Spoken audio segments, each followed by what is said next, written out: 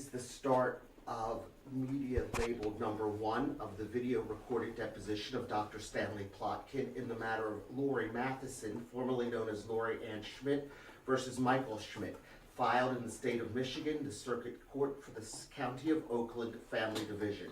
This deposition is being held at 5833 Lower York Road in New Hope, Pennsylvania on January 11th, 2018. My name is Tom Liebman, and I'm the legal video specialist for TSG Reporting Incorporated, headquartered at 747 3rd Avenue in New York City. The court reporter is Maureen Broderick in association with TSG Reporting. Counsel, please introduce yourselves for the record. Aaron Siri, co-counsel on behalf of plaintiff. Amy Ruby, co-counsel on behalf of plaintiff. Laura Nusma, counsel for defendant Michael Schmidt. The court reporter will now swear in the witness. Raise your right hand, please, sir. You swear or affirm the testimony you're about to give will be the truth, the whole truth, and nothing but the truth, so help you God? Yes. Good morning, Dr. Plotkin. Can we just make a record that it's under this court? I would just like to clarify that this is being recorded by a video deposition pursuant to MCR 2.315. Good morning. Can you please state your full name for the record? Stanley A. Plotkin. Okay. Dr. Plotkin, have you been deposed before? Oh, a long time ago, many years ago. Okay, and what matter was that? Oh, that had to do with an abortion done because of congenital rubella. What year approximately? In the 1960s. And what was your testimony about? My testimony was about the abnormalities that occur in infants of women born, that is, infants of women who have rubella during pregnancy, and whose fetuses are frequently affected with considerable congenital abnormalities. From rubella? From rubella. Did that involve a vaccine? At the time, I was developing a vaccine against rubella, yes. Okay. Have you been deposed in any other case? Not that I can recall, no. Okay. Have you ever been an expert witness in any lawsuit other than this one? Again, not for many years. I believe I did a couple of those cases in the 60s, but I have avoided depositions since then. Okay. Why is that? Because I consider that they seldom bring out all the facts, but I'm willing to help in this case. Mm-hmm. I'm going to go over a few rules with you for this deposition. The court reporter has placed you under oath. Same as a court of law. You're testifying under penalty of perjury. The court reporter is making a record and will take down the questions that I ask and the answers that you provide. If you don't understand a question, let me know before answering. Okay. The court reporter can't take down nods. That's another rule. So if you, anytime you want to vocalize, please wait till I complete asking a given question, even if you think you know the answer, so that we have a complete record, please. Don't speculate. If you don't know the answer, then so state. But you should provide your best recollection, even if it's vague or partial. Okay? Yes. Are you taking any medications or are under the influence of any substance that might affect your ability to testify today? I don't think so, no. Is that no? No. Okay. Did you discuss this deposition with anyone? Actually, no. I've had some conversations with Laura Niesma, but not about the substance of my testimony.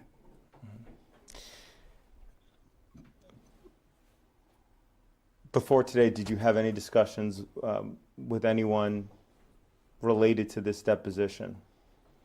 No, actually, I know very little about the issue here. I understand that there's a disagreement between parents, but that's all I really know. And you haven't discussed this lawsuit with anyone apart from opposing counsel? No. How did you first learn about this lawsuit? It was from a lady by the name of Karen Ernst, who was the head of an organization called Voices for Vaccines, which is a group of lay people who are favorable to vaccination. And she had heard from the father, I believe, who was looking for experts to testify on his behalf. So you discussed this lawsuit with her? Not really discussed the lawsuit. She referred me to the father, and I sent an email saying that I would be willing to testify. I have not talked to the father. I've never met the father. So everything has happened secondhand, so to speak. And it was Karen Ernst who asked you to be an expert in this case? She asked me if I would be willing, yes. And how many discussions have you had with her? No discussions. About this case? About this case, I've simply had an email exchange asking me to do it. Okay.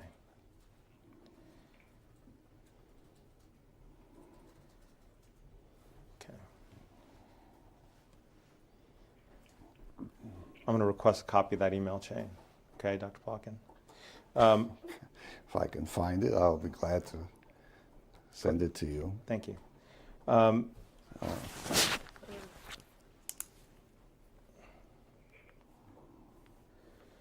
So before today, other than speaking with opposing counsel and an email communication with Karen Ernst, you have not discussed this lawsuit, this deposition, or the role that you'd be playing here today with anybody else. Is that right? I've had a email exchange with Paul Offit, Dr. Paul Offit, who is actually a former student of mine. Mm-hmm. And who's Dr. Offit?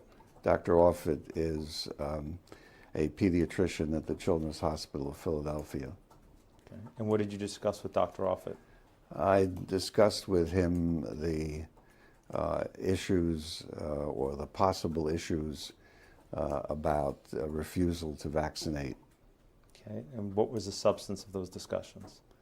The substance basically concerned what arguments are often used to oppose vaccination. And what are those arguments? The arguments generally are that vaccines can cause reactions and that the reactions are worse than the disease. And what did Dr. Offit have to say about that?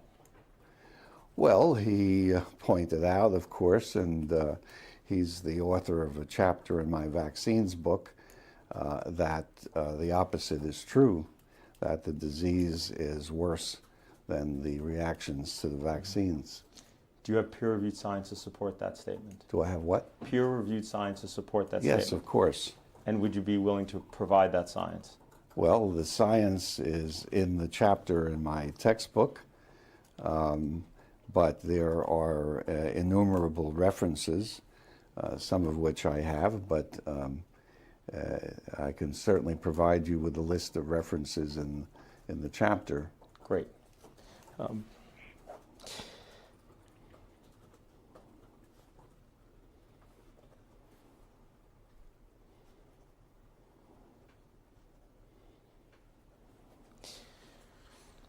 Have you reviewed any documents to prepare for this deposition? You know, I've looked at the web.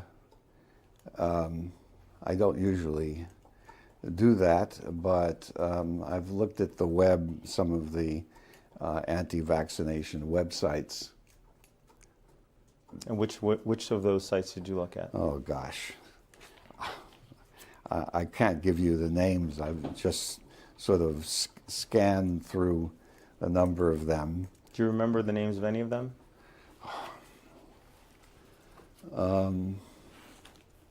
Let's see.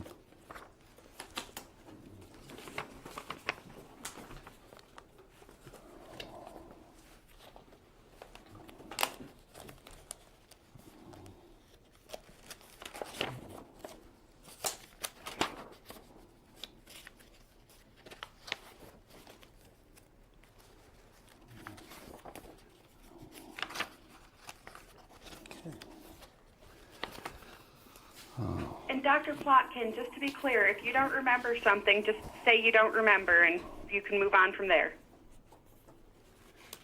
Yeah, well, here's one called Vax Truth. Everything you ever needed to know about medical exemptions to vaccination but didn't know to ask.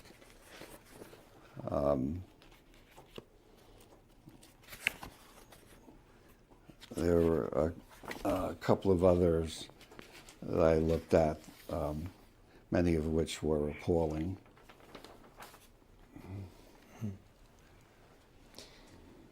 And why do you believe they're appalling?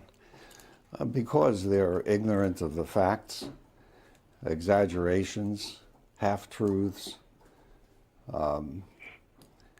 or even misconceptions. Vac Truth, is that a website that catalogs personal stories of families who believe their child was injured by vaccines? You know, I did not, what shall I say, read these word for word. I imagine that that's the case, but I couldn't tell you specifically about which website says what. Mm-hmm. But you found Vac Truth appalling? Yes. Okay. Other than reviewing what you refer to as anti-vaxxer websites, did you review any other documents to prepare for this deposition? Yes, I looked at a number of vaccine safety studies, which again are referenced in the vaccine safety chapter. Mm-hmm. And apart from that, anything else? No. Okay. Have you been provided any documents related to this lawsuit? To whom? Have you, Dr. Plotkin, been provided any documents relating to this lawsuit No, specifically? I have not. Okay. Have you reviewed any medical records related to this case? Medical records? No. Okay.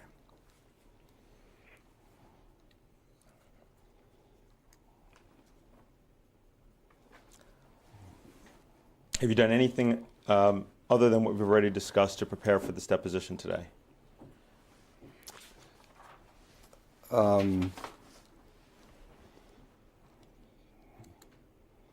No, basically no. Okay. Have you discussed the child at issue in this case? No. Okay. So you don't know anything specific about the child at issue in this case, correct? I do not.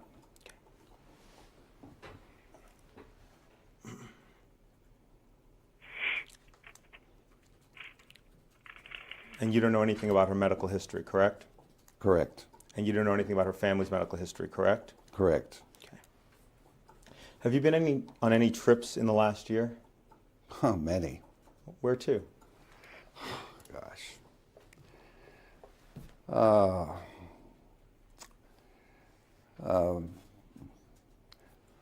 Several trips to Europe, to France, to Germany.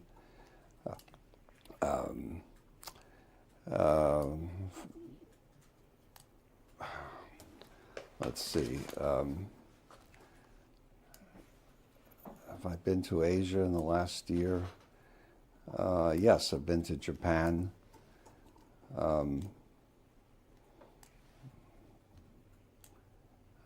Basically, I mean, of course, many trips in the United States, England, How many at times? least a dozen trips. At least a dozen. How many times were you in France in the last year? Oh gosh, twice I think. Okay. Germany, Once, England. once, Okay. These were all separate trips yes. in which you got on a plane from the United Yes. States, flew there, flew back. Okay. Japan, how many times? Once. How many times to other countries outside of the U.S.? Oh, gosh.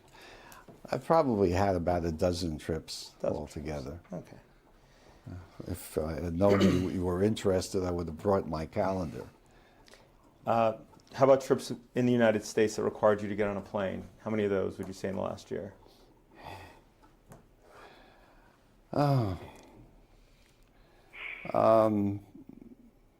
Mainly to California, a lot of trips to Washington, Boston. California, Washington, but same city in California each time or different? No, San Francisco, San Diego. Okay.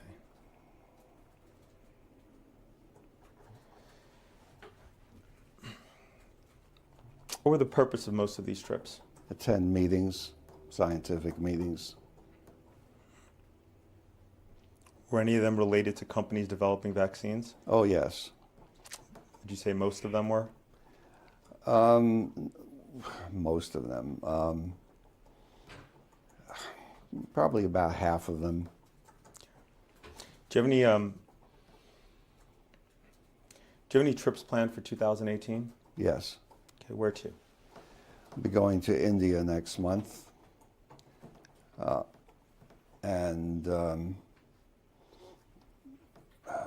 However, I'm trying to cut down on foreign trips. So at the moment, I'll be going to Germany in June. Aside from that, I'll be going to France in May. I think that's all I can recall at the moment.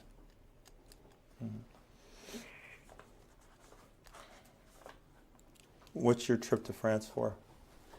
I'll be teaching in an advanced vaccinology course in Annecy. Where, I'm sorry? Annecy, What's that, I'm sorry? Annecy.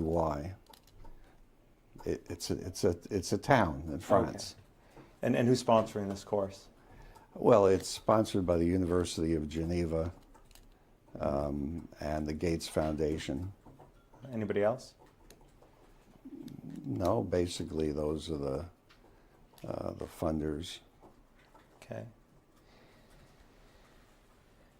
And your trip to Germany, what's that for, Doc? I'll be going to visit a biotechnology company that is trying to develop vaccines based on RNA. Okay.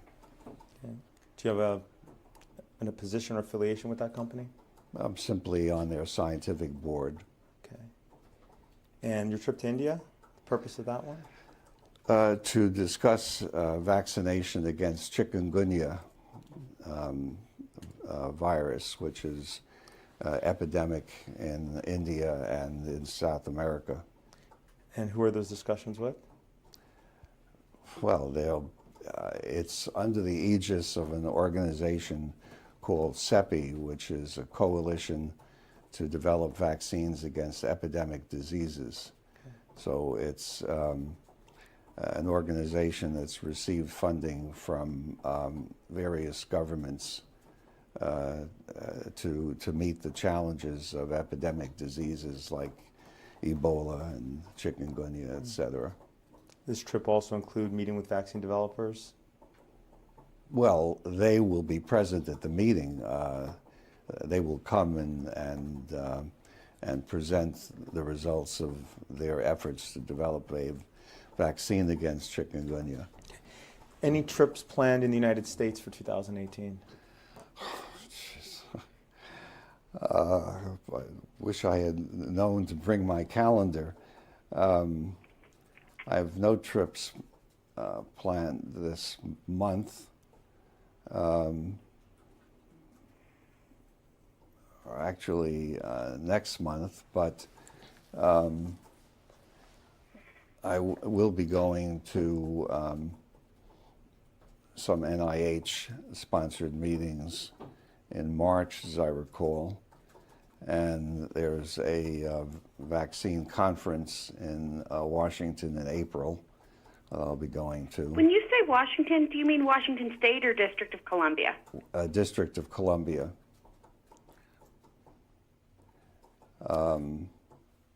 In May, I'll be going back to France for the advanced vaccinology course.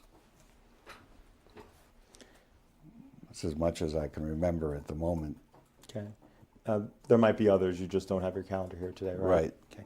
And the NIH meetings, where are those taking place? In Bethesda. How far is that from here? From here? Yeah, do you drive there? Oh, no, I take the train to Washington and then the metro to Bethesda. How long does that trip take? The train is an hour and a half. The metro is maybe 20 minutes.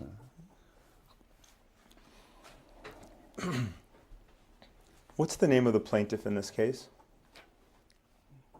Well, from what was said before, the plaintiff, I think, is someone named Schmidt.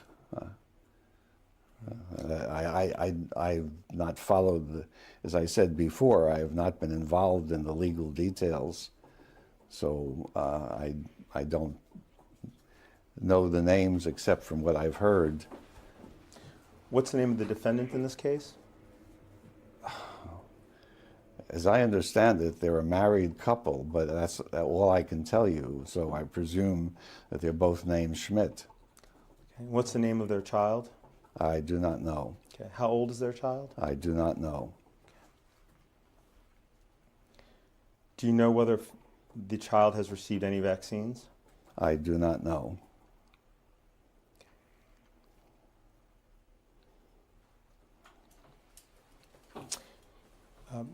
The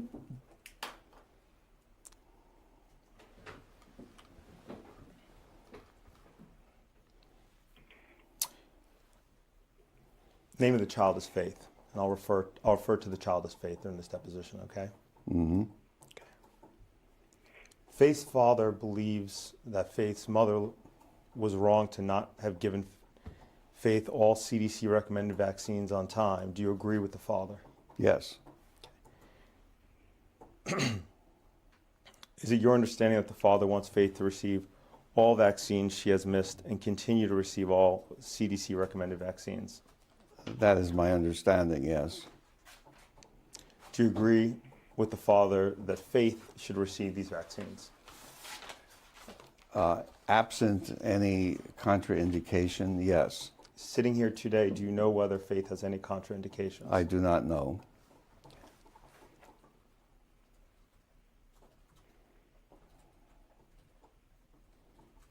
So sitting here today, you don't know whether Faith should or should not actually get these vaccines? In the absence of a contraindication, Faith should receive the vaccines. But you don't know whether she has a contraindication? I do not know the medical history of the child.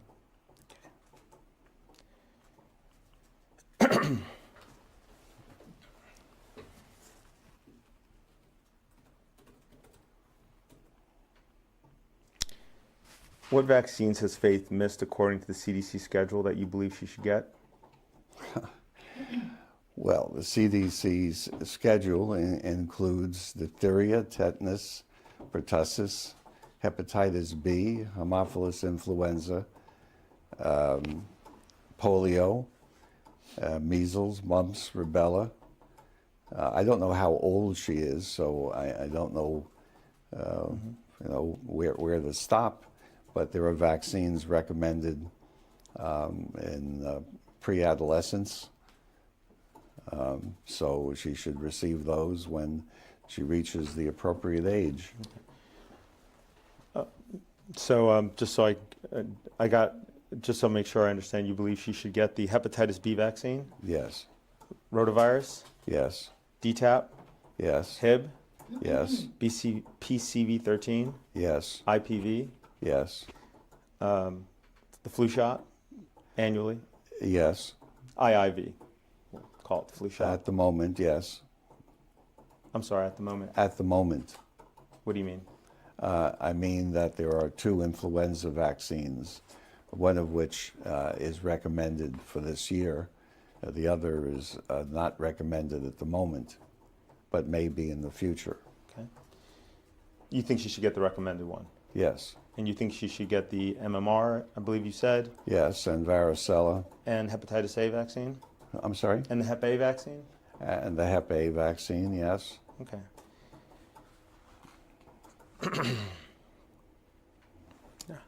How many doses of Hep B as a child do you recommend they receive? 3, How many doses of rotavirus do you recommend? 2 or 3. And you recommend Faith receive those, right? Yes. And you recommend that she receive the 3 doses of Hep B? Yes. And how many doses of DTaP do you recommend she receive? Well, currently at least 3, then a booster, and eventually another booster. And how many doses of HIV do you recommend she receive? Well, 3 are usually sufficient. Okay. And how many doses of PCV13? 3. And how many doses of IPV or inactivated polio vaccine? 3. How many doses of the flu shot? Well, 1 per year. And how many doses of MMR? At least 2, yes. How many doses of varicella? 2. And Hep A? 2 or 3. 2 is often sufficient. Okay, and those are the doses that you recommend that Faith receive, correct? Yes. Okay. For each of those vaccines we just went through? Yes. Okay. And then there are the adolescent vaccines as well. And what are those? Well, meningococcus is often recommended, and also human papillomavirus vaccine, especially if she is a girl, but it's also recommended for boys as well. And you recommend that Faith receive those as well, the meningococcus and HPV vaccine? Yes. Okay. Any others? Well, I could look up the vaccine schedule if you wish me to, but I am sure that I agree with all of the CDC recommendations. Okay. How about when she becomes an adult, would you recommend that she get all of the vaccines that are recommended by the CDC for adults? Well, certainly, yes.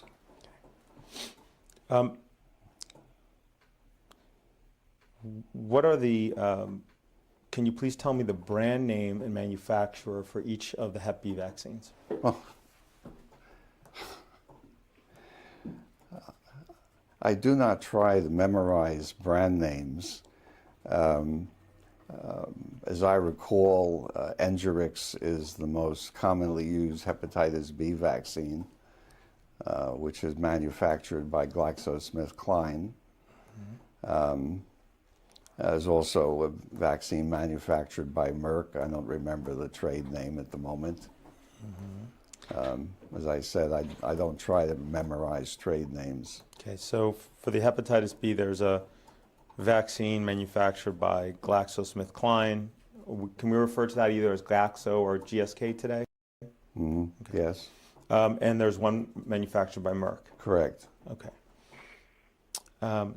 Rotavirus, what are the brand names and companies that manufacture those? Well, actually, one of the rotavirus vaccines I developed, so I do know the trade name is called Rotatech, and the other one is called Rotarix. Okay, and who manufactures those? I'm sorry? Who sells those, manufactures those? Merck manufactures Rotatech, and GSK manufactures Rotarix. Okay. How about DTaP? What are the brand names and manufacturers for DTaP? Oh, boy.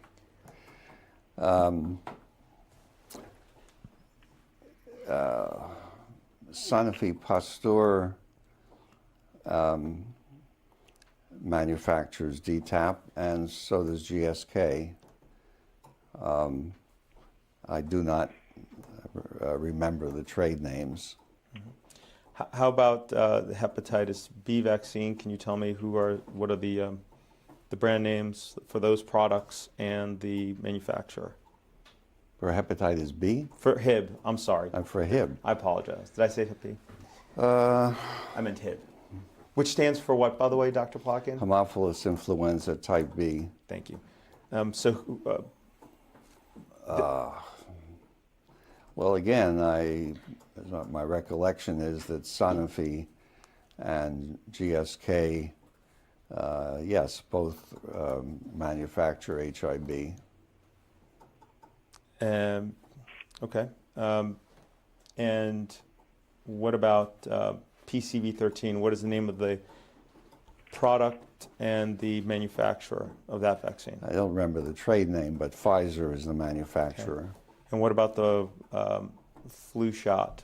Oh, well, there are multiple manufacturers. There are multiple manufacturers flu shot. Yeah. Let's, in terms of flu shots, I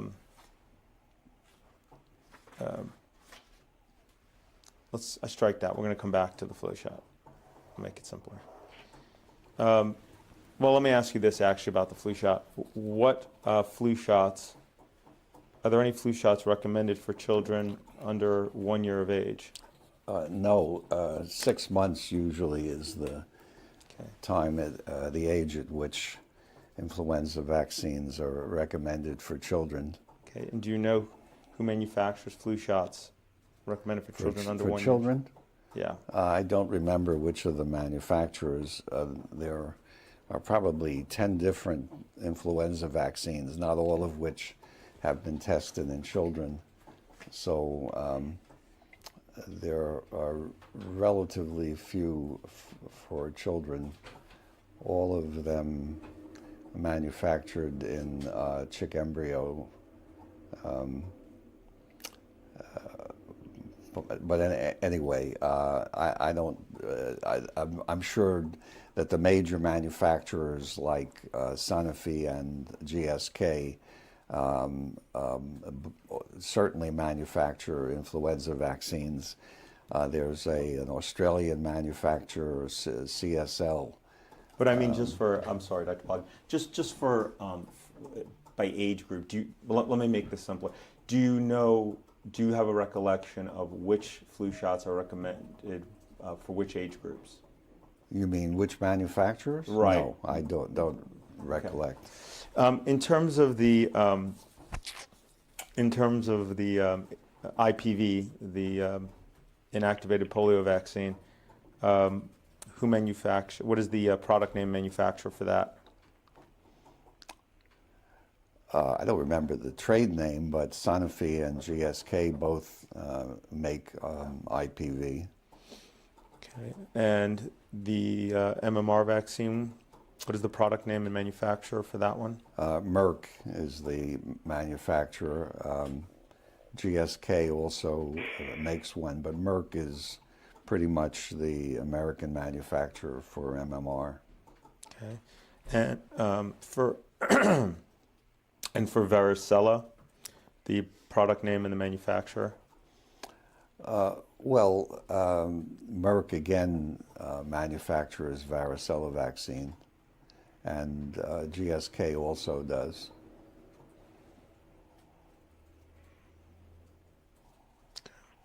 And then for the hepatitis A vaccine, what are the product names and manufacturers? Hepatitis A, GSK is the biggest manufacturer of hepatitis A. Okay. Is there any, got it. Okay. And then,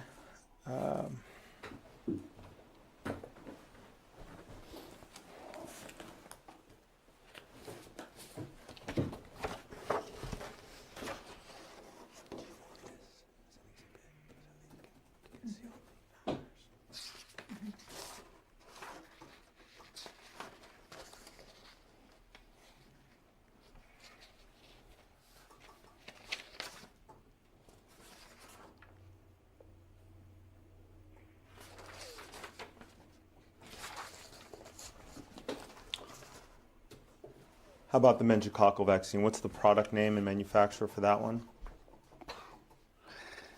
Meningococcal vaccines are manufactured the present time by Sanofi, by GSK, by Pfizer. Those are the three. And how about the HPV vaccine manufacturer, the product name and manufacturer, please?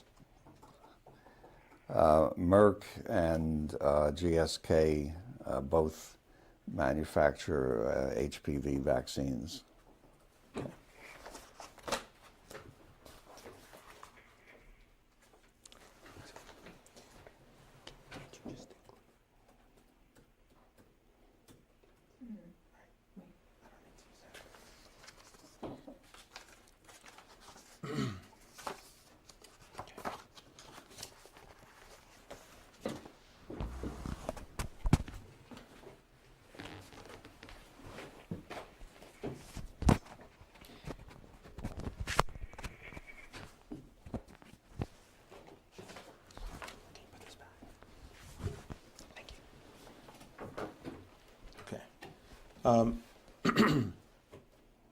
So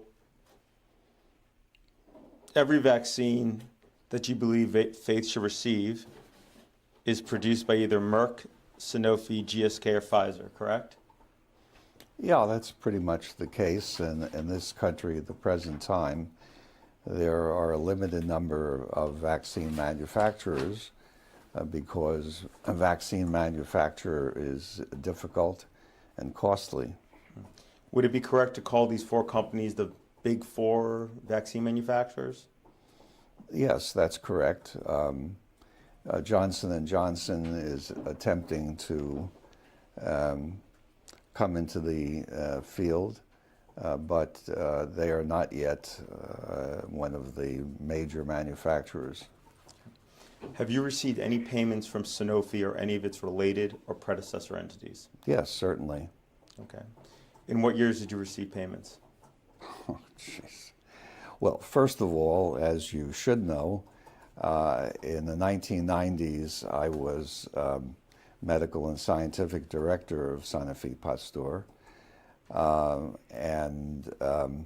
So obviously I was paid by them.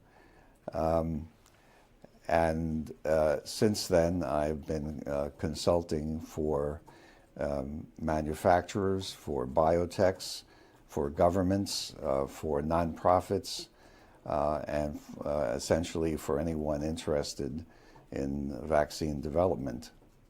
And so I have been remunerated by companies, not by nonprofits, obviously, and that is essentially what I do. Is there a year since 1990 that you've not received any kind of payment or remuneration from Sanofi? Probably not, no. How much did you receive? What would you say is the approximate total amount of payments and remunerations you've received from Sanofi during your lifetime? Oh my God. I have no idea. I'm sure it's a sizable amount of money, but you'd have to ask my wife, who's essentially my accountant. Mm-hmm. Is your wife the person that would have the records to know that amount? Yeah, she probably would. Okay. Would you say it's more or less than $100,000? Oh, I'm sure it's more than that. Would you say it's more or less than 500,000? Probably, yes. I would, over the years, I imagine it is. Would you say it's more or less than $1 million? Well, again, I'm not prepared to answer this question, but I am sure it's a considerable amount of money, and over the years, it could well be more than $1 million. Do you believe it could be a few million? You know, Counselor, I cannot give you a precise figure. It is a considerable amount of money, I do not doubt. but I couldn't not give you a specific number because I've never looked at it. Okay, well, I'm going to make a request for the documents to understand precisely how much you've received from Sanofi over the years.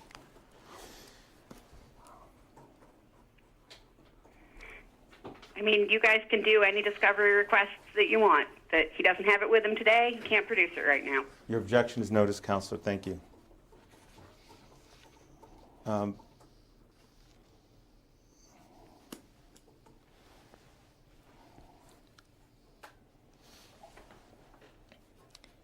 Has any entity in which you directly or indirectly have a greater than 1% ownership interest received any payment from Sanofi or any of its related or predecessor entities? Could you repeat that question? Sure. Is any entity, do you understand what I mean by the term entity, Dr. Plotkin? Are you talking about me personally, or? When I say, I'm asking if you understand what the term entity means in that question. No. Okay, great. So when I use the term entity, I mean it to include any business, sole proprietorship company, LLC, LLP, limited liability company, organization, and so forth. Is that clear what entity means? Yeah. Okay. So what I'm asking is any entity, so any business company that you've had directly or indirectly more than 1% ownership interest, okay, has any company like that received money from Sanofi? Well, again, I'm not sure I understand the question, but I am the principal of a company called VaxConsult, Okay. which essentially was organized to make things easier from the tax point of view. And that entity, if that's what you mean, has received payments from companies for whom I consult. So it's a device, if you will, to make things simpler for the accountant. Okay. So who owns VaxConsult? I do, or my wife and I do. Okay. And what percent do you own? 100%. Okay. And is there any other company, and payments have been made to VaxConsult by Sanofi? Sure. Okay. And what's the total amount of payments that have been made to VaxConsult by Sanofi? Well, again, I do not have an exact number.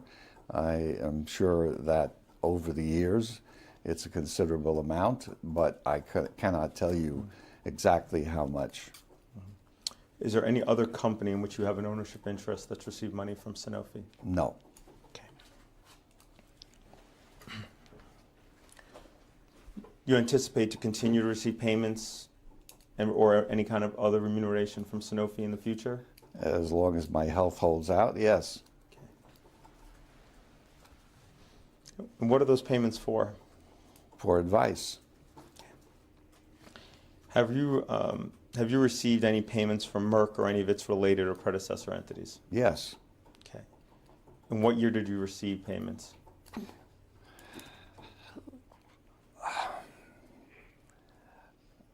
All I can say is since I stopped working for Sanofi, which was in early 2000s, I've consulted for essentially all of the major manufacturers.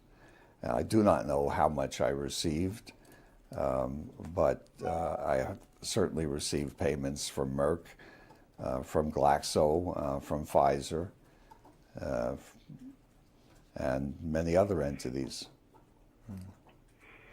So what was approximately the first year that you received payments from Merck? Sometime in the 2000s. Would you say that you've received more than $100,000 in payments remuneration from Merck since then? I have no idea. But you would have records that would be able to determine that amount, correct? Yes, I doubt. I doubt that it's 100,000, but I don't recall. As I said, my wife does the accounting, and I pay no attention to it. Do you anticipate receiving any payments for remuneration from Merck in the future? Sure. You said that you've received payments and another remuneration from GSK in the past. Yes. Okay. When did those payments start? Again, I cannot give you a precise year, but as I've tried to say repeatedly, since 2000, I've been consulting for many different entities, including GSK and the others. Mm-hmm. Do you expect to continue to receive payments remuneration from GSK in the future? Yes. I'll ask you the same question about Pfizer. You indicated that you have received payments from remuneration from Pfizer. Yes. Do you remember when you first received any payments from them or any remuneration? No, I don't recall what year that would be. Okay. And do you have a sense of approximately how much you've received? No. Do you anticipate continuing to receive payments from remuneration from Pfizer? Very likely.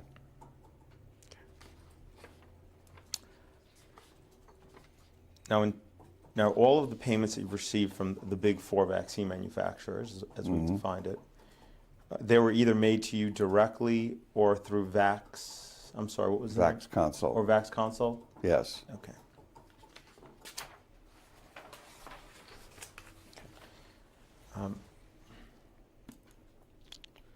Why don't we try this a little bit of a different way, since it appears your memory of over longer periods of time is not as clear with regard to how much payment remuneration you received from the big four. Can you tell me what is the total amount of payments in dollars you received in 2017, last year, from anyone or any entity involved in the development or sale of vaccines? Of what?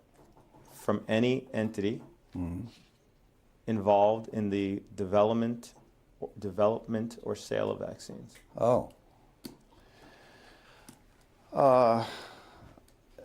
My recollection is in the neighborhood of 200,000.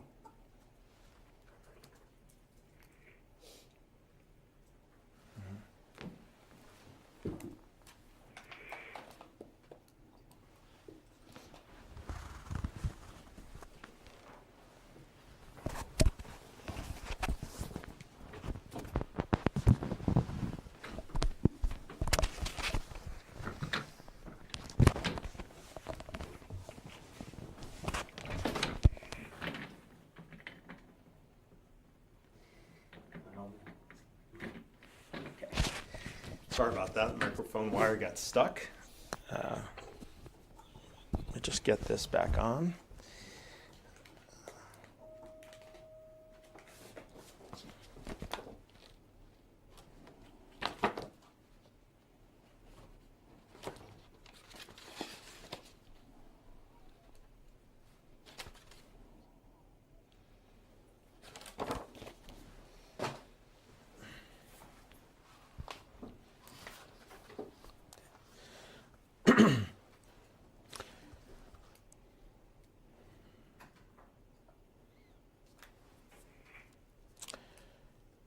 Do you own any stock in Sanofi?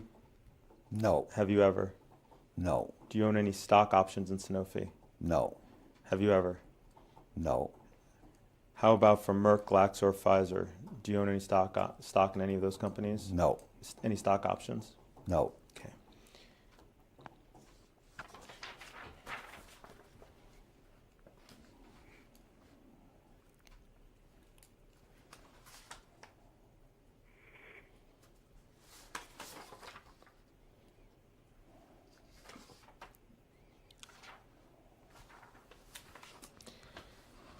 Has any educational or not-for-profit institution in which you have been involved received funding from Sanofi?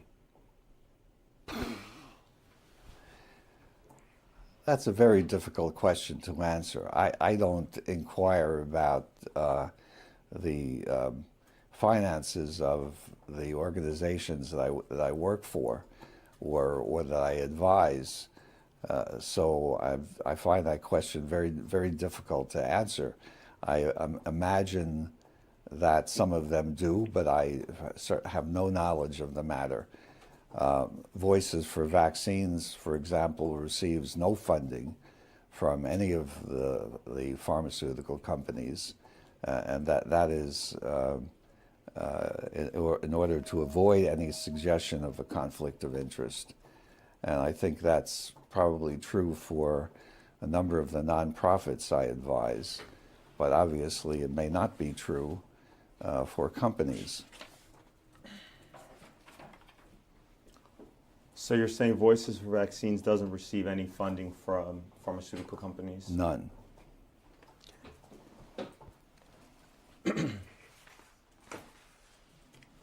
What's your affiliation with that group?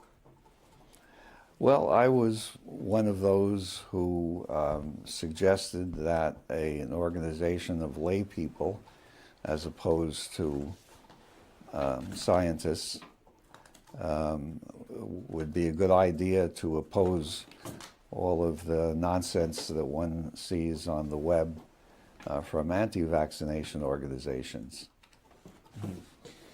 So it was your idea to create Voices for Vaccines? It wasn't my sole idea. It was a suggestion that I made at a certain point, and it turned out that there were lay people who were interested in promoting vaccines. Since then, I've been on their advisory board, but other than that, I have no role in the organization. But you were, so from what I'm understanding, tell me if I'm correct, but it sounds like you were a driving force in suggesting its creation and at least initially Yes. getting it set up. Is that Yes. correct? Mm-hmm. Okay.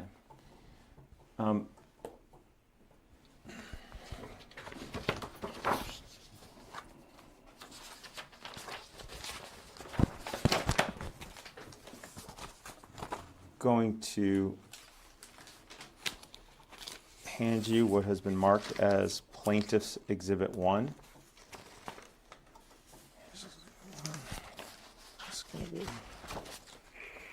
And Amy, is that coming to my email? It will be in just one moment. All right.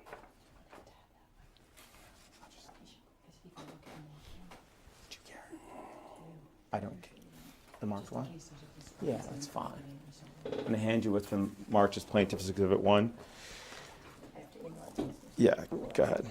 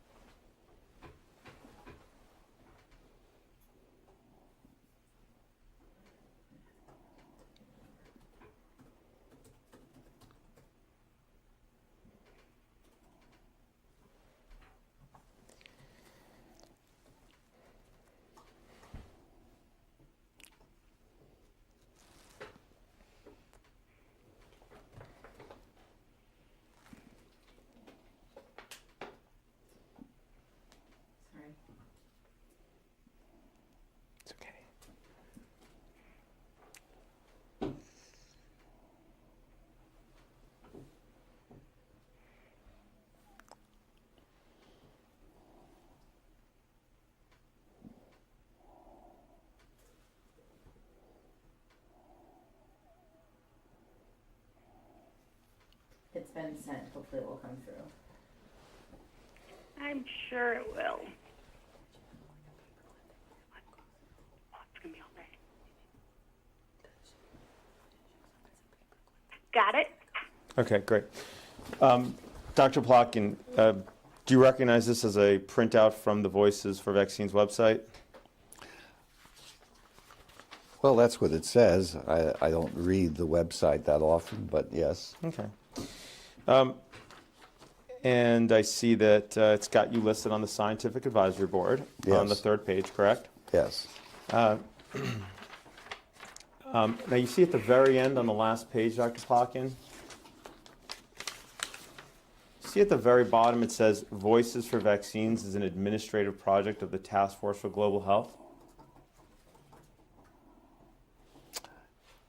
Yes. Okay. And it receives funding from that organization, correct? No. Okay. Does not receive funding. The task force was asked to do the, what shall I say,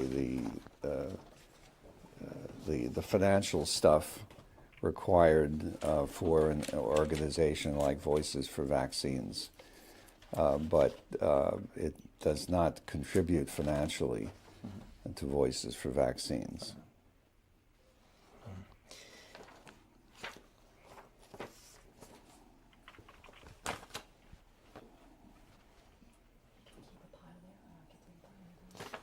Dr. Plotkin, I'm going to hand you what's been marked as Exhibit 2.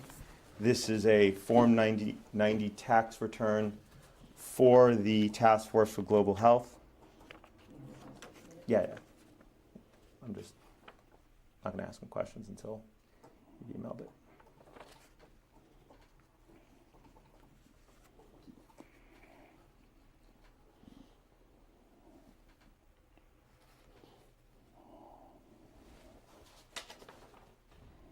Just be mindful, I am taking the exhibits at the end today.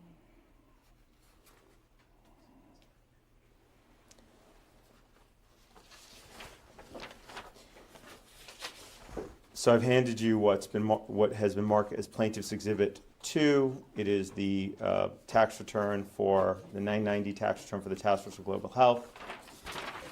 If you turn to the second page, do you see Section 4C, Yes. where there's expenses of $3,757,924?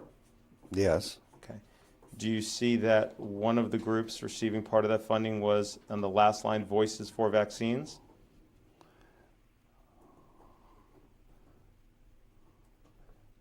I don't see where it says The last sentence in 4C.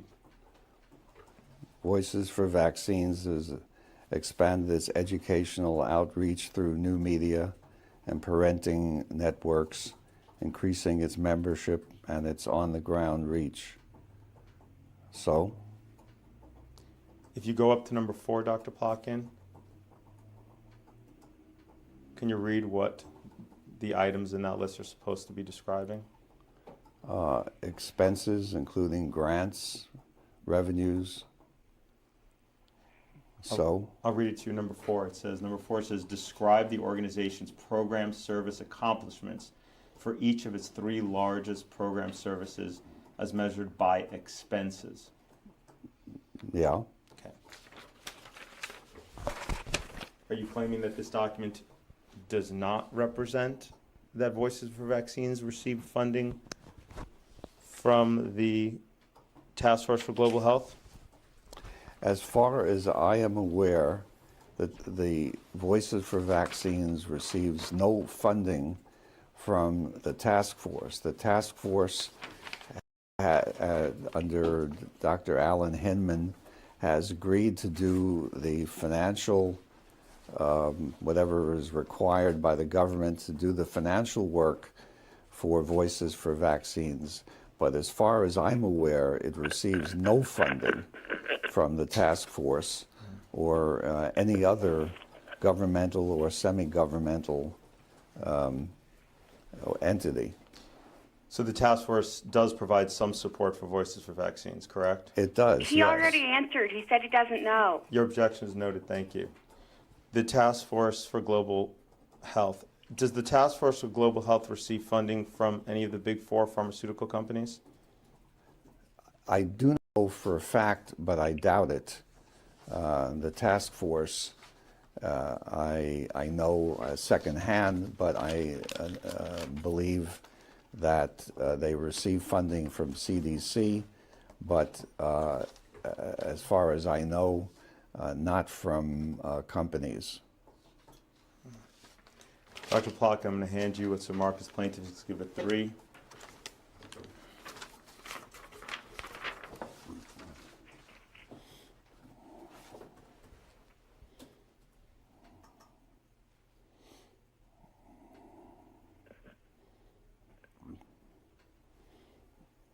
Yes, so. This is a Oh, fact. I see. Yes, where it says funders. Does this? Well, I stand corrected. So the task force then does receive funding from companies. However, I don't see that has any bearing on its work for Voices for Vaccines. Okay. Did you get the email? Where is that in the? Am I looking at the same exhibit you guys are? You should have received Deposition Exhibit 3. And it's a page from the Lancet? No. Number 80. No, that's the wrong one. Give me 1 second, sorry. All right.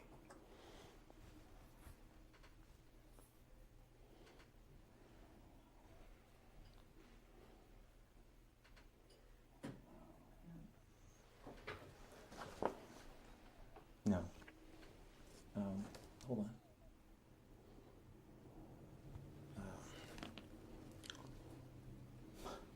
Just type task force. Can you search?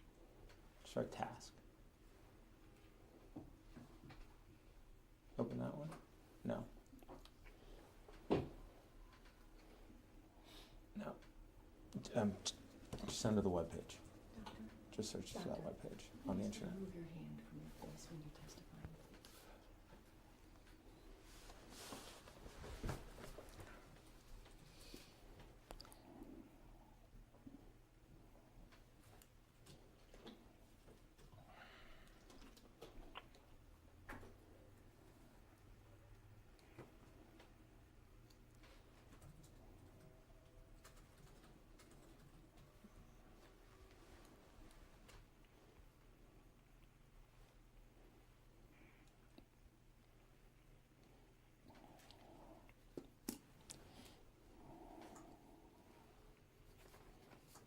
About us.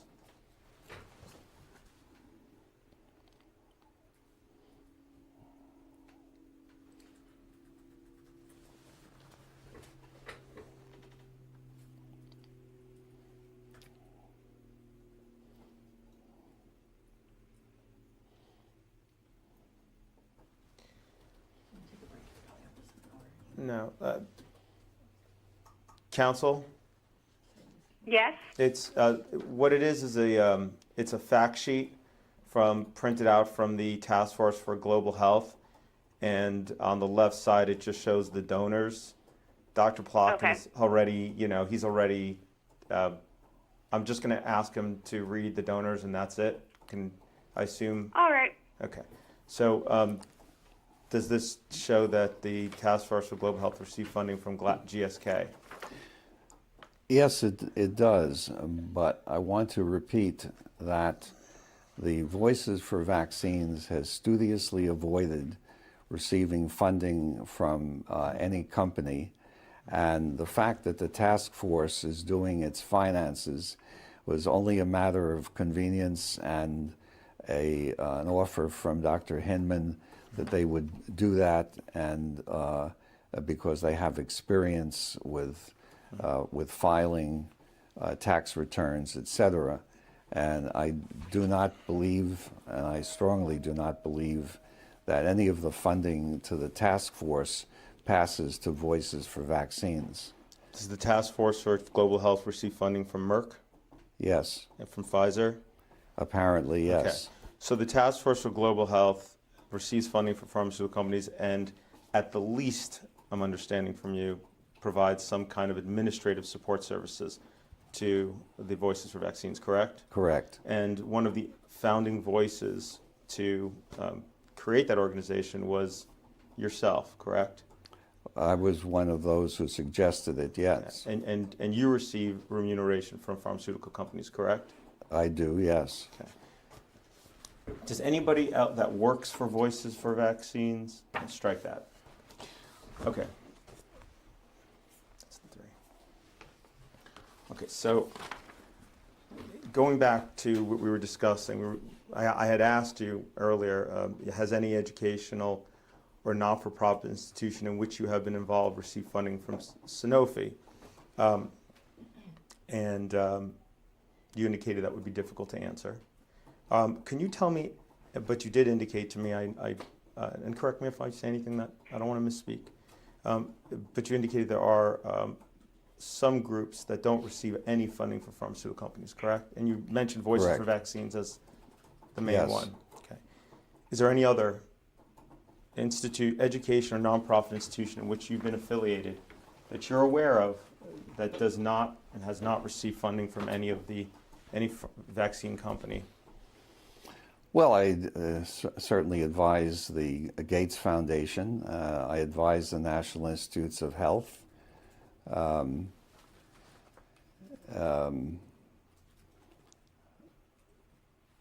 think those are the major institutions that are not in the business of developing vaccines. And they do not receive funding from companies. Does the NIH hold any patents on any vaccine-related technology? I believe they do, yes. Do they receive royalties from those patents? I imagine they do, yes.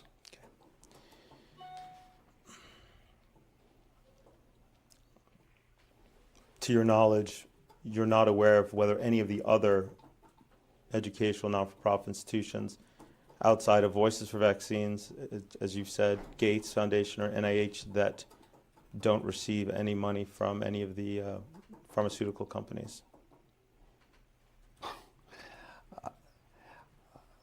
I'm not sure I can answer that question categorically, but Just based on your knowledge. I mean, either if you don't know, then I'm sure there are organizations that are not funded by industry, but whether I'm trying to think of ones that I've advised over the years. Well, the Sabin Foundation, I'm not sure whether they receive funding from industry or not, but I don't normally inquire of the organizations that I advise where their funding comes from.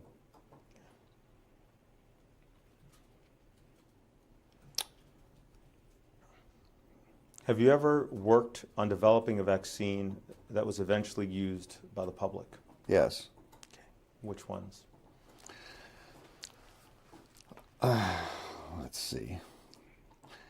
Well, rubella, rotavirus, rabies, and I've made contributions here and there to anthrax, cytomegalovirus, varicella.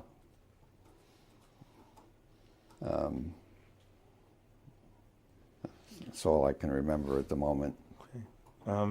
The varicella vaccine, you're talking about the Varivax? Yeah. Okay. When you say you contributed to it, how did you contribute to the development of varicella? Essentially by showing how it could be used and demonstrating that it was safe and effective. Did you work directly with Merck on that?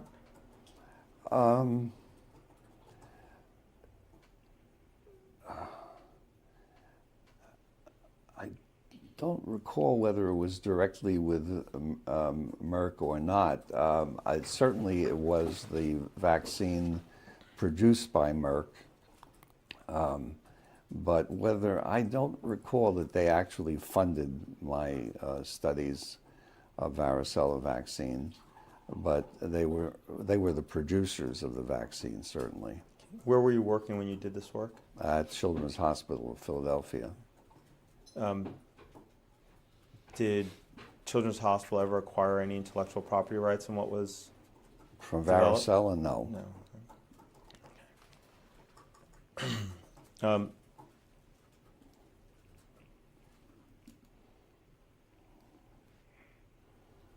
Have you developed or been part in any way in the development of any vaccine from which you have received any payment, revenue, or income related to the sale of that vaccine?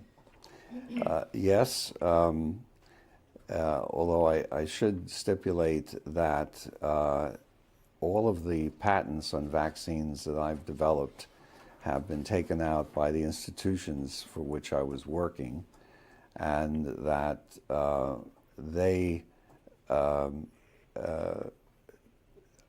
gave me, I stress that it was not a requirement, but they gave me part of the profits deriving from the patents. Okay, which are those? Sorry? Which vaccines are those? Mainly rubella, rotavirus, and rabies.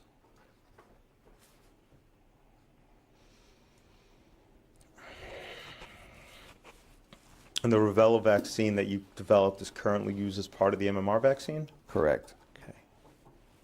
And this is one of the vaccines you believe Faith's pediatrician should purchase and administer to her? Absolutely. Okay.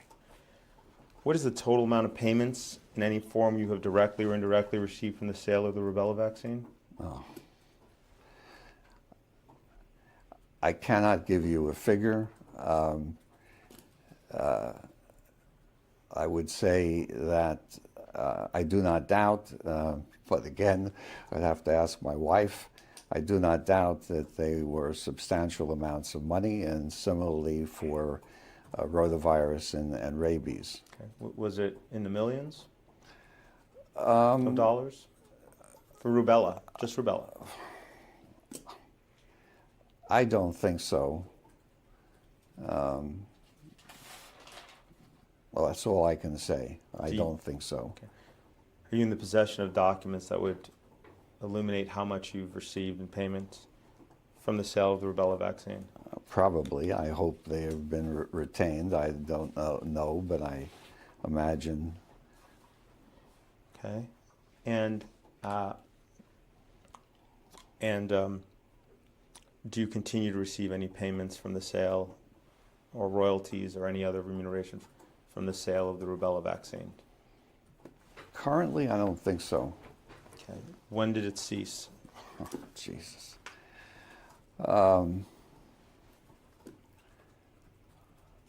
I couldn't tell you exactly. Sometime during this century, I don't know.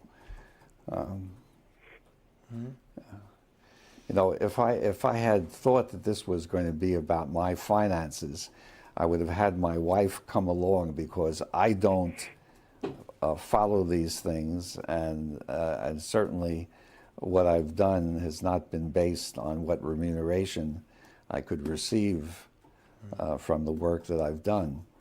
So if you want financial details, I will have to collect them in some other form.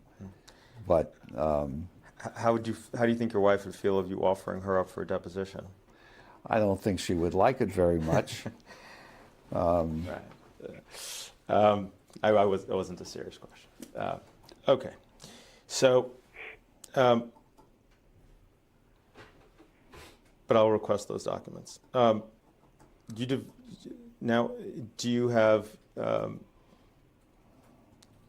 you said that you're not sure whether it was in the millions of dollars that you've received from the sale of rubella, correct? Correct. But it could have been? I doubt it, but it could have been. I don't think so. Who provided you those payments? The Wistar Institute. Okay. Did it come from any other source other than Wistar?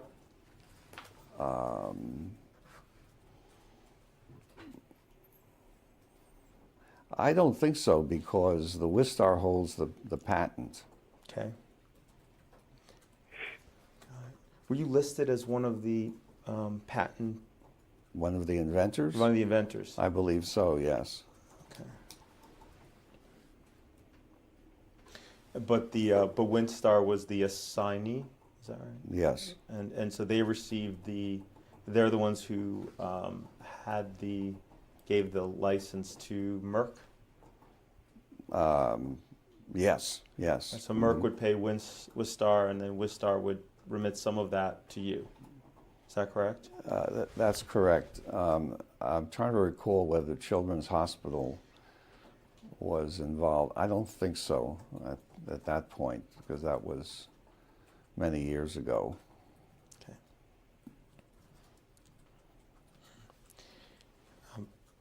Okay.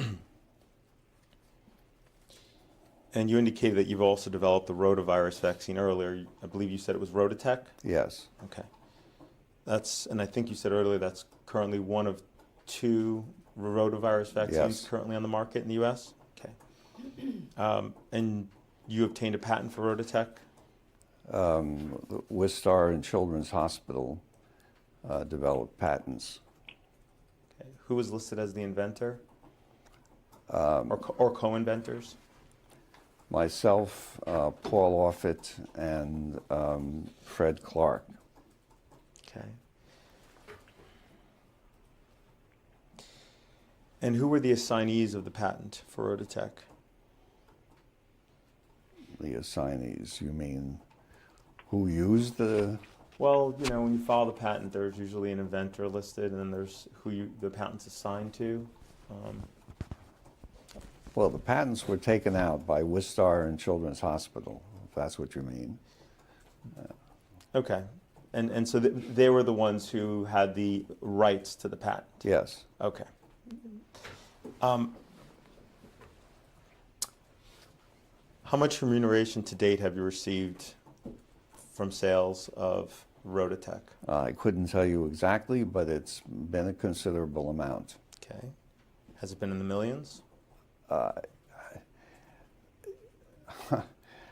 hesitate to say exactly. It could be, but I really do not know.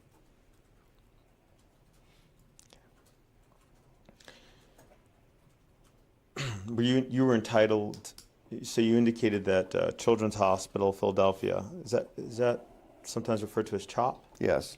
Okay. CHOP was entitled to receive revenue from the sale of Rototech? Yes. Okay. And what portion from the sale of Rototech was CHOP entitled to? Well, as I understand it, 50%. Okay. And what percent of that 50 were you entitled to? I don't know.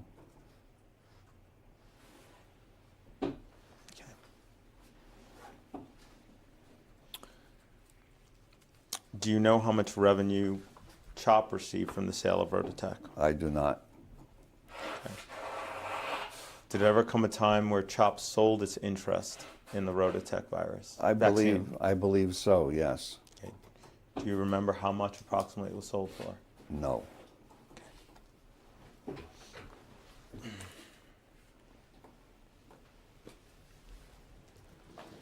Exhibit 10.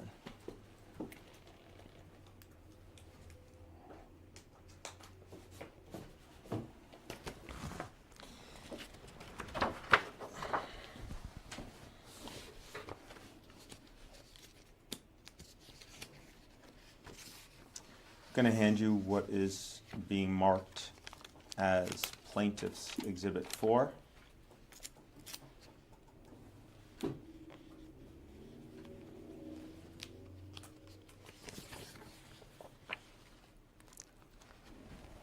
This is a press release from Royalty Pharma.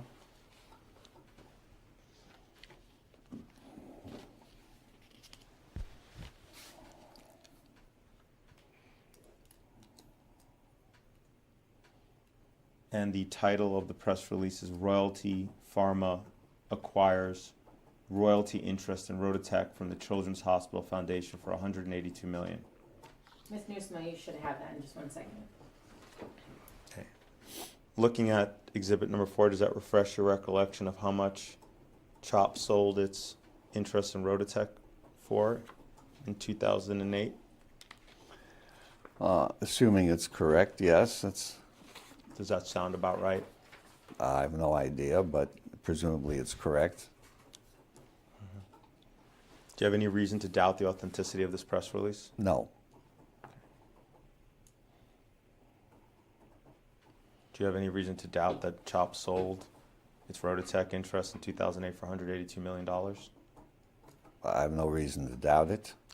Did you receive a portion of those proceeds? I believe so, yes. And what was that amount? I could not tell you precisely. I really can't.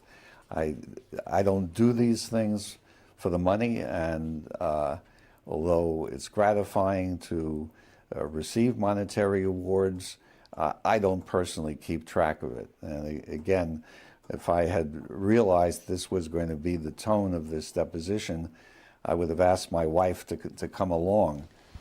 You're here today opining that Faith should receive vaccines that are made by the big 4 pharmaceutical companies, correct? I am, yes. Okay. And you didn't anticipate that your financial dealings with those companies would be relevant to that issue? I guess, no, I did not perceive that that was relevant to my opinion as to whether a child should receive vaccines. Vaccines have to be made by somebody, and of course, in this world, they're made by pharmaceutical companies who make profits on vaccines. And the fact that they make profits on vaccines has no bearing on whether those vaccines are good for a child or not. So you think the fact that pharmaceutical companies make money on vaccines doesn't bias how they approach the promotion of their own products? I imagine it biases them in favor of vaccines, but so does most of the scientific world. Are you saying most of the scientific world is biased because of financial No, I'm conflicts and saying interests? that most of the scientific world believes that vaccines protect children against serious diseases. Do you have a peer-reviewed study that actually supports what you just said? Absolutely, yes. Okay, good. We'll make a demand for that too. Well, you can certainly buy a copy of the vaccines textbook, which contains thousands of references showing that vaccines work and are safe. Okay. So, from the $182 million sale to CHOP, that CHOP made to Royalty Pharma, do you believe that you received more or less than $1 million? I could have received more than $1 million. I don't have an exact figure. You stated earlier that your co-inventor on this patent was Paul Offit. Yes. Okay. Were you entitled to similar remuneration as he was? Yes. Okay. Are you aware that he has stated publicly how much he's received from that sale? I'm not aware that he has. Okay. If I told you he said that he received approximately $6 million, would that would that help you recall how much you received? Not really, but I believe whatever Paul has said, I'm sure is correct. Okay. So, is $6 million a lot of money in your opinion? Yes. Okay. If you received $6 million, you think you'd remember? Actually, Counselor, no. I hesitate to say this because it sounds as if I'm some sort of idiot, but I really do not follow what income I get. I have no doubt that it was a lot of money, but I cannot give you an exact figure. I actually do not read my own tax returns. I say that in complete honesty.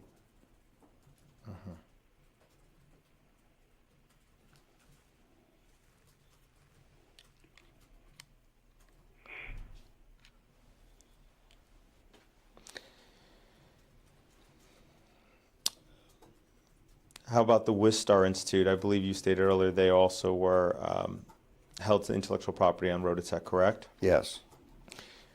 Did there ever come a time, and you receive a portion of the proceeds that Wistar receives, correct? Yes. And you continue to receive payments from Wistar for the sale of Rototech? I don't think I've received anything in the last couple of years, but I have in the past. Okay. How much approximately have you received in the past? I don't remember. Okay.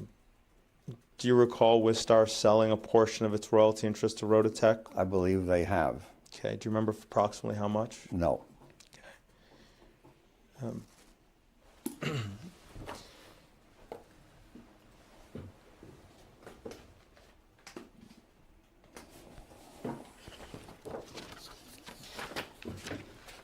going to hand you what's in Marcus Plaintiff's Exhibit 5.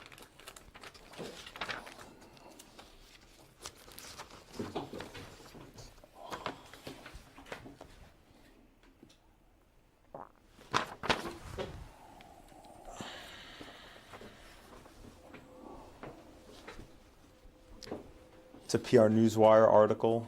Can you read the title, please? The Wistar Institute sells partial royalty interest in Merck's Rototech to the Paul Royalty Fund. Okay. Does that refresh your recollection of how much they sold their royalty interest? No.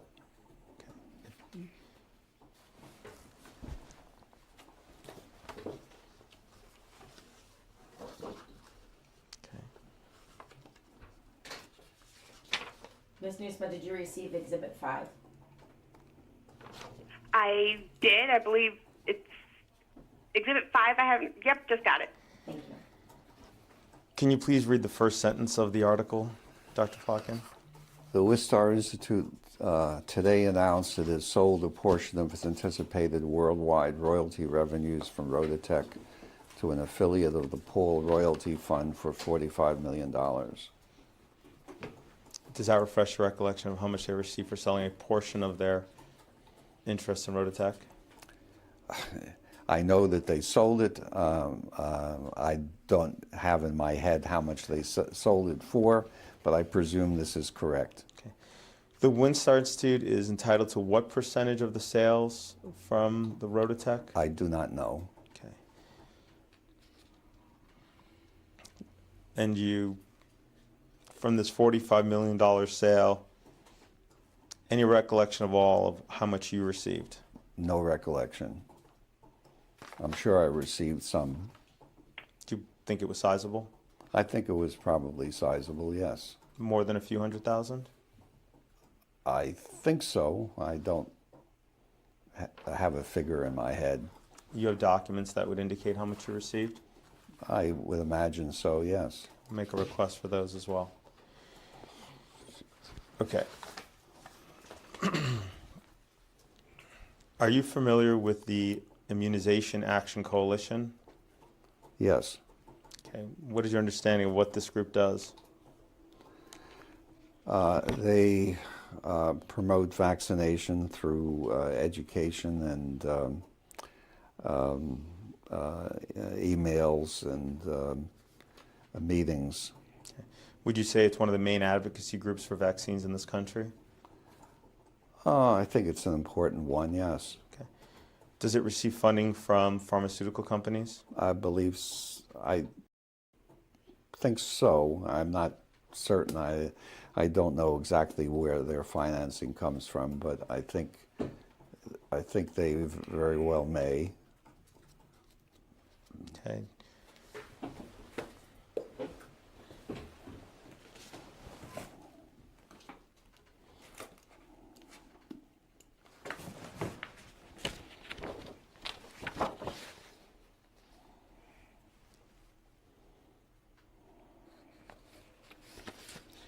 I'm going to hand you what's marked as Plaintiff's Exhibit 6. It's a printout from the Immunization Action Coalition webpage showing their funding for 2017. You can kindly take a look at that in the section that says, that lists the pharma company donors. Mm-hmm. Okay. Are any of the companies listed there vaccine manufacturer or trying to develop vaccines? Yes. Which ones? AstraZeneca, Glaxo, Merck, Pfizer, Sanofi, Securus. So all of them. Yes.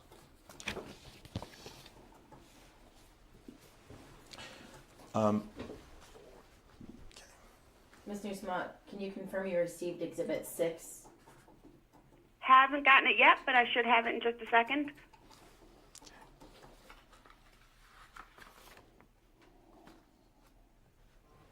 Got it. Thank you. Okay.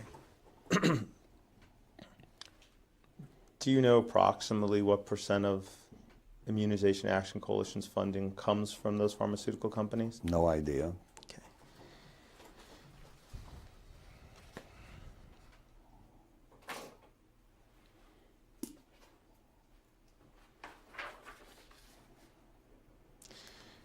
Okay. Can you name me a major medical group such as the American Academy of Pediatrics or similar that you know does not receive any funding from any pharmaceutical company?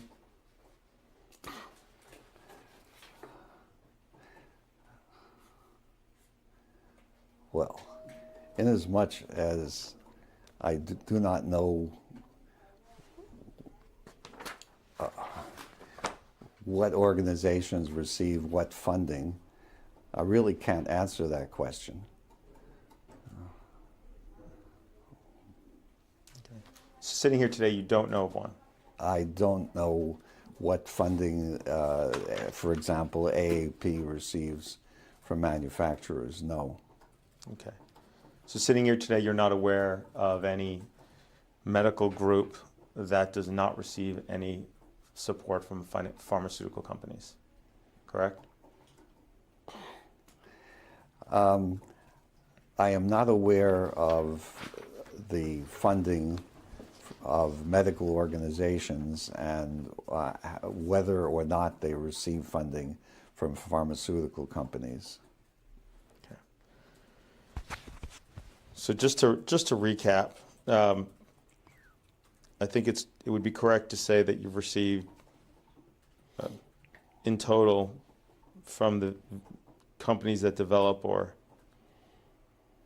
manufacture vaccines, payments or remuneration at least in the amount of a few $1 million, correct?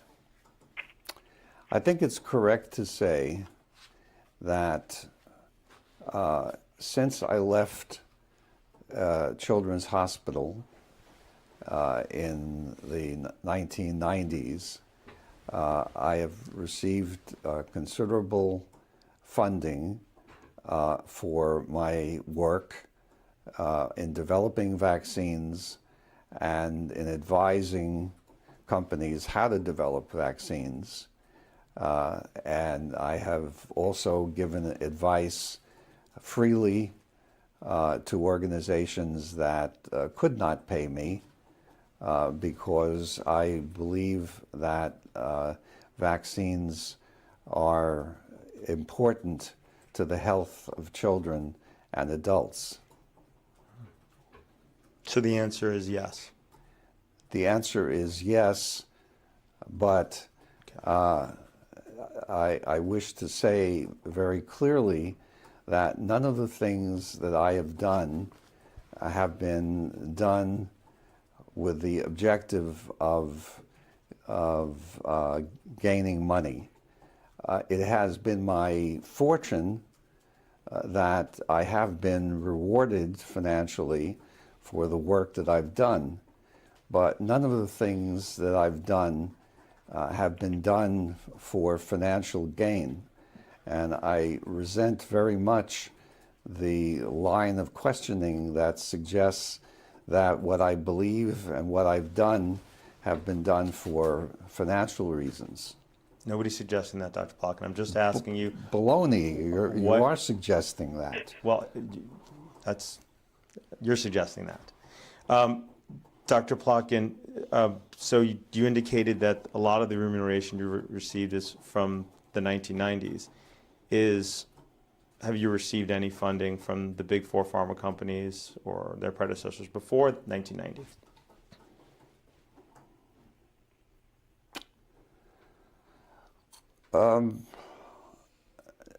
I would say probably not. It's very hard to remember that far back, but certainly not any substantial funding. I may have received honoraria for attending meetings in those days, but certainly nothing considerable. At that point, I was working at the University of Pennsylvania in the Children's Hospital and the Wistar Institute, and was, of course, paid by those entities. Could you read the last answer back for me, please?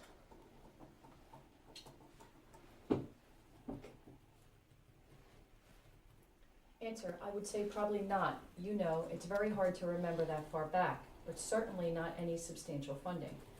I may have received honorary for attending meetings in those days, but certainly nothing considerable.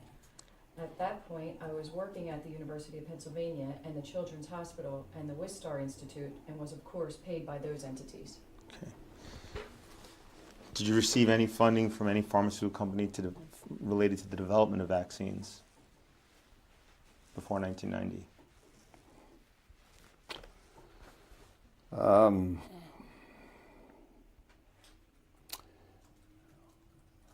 I don't recall receiving any funding for the development of rubella vaccine before it was licensed, and then funding passed through Wistar. As far as rotavirus is concerned, I did have grants, not personal money, but grants for rotavirus development from Sanofi.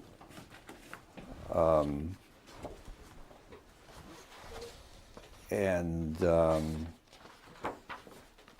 I had no funding for rabies.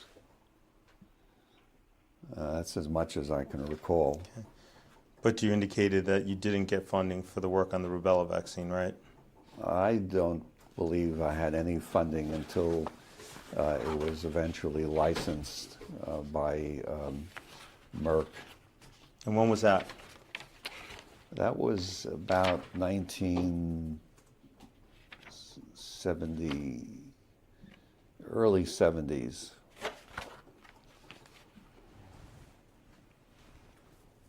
So from the early 70s, you were receiving funding, you're saying, from Merck related to rubella? No, Wistar was receiving Wistar funding. from Merck. Yes. Got it. But before that, The store's gotta stay shut today. The Merck did not fund the development of rubella vaccine until it was licensed.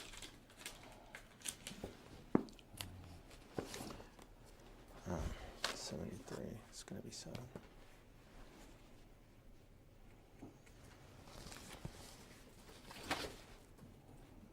Ms. Newsma, you should have Exhibit 7. I'm going to hand you, Dr. Plotkin, what's marked as Plaintiff's Exhibit 7. Just got it. Okay. Can you read the title of the article, please? Attenuation of RA27.3 rubella virus and WI38 human diploid cells. And who's the first listed author? I am. Okay. And what is the year of this publication? 1969. All right. And if you go to the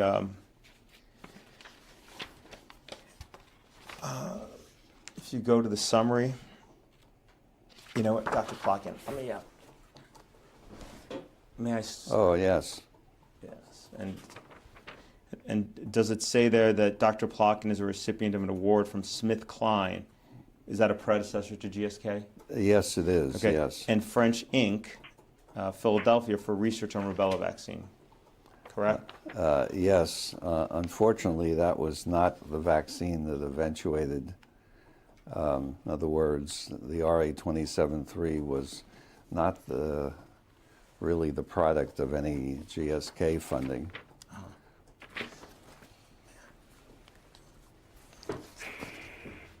I'm highlighting on this one. I'm just going to put it on the right line. Okay. So does that refresh your recollection now of maybe what was an earlier time that you received funding from pharmaceutical companies towards development related to a vaccine? Yes, Okay. I did have some funding from GSK, but they had their own candidate rubella vaccine.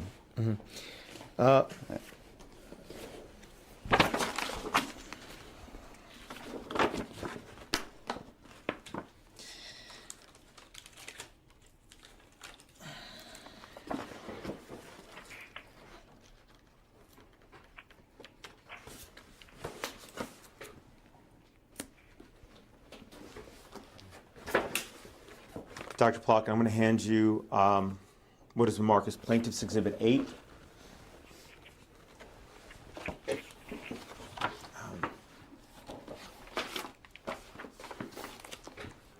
Ms. Newsma, did you receive that Exhibit 8? I'm sure I will.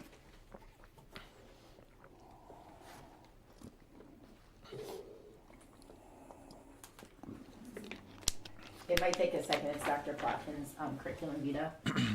So it's a Oh, I've got a copy of that already. Thank you. This is your CV, correct, Dr. Plotkin? Yes, Did you update the CV recently? I think it was updated last year, but I'm not sure exactly. It probably doesn't have every last publication. On the first page in the top right corner, do you see the date? June 2017. Was that when it was last updated? Yes. Okay. If you go to the end, I saw that you went. There are some articles here that were published in 2017 in which you're an author. Yes. I think I count 1, 2, 3, 4, 5, 6, 7 articles, correct? I guess. Okay, some of these were published within the last few months. Mm-hmm. I think some of them were published in December, November, correct? Yes. Okay, so this has been updated very recently, correct? Well, June 2017. The articles, if you go to Article 794, Rodriguez Pinto. Yeah. Do you know what month of the year that was published? No. Okay. If I told you it was published after June, would that? No, I guess my secretary must have added it. Okay. When's the last time you reviewed this CV? Probably in June 2017. Okay. You provided this CV to the attorney for the defendant in this case? Yes. Okay.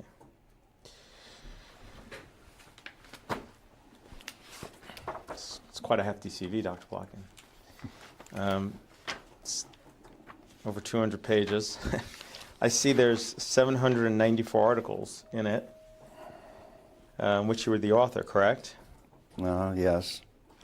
It's a lot of articles.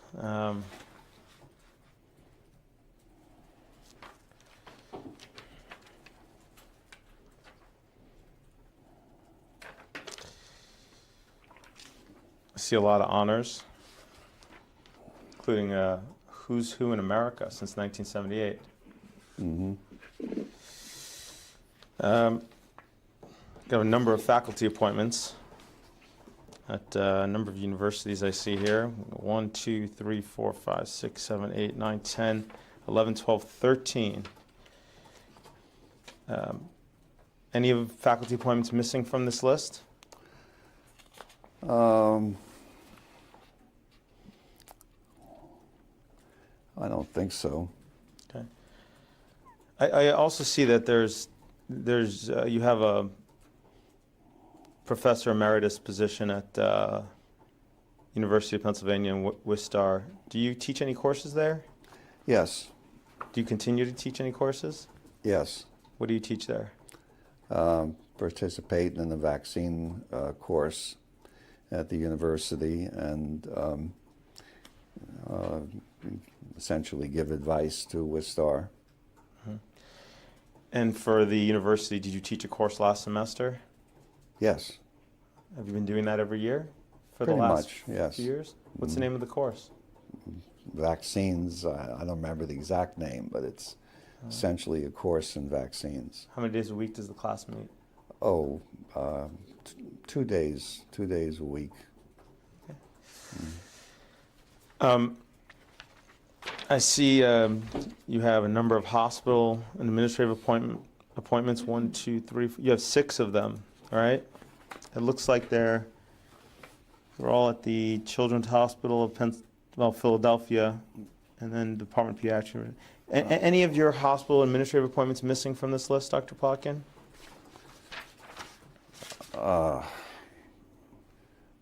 No, I don't think so. I do have an appointment at Johns Hopkins, but yeah, And what is that? I'm an adjunct professor. Since when? Gosh, I think sometime in the 2000s.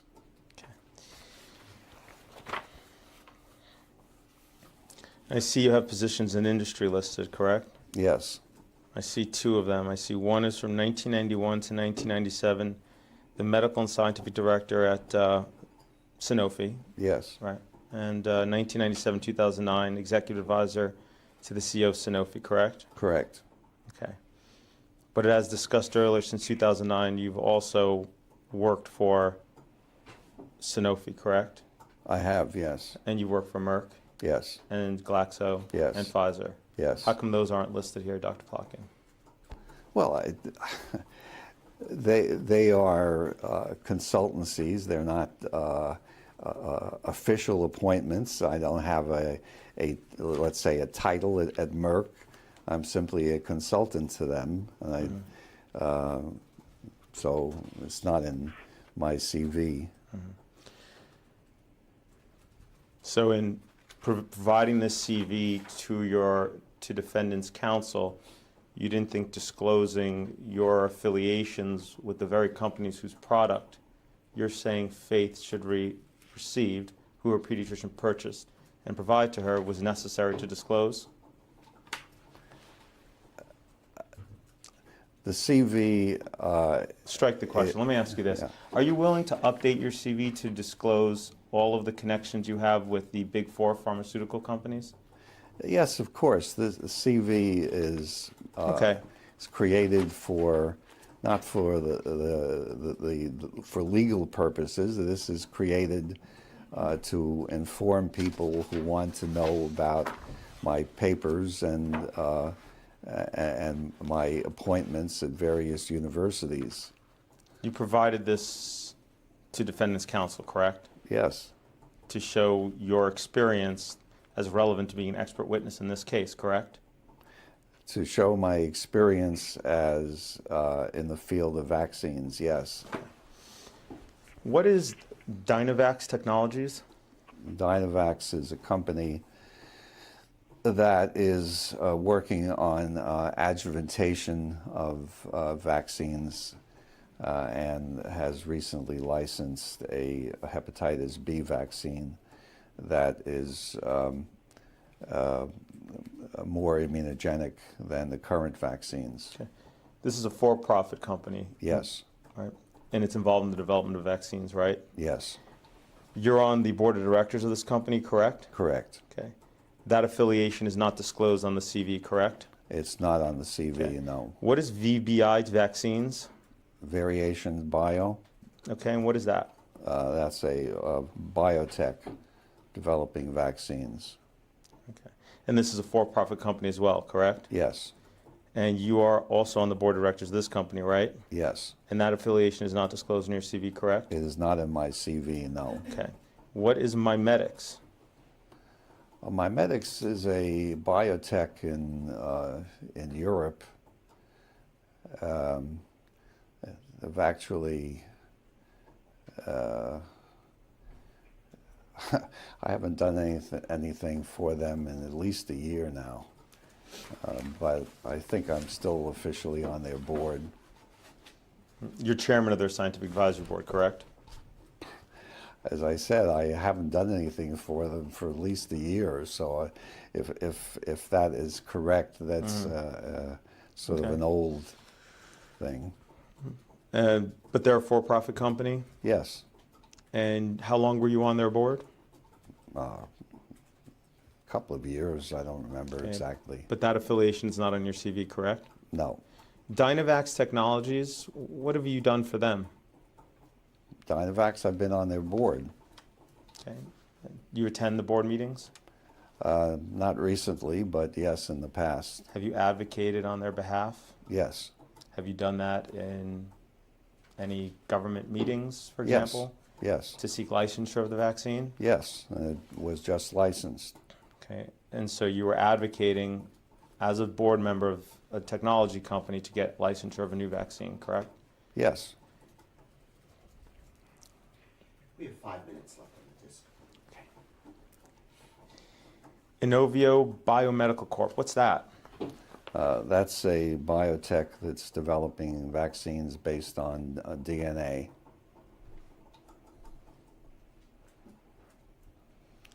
And is this a for-profit company? Yes, And what is your affiliation with the company? I'm on their board. Okay. And was that affiliation disclosed in your CV? No, Okay. What's CureVac AG? it's also a biotech. Okay. Is it a for-profit company? Yes, Is it involved in the development of vaccines? yes. What's your affiliation with that company? I'm on their board. Okay. Is that affiliation disclosed in your CV? No, Okay. What is SYN vaccine?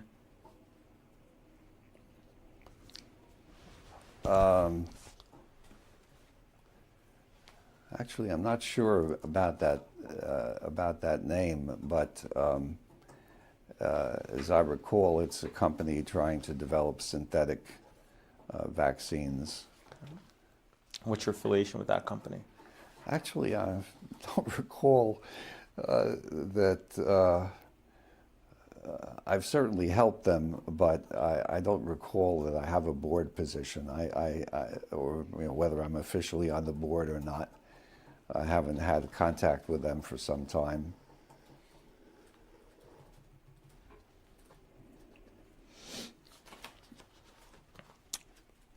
What is GeoVax Labs? It's also a biotech. Okay. Is it a for-profit company? Yes, Is it involved in the development of vaccines? yes. What's your affiliation with that company? I've been an advisor, and I think I'm officially on their board. They're trying to develop a vaccine against HIV. Was this affiliation disclosed in your CV? No, right? No, Okay. I don't have my consultancies on my CV. You're on the board of these companies, correct? Yes, Okay. What is Glycovaccine AG? That's GLYCO, then capital VAXYN AG. it was a biotech in Europe. Okay. Is it a for-profit company? It was, Okay. Was it involved in the development of vaccines? yes, Were you on the board of this company as well? yes, Okay. Is that disclosed in your CV? no. What is Adjuvance Technologies. That's ADJUVANCE Technologies. It's a company trying to develop adjuvants for vaccines. Okay. Is it a for-profit company? Yes, Okay. You're on the board of this company as well, right? yes, Okay. And that affiliation isn't disclosed in your CV either, right? no. What is Bionet Asia? A company developing a new pertussis vaccine. This is a for-profit company as well? Yes, Okay. And you're on the board of this company as well? yes, That affiliation also wasn't disclosed in your CV, correct? correct. Okay. What's Abcombi? That's ABCOMBI Biosciences. I haven't heard from them in a long time, and actually, I'm not even sure. I mean, I had an interview with the founder once. Whether he listed me as a board member, I don't know. I haven't heard from him in a long time. It's a for-profit company? I really have no idea. I assume it is, but I don't know. And I should say that I'm spelling them out for the benefit of the court reporter. I assume you know the spelling. I'm just doing it for the benefit of the court reporter. What's Hookipia Biotech? That's Hookapa. thank you. Yeah. HOOKIPIA. Yeah, Biotech. it's a European biotech.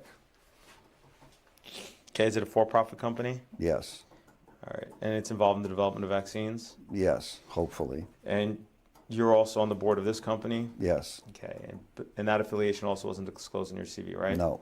Okay. You mentioned one of the companies was in the process of developing trying to develop a new pertussis vaccine. Which company was that again? Bionet. Thank you. Why are they trying to develop a new pertussis vaccine? Because the problem with current acellular vaccines is that although they are protective, the protection doesn't last as long as we would like. And Bionet has developed a component of pertussis vaccine that should give longer lasting responses.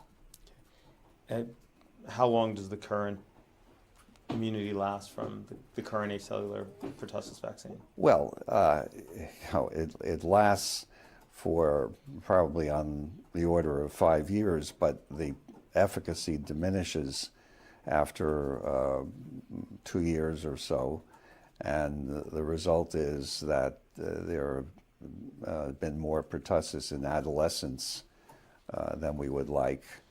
So when you say after 5 years, the immunity's gone, in 2 years, the efficacy, do you mean after the, how many dose, the 4 or 5 dose DTaP series? Well, I should go into some detail.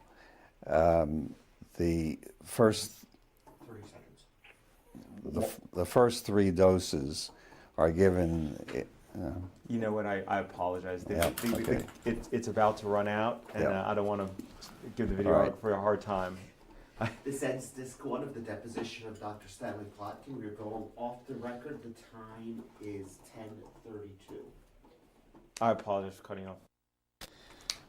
Excuse me. This is the beginning of tape number 2 of the deposition of Dr. Stanley Plotkin. We are on the record. The time is 10:42. Okay, thank you. Apologies again for cutting off your answer to the last question. The tape needed to be changed. If you could kindly read back the last question to give Dr. Plotkin an opportunity to respond.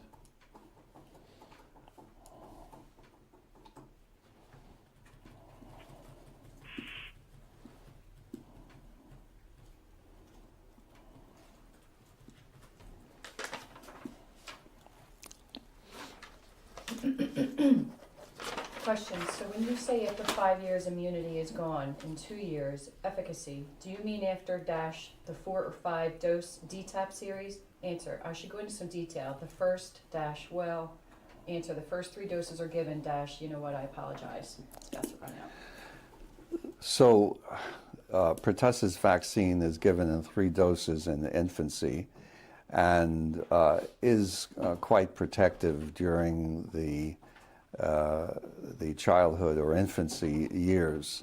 Then there's a booster dose given before school entry, and that results in protection,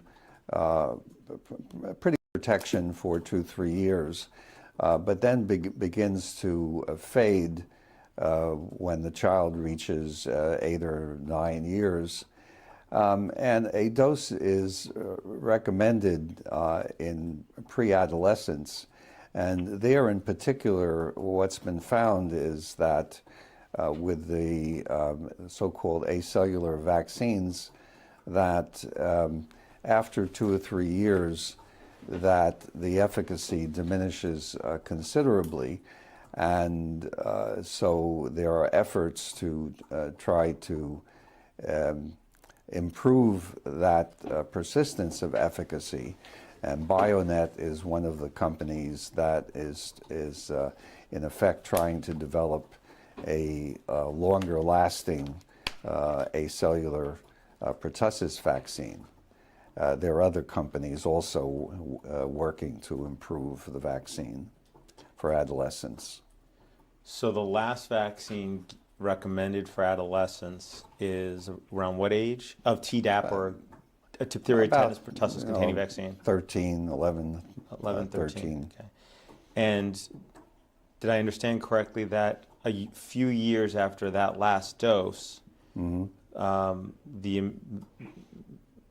most folks who've gotten that vaccine are no longer immune to pertussis? Well, most folks is perhaps a bit of an exaggeration, but Okay. it depends on the study. But certainly I would say that the high effectiveness that's seen initially after the vaccine diminishes considerably by 5 years. And what do you mean by considerably? Well, so it falls somewhere between 30 to 50% protection.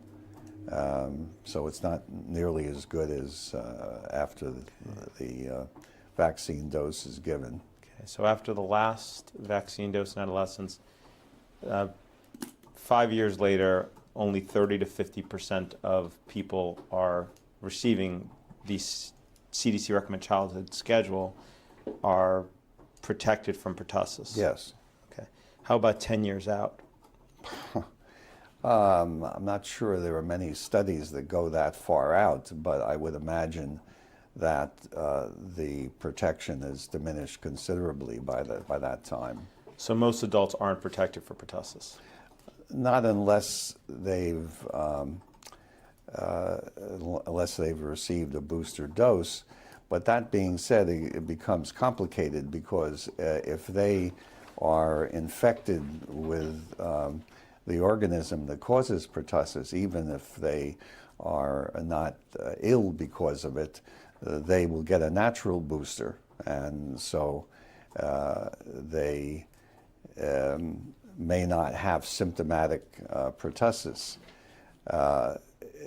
Pertussis is not uncommon in adults. But the epidemiology is not as well established as it is for children. But in terms of protection from vaccination from pertussis, most adults are not protected from the vaccination. You're saying if they're protected from exposure to the actual pertussis. Yeah. Is it bacteria? Yes. But you have to bear in mind that pertussis as a disease is most important in the newborn and in children. And fortunately, we have very effective means of preventing pertussis in those highly susceptible individuals. Adults will have a cough disease, but they won't die of pertussis. Although we want to protect them as well, the main point of pertussis vaccine is to protect the newborn and the young child. So is it only really dangerous in the first, few months of life, or? Yes, infants with pertussis may frequently die of pertussis, and that's why immunization in pregnancy is now practiced. In other words, to provide passive immunity to the infant during the first months of life before the infant is vaccinated. And if the mother had been exposed to pertussis bacteria itself and had immunity that way, that would also confer immunity to the baby? Yes, but one can't depend on that, whereas if you give a dose of vaccine during pregnancy, you can depend on the antibodies passing to the infant.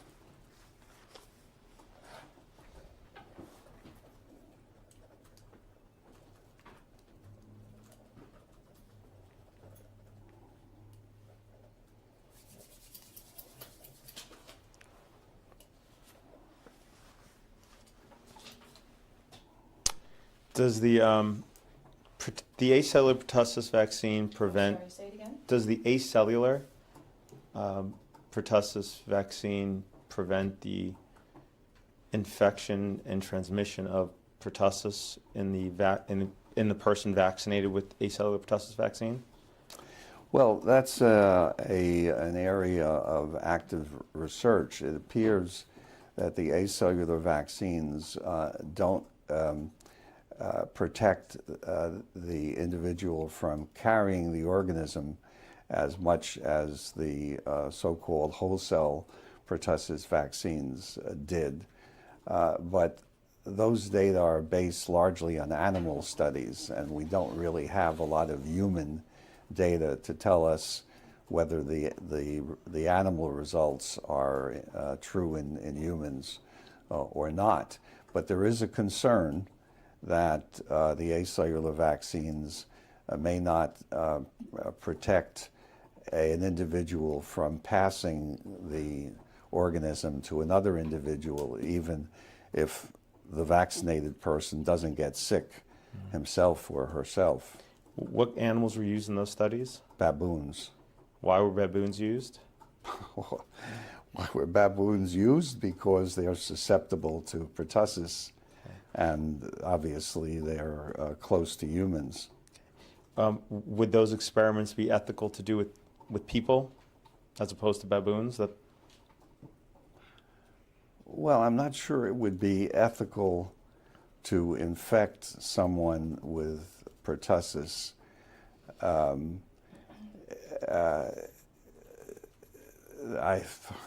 That would require an ethical committee to consider how the experiment would be done. For example, if someone were infected with pertussis and then given antibiotics soon after administration of the organism, that could be ethical because the antibiotics would cure the individual before he or she becomes ill. Wouldn't that mess up the study, though? Sorry? Wouldn't that mess up the study in terms of?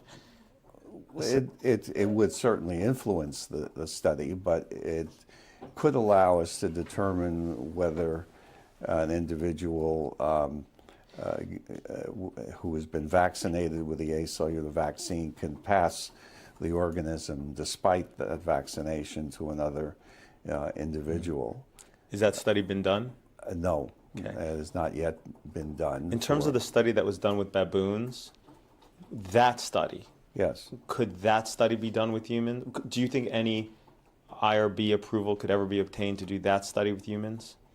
To allow an individual to develop symptomatic pertussis, I don't think that would be approved. Okay. What was, so in terms of the baboon studies that were done, those are about as good as you're going to get for those studies because you can't do the human studies, correct? In terms of evidence about the transmissibility and infection of pertussis from Yes, but after acellular pertussis vaccination. yes, but I believe that workers are trying to determine whether vaccinated individuals are still colonized by the pertussis organism. If they are colonized, then they probably could transmit to others. I mean, there's a lot of work going on in this field, including developing an attenuated Bordetella pertussis, which could be given to boost immunity and in particular to prevent carriage. So, as I said, this is a very active area of investigation. What was Merck's total revenue from vaccine sales in 2016? No idea. Think it was in the millions? I imagine so, but I certainly have no Do knowledge. you think it was in the billions? I do not know. Okay.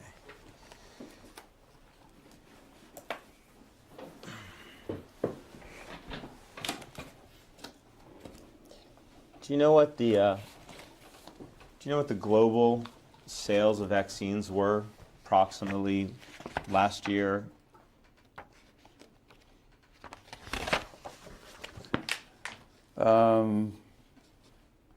My vague recollection is something like 30 billion.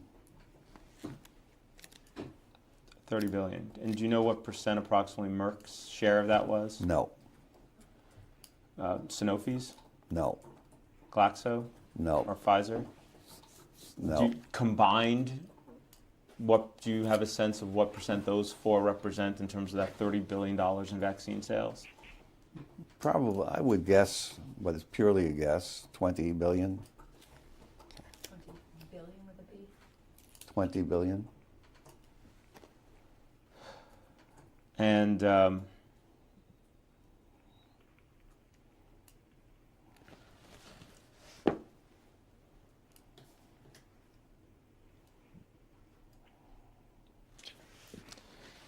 don't need to put it.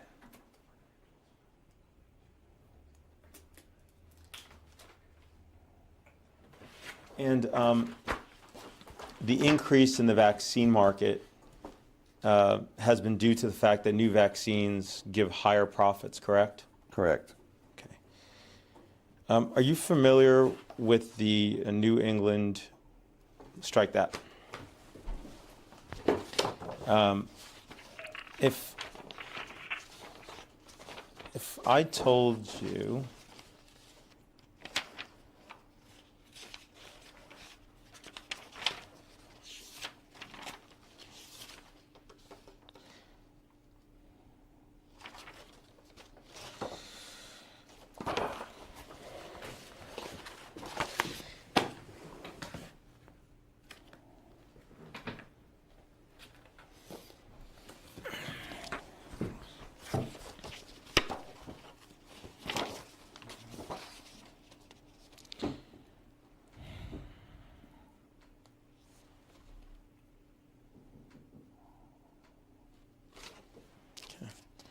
in terms of the $30 billion, and you said approximately, what percent did you say approximately you thought was from the big four vaccine makers?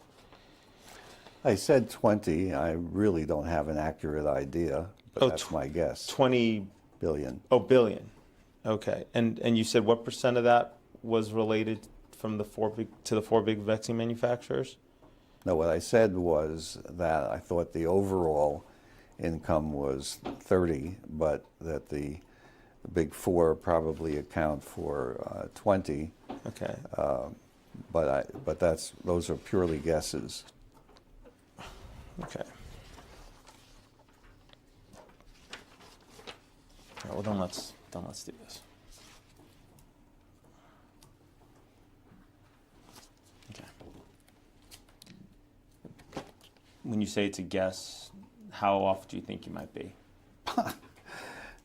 If it's a guess, how do I know how off I am? How did you come up with the 20 billion? Because I vaguely recall having seen a paper with those numbers, but my memory may be incorrect. Are you familiar with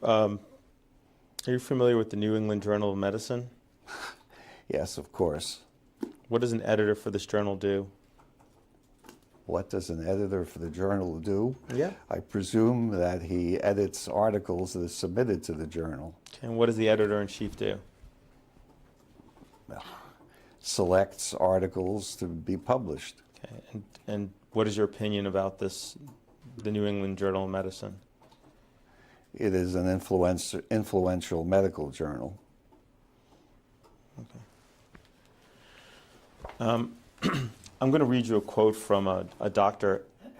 Edmund J. Safra, a professor at Harvard Medical School and a former editor-in-chief at the New England Journal of Medicine, and I'm going to ask you a question about it, okay?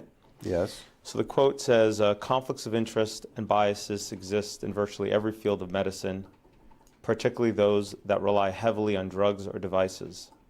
It is no longer possible to believe much of the clinical research that is published or to rely on the judgment of trusted physicians or authoritative medical guidelines. I take no pleasure in this conclusion, which I reach slowly and reluctantly over my 2 decades as the editor of the New England Journal of Medicine. Are you familiar with that quote? No. Okay. Then let me read you a different quote, again by Dr. Angel, in which she blames the issue that I just quoted, the issues with truth in medical publishing on individuals that use the legitimacy of academia to push pharmaceutical company agendas.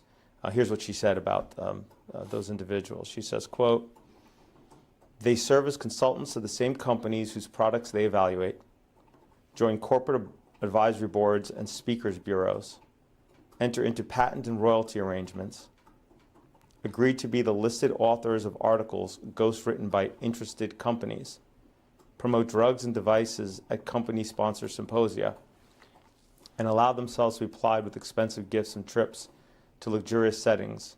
Many also have equity interests in sponsoring companies." Are you familiar with that quote? Yes, I think I have read that. Mm-hmm. Okay. You've consulted for the big 4 vaccine manufacturers, correct? Yes. All right. You're in the corporate advisory boards of numerous vaccine developers, correct? Yes. You've received royalties from the sale of one or more vaccines, correct? Yes. You're listed as an author. So sorry. I missed the next question completely. You have received royalties from the sale of one or more vaccines, correct? Yes. And you said yes.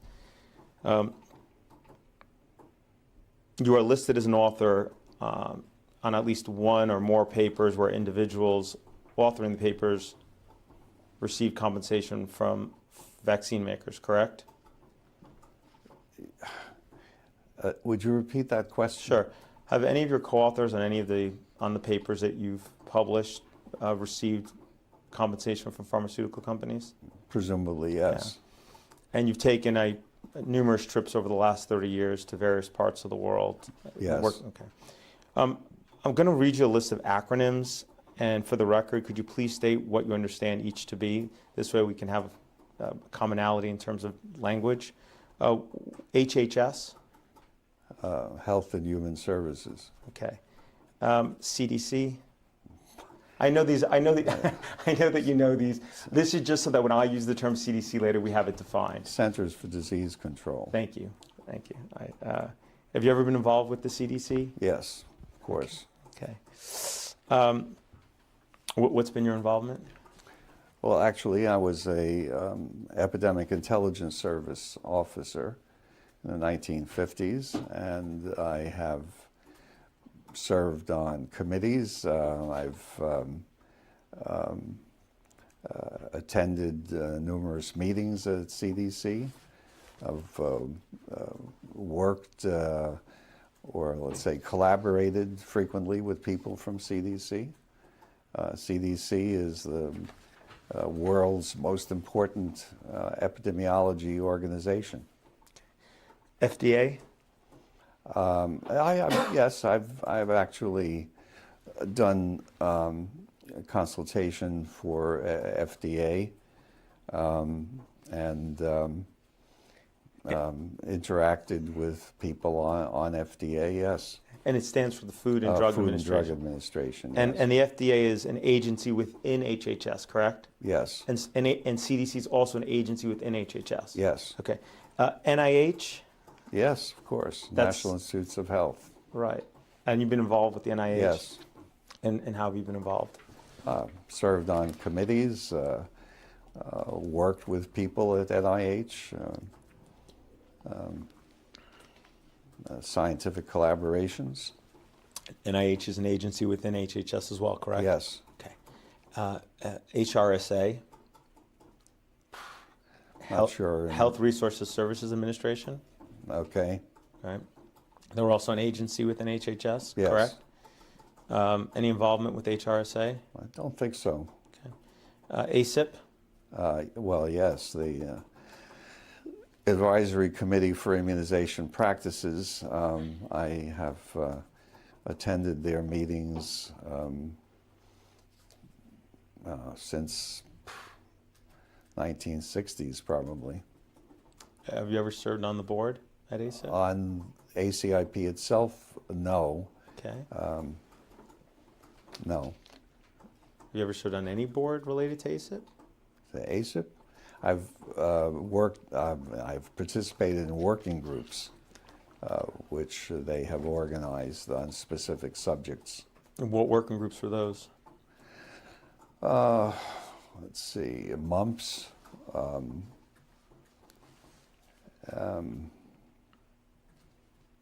Let's see, what else? Mumps was the most recent one. I can't recall for the moment, but anyway, 2 or 3 working groups that they've organized from time to time. A yellow fever was one. Ever work on a working group for rotavirus? Actually, no. And measles?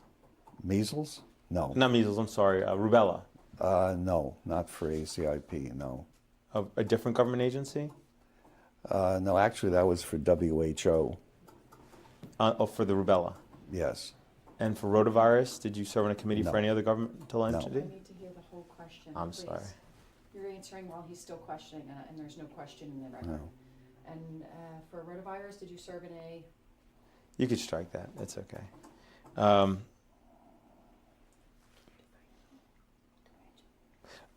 And WHO stands for? World Health Organization. Okay, thank you.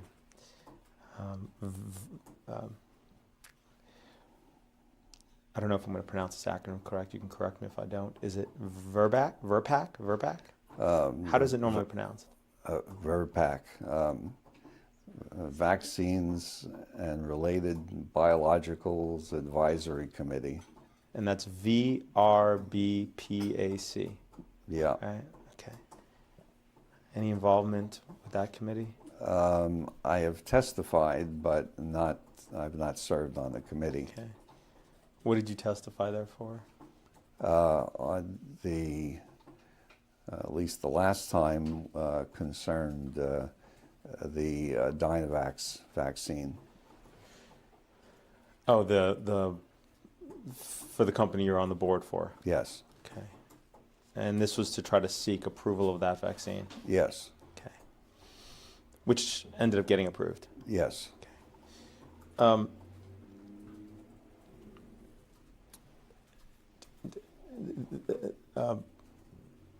The NVAC. National Vaccine Advisory Committee. Okay. I've given talks to the committee Okay. About what? about vaccines. Fair enough.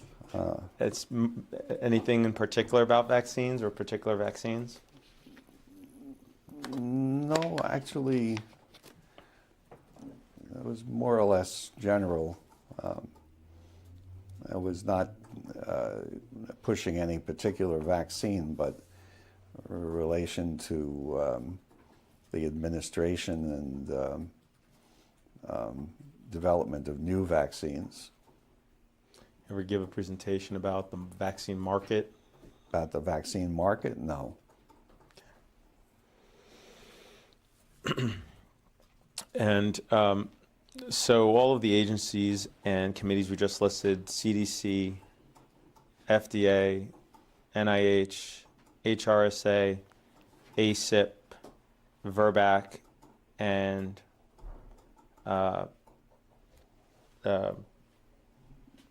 NVAC, they're all under HHS.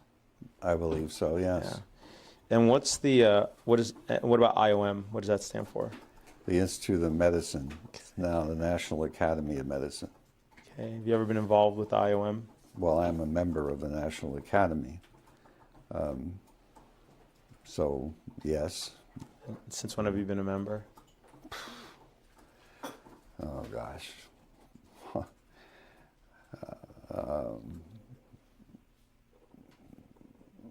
10 years, but that's just a guess. Okay. What is the National Childhood Vaccine Injury Act of 1986? Well, that's, in effect, it funds the organization that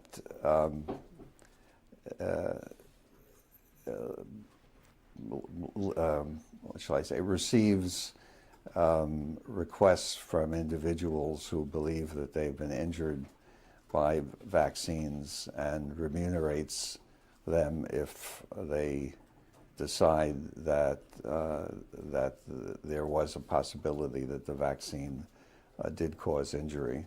Okay. So if somebody's injured by a vaccine, this law provides that they submit a claim to Health and Human Services. Yes. And Health and Human Services then adjudicates. Yes. And those claims are filed in something called the Vaccine Injury Compensation Program, correct? Yes. Administered in D.C. Yes. Okay. So, yeah,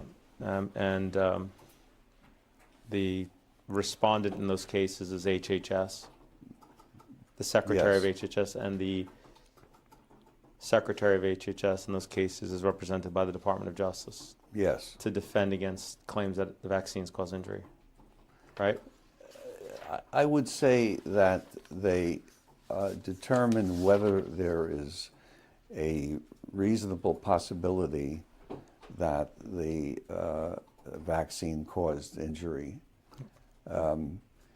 They, I would say, are relatively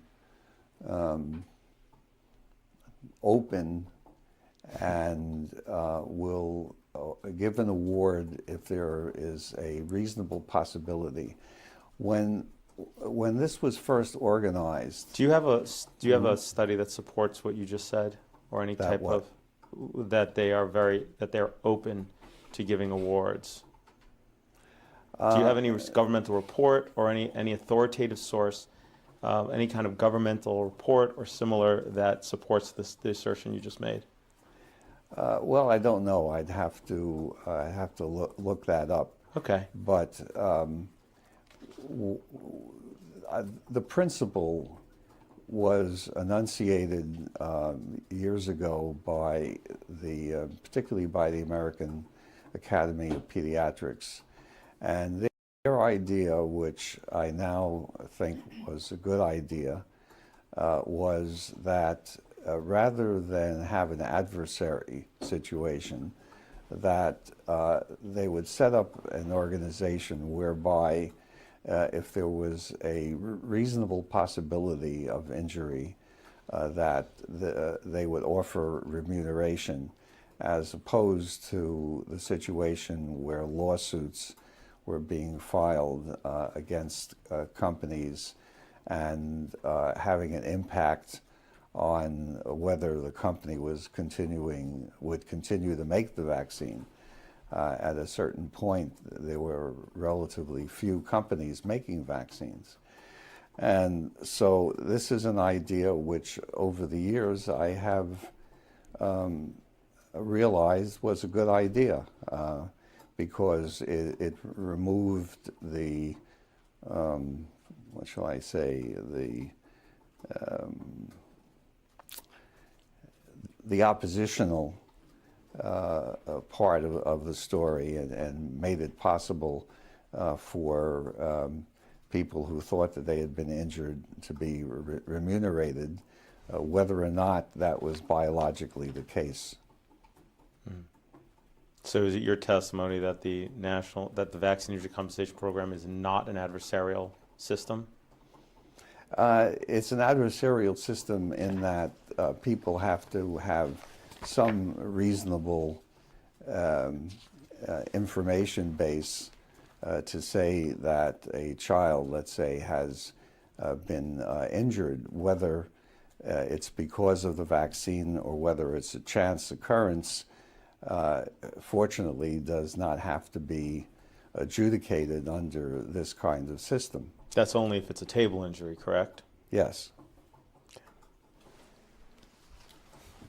But if it's not a table injury, then the petitioner would need Yes. to show that it was the vaccine that caused the injury. Yes. Okay.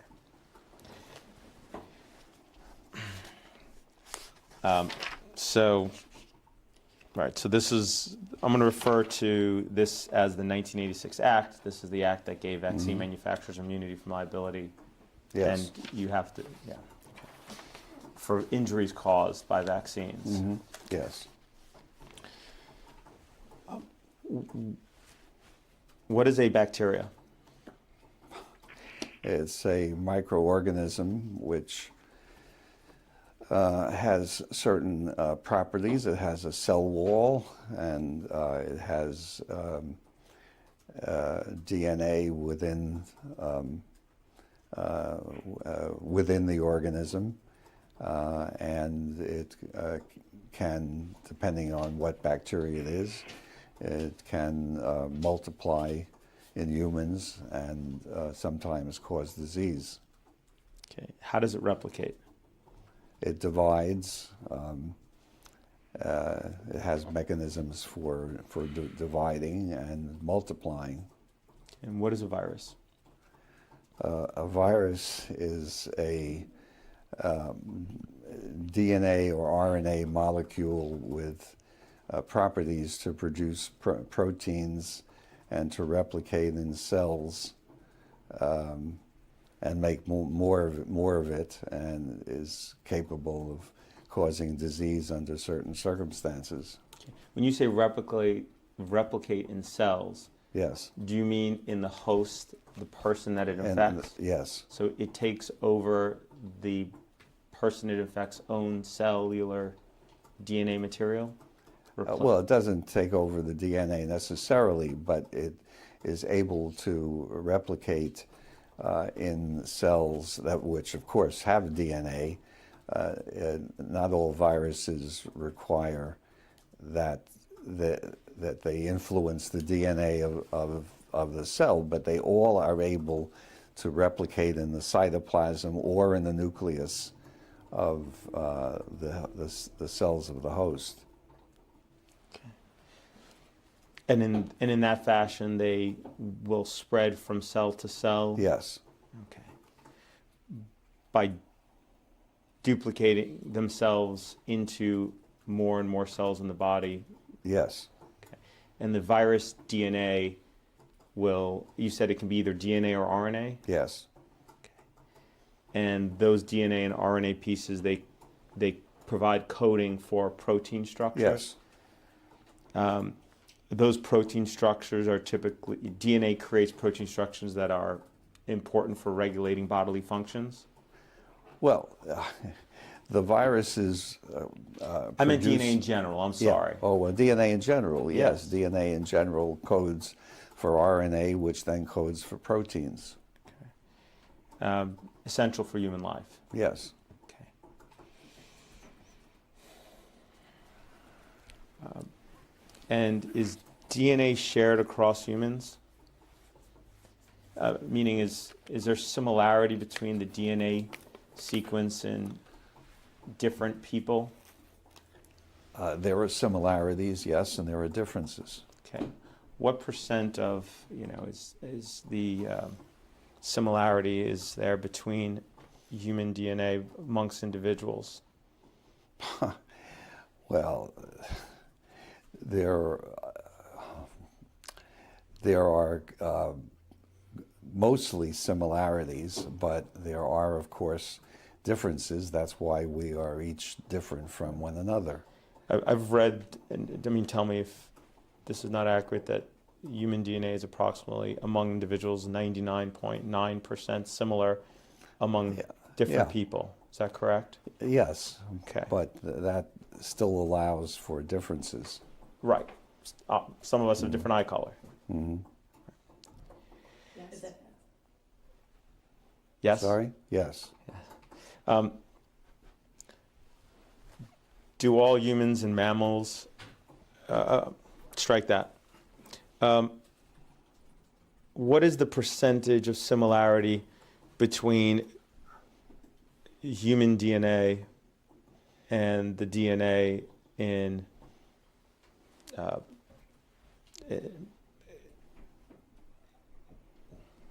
mammals of different kinds?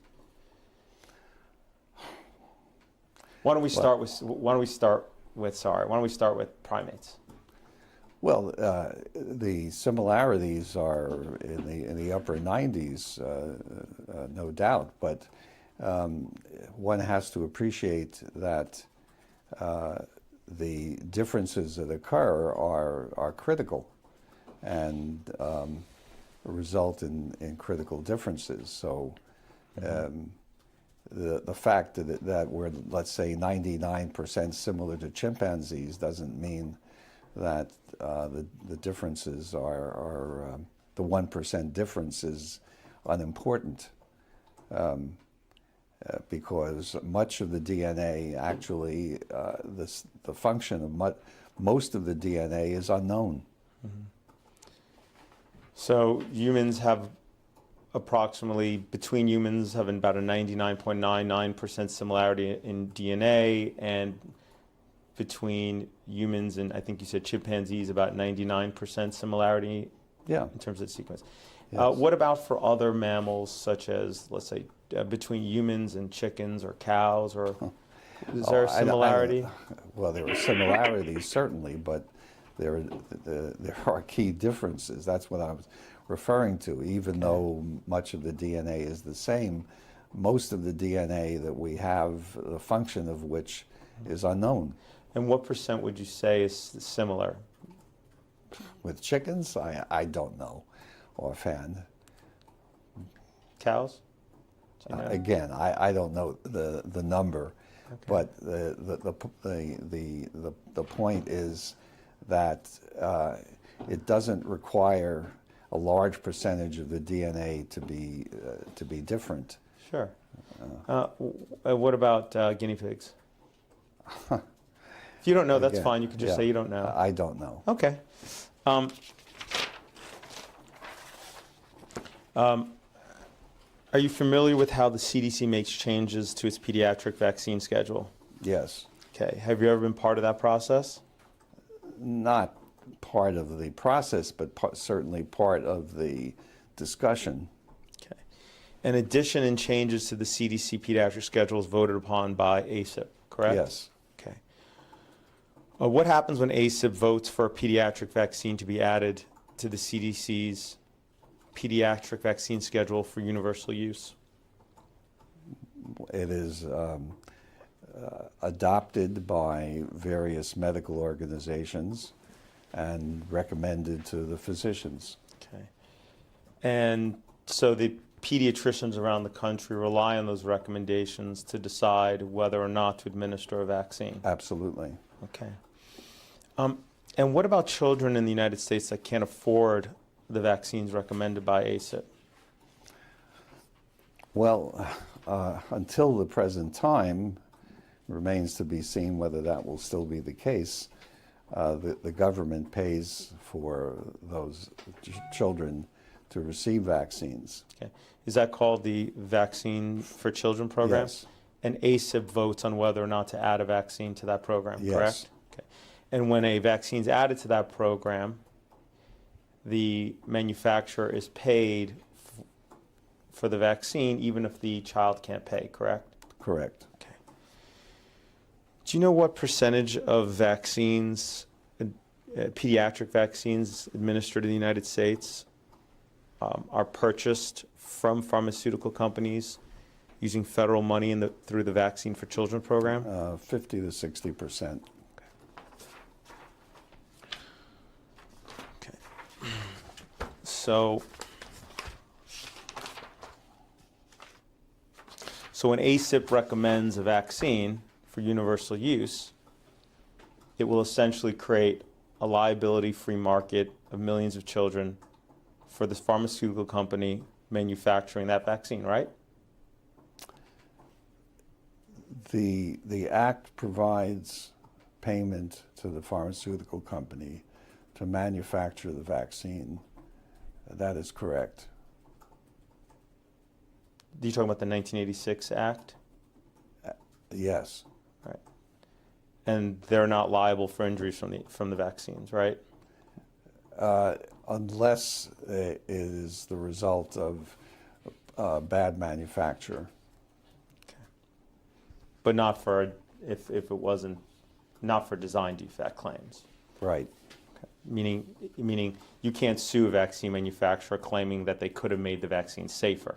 Correct. Okay. Who comprises the voting members of ACIP? No, strike that. I didn't want the names. Let me ask it a different way. Are the individuals that serve on ACIP government employee? No. Okay. Where do these individuals come from? They come from all over the United States, and they are chosen because they have no conflict of interest. That is to say, they receive no funding from vaccine companies, but are thought to know something about vaccines nevertheless, with the exception of a community representative who is a layperson. So none of the members of ACIP have any conflict with regards to the manufacture, development, or a vaccination. Right. Okay. When was the first rotavirus approved by ACIP for universal pediatric use? That was, don't remember the year, but my recollection is that was in the 1990s. If I tell you June 25th, 1998, does that jog your memory? Yeah, that could be right. Yeah.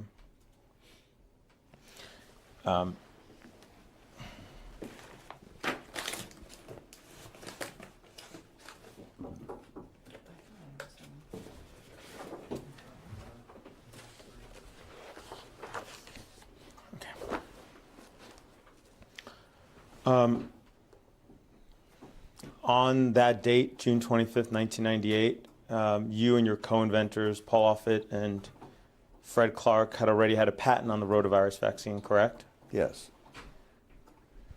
Were you at ACIP at the meeting that they first approved the first ever rotavirus vaccine for universal pediatric use? I believe I was. Okay. Was Fred Clark at that meeting? I think he was. I'm not certain. Was Paul Offit at that meeting? Yes, Okay. What was Paul Offit's role at that meeting? his role. I don't remember whether he was still on the committee or not. I don't remember.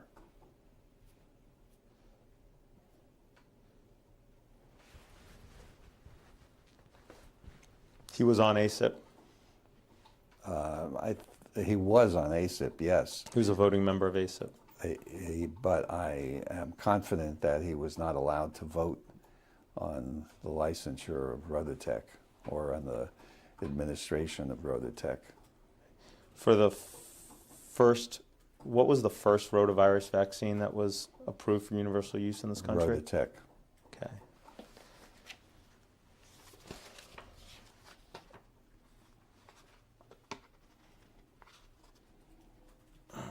Well, is that the rotavirus vaccine that you worked on? Yes. There wasn't a rotavirus vaccine that was approved before that? I don't believe so. No. Well, yes, there was a vaccine that had been developed at the National Institutes of Health that had been licensed but was found to cause intussusception, and the manufacturer took it off the market. Okay. Poloff was on the committee and voted to approve that vaccine for universal use, correct? Very likely, yes. Okay.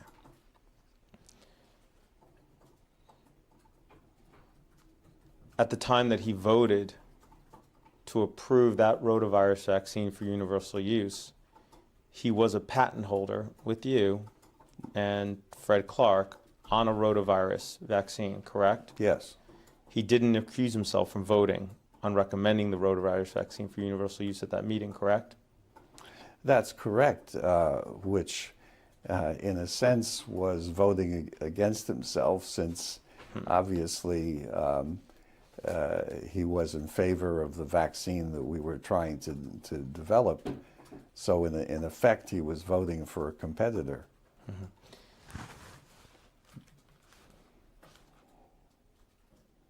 When you have one vaccine for a given disease approved for universal use, wouldn't that make it easier to then have another vaccine for that same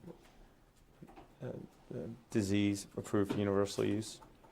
Assuming that the properties of the second vaccine were equal to or better than the first, yes. So approval of the first one paves the way for the second one, doesn't it?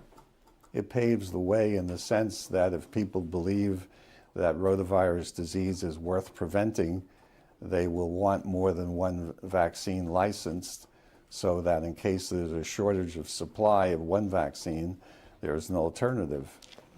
All right, so there's once you have one approved, it's a good idea to have a second one approved then, isn't it? It is, yes. Yes.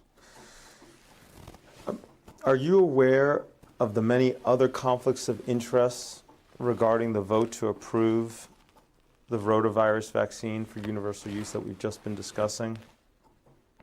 That's been reported in a U.S. House of Representatives Committee on Government Reform report? No. Okay. Are you aware that this report found that, quote, the overwhelming majority of members, both voting members and consultants, have substantial ties to the pharmaceutical industry, end quote? Well, I can't go back to 1998, but at the moment, my criticism of the ACIP committee is that many of the people on the committee do not have a very large knowledge about vaccines, because they are eliminated from participating on the committee if they have any connections with industry. And I understand why that is the case, but it does result in a group of people who aren't necessarily the best informed. That being said, I agree with the idea that that people who are on the ACIP should have no conflict of interest. What's your notes against your microphone? Pardon? Oh, the videographer was kindly advising me not to keep smacking my mic. That's pinned to my tie. Gotcha. Last question on this. Are you aware that this report by the U.S. House of Representatives Committee on Government Reform concluded that ACIP, quote, reflects, quote, a system where the government officials make crucial decisions affecting American children without the advice and consent of the governed? I'm not aware of that report, and I'll give you a copy. I do not agree with it. Oh, thanks. I'm gonna.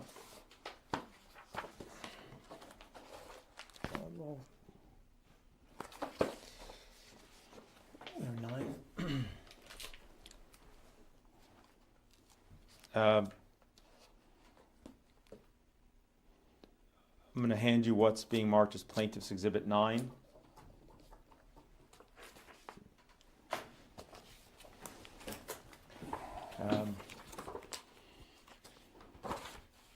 Happy to provide you a copy as well after the deposition that you can take home with you.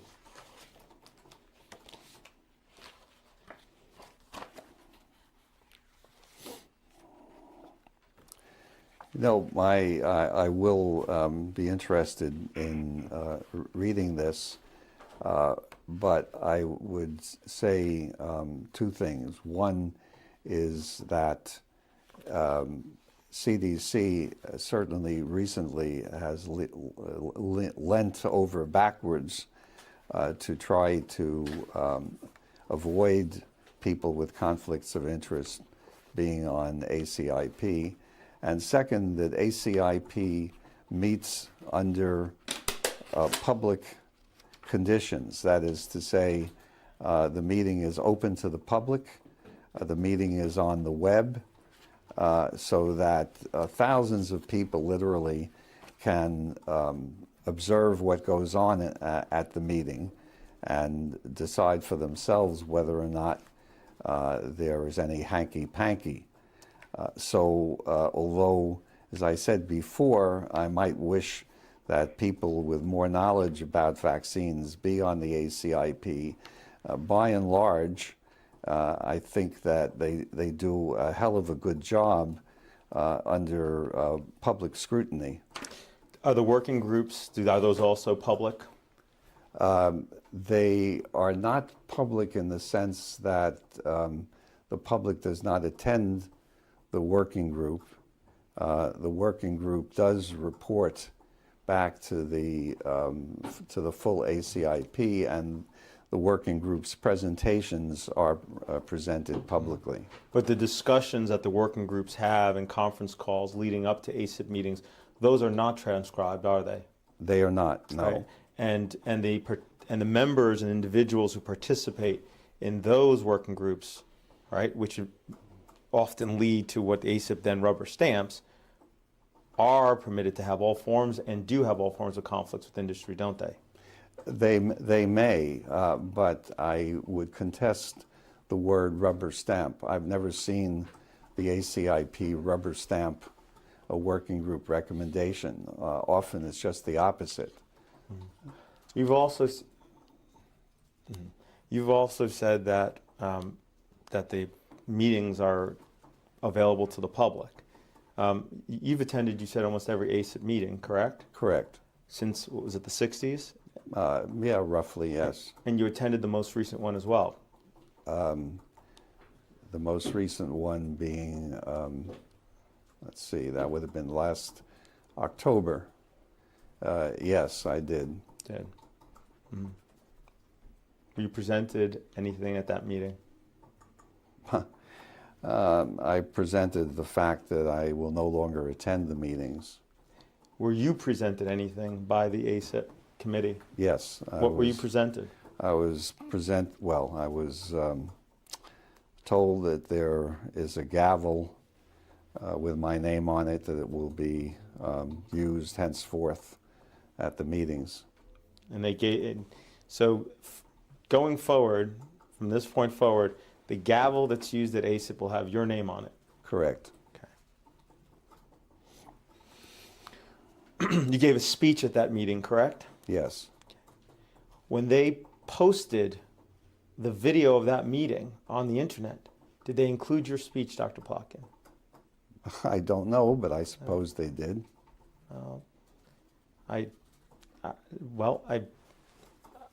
You can check after this deposition on the website and see if your speech is there.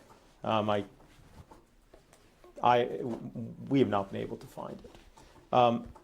Really? Now, Wow. regularly Too at bad. ACIP meetings, you get up and speak, correct? I often do, yes. Yeah, so you're given free, you're able to get up pretty much at any time and speak, aren't you?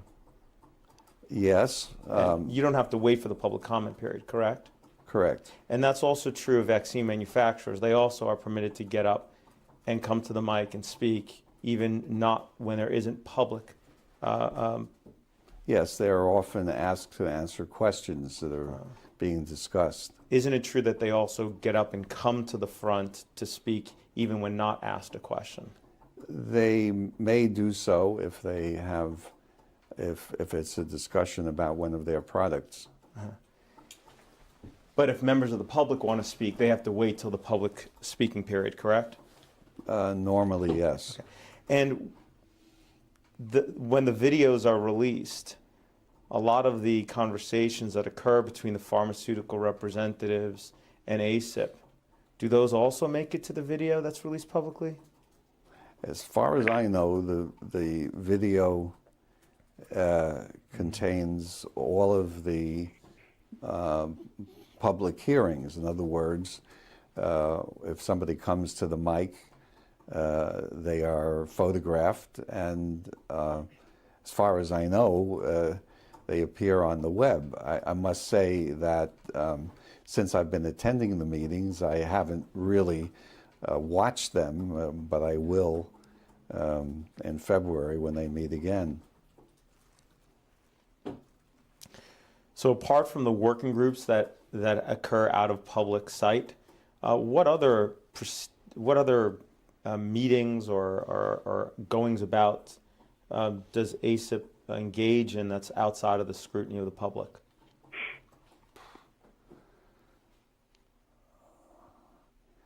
Aside from working groups, I'm not aware that they do have anything that's not public. I suppose they meet at lunchtime, and I don't attend those discussions, but that's all I know.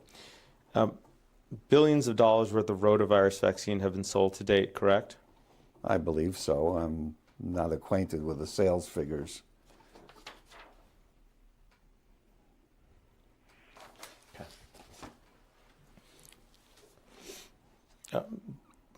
Does vaccination create a systemic change in the body?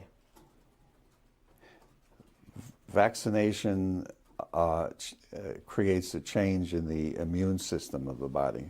Okay. Is that supposed to be system-wide? Meaning, if I get vaccinated in my arm, but I'm infected in my toe, am I supposed to still be immune? Yes.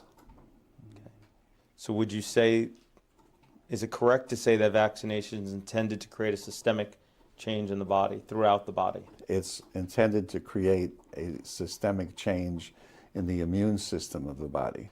Okay. And the immune system everywhere in the body? The immune system is expressed everywhere in the body, yes. The immune system consists of antibody-producing cells and cells that are able to influence other cells.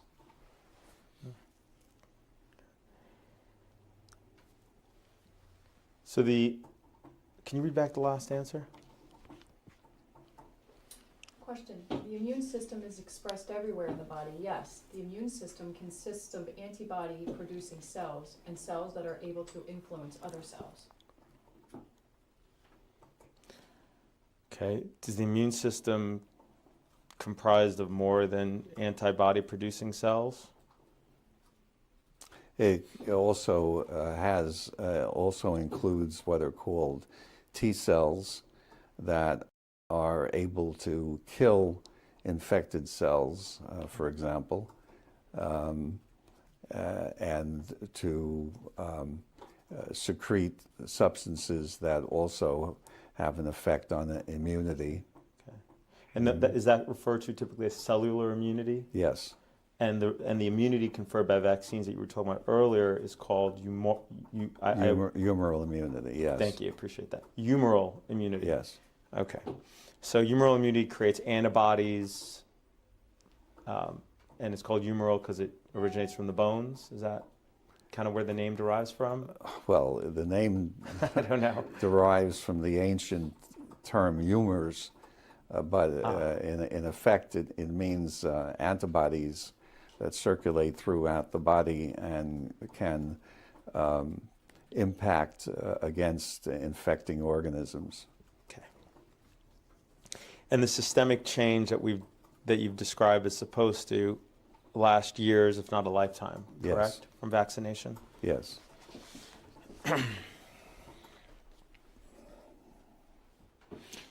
When you say interact with other cells, Hmm. when you say that the immunity created by vaccines creates antibodies which then interact with other cells, can you describe that a bit more? What do you mean by interact with other cells? Well, the T cells, as I said, are able to attack infected cells in the body by a variety of mechanisms. They may actually directly kill those infected cells by direct action, as it were, or by secreting substances that can kill the cells. And they also influence cells to respond to the infection so that the infection doesn't continue to spread and impact on the individual's health. And how do the cells respond to the infection? Can you describe that? You mean the patient's own cells? I mean, I thought that's what you were referring to in your explanation. Yeah, the T. Do you mean the infected cells or the T cells that are acting on the infected cells? Let's start with the T cells. Well, the T cells, as I've said, have a variety of functions. They can secrete substances that will kill an infected cell, or they can influence actually the antibody producing system. They have impacts on a variety of ways in which the body protects itself against infection.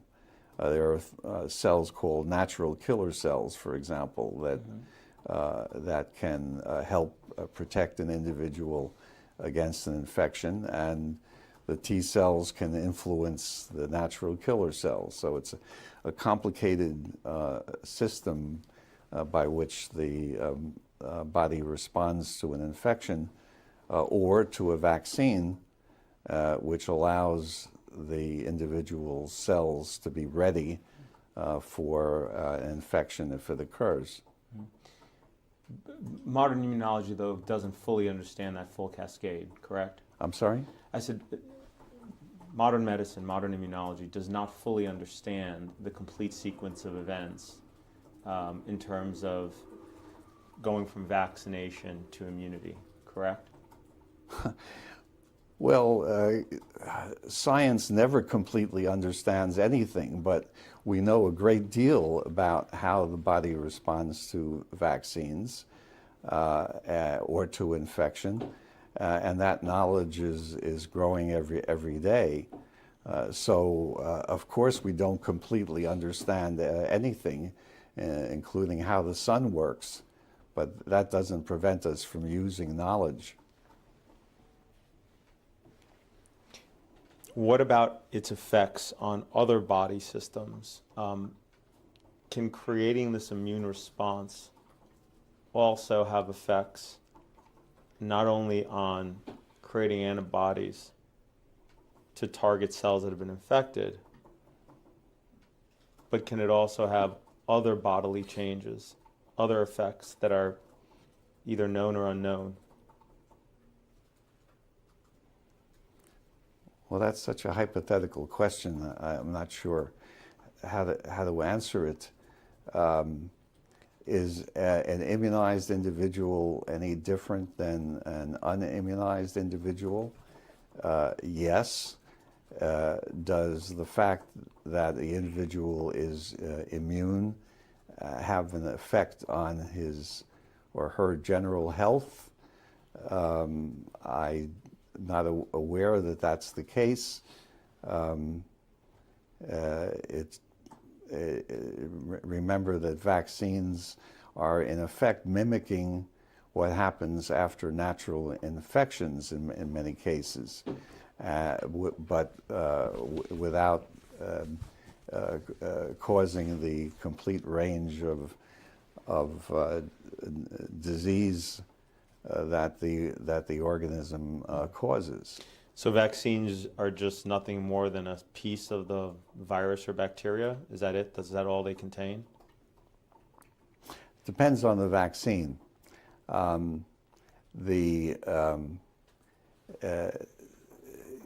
is to say, whether it's a live vaccine or a killed vaccine. The killed vaccines may only have small parts of the organism that they're protecting against. The live vaccines contain the whole organisms, but altered so that they don't cause disease. Before vaccines are licensed, they go through clinical trials to confirm their safety, right? Correct. Okay. These clinical trials assess if there are any harms These clinical trials assess if there are any harms caused by the vaccine, correct? Yes. Was the DTP vaccine withdrawn from the U.S. market? The wholesale The DTP pertussis wholesale. vaccines have been withdrawn, yes. Right. Because of safety concerns, right?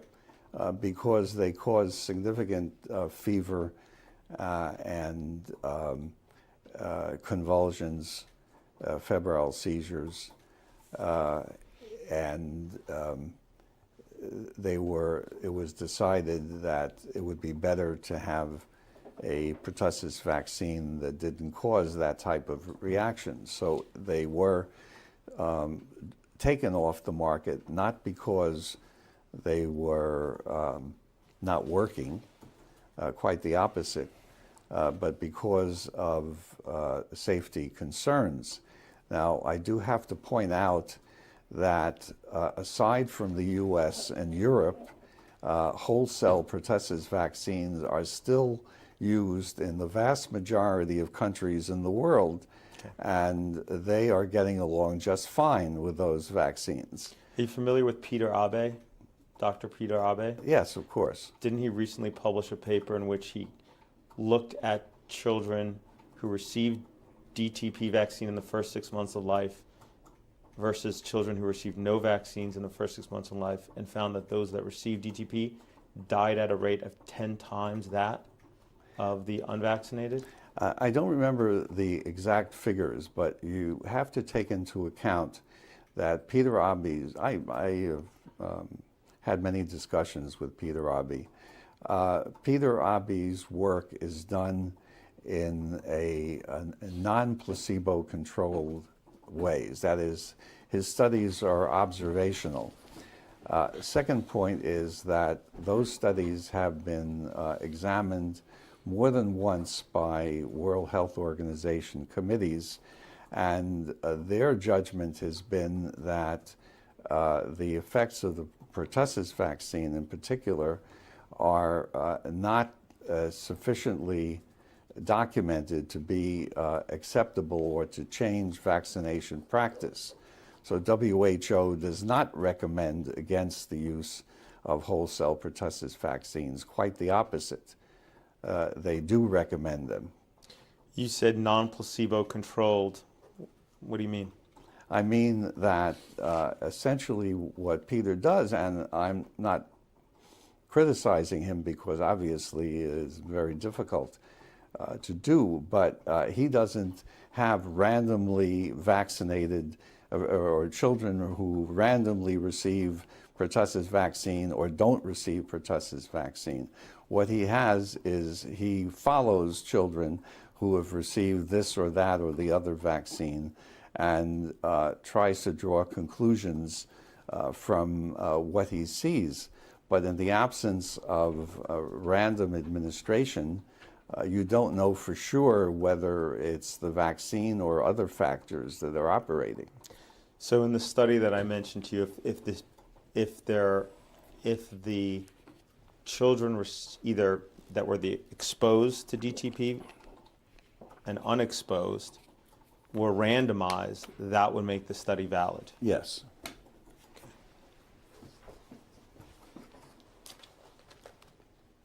And again, the WHO has at least twice gone over Peter's studies and has decided that they are not of sufficient proof to change their recommendations. Do you have a copy of those reports from the WHO? Oh, gosh. Because I'm going to make a demand for those WHO reports.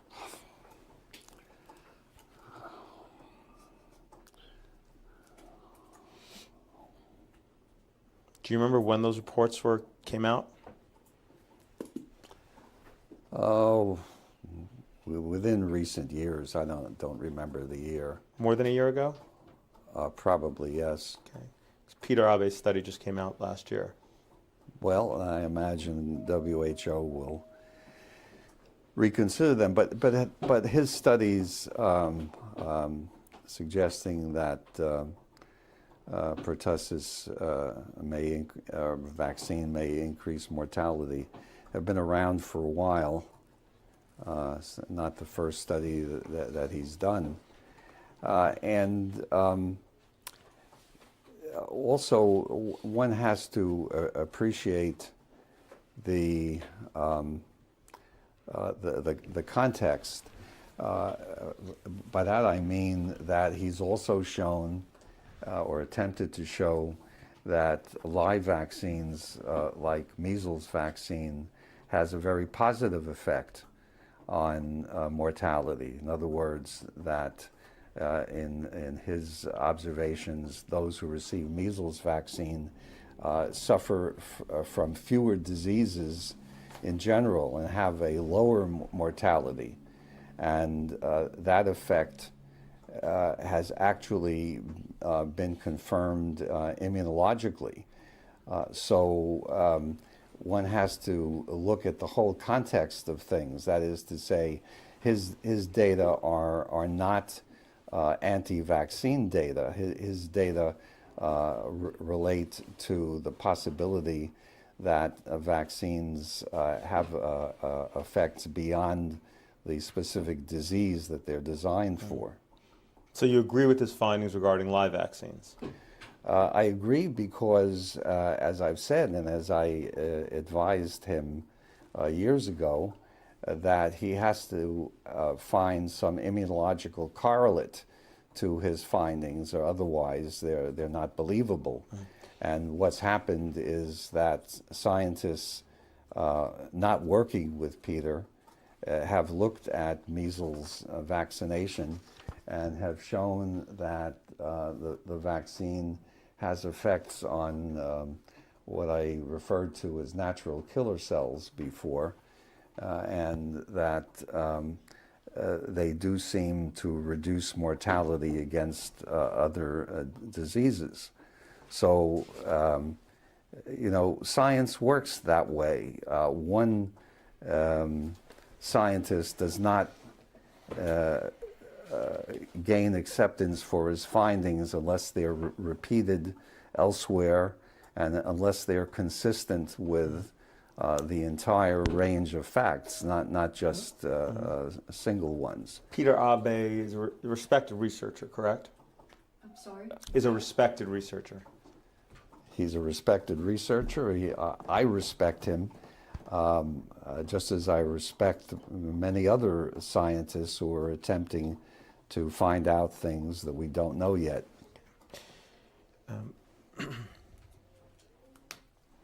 In conducting pre-licensure clinical trials for vaccines, what is the difference between solicited and unsolicited reactions? Well, solicited reactions means that you ask the vaccinee whether he's had X, Y, or Z. Unsolicited are reactions that the patient reports to the investigator without being specifically questioned about them.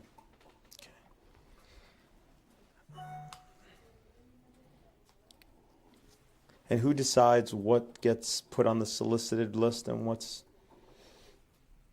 who decides what symptoms get put on the solicited list of reactions? Well, generally the investigator. However, one has to take into account that the companies meet with FDA during the development of vaccines, and that FDA basically has to approve the protocols. And so if FDA thinks that a particular reaction should be measured, they will tell the investigators to include them. But the list is created by the pharmaceutical company developing the vaccine. In the first instance, yes, and then approved by the FDA. Okay. Let's take a 2-minute break. Does that sound good? We are going off the record. The time is 11:50. I just have to use the restroom. In the deposition of Stanley Plotkin, we are on the record. The time is 12:37. Okay. Dr. Plotkin, earlier you testified that there are 2 Hep B vaccines in the market, one by Glaxo GSK, that's Engerix B, and the other one is by Merck, Recombavax HB, right? Yes. Okay. For Recombavax HB, how long was the safety review period in the pre-licensure clinical trial for this vaccine? I don't know.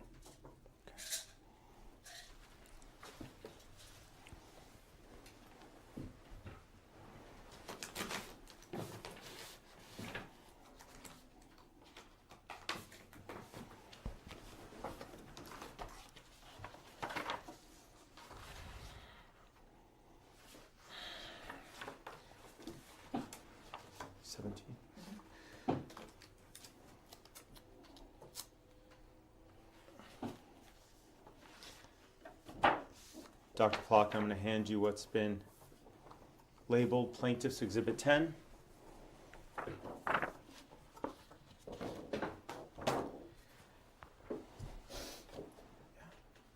Sent it? I said, Okay.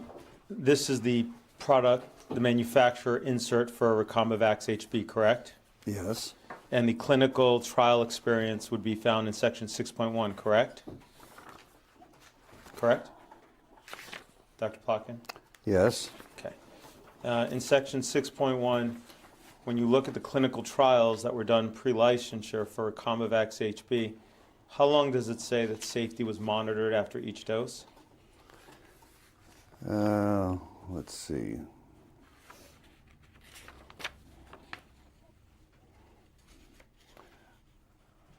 Uh, 5 days. Okay. Is 5 days long enough to detect adverse reactions that occur after 5 days? No, they And would is be. it- They would be reported separately as observed in the clinic. In section 6.1 of the manufacturer insert, which under the Code of Federal Regulations they're supposed to describe the clinical trial, does it provide for anything other than 5 days of monitoring after each dose for adverse events? It does not specifically say that, no. Okay. Is 5 days long enough to detect an autoimmune issue that arises after 5 days? No. Is 5 days long enough to detect a seizure that arises after 5 days? Okay. It would be unlikely to have a seizure occur after 5 days. Is 5 days long enough to detect any neurological disorder that arose from the vaccine after 5 days? No. Okay. Was there any control group in this trial? Let me rephrase that. There is no control group, correct? Not, let's see.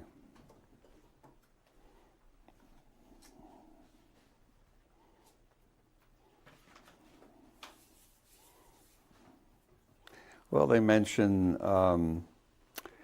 3,258 doses were administered to 1,252 healthy adults. That's right. But does it mention any control group, Dr. Plotkin? It does not mention any control group, no. No. If you turn to section 6.2,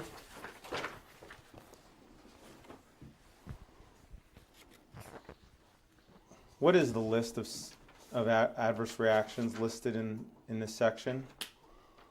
These are reports of adverse reactions that likely were reported to the VAERS system. Under immune system disorders, does it say that there were reports of hypersensitive reactions, including anaphylactoid reactions, bronchospasms, and urticaria having been reported within the first few hours after vaccination? Yes. Have there been reports of hypersensitivity syndrome? Yes, that's what it states. Reports of arthritis? It is mentioned. Okay. It also reports autoimmune diseases, including systemic lupus, erythematosus, lupus-like syndrome, vasculitis, and polyarteritis nodosa as well, correct? Yes, that's what it states. And also it states that under the nervous system disorders, it states that there have been reports of Guillain-Barré syndrome, correct? Yes. As well as multiple sclerosis, exacerbation of multiple sclerosis, myelitis, including transverse myelitis, seizure, febrile seizure, peripheral neuropathy, including Bell's palsy, radiculopathy. Thank you very much. Muscle weakness, hypothesia, and encephalitis, correct? Correct. Okay. Now, Now, it says at the top, before you go on, these reports are required to be included because they have been reported to the authorities as happening after vaccination. That is not proof that the vaccine caused those reactions, because things happen to people all the time, whether or not they've been vaccinated. And as I said, the company is required to report these. Now, I mention that specifically because multiple sclerosis, for example, is mentioned here. Multiple sclerosis has been studied in relation to hepatitis B vaccine, and there's no relationship, no causal relationship. So the fact that these things are in the package circular does not mean that the vaccine necessarily caused the stated phenomenon.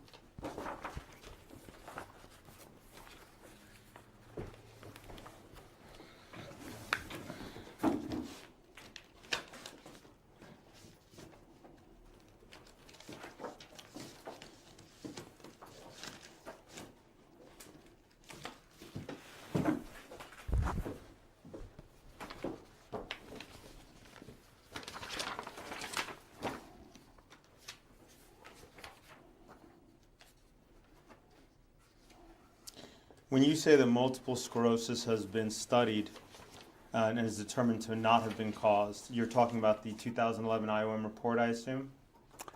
I'm talking about studies mostly done in France, where the situation arose where there was a concern about that. You're aware of the 2011 IOM report that looked at certain vaccines in relation to whether they can cause certain adverse reactions? Yes. Okay, are you aware that one of the conditions they looked at was multiple sclerosis? Among others, yes. Among others, and that they specifically looked at it with regards to hepatitis B? Yes. And do you know what their finding was? I don't remember the exact wording, no. Maybe this will remind you. inadequate to accept or reject a causal relationship. They didn't Yes, know, correct? yes, but you have to understand, first of all, that science continues, and so studies continue. And secondly, that the IOM specifically decided that they would not draw a conclusion if they weren't sure of the conclusion. So what that statement means is that they don't have data that confirm that multiple sclerosis is caused by the hepatitis B vaccine, but that they don't regard that they have enough data to positively exclude it. So you cannot read that as saying that multiple sclerosis is caused by hepatitis B vaccine. I never said that. The IOM did, for some of the vaccines and adverse reactions, did conclude that it favors rejection of a causal relationship, correct? Yes, that's correct. It didn't reach that conclusion for hepatitis B and multiple sclerosis, correct? It did not reach that conclusion, but other data suggests that that conclusion is warranted, that there is no relationship. Okay. Well, I'll make a demand for that. You can produce that after this deposition. Just keep notes of all the so what would need to be done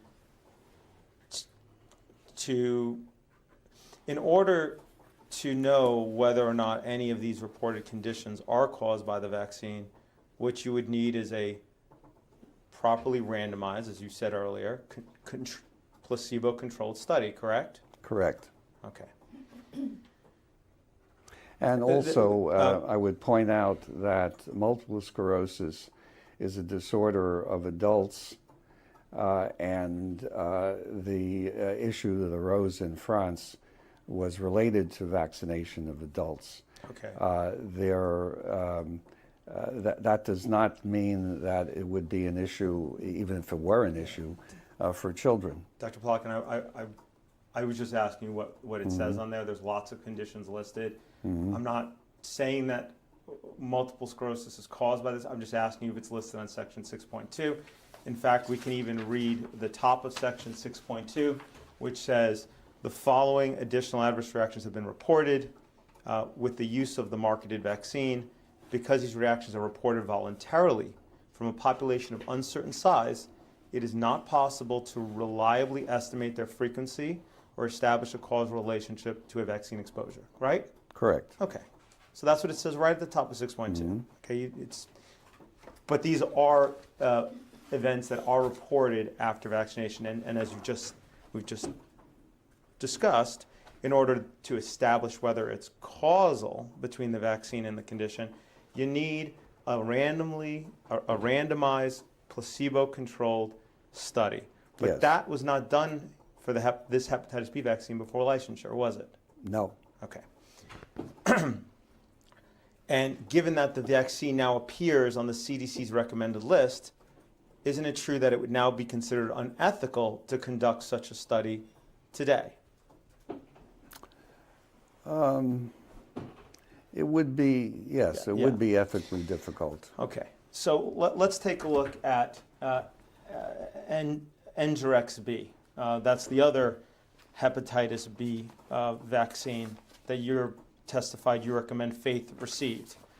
Do you know how long adverse reactions were reviewed after each dose of that vaccine in the pre-licensure clinical trial? Not offhand, no.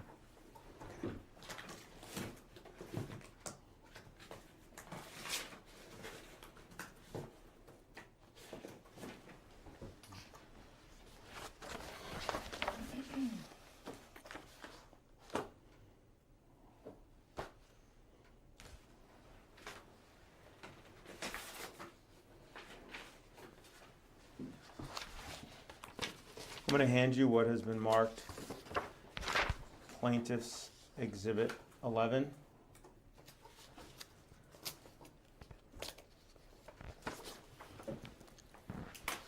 This is the manufacturer insert for the Engerex B, correct? Yes. Okay. If you turn to section 6.1, which is clinical trials experience, can you please tell me how long the safety review period was in the pre-licensure clinical trials after each dose?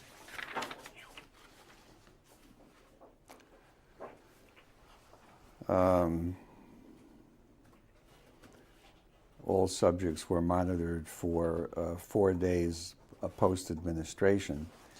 That does not necessarily mean that they didn't collect reactions after 4 days. Are you claiming they collected reactions after 4 days, but didn't disclose it here in violation of the Code of Federal Regulations? I dare say that they collected putative reactions for a longer period. I feel quite positive about that. When they say they were monitored for 4 days, that means active monitoring as opposed to collecting reports later on. Uh-huh. That is not uncommon in clinical trials. Mm-hmm. Is 4 days long enough to detect an autoimmune issue that arises after 4 days? No. Or a neurological disorder that arises after 4 days? No, Okay. that would be reported later. Uh-huh. And can you provide any proof that there was any reports or follow-up after those 4 days? Well, it doesn't say that here, but I am willing to bet that they did collect reactions after 4 days. And I imagine that the FDA would not have allowed them not to do that. But as you sit here today, that's just speculation, correct? Yes, that's speculation based on experience. I'm going to make a request for you to provide proof of what you're claiming, that there was actually for both hepatitis B vaccines, any safety review that occurred after 4 days of administration of any dose of these vaccines. Well, Again, I'm going to continue the objection, I guess, from last time since we took a longer break. There's a proper procedure to request documents in discovery. He doesn't have to come back and produce it. The objection's noted. Thank you. Okay. So, and there was no placebo group, correct? In the 13,000, in the trial at the top where it talks about 13,000 doses being administered. it does not say that there was a control group. I don't know. I'd have to go back and look at the study. And do you believe, so you think but you're just speculating that there might have been a control group? There well might have been. It is not unusual for controls to be included, especially if you're looking at reactions. But I don't know specifically for this study. All right, well, if you're claiming there might have been a control group, then please do provide support for that, because as far as I understand, the manufacturer, and this was, who makes Engerix-B? Glaxo? Glaxo. One of your clients. If there was a control group, they needed to have disclosed that. And I assume they're not disclosing it because there was none. Well, Go ahead. yeah. Yeah. All right, Well, Doctor. all right, go ahead. All right. Ms. Newsom, are you still there? Yeah, my headset died, but I called back in, so I don't think I missed much. We're still going over the insert. So let's go back to section 6.2 on this manufacturer insert for Engerix-B. It talks about the post-marketing experience for this vaccine. This one lists for immune system disorders that were reported, a whole number of them, correct?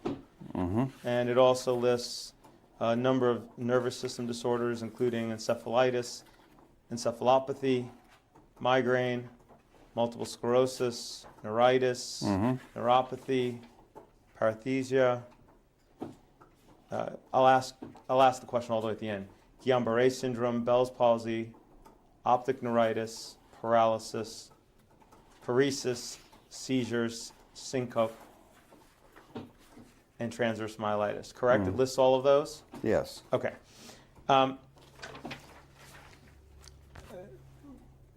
But to know whether or not these are actually caused by NGRXB, again, you would need a properly randomized placebo-controlled study, correct? Correct. Okay. But this study wasn't done pre-licensure for this vaccine, right? I'd have to go back and look at the original studies, but these data undoubtedly refer not only to the study that was done before licensure, but also to phenomena reported after licensure. That's 6.2, right? Okay, and again, given that this vaccine now appears on the CDC's recommended list, it would be unethical to do a randomized placebo-controlled study of this vaccine, right? In children, it would be unethical. It could be done in adults. Oh.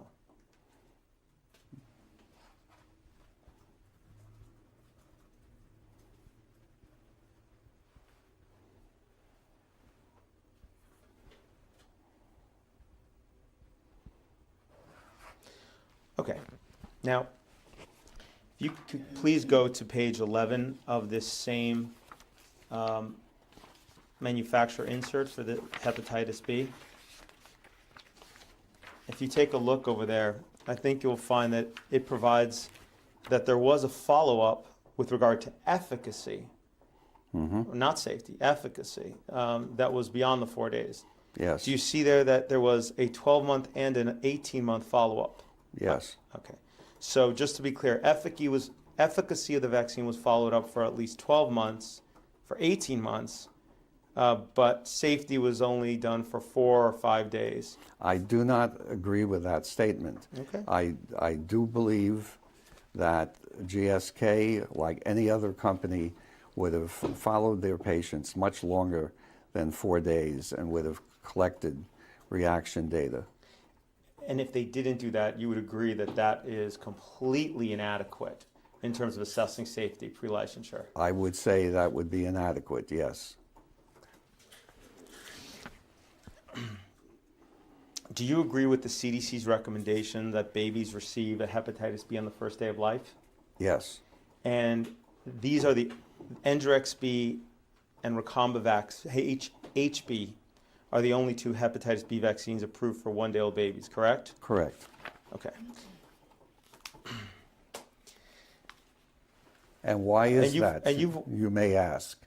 And It is because if the baby I is didn't not ask. vaccinated, well, I'm telling you that if a baby is not vaccinated at 1 day of age, transmission may occur from an infected mother, and hepatitis B occurring in babies is likely to become chronic and to cause serious disease later in life. Okay. That's why the dose is given at 1 day of age. I wasn't asking you any questions about efficacy or But why I'm telling it's you done. why it's given. Well, thank you, but obviously I'm just trying, like any product, obviously you want to have informed consent, understand the risks and the benefits, and I'm just trying to understand what was done pre-licensure for these vaccines, and I think you've explained that to me.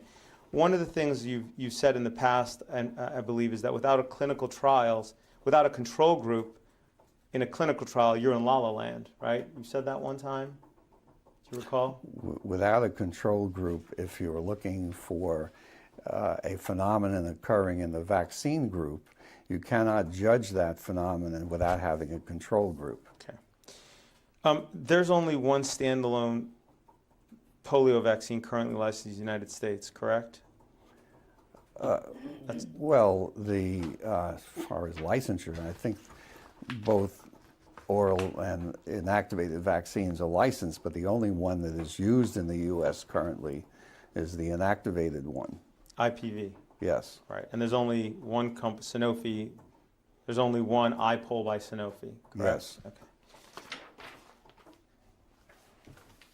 A vaccine, you strike that.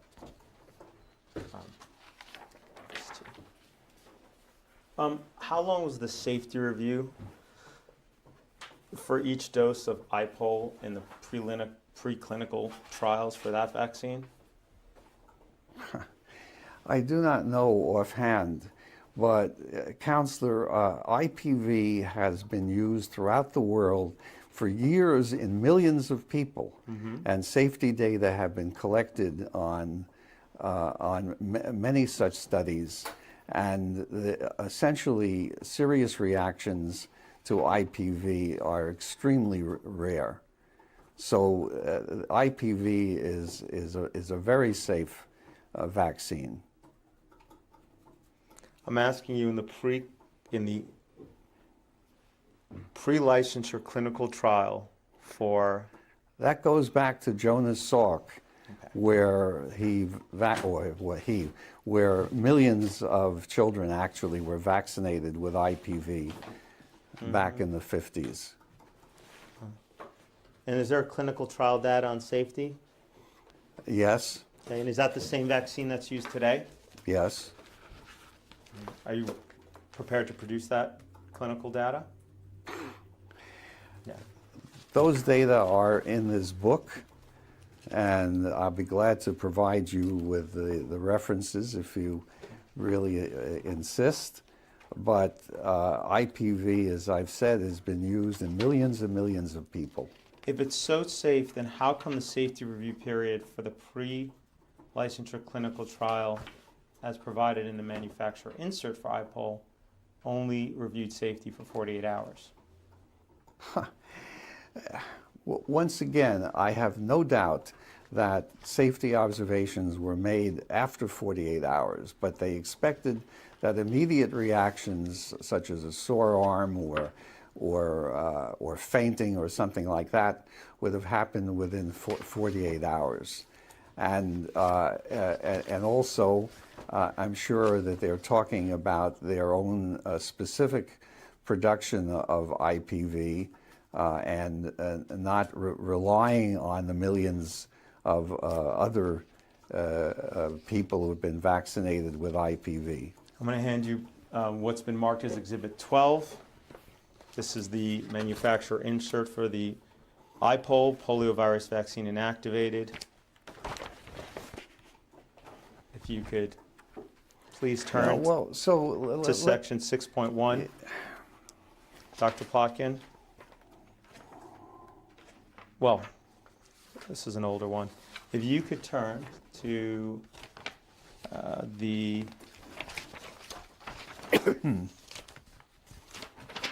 adverse reactions, which is on page 12. And just 14. flipping page, just preserve the objection. To my understanding, Dr. Plotkin had no role in the study design. You're asking to speculate as to the reasoning of other people that he had no contact with. Okay. He's testifying that my client should receive this vaccine. I could certainly ask him about the pre-licensure clinical trials that were done to assess its safety. And you put him up as an expert in vaccinology. But your objection is noted and preserved for the record. Thank you, Counselor.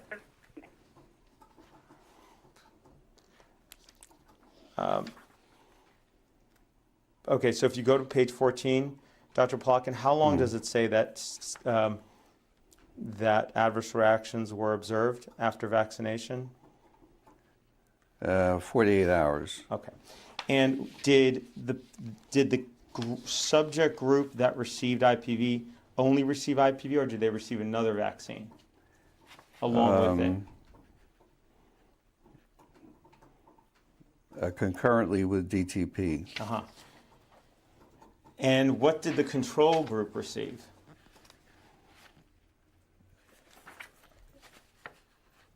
I don't see that stated. If DTP is given along with IPV, how could you know whether a reaction was caused by DTP or IPV? You could not. Okay.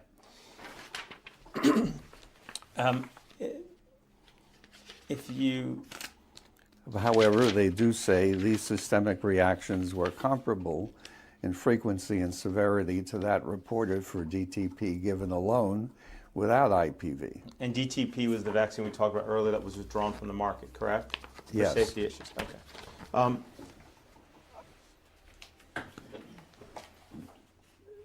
There's only the only MMR vaccine available in the United States are made by Merck, correct? Correct. How long was the safety review? Do you know how long the safety review period for each dose of MMR in the pre-licensure clinical trials for this I'm vaccine? sorry, say it again, Councilman. I'm so sorry. Just some of the words are just. No problem. Do you know how long the safety review period for each dose of MMR in the pre-licensure clinical trial was for this vaccine? Not offhand. The vaccine has only been used now for about 50 years. So it's more recent, right? So. Well.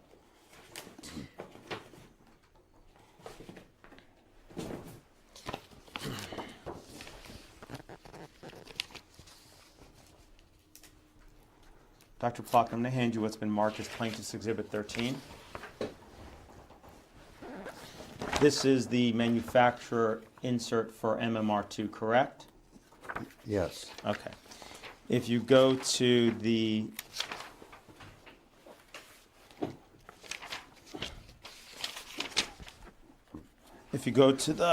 precaution section, I'm sorry, the adverse reaction section, I apologize, on page 6.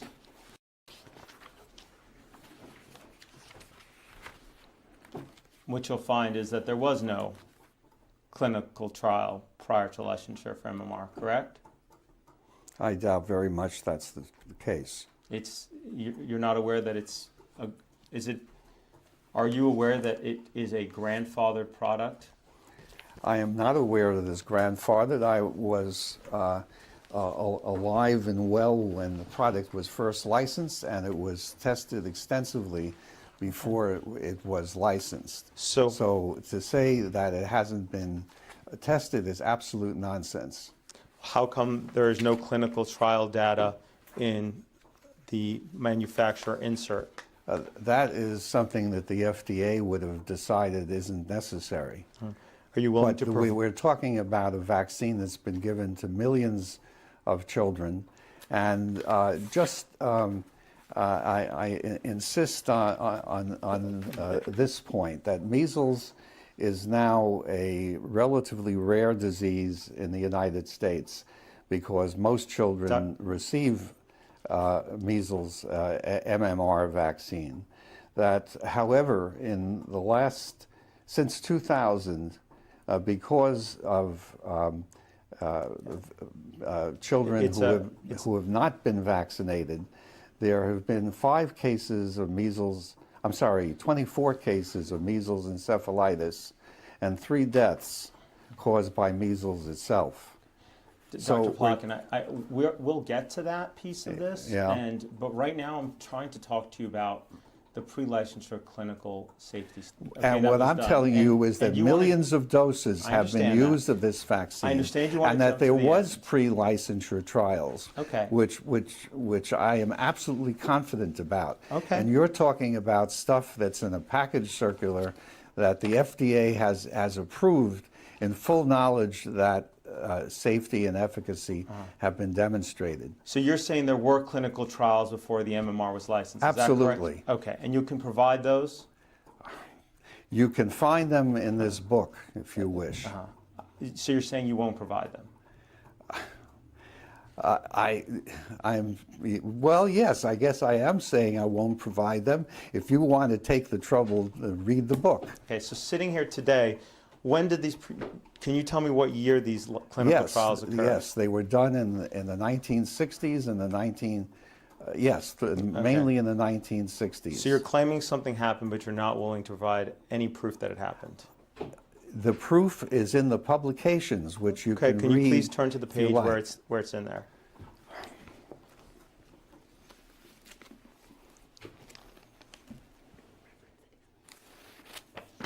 I'd like to note for the record that Dr. Plotkin has been reading from his notes as well as looking through a book entitled Plotkin Vaccines, 7th edition.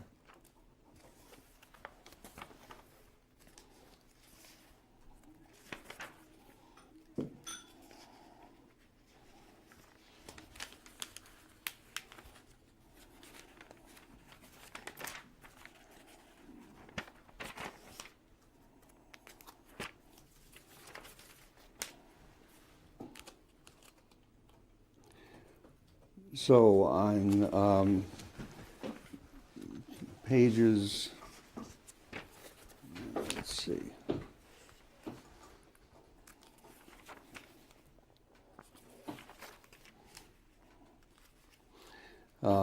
Between pages 592 and 600, including tables that show the antibody responses, proportion of children with fever and rash after measles vaccine, etc., and the numerous references which go with this chapter. So are you saying that that was a pre-licensure clinical trial? Yes. That you just read from? Yes, but again, I insist that pre-licensure or post-licensure, the fact remains that the vaccine has been studied extensively over a period of 50 years. I know, I understand you want us to just take your word for it, but I prefer to rely on science, peer-reviewed publications. That's and what you'll clinical find in trials. there. And so, I understand Yeah. that you're getting a little upset about me trying to ask for the data, but I'm just trying to get to the substance. The FDA it requires that clinical trials be on the insert. They're not here. Okay, so you're saying that this table, and let me take a look at it.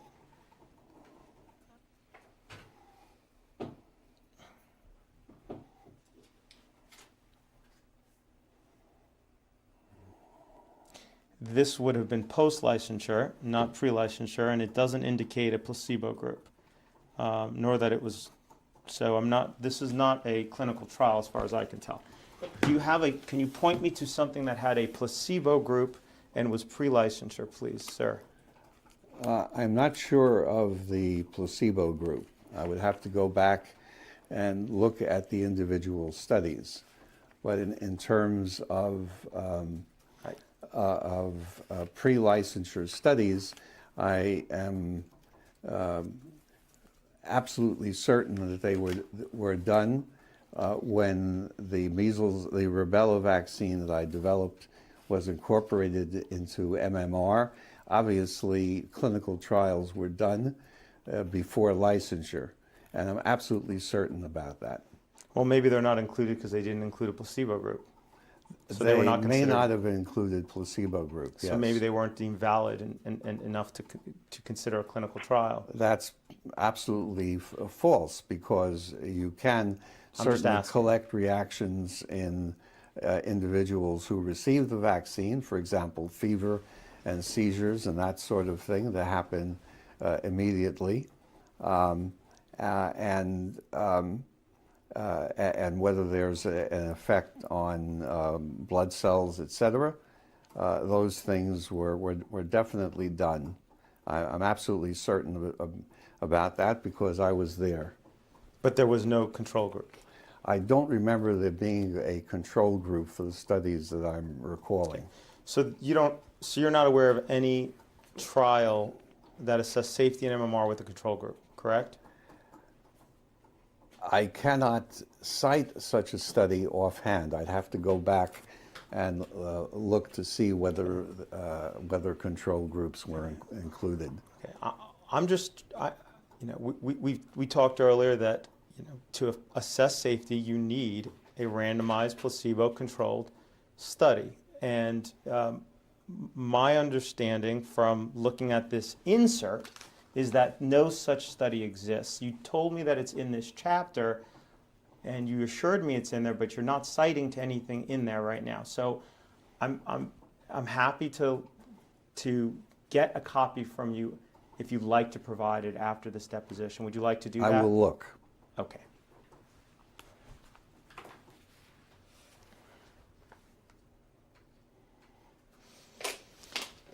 Going back to page 6, there of the manufacturer insert for MMR, there is an extensive list of adverse reactions that have been reported after licensure of this vaccine by individuals receiving the vaccine, correct?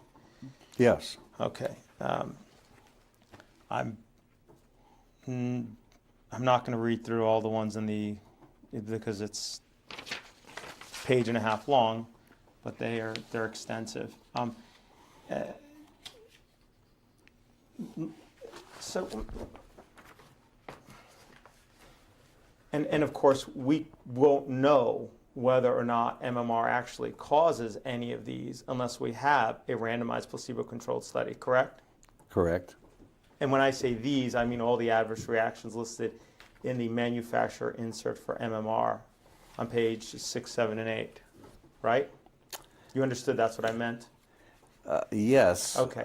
Let me ask you this. Yeah. Look, listen, let me ask you this. Maybe you can help clarify, okay? That color. I'm sorry.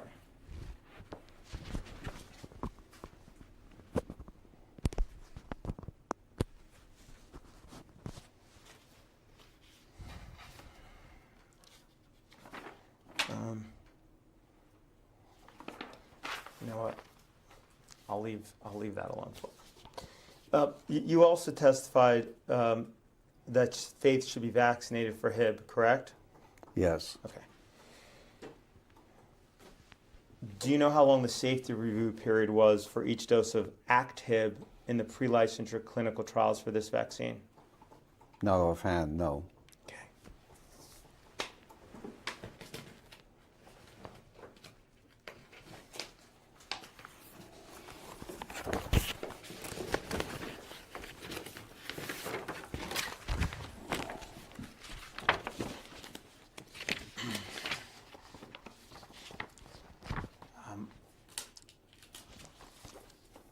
I'm going to hand you what's been marked as Plaintiff's Exhibit 14, Dr. Plotkin.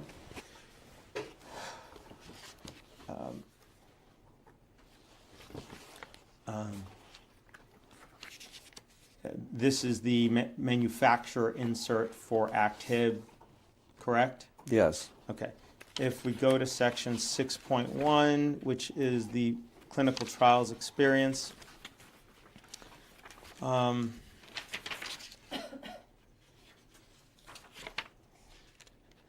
believe you'll see it addresses a number of clinical trials that were performed, correct? Yes. Okay. And what were the safety review periods in these trials?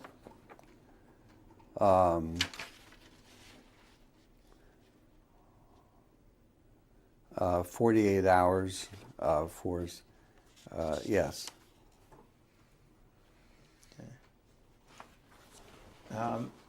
Actually, if you turn to page 8, Dr. Plotkin, they did one that actually was 30 days long, correct?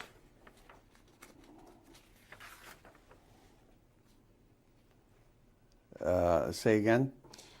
I said if you turn to page 8 of the insert, one of the clinical trials they did actually did do a 30-day follow-up, correct?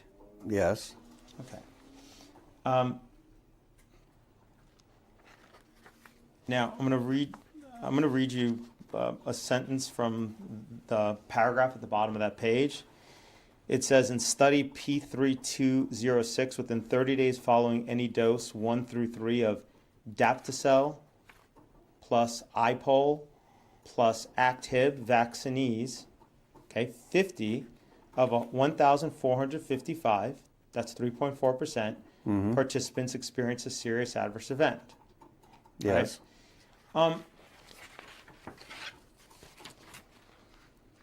Now, if one way to establish whether or not those adverse events were related to the vaccine was to have a placebo group, a control group receiving an inert substance, correct?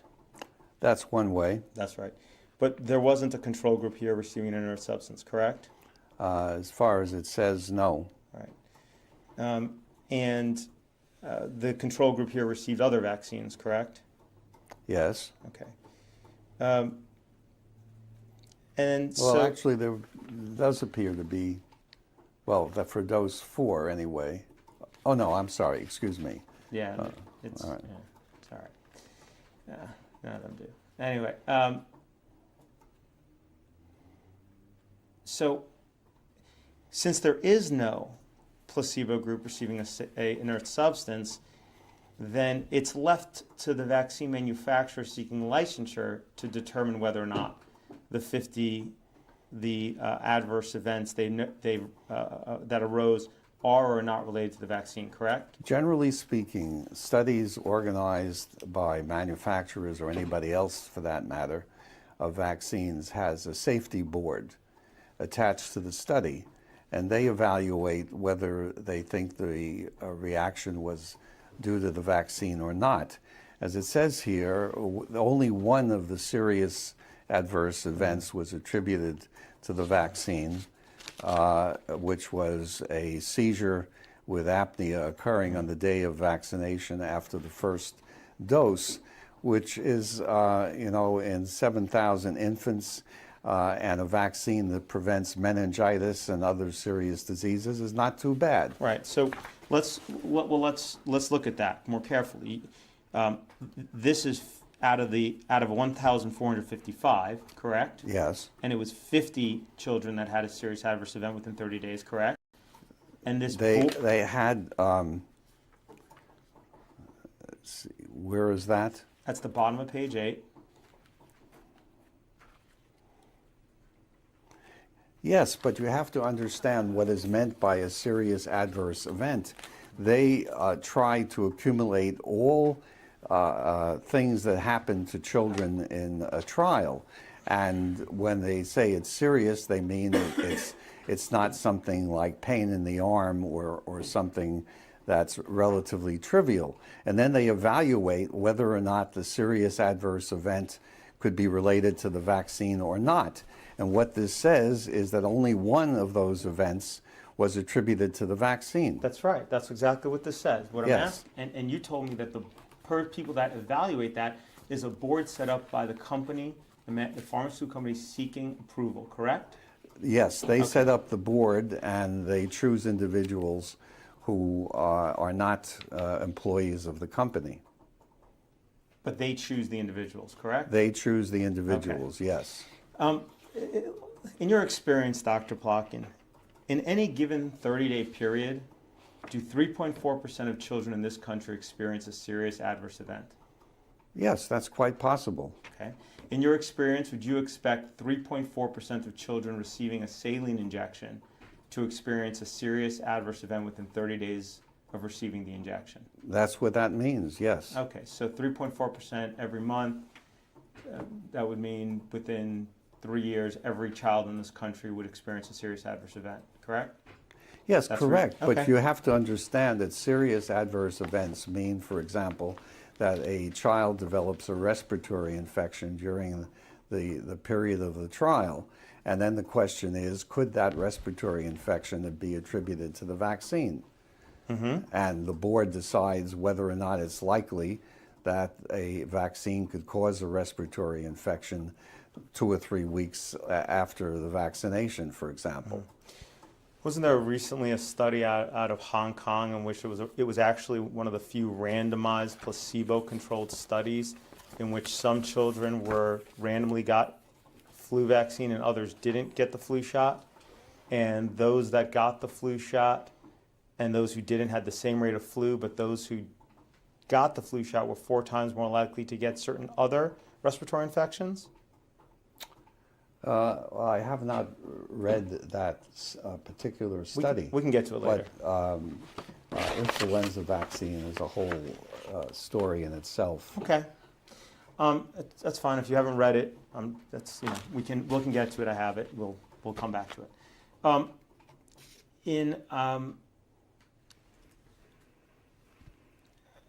Now there's another Hib vaccine called Hibarex, right? And then which was licensed after Act Hib, correct? Yes. And in that clinical trial, they used Act Hib as the placebo to assess safety, correct? If you say so. Okay. All right. The CDC's pediatric schedule you testified earlier also includes vaccination for HPV, correct? Yes. Okay. I'm gonna.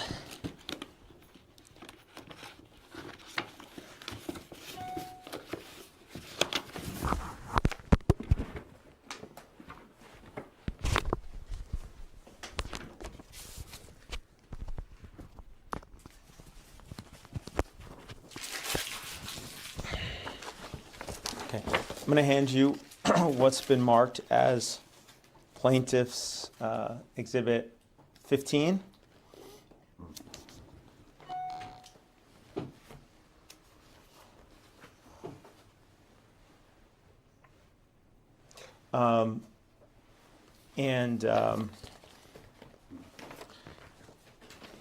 Sorry, handing it to you.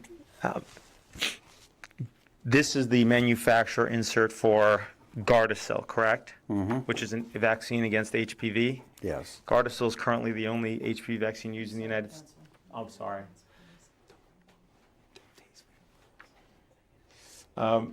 Gardasil, I'm going to ask you a question unrelated to what I just handed you for a moment while my co-counsel here sends a copy to opposing counsel.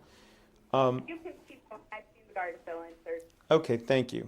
So Gardasil is currently the only HPV used in the United States, correct? I'm not sure whether the GSK vaccine is still being used or not, but Gardasil is the one that is used mostly in any case. Okay.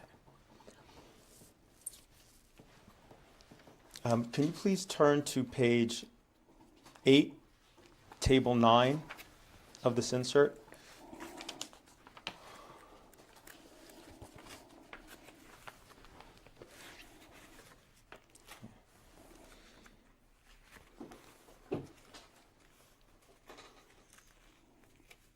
Mm-hmm. Okay. This table reflects girls and women 9 through 29 years of age who reported an incident condition potentially indicative of a systemic autoimmune disorder during the clinical trial, correct? Yes. Okay. The subjects receiving Gardasil show a rate of 2.3%.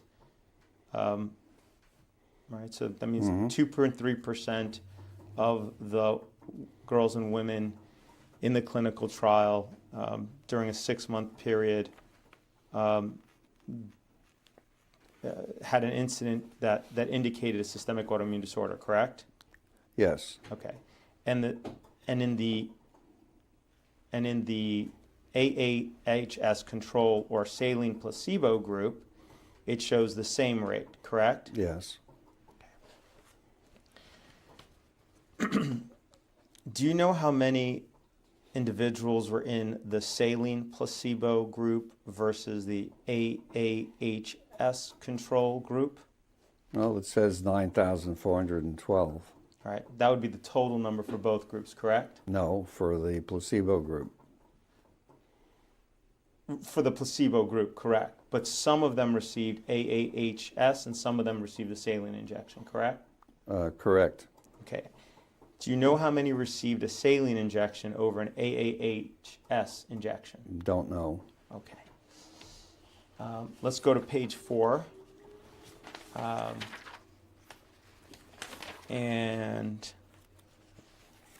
table 1 is for girls and table 2 is for boys. I'm assuming all participants were either girls or boys.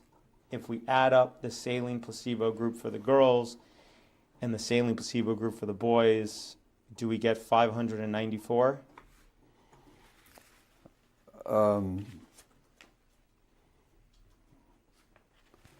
Well, I'd have to do the arithmetic, Okay. but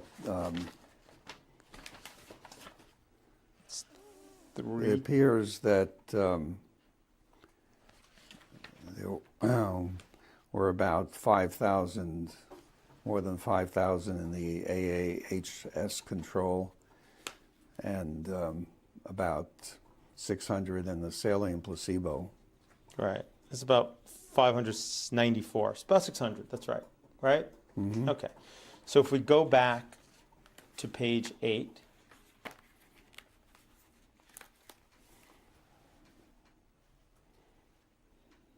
the saline placebo group had about 600, and the rest of them were AAH control, correct? Apparently, yes. Yeah. All right. What does AAHS stand for? The aluminum adjuvant. Okay. and I see it's defined here as amorphous aluminum hydroxyphosphate sulfate. Right? Yes. All right, thank you. Which we'll refer to as AAHS, or the aluminum adjuvant. Yes. Good? Okay. AAHS is not an inert substance, correct? Well, it's not saline, if that's what you mean.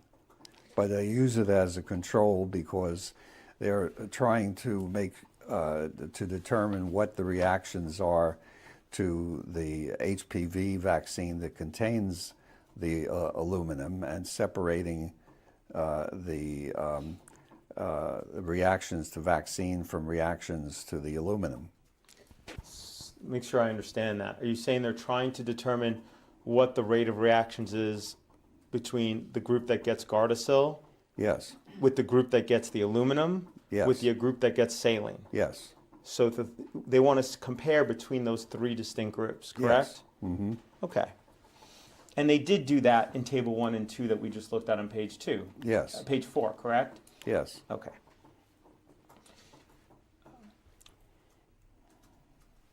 Why is aluminum added to the Gardasil vaccine or any vaccine?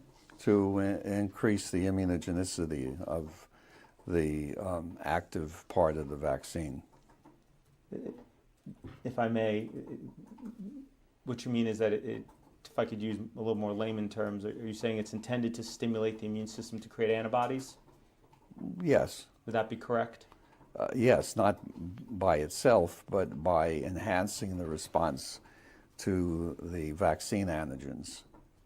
The antigens bind to the aluminum, Yes. and and the aluminum is persistent Yes. and it remains in the body such that it continues to present the antigen such that antibodies can be created to it, correct? Well, at least during the immediate period of vaccination, yes. Okay. There is, in fact, a syndrome called autoinflammatory syndrome induced by adjuvants, correct? That is a debatable point. There was a fellow named Yehuda Schoenfeld, an Israeli, who has pushed this idea for many years. I think it's fair to say that he has never had acceptance by the larger community of immunologists or rheumatologists. I am going to hand you what is being marked. Mm-hmm.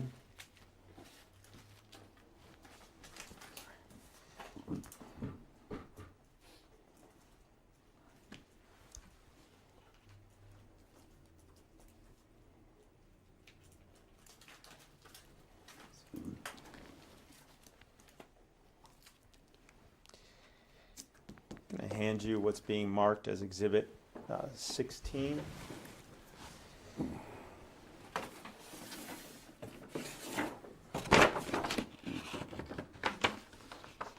Yes. Are you familiar with this book? Generally speaking, yes. I can't say I've read it all, no. Okay. And it's entitled Vaccines and Autoimmunity, correct? Yes, correct. Okay. And it extensively discusses, it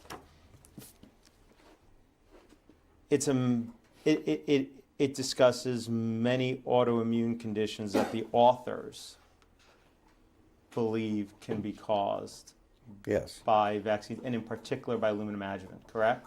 Well, I don't know about it. Aluminum adjuvant. I don't know about particularly aluminum adjuvants, but that's one of their arguments. Okay. Can you please turn to the contributors, which starts on little Roman numeral 9. Okay. Keep going. 2 more pages.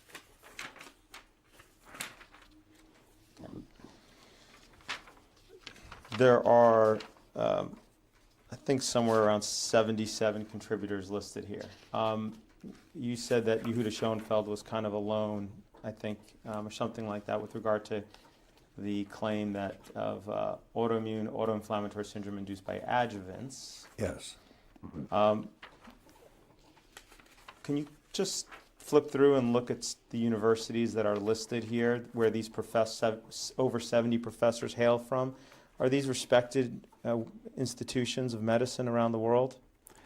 Well, first of all, Counselor, I'd have to go over the CVs of each of the people here. I don't know what their role is at the universities. As I said before, Schoenfeld, first of all, Schoenfeld himself is not anti-vaccination. I know that for a fact. On the other hand, at least one of his co-authors, Tom Tomljanovich, is a well-known anti-vaccination person who's written a lot about how terrible vaccines are.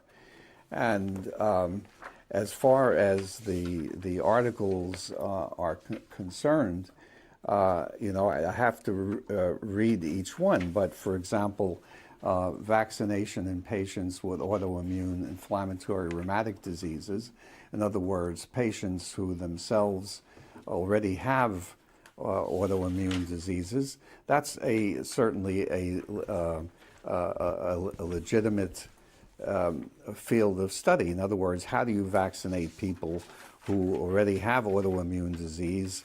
Could their vaccinations make things worse? But that doesn't necessarily mean that the vaccines themselves cause disease. Now, here we have a chapter called Measles, Mumps, and Rubella Vaccine, a triad to autoimmunity, of which Schoenfeld himself is one of the authors. I am, what shall I say, I do not believe there is any solid evidence that measles, mumps, and rubella vaccines cause autoimmune responses. So, lots of books are published, and a lot of them are absolute bull. Are you saying that this book is bull? I haven't read the whole thing, but I am almost certain that there's a lot of bull in it, judging from the editors. Without reading it, right? Without reading all of it, yes. Okay. Are you familiar with the Tel Aviv Sourowski Medical Center? No. Okay.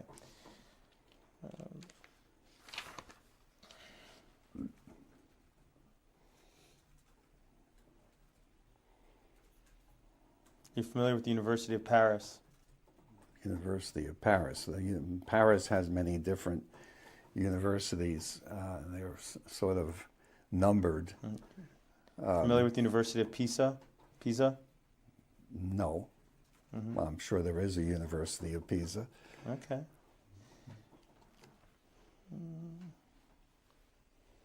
You familiar with the Technion, Israel Institute of Technology? Yes. The Rappaport School of Medicine? Mm-hmm.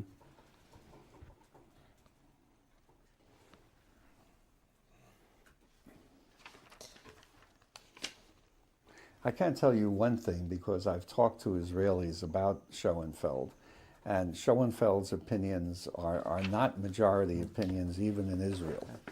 But for better or worse, there is a syndrome out there that is called autoinflammatory syndrome induced by adjuvants, and there are apparently professors at universities who disagree about the syndrome, but it is out there, right? There is, Schoenfeld has postulated this syndrome, yes.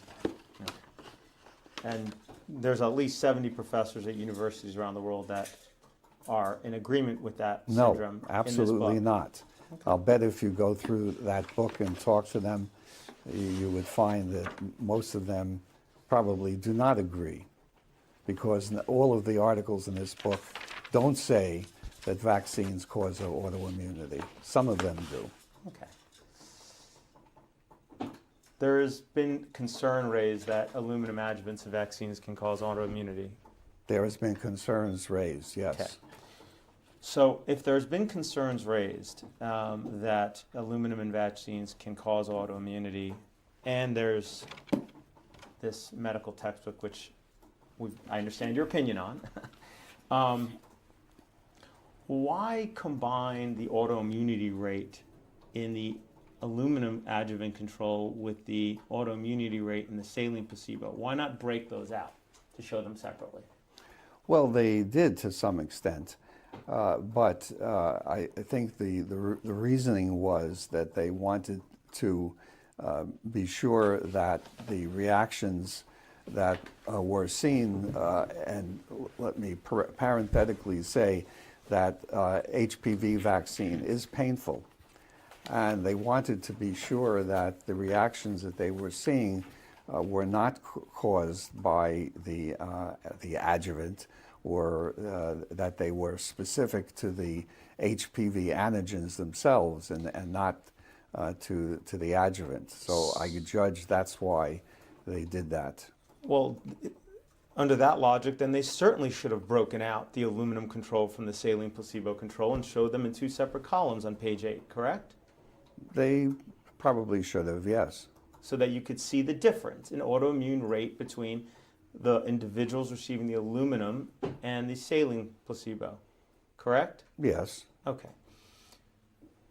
In your experience, would you expect 2.3% of the girls and women in this country between the ages of 9 and 26 to develop a systemic autoimmune condition in a 6-month period? Well, that's a hard question for me to answer. I am not a rheumatologist, but when they say autoimmune conditions, I'd have to read exactly There's a list. what they mean. If you go to page 8, they've got a long list right there of the conditions. Yeah. It starts with arthralgia. Right. So.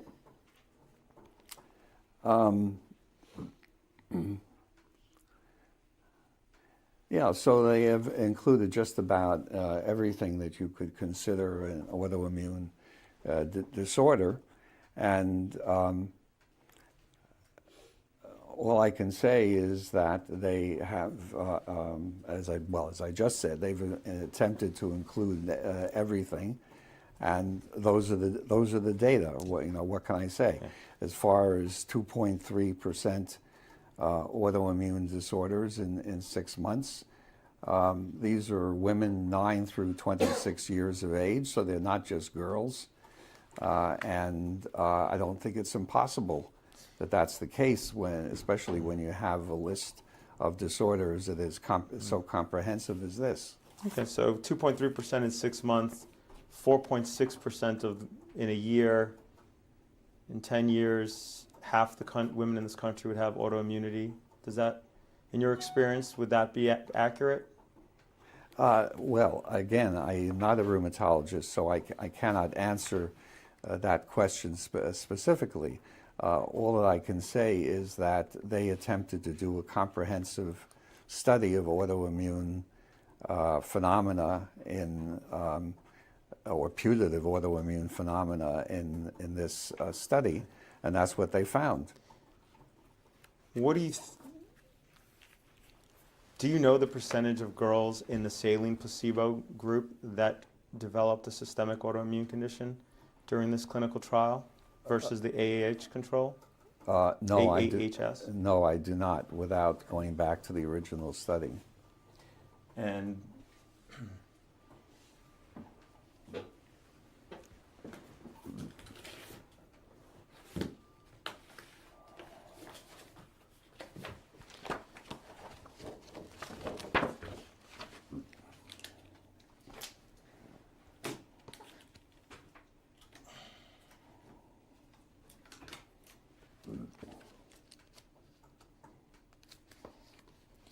Dr. Plotkin, I'm going to hand you what's been marked Plaintiff's Exhibit 17. This is the clinical trial data for the saline placebo control group in the Gardasil trial.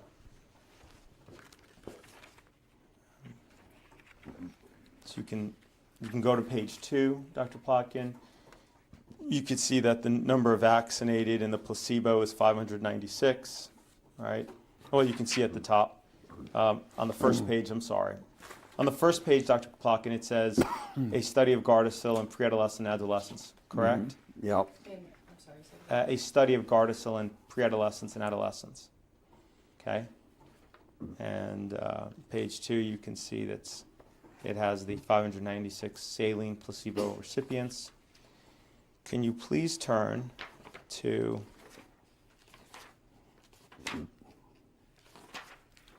the serious adverse event section, which is 1, 2, 3, 4, 5, 6, 7, the 7th page.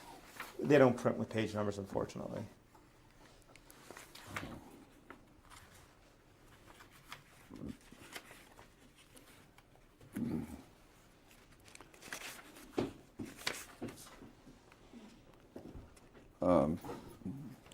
Serious adverse events. Okay, now if you go to the next page, run right after that, just take a look at that. You could see that the second column is the placebo, the results for the placebo group, correct? Mm-hmm. Okay. Can you please take a minute and go through each page and tell me if there was any value that wasn't 0 in terms of finding a serious adverse event?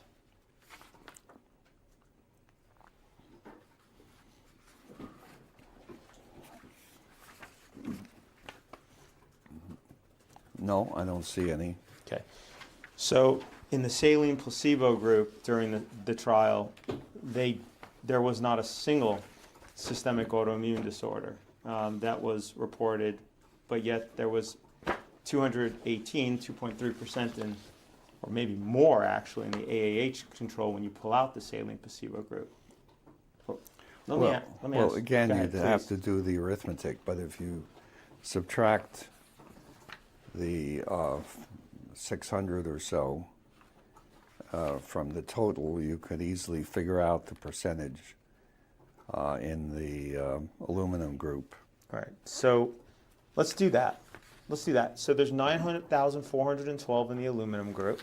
Excuse me, in the total, in both groups combined. Yeah. If we pull out the saline placebo group of 594 from the 9,412, would that make the 2.3% number go up or down? It would go up slightly. That would be, I'd have to go back and look at the numbers, but that would be reducing the total to about 8,800. And so I guess that would be in here, right? Go to page 8.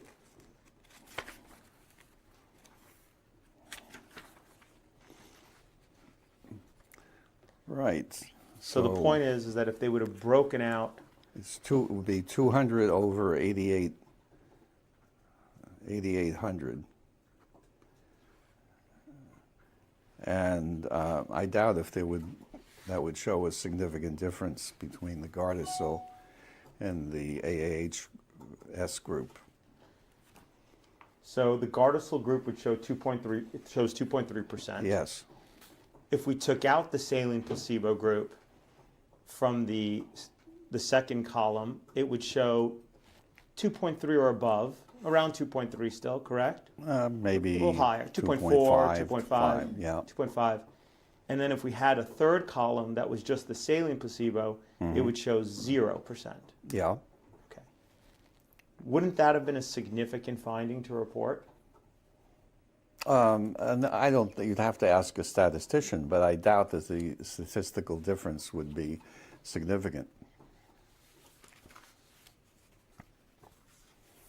Doesn't it at least caution having a larger saline placebo group if your concern is statistics in terms of statistical power, which I Yeah, assume, they might have done that. but they didn't do If that. they, yes, I don't know what that decision was based on, but if you're talking about implication of aluminum, there at this point there's really no reason to suspect that aluminum by itself can cause autoimmune disease. Here is the clinical, pre-licensure clinical study in which 2.3% of participants in the Gardasil group and in the control group had a systemic autoimmune disorder, and it was deemed safe because they were around the same rate, right? Yes. But the saline placebo group that didn't get the aluminum adjuvant had a 0%, right? A small group, yes. Of 594. Yeah. And so the vaccine apparently, if you turn back, Dr. Plotkin, to page 4, please, of the Gardasil insert.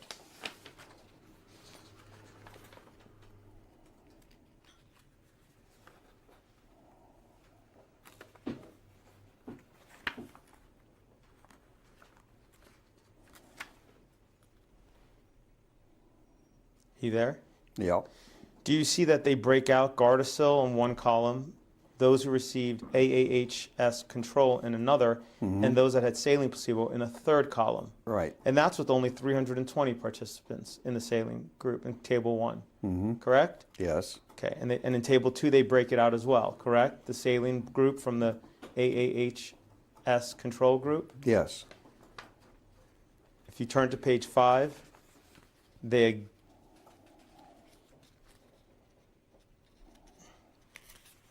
again break out the Gardasil, AAH control, and saline placebo groups in tables 3 and 4, correct? Yes. Okay. But they chose to conveniently combine it when it came to systemic autoimmune disorders, right? Well, in the case of the page 4 and 5, they were looking at local reactions, and of course aluminum does give local reactions. On page 8, where they were looking at systemic autoimmunity, I guess they believed that aluminum in itself is a reasonable control and would not cause autoimmunity. Okay, so going into this study, they just assumed aluminum wouldn't cause autoimmunity, and so that's how they proceed in designing it. I got it. All right. Let's...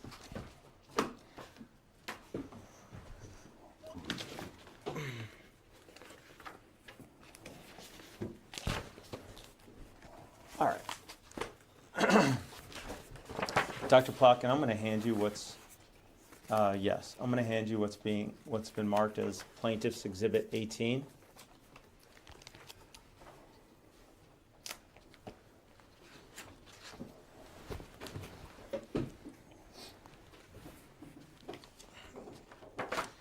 This is a, oh, did you send it?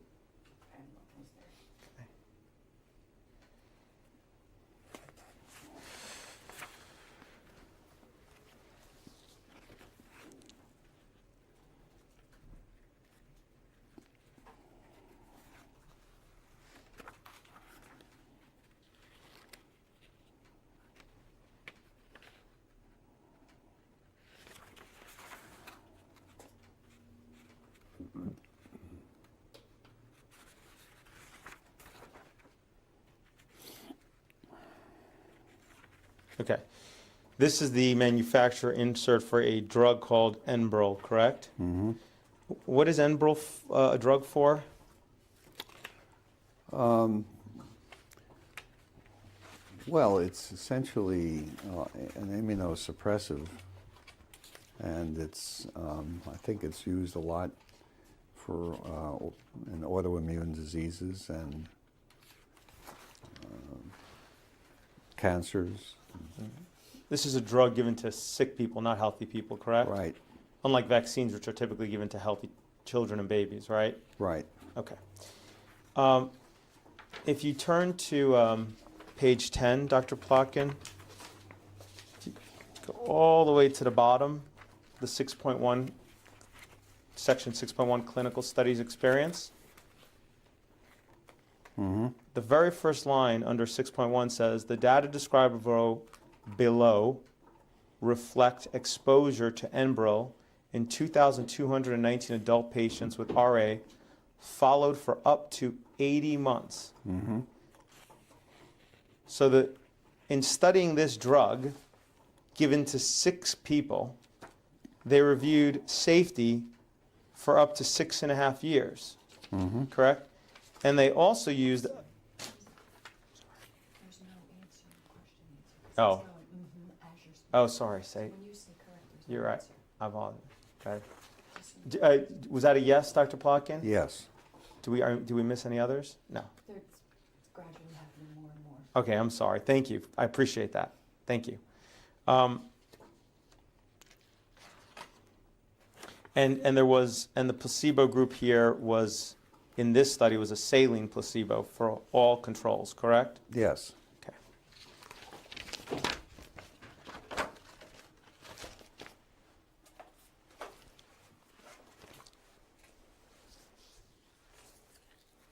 So what is your point? I think the point speaks for itself, Dr. Plotkin. Well, it doesn't, because Enbrel is given over long periods of time, and one has to, since it's immunosuppressive, one has to look for things that may happen because of immunosuppression. Vaccines are given at particular times and are generally not continuously given over long periods of time. But because aside from that, you're basing this on the package circulars, not on the combined experience with the vaccines that in many cases has taken place over 50 or 60 years. I'm basing this, Dr. Plotkin, I'm not basing anything on anything. I'm just asking you questions, and my questions are geared towards being able for my client to be able to pick up what is supposed to be a document that includes the clinical trial experience of the particular biologic or drug and understand what the adverse events rate was for that product. And that's all I'm trying to ask you questions about, to understand. That's it. And in terms of what you've just said about Enbrel, we'll just talk about one quick vaccine, and we've really got to move on because it's got a little more material to cover. DTaP vaccines given at 2 months of age, correct? Yes. And at 4 months of age? Yes. And at 6 months of age? Yes. 18 months? Yes. At 3 to 4 years of age? Yes. Then again at 11 years of age? Yes. In the slightly Tdap version? Mm-hmm. Okay, so here you have just one vaccine, put aside the other one, that is given over an extended period of time, but yet as we saw, as the manufacturer interest will show, there is no clinical trial that I'm aware of, and I'm happy for you to show me or produce one that actually does what the study in Enbrel does, which is has a saline placebo-controlled group and reviews safety over anything more than typically a few days or 30-day period. I dispute that. I think it is almost certain, or certain in my mind, that they observed the patients over a longer period of time, but that they looked specifically for acute reactions during the first few days after immunization. And also, I add to that, and I insist on repeating, that one has to look at the total experience with a drug or a vaccine over a period of time, not simply what is in the FDA package circular. So are you saying that instead of relying on clinical data, saline, inert placebo-controlled studies, we should just rely on the experience. Well, isn't it true that there's a lot of people out there? In fact, you've said a lot of, used a lot of adjectives for them today so far, who are out there and say that their experience is that vaccines have caused all kinds of serious adverse reactions. Isn't that precisely what is on section 6.2 of each of those inserts? If your approach is used, why are they not given equal weight? I mean, if that's the way we're going to do science. I'm asking for the clinical data. Science depends on a body of work. It does not depend on any single studies. It depends on repetition, on data that confirm other data. And so you cannot take any single study and rely on that and say that is the truth. The truth comes out of repetition and experience. So is your point just to trust you versus actually have the actual data to support? No, it's the accumulation of data. And you can provide the data to support everything you're saying here today, correct? Everything that I'm saying is in this book.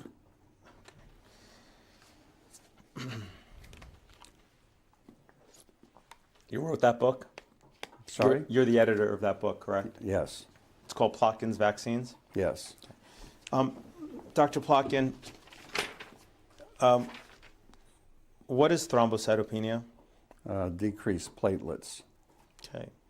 Can it be caused by an autoimmune reaction? Isn't that what it's known to be caused by, the body attacking its own platelets? That's one of the reasons, yes. Okay. Can the MMR vaccine cause thrombocytopenia? Yes. Okay. What is brachial neuritis? Brachial neuritis is basically a reaction to a local injection where you have pain in the arm. I'm going to read you a definition of brachial neuritis from Johns Hopkins Medicine, and you can tell me if you agree or disagree with it. Quote, brachial neuritis is a form of peripheral neuropathy that affects the chest, shoulder, arm, and hand.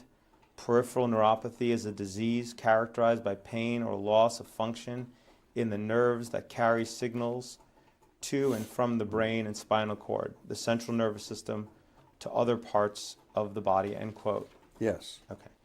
Can DTaP or Tdap cause brachial neuritis? If it's administered in the incorrect way, yes. Okay. Can the MMR cause febrile seizures? Yes. Can the flu shot cause Guillain-Barré syndrome? Uncertain, but possible.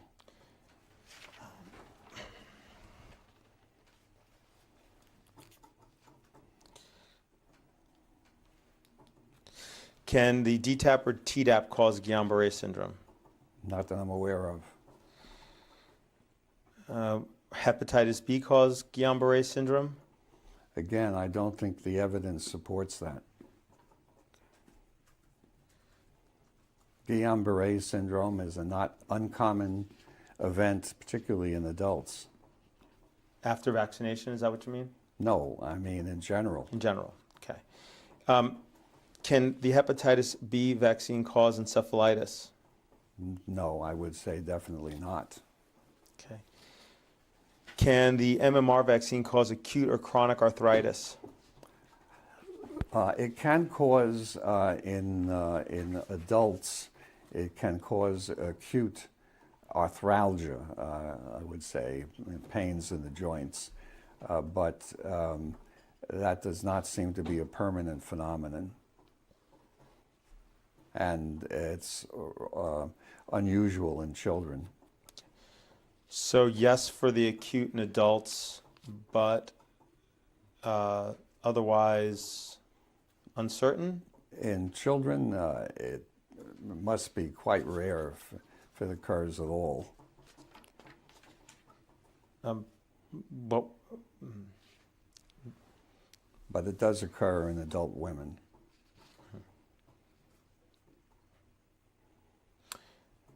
Can the flu shot, DTaP, or Hep B cause transverse myelitis? I would say that's unlikely.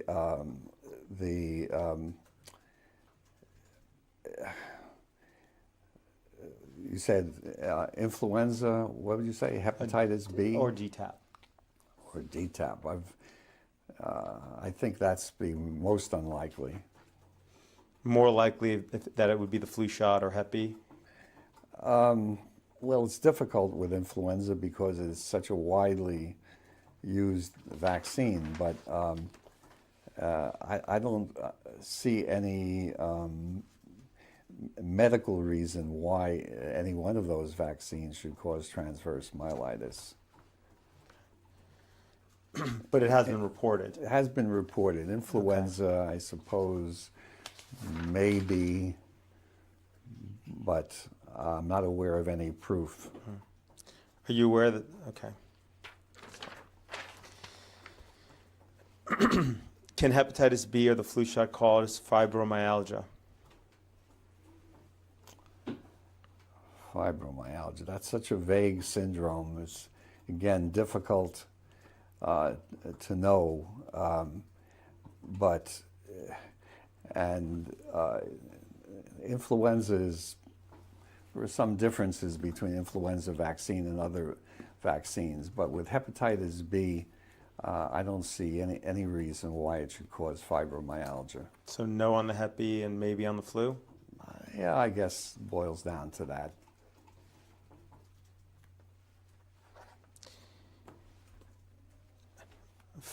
Can the DTaP or Tdap cause acute disseminated encephalomyelitis? I would say no.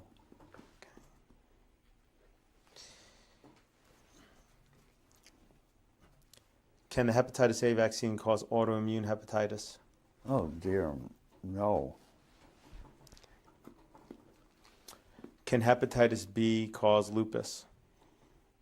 I see no reason why it could. That's a no? No. Can influenza cause lupus? Influenza vaccine.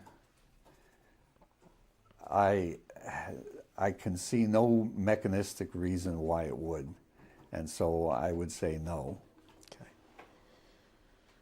Can the hepatitis B vaccine cause rheumatoid arthritis? There have been studies along those lines, and I would say that they're unconvincing as far as the vaccine causing rheumatoid arthritis. The difficulty is that rheumatoid arthritis is a common disease, and it of course occurs frequently in adults, so it's very difficult to know whether some precipitating event could have caused it. But at this point, I would say no. Vaccines are also commonly given to most people in the country, correct? They're often given, yes. So determining causality really requires a double-blind placebo-controlled study, correct? It does if you want to be certain, or at least a statistically strong relationship. What do you mean by statistically strong relationship? I mean a situation where you have a comparative group and you can say that compared to the comparative group that the association you're looking at is statistically different than the control group. And from that, you believe you can determine causation? Well, you can determine association. Then you have to look and see whether there is some kind of biological explanation. Well, isn't it difficult to determine association? Isn't it difficult to determine association when it comes to vaccines and a alleged injury, because everybody's, for the most part, gets vaccinated?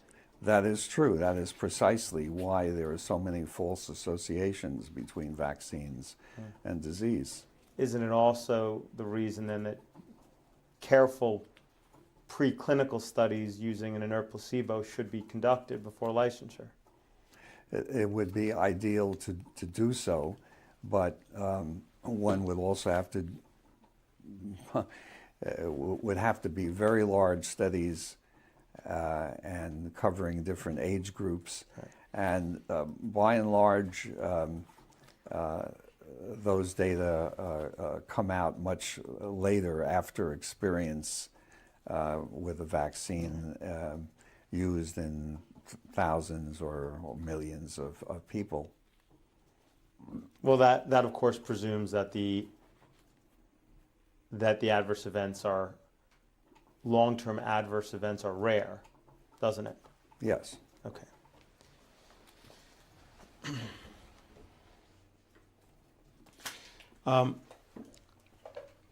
Do you know whether faith is susceptible to any? I'm going to try strike that.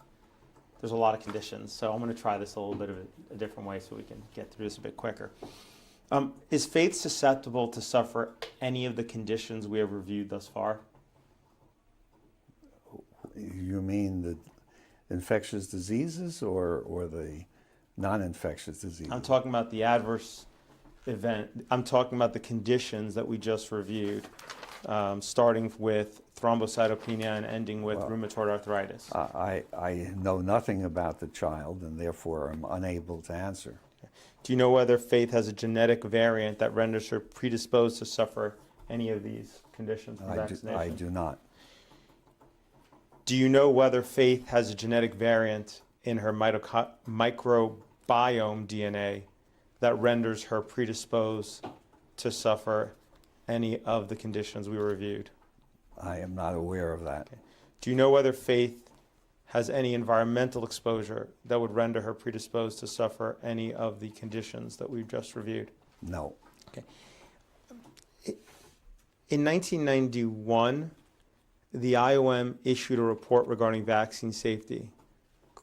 Are you familiar? Correct? Yes. Are you familiar with that report? Yes. That report looked at 22 serious injuries associated with DTaP vaccines and rubella vaccines, correct? Mm-hmm. Did you provide information to the... Was that a yes? Yes. Did you provide information to the IOM committee conducting this review?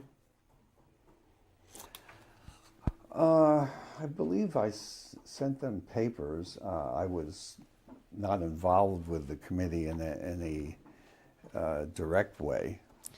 Are you aware of whether they thanked you in the introduction? They may have. I mean, I obviously was a source of information about rubella vaccine, for example. The IOM searched for evidence regarding whether DPT can cause autism, correct? Yes. And they could not find any evidence that would help them to make any determination one way or another with regard to whether DPT causes autism, correct? Well, if you mean that they use their statement of not having enough information to make a decision, probably yes.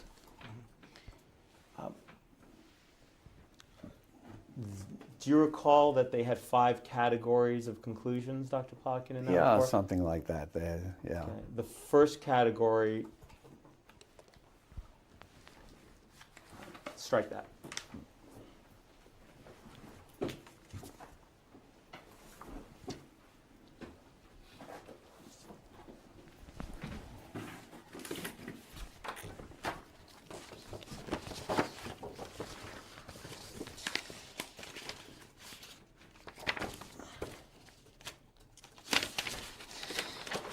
Do you recall that the first category was no evidence bearing on a causal relation?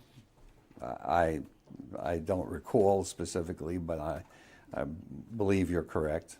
Okay, well I'll give you a copy. Let's get you a copy.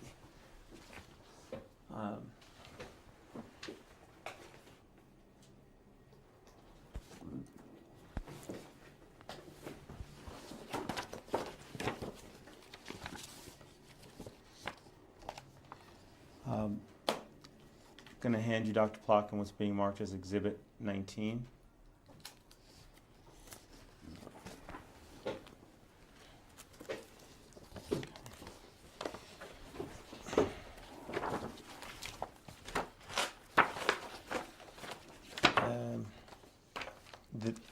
Yeah, you send it? Uploading. Okay.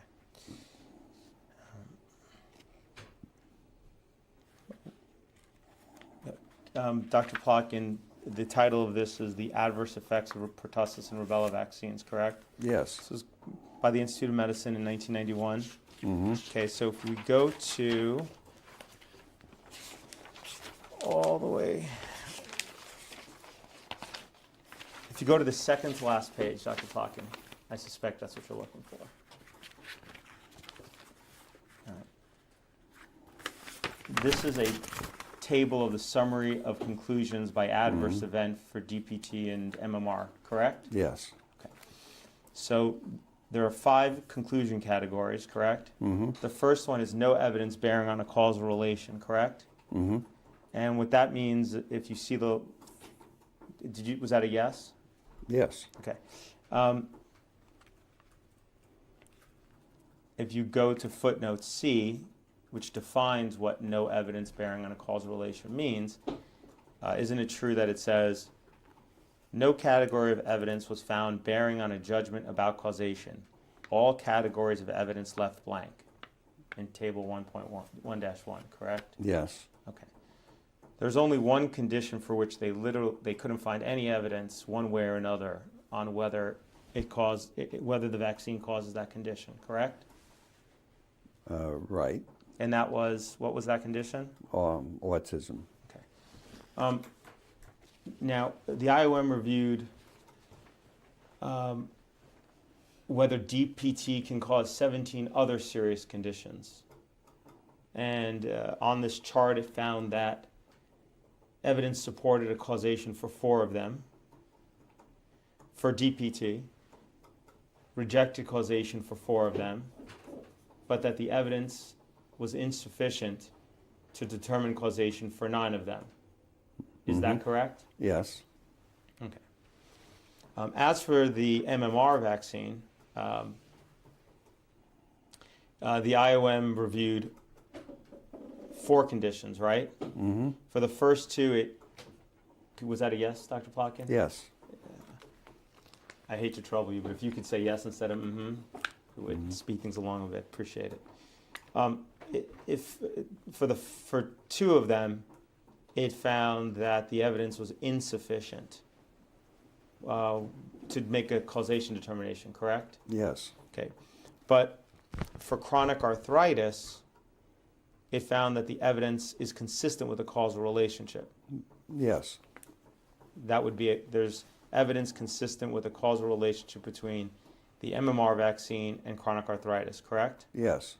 And it also found that the evidence indicates a causal relationship between the MMR vaccine and acute arthritis, correct? Yes. Do you dispute these findings? Well, first of all, the IOM's later report was not as definitive as far as chronic arthritis is concerned. And the evidence for the consistency, first of all, it must be stressed, we're talking about adult women receiving the vaccine, not children.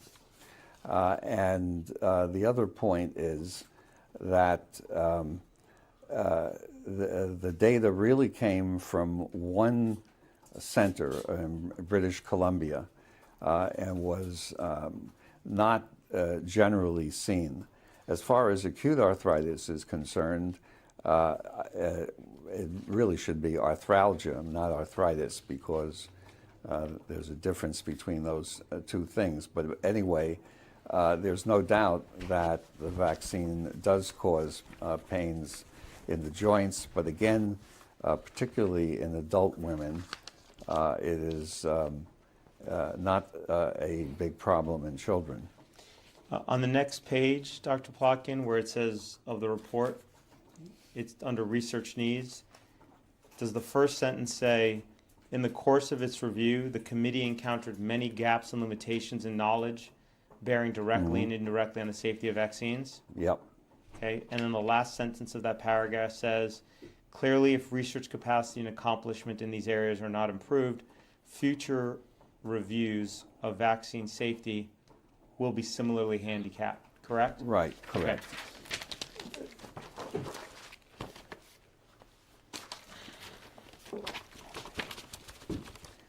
So I think it's worth pointing out that the vaccine community did respond to those conclusions, and that in particular CDC set up a situation with centers like Kaiser Permanente in California, where they do very elaborate safety studies because they have a large populations receiving vaccines or not receiving vaccines, and they can do comparative studies. And in addition, WHO has set up safety reviews on vaccines. And of course, CDC has a safety department, and there are funded sort of safety centers throughout the country. Okay. So it's not as if the vaccine community has ignored the issue of vaccine safety. Well, wonderful. We'll go through all of that, I can assure you. But I got to take it piece by piece, okay? So one step at a time, and we will get to Kaiser and the various things that you just talked about, and we'll address all of them. I just want, hopefully we get to everything. All right. You know what? Why don't we take just a 2-minute quick break? I'm going to end the disc. Perfect. This ends disc number 3 of the deposition of Dr. Stanley Plotkin. We are going off the record. The time is 14:23. This is the beginning of disc number 4 of the deposition of Dr. Stanley Plotkin. We are on the record. The time is 14:33.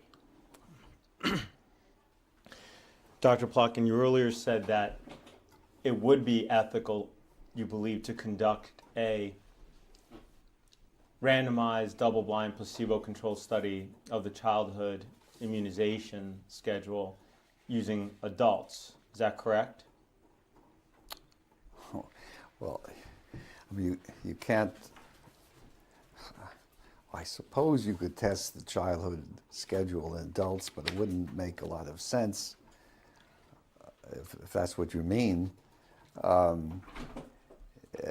You could test individual vaccines, I suppose, although the adults, in all likelihood, will have been either previously vaccinated or previously infected.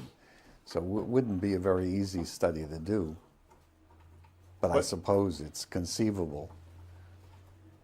And you think, but it is something that could be done to assess certainly adults are not children, but it would at least give a sense of the safety profile of people who've, on the one hand, gotten the childhood schedule versus those who haven't.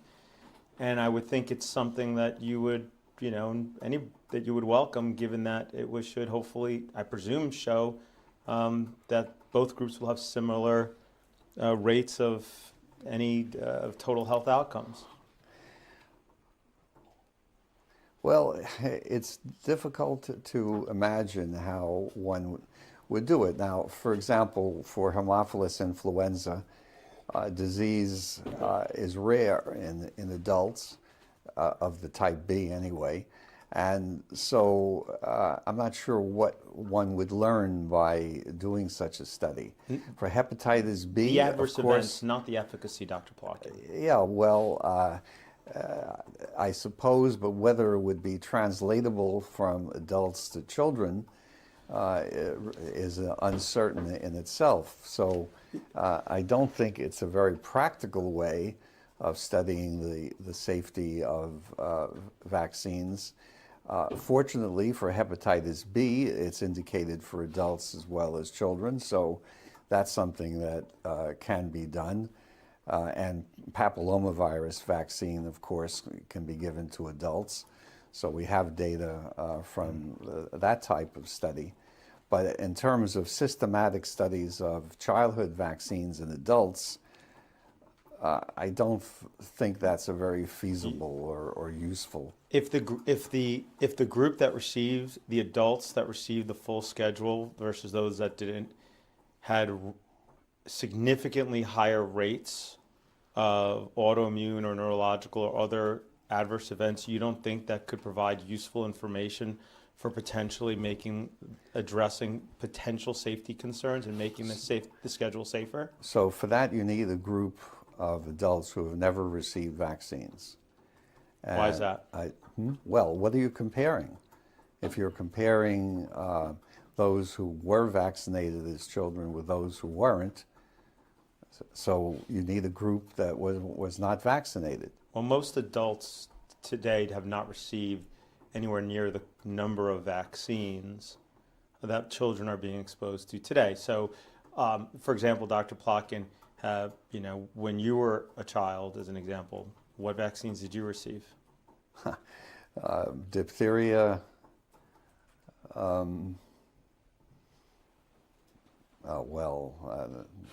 in childhood, I think it was probably only diphtheria. Okay. In those days. So if such a study were constructed, would you be willing to participate? You mean as someone who did not receive? Would you be willing to be part of the study in which you would either, you would be randomized, so you'd either get the saline injections or the full childhood vaccine schedule? Would you be willing to do that? But then you'd have I'm to sorry, have... I didn't hear the answer. Would you be willing to do that? Yes, but then you'd have to have a group of 80-year-olds who have received all of the childhood vaccines that are now given, which would be pretty difficult to do. So I think this kind of study you're talking about is either difficult or useless because you don't have the right groups to compare.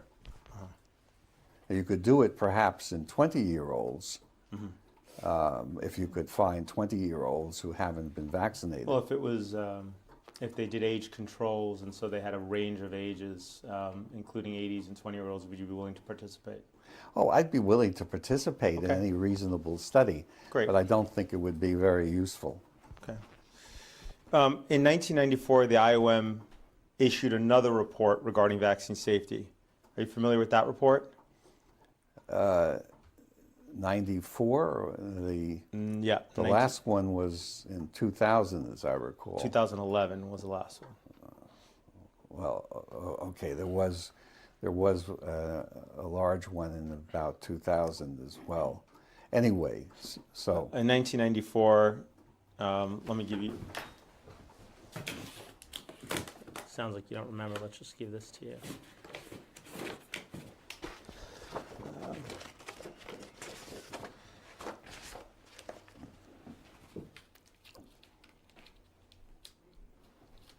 Handing you, Dr. Plotkin, what's been marked as Plaintiff's Exhibit 20.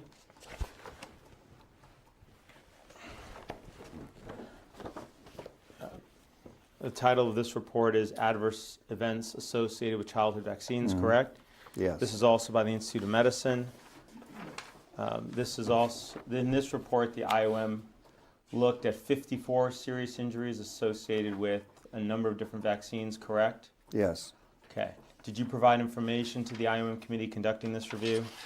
I don't recall doing that. Okay. Do you see on, and there are the acknowledgements on the second page? Your name is in the middle there, Stanley Plotkin, Pasteur, Morak. I can't pronounce. Merrieux. Yeah. I don't speak French, I apologize. And can you pronounce that?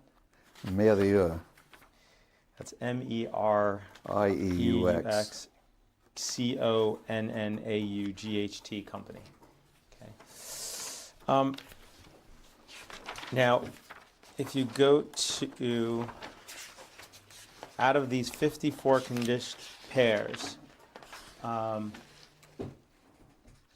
The IOM found sufficient evidence to support a causal relationship for 14 of them and rejected a causal relationship for 4 of them.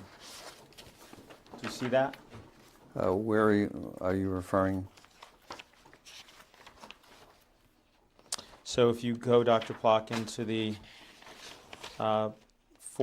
fifth to last page, it has the causality table.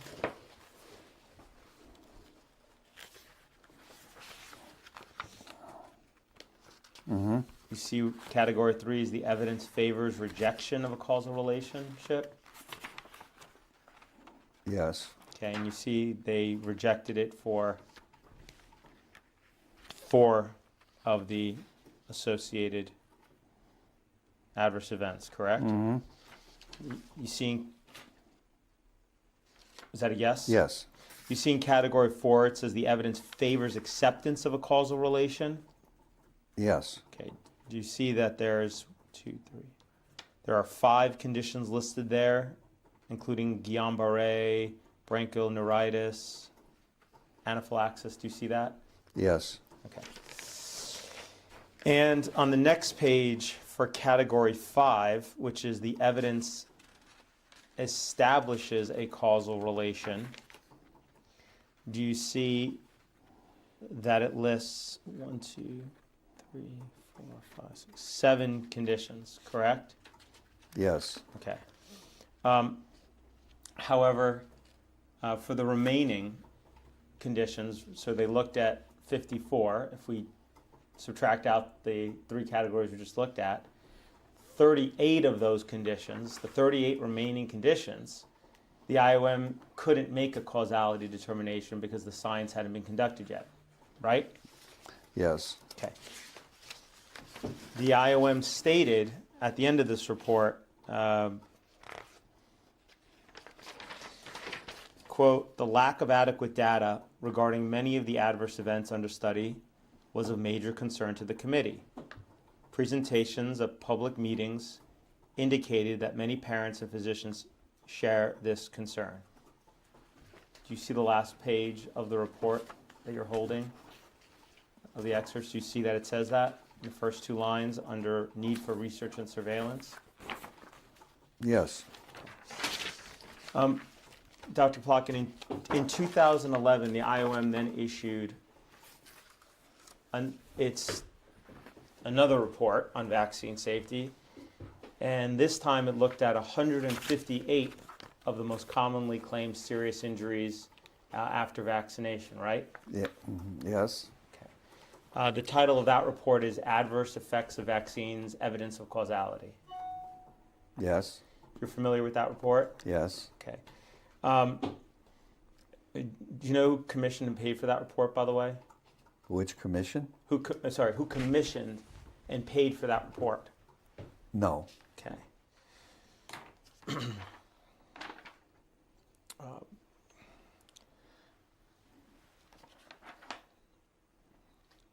Would it be surprising to you if I told you that HRSA, the agency within the HHS that defends against vaccine injury claims, that commissioned that report? Wouldn't surprise me. Okay. Did you provide information to the IOM committee conducting this review?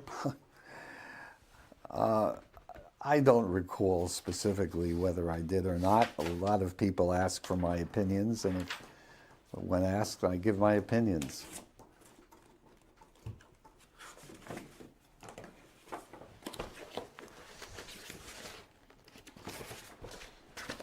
Dr. Plotkin, I'm going to hand you what's been marked as Exhibit 21.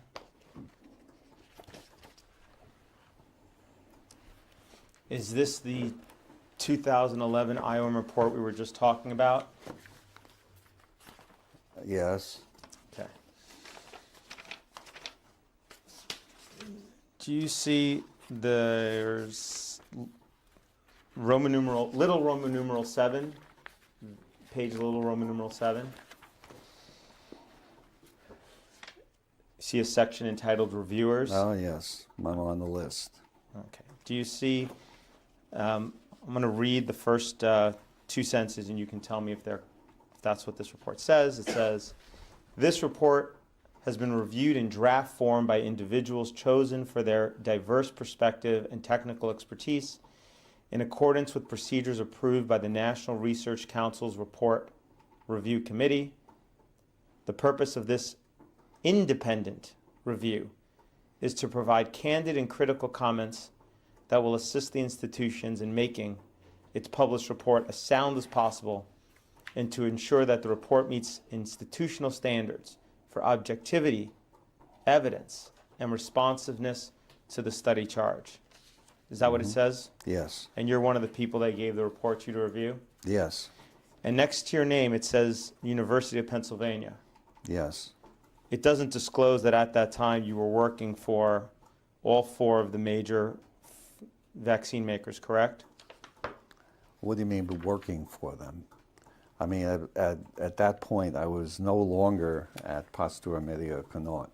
Did you, in 2011, were you receiving compensation and remuneration from Sanofi? I was, yes, as I've said before, I was consulting for Sanofi as well as others. Were you consulting for Merck? Yes, probably at that and, time, yes. And GSK? Yes. Okay. And as well as a whole host of other for-profit companies seeking to develop vaccines, correct? Yes. But I'm just saying that's not mentioned here, correct? No. Okay. So, do you know how many other individuals who were involved in reviewing or compiling this report were receiving money from pharmaceutical companies making vaccines that's not disclosed in this report? I have no knowledge of that.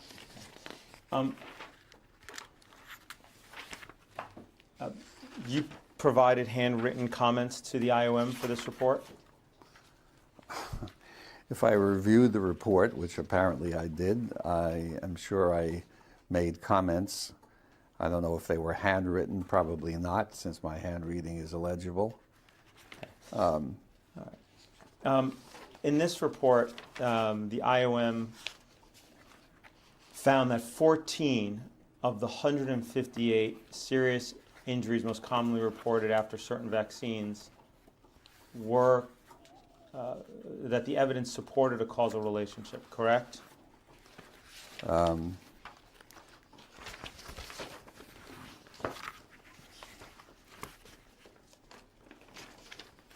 Is that, where is that stated? Well, if you go to page 3 of the report, it's numeral 3.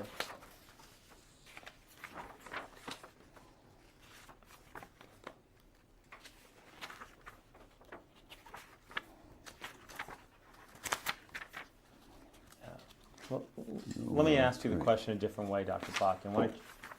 If you look at that chart, you can see that there's little symbols. Do you see those, Dr. Plotkin? Yes. Okay. So an I represents inadequate to accept or reject a causal relationship, correct? Yes. And an FR means favors rejection of a causal relationship, correct? Yes, apparently, yes. If you look through this, No, FA favors acceptance. I said FR, I'm sorry. FR Yeah, favors yeah, rejection. Right. FA favors acceptance. And CS is convincingly supports a causal relationship, Yes. right? So I think what you'll note when you look through this chart is that most of the conditions have an I, correct? Yes.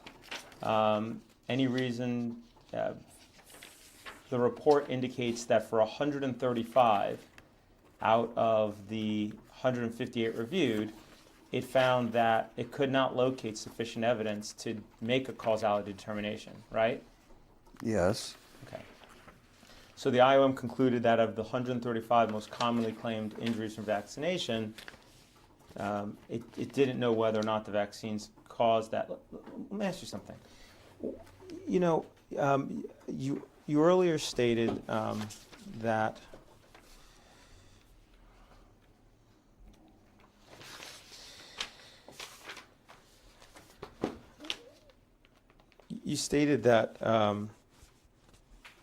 hepatitis B is doesn't cause encephalitis, right? That's my opinion, yes. But the IOM, after doing its review, determined it couldn't find science to support a causal determination one way or another. Correct? Yes. But that means that they don't have evidence for the supposition. That it Right. either causes or doesn't cause. Right. They don't know. They don't know because there aren't enough data. Right? But you have, but In the absence of data, my conclusion is that there's no proof that causation exists. so if there's no data to show that it causes or it doesn't cause, Yes. your supposition, is that I understand correctly? Yes. Is that it doesn't cause it. That there's no proof that it does. Okay, that's different than saying it doesn't cause it, correct? Correct.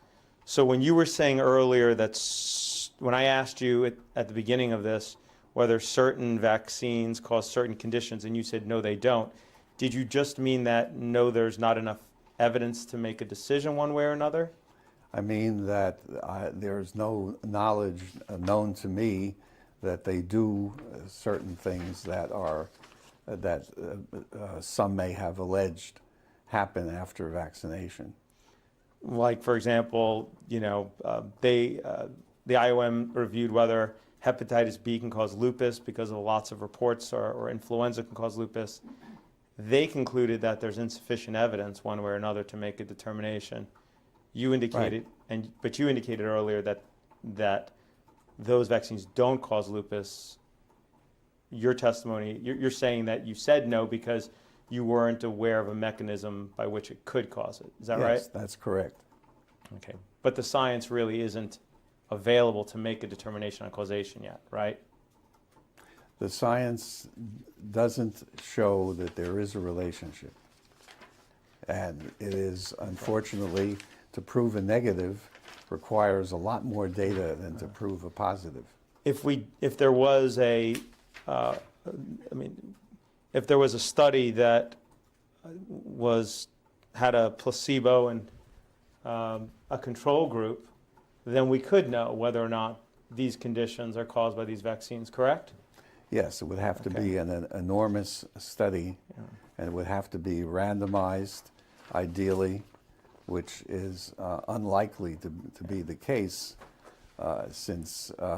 It needs to be the enormous because you're assuming these conditions are rare, correct? Correct. Okay. And And this study that you're saying needs to be done before vaccines are licensed, they do clinical trials we've seen, right? yes. And they have thousands of people typically in them, correct? Yes, and Okay. therefore they can study common conditions. But uncommon conditions are very difficult to study because they are uncommon.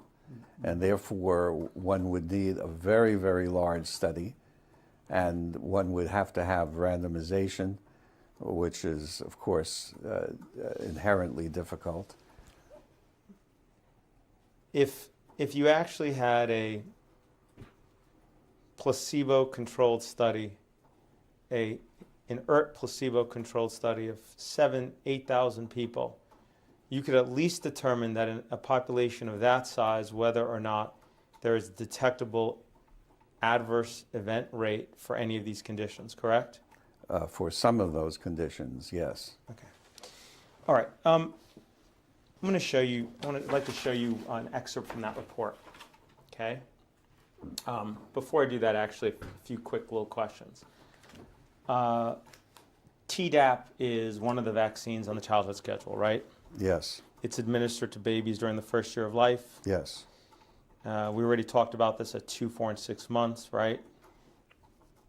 yes. Okay. Did I say Tdap or DTaP? Oh, DTaP is the one that's used. I meant DTaP. In that question. I have Tdap. Okay. Same answer if it was DTaP, correct? Yes, Okay, so let's correct that, please.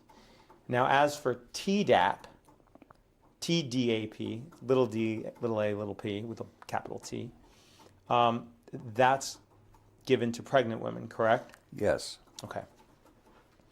And DTaP and Tdap refer to vaccines which contain diphtheria toxoid, tetanus toxoid, and acellular pertussis, correct? Yes. Okay. What was the IOM's conclusion in 2011 about whether these vaccines can cause autism? I'd have to look that up, but I feel confident that they do not cause autism. You feel confident that that's what the IOM concluded? I don't remember what the IOM concluded, but I don't believe there's any evidence that that's the case. Is there any evidence that that's not the case? Why don't I show you this, Dr. Plotkin? I'm going to hand you what's being marked as Exhibit 22.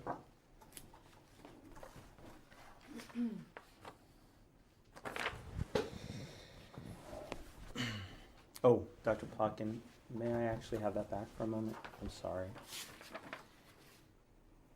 Nope, I gave you the right one. There you go. Thank you. Okay. This is an excerpt from the IOM's report, right? Yes. Okay. And this is where the IOM discusses the evidence with regard to whether DTaP or Tdap cause autism, correct? Correct. Okay. If you turn to the second page, can you read the causality conclusion with regard to whether DTaP and Tdap cause autism?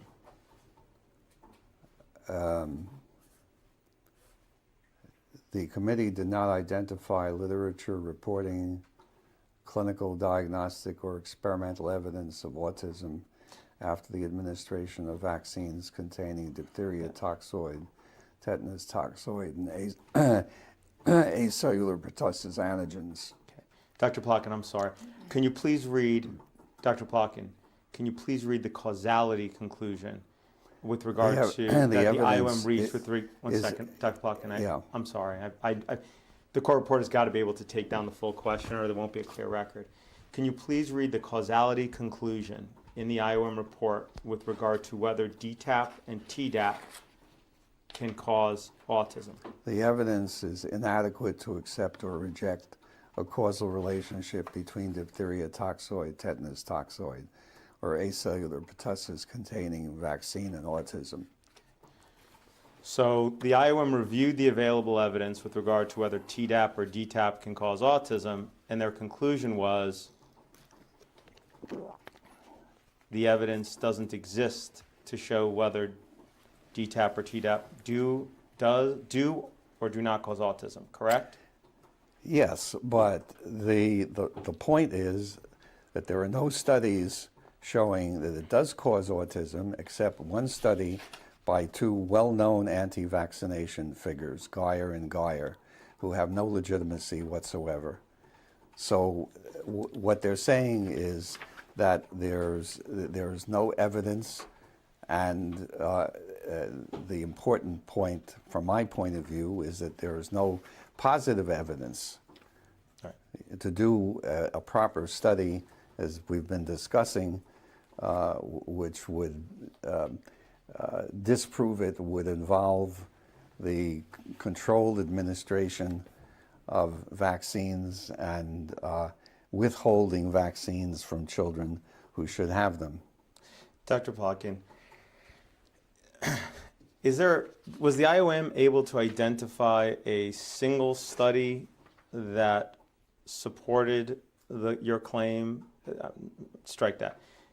If you take a look at that section, please, was the IOM able to identify a single study supporting that DTaP or Tdap do not cause autism?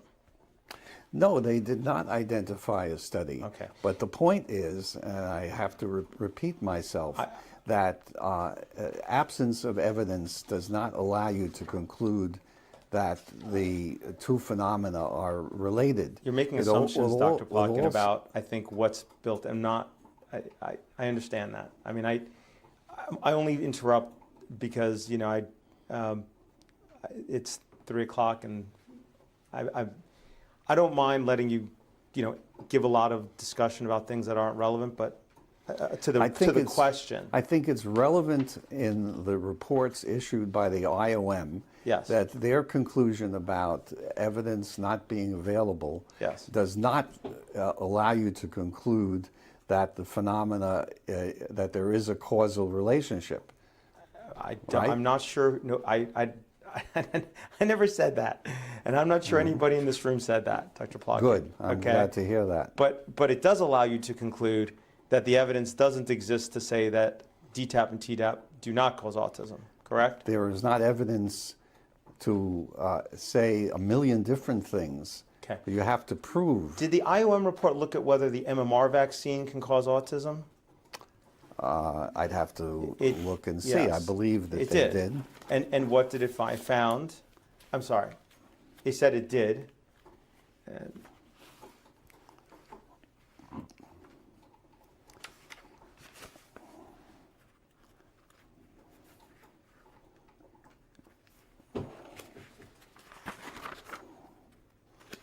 I'm looking to see. it said it favors rejection because it did find studies. Yes, Correct? yes. That's right.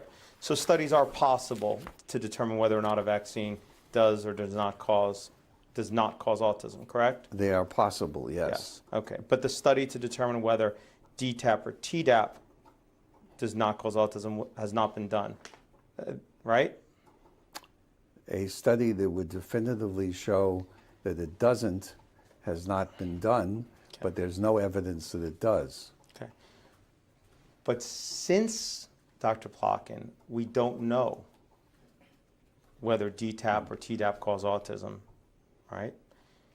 It would be a bit premature to make the unequivocal sweeping statement that vaccines do not cause autism, correct?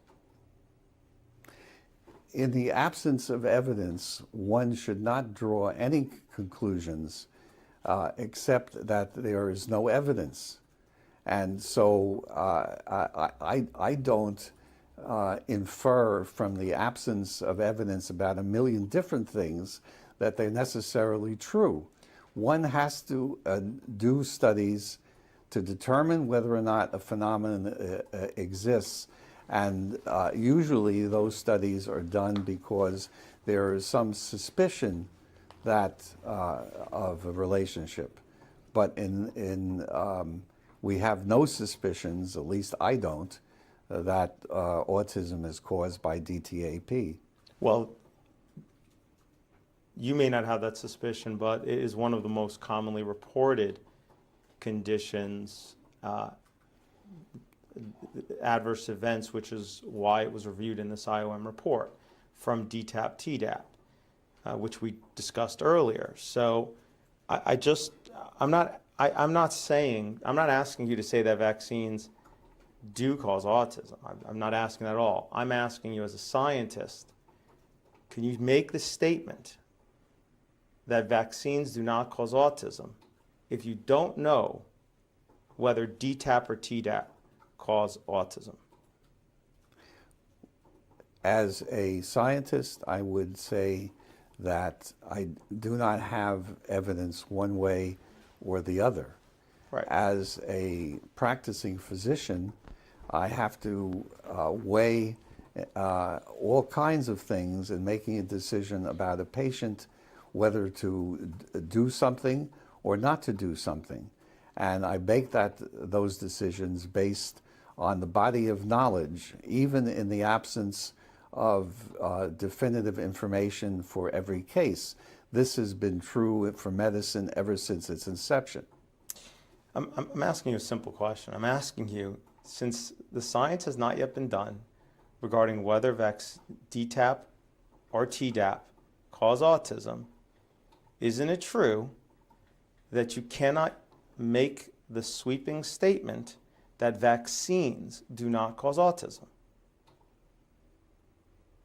I could make the statement that there is no evidence that vaccines cause autism. Okay. And therefore, I'm not asking you that and question. Therefore, Dr. Plotkin, and therefore, Yeah. vaccines, Time to move on. and therefore, he's not answering the question. and therefore, vaccines should be given to protect against serious diseases. Will, Dr. Plotkin, if we've already reviewed the IOM report, the IOM could not find evidence that DTaP or Tdap cause autism. I'm asking you, knowing that, isn't it just a bit premature to make the unequivocal sweeping statement that vaccines do not cause autism? I would say it is logically true that you cannot you cannot point to proof that it doesn't cause autism. But as physicians and public health specialists, one has to make decisions in the absence of thousands of pieces of information that one would like to have. And one of them is that vaccines protect against serious infectious diseases, and there's no evidence that they cause autism. So therefore, I recommend vaccinations to this child and every other child who does not have a contraindication. But since there's no evidence that DTaP or Tdap don't cause autism, you can't yet say that vaccines do not cause autism, correct? I cannot say that as a scientist or a logician, but I can say as a physician that no, they do not cause autism. Because as a physician, I have to take the whole body of scientific information into consideration when I make a recommendation for a child. Their IOM reviewed the science. They didn't find a single study that supported whether or not vaccines. Forgive me, counsel, your connection's not that great. It's very choppy, and I cannot hear anything you're saying, but I do hear your voice. Please repeat. All right, at this point, Dr. Plotkin, just wait for him to move on to the next question. I'm not asking the same question, Counselor. Your objection is noted. I'm responding to his comments, which are different every time. So, okay, so what you're saying is, as a physician or logician, then you couldn't say vaccines do not, you could not say vaccines do not cause autism. But as a pediatrician, you're saying that you would say that to a parent because you want to make sure they get the vaccine. Is that right? You know, I can't be sure that DTaP doesn't cause leprosy. That doesn't mean that that stops me from using a DTaP vaccine. Are people claiming that DTaP has caused leprosy? Are you aware of any such complaints? I'm not aware of any such complaints, but I wouldn't be surprised to see it on the web one of these days. Okay, but people have made enough complaints about DTaP, Tdap causing autism that the Institute of Medicine at the commission of HHS thought it was serious enough to do a scientific review, correct? Yes. Okay. They didn't review whether DTaP causes leprosy, did they? No. Okay. So, and after conducting that review, they found that there was no evidence at all that they could find whether DTaP or Tdap cause autism. I'm just asking you a simple question, which is, since there's no evidence that whether DTaP or Tdap cause autism, isn't it a little premature to say, to make the sweeping statement that vaccines do not cause autism? No, I do not agree with that, because absence of evidence works both ways. There's no evidence that they do, and the ideal study has not been done. I agree with that, but in the absence of any reasonable evidence that they do, I continue to recommend their use. Okay. So you're willing to make a statement that a vaccine does not cause a condition, even in the absence of any evidence? I'm willing to state that there is no evidence that the vaccine causes the condition, and there is a lot of evidence that they do protect against disease, and therefore the child should receive the vaccines.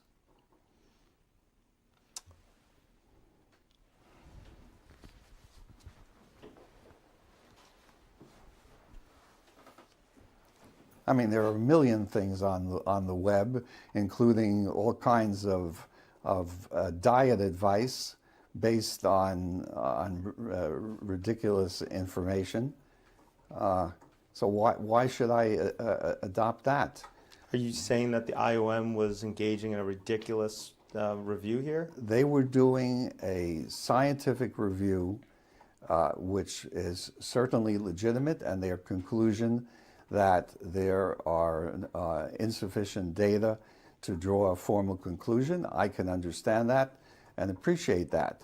But that does not mean that the vaccines cause autism. You've never been asked that. The only thing I've asked you is whether or not one can assert that vaccines do not cause autism. Counselor, not that they do. let's be real. You're asking me these questions because you want me to legitimize a view that vaccines cause autism, and I will not do that because absence of evidence is no proof whatsoever. I think that record is very clear, Dr. Plotkin. I'm not trying to legitimize anything. I'm just asking you to. I'm not trying to legitimize that vaccines cause autism. I think we have very clearly established what the IOM found. The IOM found, in their estimation, no evidence. Right? Right. They found no evidence that vaccines do cause that DTaP or TDAP cause autism. Let's make that very clear, right? Right. They found no evidence Right. that DTaP or TDAP cause autism. Yes. Period. They found one study which they said was unreliable because it relied on VAERS data and it had no control. Right? Right. Okay. But similarly, in the same vein, they also didn't find any evidence that DTaP, TDAP do not cause autism. Now that doesn't mean that DTaP, TDAP do cause autism, correct? Correct.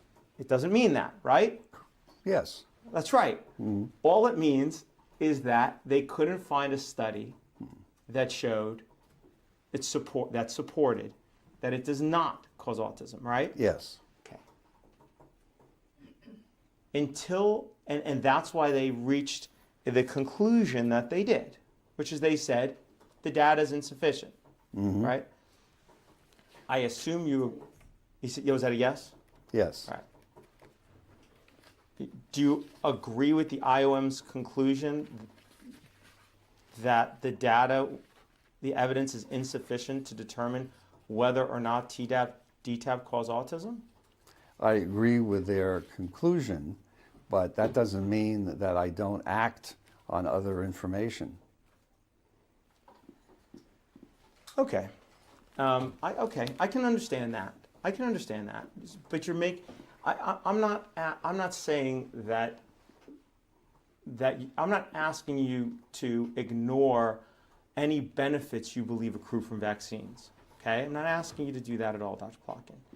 I'm simply asking you as a pure matter of logic, and common sense, if you don't know whether A causes something, can you say A, B, let me not use a hypothetical. If you don't know whether DTaP or TDAP cause autism, shouldn't you wait until you do know, until you have the science to support it, to then say that vaccines do not cause autism? Do I wait? No, I do not wait, because I have to take into account the health of the child. And so for that reason, you're okay with telling the parent that DTaP, TDAP does not cause autism, even though the science isn't there yet to support that claim? Absolutely. Okay. I'm also willing to tell them it doesn't cause leprosy. Okay. Again, did the IOM review whether DTaP causes leprosy? No. Okay. All right.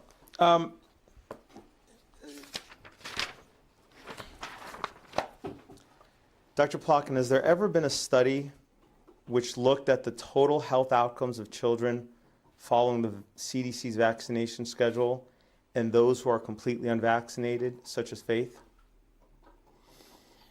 Not that I'm aware of. No, I don't think so. But you know, there are all kinds of studies. There's a study that suggests that children who are vaccinated compared to unvaccinated children have lower rates of leukemia. Now, do I believe that study? I find it interesting, but I would want confirmation of that study before I believed it. But just to point out that Peter Abbey, for example, as I mentioned before, found that measles vaccination had a positive effect on health and reduced mortality. I think there is abundant evidence that vaccines do contribute to the health of children. But in answer to your question, there is no study that I know of that compared the health of vaccinated children with unvaccinated children. Why has that study not been done? Probably because it is considered bad malpractice not to vaccinate a child. So you're saying a prospective study might be improper because it will leave a child unvaccinated? Correct. Okay. What about a retrospective study? That, I suppose, could be done, but it wouldn't be randomized. When I say retrospective, that means using existing data, correct? Using children. Why don't I ask you, strike that. Can you define retrospective, please? I mean, looking at children who had been vaccinated and comparing them to children who had not been vaccinated. Okay.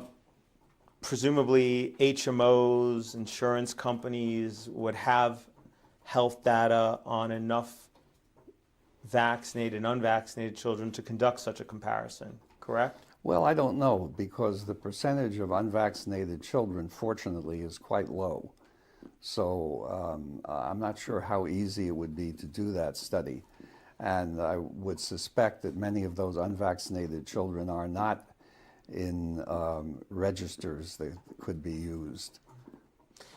You're familiar with the Vaccine Safety Data Link? Yes.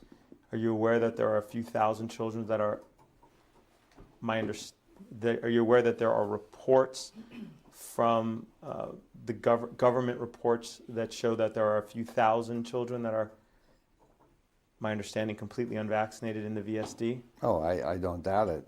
Okay. Couldn't the Vaccine Safety Data Link be used to conduct a retrospective vaccinated versus unvaccinated study to look for health outcomes? Well, I don't know. Theoretically, perhaps, but one would have to be convinced that the children were comparable in other ways besides being vaccinated or unvaccinated. Okay. Every time you do a retrospective study, that you always need to control for potential co-founders, correct? Correct. And that's what you're talking about, controlling for co-founders, right? Yes. And you know, if you're doing a case control, properly matching cases, or if you're right, are you saying that? So I mean, the CDC, pharma, they conduct studies all the time, right? Mm-hmm. Including studies. Yes. Yes, including studies that have co-founders that need to be controlled for, right? Yes, they Vaccines? try, yes. Vaccine studies, especially for efficacy, happen all the time, correct? Yes. Okay. So, again, if the data is there, why not do a study comparing vaccinated to completely unvaccinated children to look for the total health outcomes, so you know what the real risks are from vaccine, or get at least a sense of what the real risks are for from vaccinations? Well, I can't completely answer that question. I'm sure it would be a difficult study to do, but I will repeat what I said earlier about measles vaccination. I would just remind you again that among those children who were not You've already vaccinated, said all this, Dr. Plotkin. It's yeah, fine. well, I'm going to repeat I've got it. But There were three deaths and 24 cases of encephalitis, Okay. and that's unbearable. I'm sorry. can you read back what Dr. Plotkin just said? We were talking over each other. I apologize. Well, I can't completely answer that question. I'm sure it would be a difficult study to do, but I will repeat what I said earlier about measles vaccination. I'll just remind you again that among these children who were not you've already said all this, Dr. Plotkin. I got it. Answer, well, I'll repeat it. 3 deaths and 24 cases of encephalitis. That's unbearable.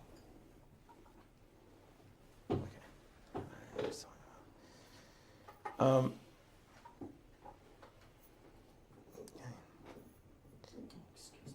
My plug is stuck under it. Give me 2 seconds again. Take your time.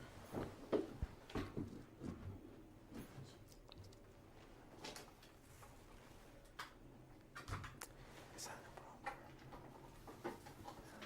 Okay.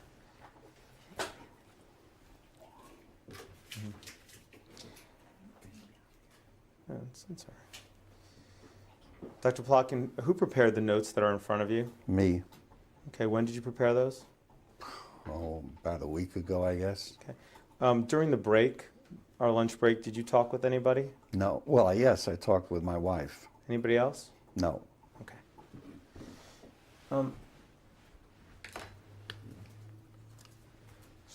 So I understand that you find injuries that can result from what you've called, I believe, vaccine preventable diseases. What we're trying to do is understand the risks of vaccinating, and in particular for faith. And can you appreciate that? Strike that.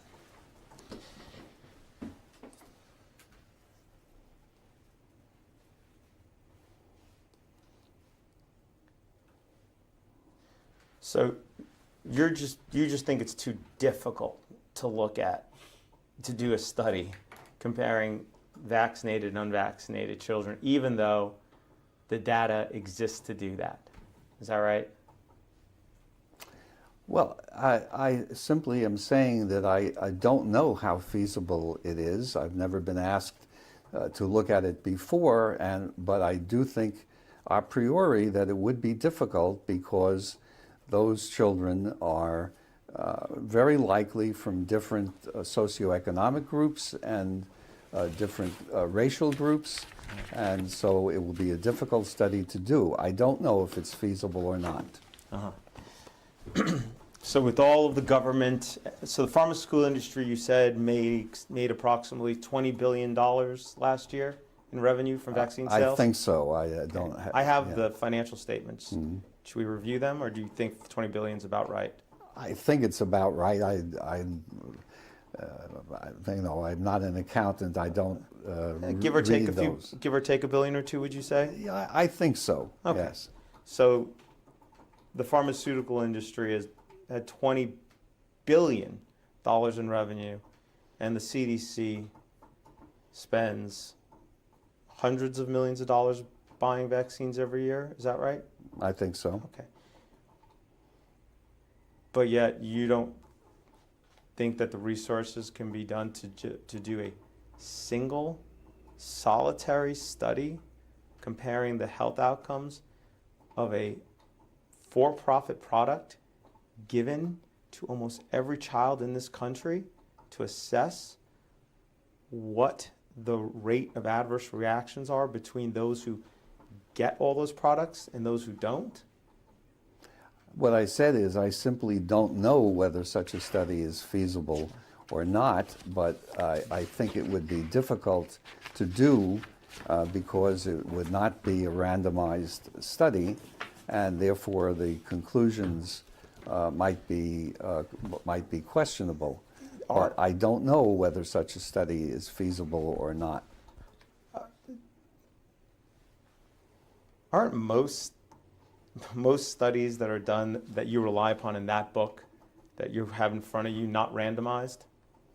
Many of them are not. Many of them are. Okay. Do you throw out the ones that are not randomized? No, it depends on what the purpose of the study is. If it's studying immune responses, it doesn't necessarily have to have a control group. Dr. Plotkin, I'm going to hand you what's being marked as Plaintiff's Exhibit 23. Oops. I'm sorry.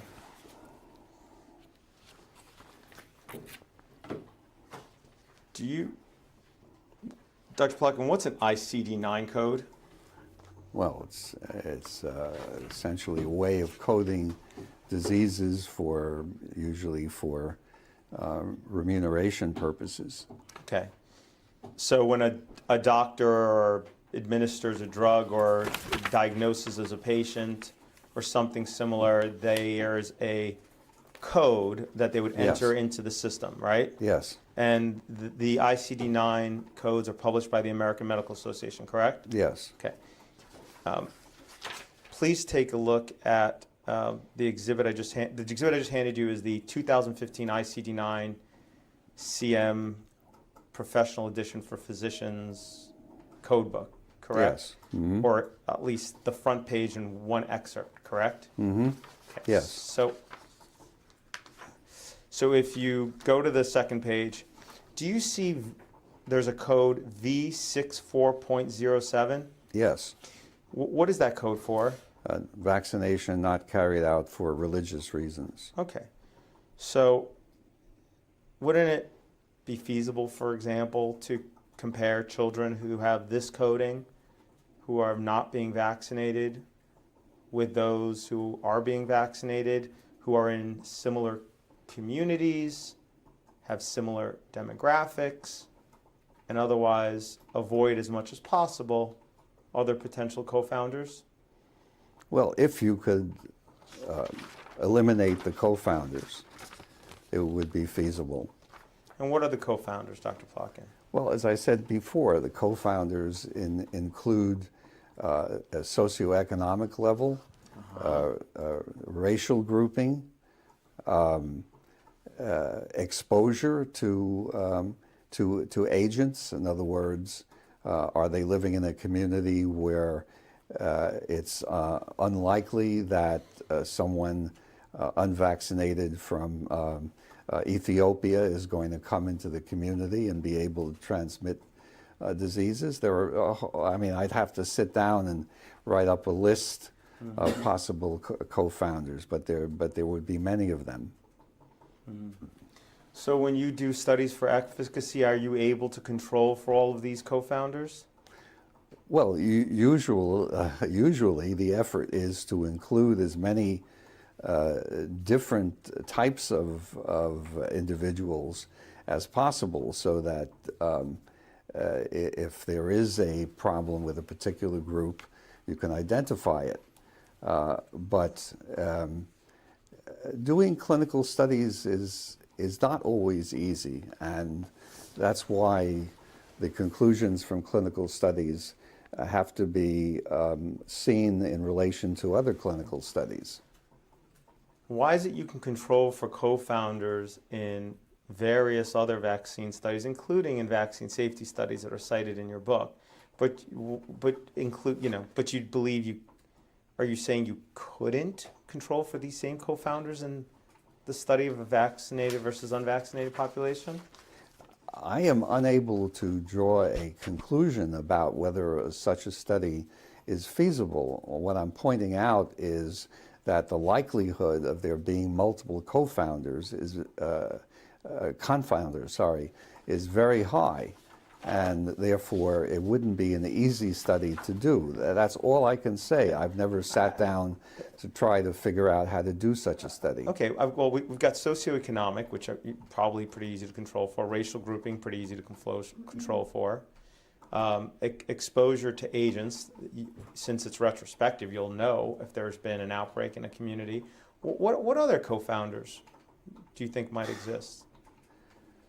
I mean, I'd like to hear one that can you tell me a co-founder that's not easy to control for?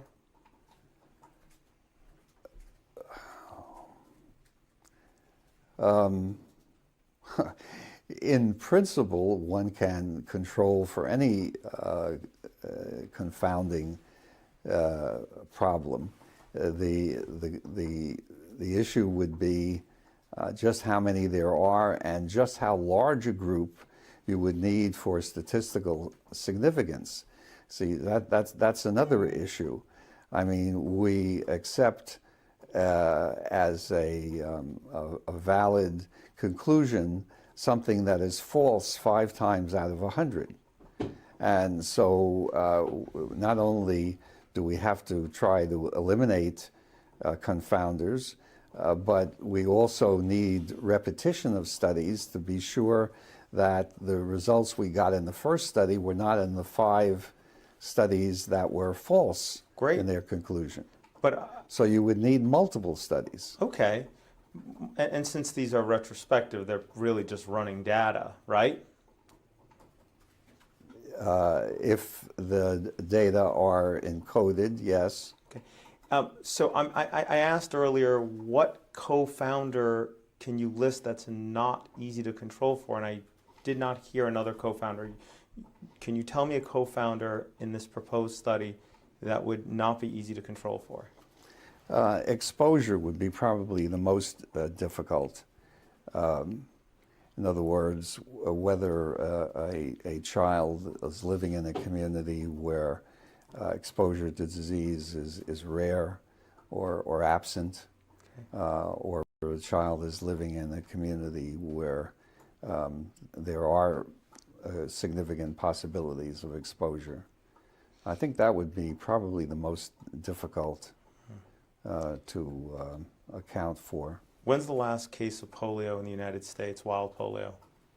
Oh, I forget the exact year, but it's been probably 20, 25 years. Would 1979 sound correct to you? Yeah, it could be. So that wouldn't be an issue, correct? No, Exposure? polio would not be an issue. Okay. How many cases of diphtheria have there been in the last 10 years in the United States? It's very rare or absent. All right. Less than 5, right? Yeah. Okay. Isn't that true for most of the diseases, except for maybe pertussis, right? Well, pertussis, HIV, hepatitis, those are diseases that are still common. Okay, so if we excluded... Mumps, yeah. Go ahead. Mumps, pertussis. Okay. So since this is retrospective, we would know where those outbreaks are, right? Because Yes. they're very carefully tracked by the CDC, correct? Since we know where the outbreaks are for those diseases, that could be, was that a yes? Yes. Since we know where those outbreaks are, that could be actually probably pretty easily controlled for as well, correct? In principle, yes. Okay, so can you name me a co-founder that would be difficult to control for in the study?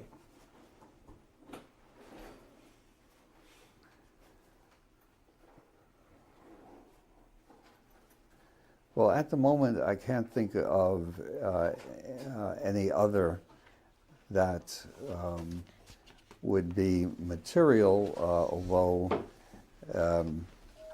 I think one would have to look at genetic issues and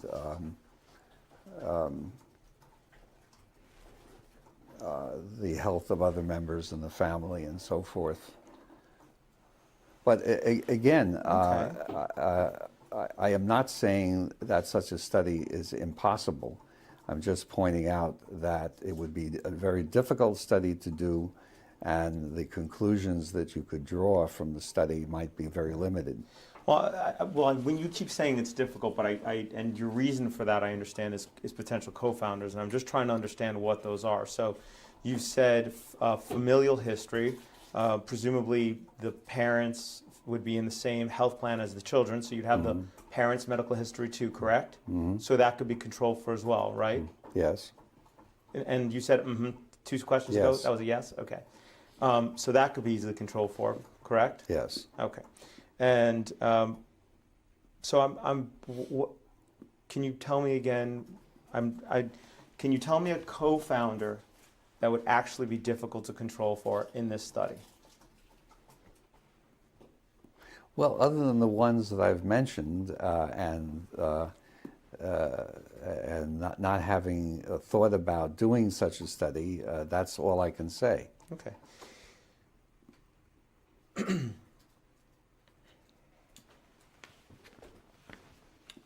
If you did such a study,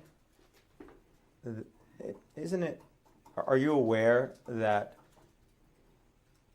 advocacy groups and other people interested in this issue have been calling for this exact study of comparing vaccinated and unvaccinated for 30 years already?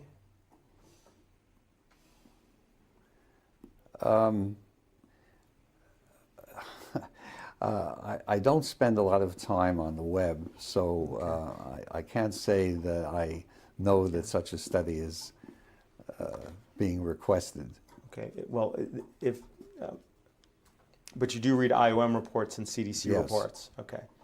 And you never come across any IOM or CDC reports in which they specifically address the repeated calls for such a study? No. Okay. Would it be surprising to you if I told you those existed? That what existed? That CDC and IOM reports in which they document the calls for such a study? Well, I wouldn't be surprised, no. Would you be surprised to know that the CDC, in fact, issued an entire report regarding conducting such a study and the calls for conducting such a study? And they issued a what, did you say? I said, would you be surprised to know that the CDC, in fact, issued a report in response to the request for the calls for such a study? No, I wouldn't be surprised that there was a response, no. Okay. So, in looking for such a study, isn't it true that there actually has been one such study conducted in the past, for the first time ever, in the last year? Correct? I'm not aware of that study. Okay. I'm going to hand you what's been marked Plaintiff's Exhibit 24.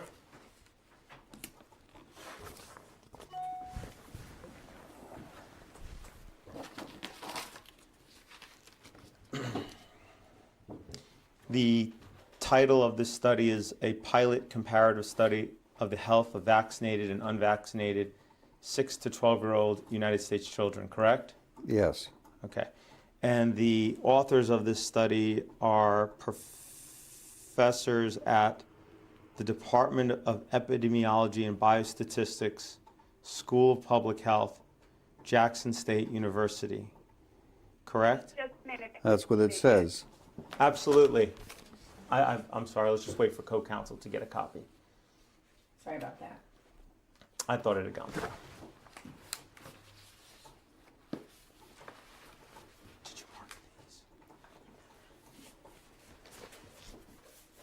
these? Okay, so Ms. Newsma, do you have it? I shouldn't have. Yep. Thank you. Sorry about that. are you familiar with this pilot study, Dr. Plotkin? No. Okay. I see it's been published in the Journal of Translational Science, which is not one of the journals I read, and is probably one of those multiple so-called predatory journals that we are trying to deal with currently. So is anybody in any university that publishes anything that's negative about vaccines predatory, or I forgot the other No, adjectives you used earlier it's today? not that. Is that there are journals now that will publish anything for money, Ah, and I get about 10 of those invitations a day. so does money influence judgment, It may. conduct? Yeah. It may. I Okay. cannot tell So- until I read this study. I understand. So, well, in this study, if you look,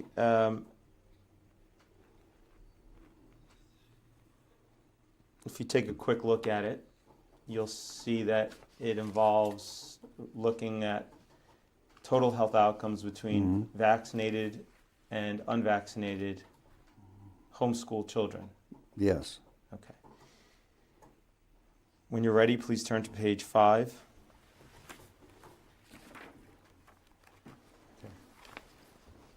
Now, do you see the row that says chickenpox? Yes. Okay, so the odds ratio for the unvaccinated were twice as likely. No, I'm sorry, 4 times as likely to get chickenpox, right? Yes. Yeah, 0.26, so odds ratio about 4.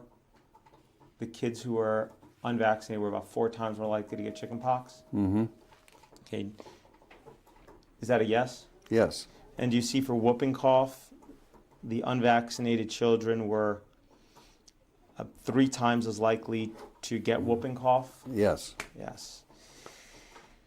Go down to where it says allergic rhinitis. What is Yes. that? Well, it's essentially runny nose because of allergy. Okay. Do you see that it says that the vaccinated children were 30 times as likely to have allergic rhinitis? Yes, I see that number. Do you see that it says that vaccinated children were 3.9 times as likely to have allergies? Yes. 4.2 times as likely to have ADHD? Yes. 4.2 times as likely to have autism spectrum disorder? Yes. 2.9 times as likely to have eczema? Mm-hmm. 5.2 times as 5.2 times as likely to have learning disability? Yes. 3.7 times as likely to have neurodevelopment disorder? Yes. And 2.4 times as likely to have any chronic condition? Yes. Okay. Wouldn't you like to see a larger scale study that refuted these claims? It would be ideal, yes. It would certainly be important to repeat the study and to enroll patients in a blinded fashion. I really would have to read this to see exactly how they enrolled the children or the parents in this study. Doesn't the existence of the study, though, strike that. Okay, so it at least calls for further similar studies, hopefully, to either confirm or disprove the findings in the study, correct? Yes. Mm-hmm. Yes, I would agree. Okay. And I'm going to show you one more study that was done with the same data from this author.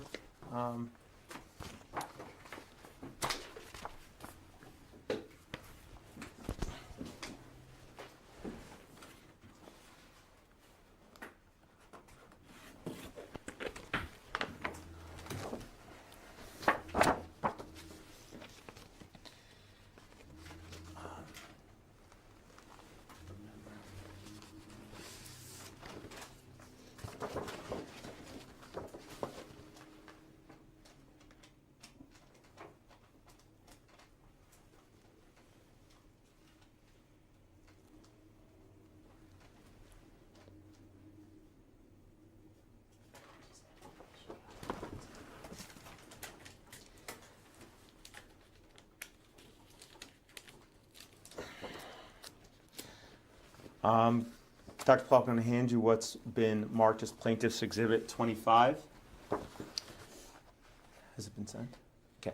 This is another study by this is another publication using the same data, I believe, from the same group of professors at the Department of Epidemiology and Biostatistics, School of Public Health, Jackson State University, correct? It appears that way, yes. Yeah. Okay, and the title of this one is Preterm Birth, Vaccination, and Neurodevelopmental Disorders, a cross-sectional study of 6 to 12-year-old vaccinated and unvaccinated children, correct? Yes. Okay. I'll give you a moment to read the abstract. Just, have you ever seen this study before? No. Okay, so just take a moment, please, and read the abstract.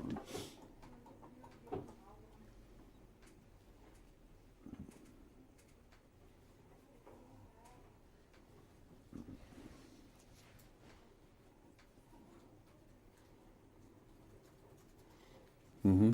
Okay. Yes. So in the middle of the abstract, I'm going to read two sentences, and you can tell me if I've read them correctly. No association was found between preterm birth and NDD in the absence of vaccination. Strike that. Actually, Dr. Plotkin, could you, 1, 2, 3, 4, 5, 6, 7 lines down in the abstract, you see where it starts, no association? Yes. Can you read that sentence and the next one? No association was found between preterm birth and NDD in the absence of vaccination, but vaccination was significantly associated with NDD in children born at term, odds ratio 2.7. Is that sufficient? And the next sentence, please, sir. Thank you. However, vaccination coupled with preterm birth was associated with increasing odds of NDD, ranging from 5.4 compared to vaccinated but non-preterm children to 14.5 compared to children who were neither preterm nor vaccinated. Okay. What does NDD stand for? Neurodevelopmental disorders. Right. And in this study, it was defined as learning disability, attention deficit, hyperactivity disorder, and autism spectrum disorder, correct? Yes. Okay. But I will also point out Yes. that the abstract says there was a convenience sample of 666 children. So clearly it was in no way a randomized study. Shouldn't we do better studies? One would have to do a better study if Larger samples? larger samples and enrollment, not by convenience. Right. I believe Dr. Mawson calls these pilot studies, correct? Because nobody else is doing them, so he tried with limited resources, not the resources of pharmaceutical companies and the CDC, to conduct such a study, right? Well, that's your interpretation. I would have to read the study. Fair enough. More than fair. Is it possible that his findings in both of these studies could be correct? Is it possible? Yes, of course. Possibility is always possible. And hopefully, and ideally, you would conduct a larger or at least additional similar studies to either confirm or dispute the findings in these studies, correct? Ideally, yes. Okay. Now, let me ask you a question. In terms of randomization, if, to make sure I understand the concept, if I, for example, choose to vaccinate based solely on birth dates, would that be randomized? Yes. Okay. And that would be considered a randomized study? Yes. Okay.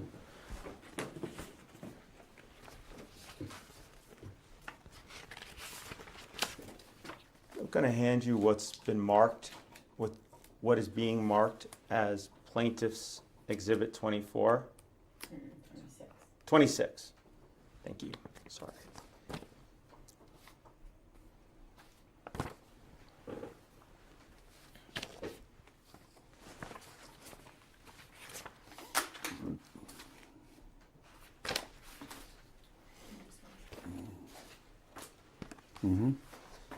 This is the Peter Abe study that you and I were talking about earlier, correct?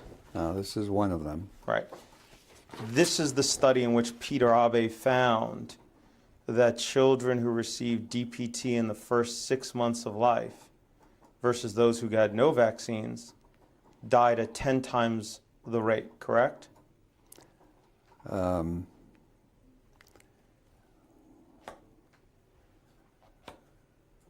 Right.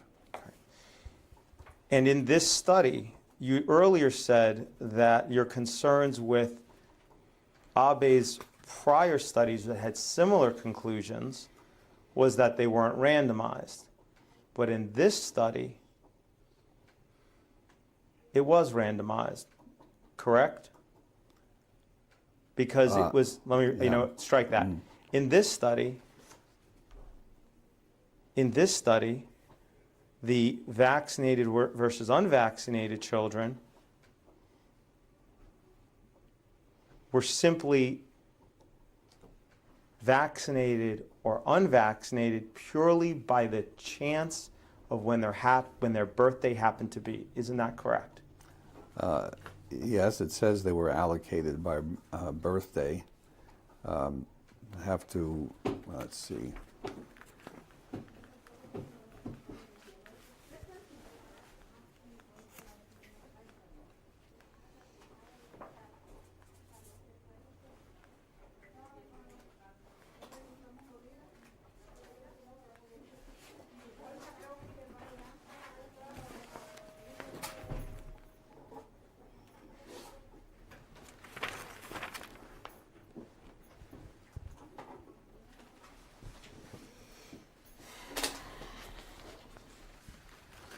Well, it's not absolutely clear as to how the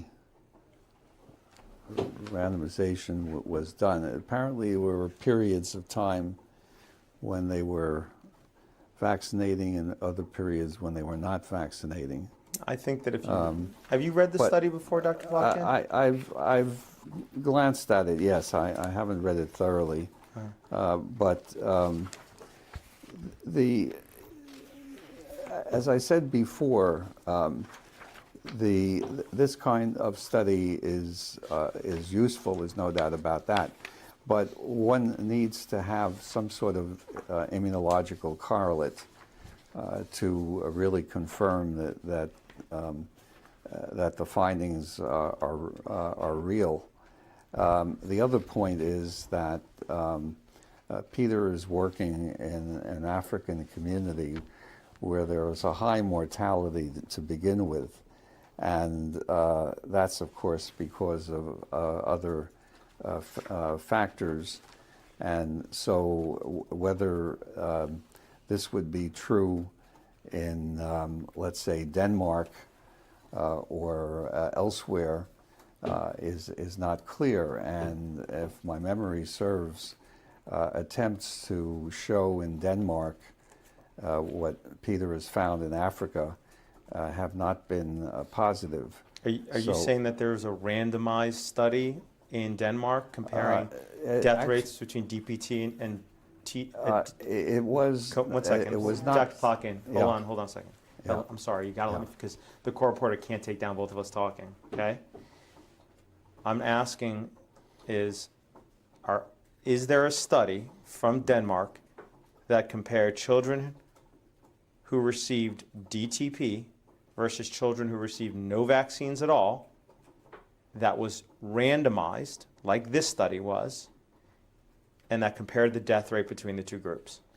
Well, I'd have to go back and look, but my recollection is that because in Denmark everything is registered and they had excellent data on vaccines being given, that they did not find an effect on mortality of giving DTP.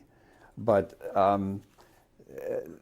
regardless, my point is that mortality in the developed world is relatively rare in childhood, whereas in Africa it's obviously common.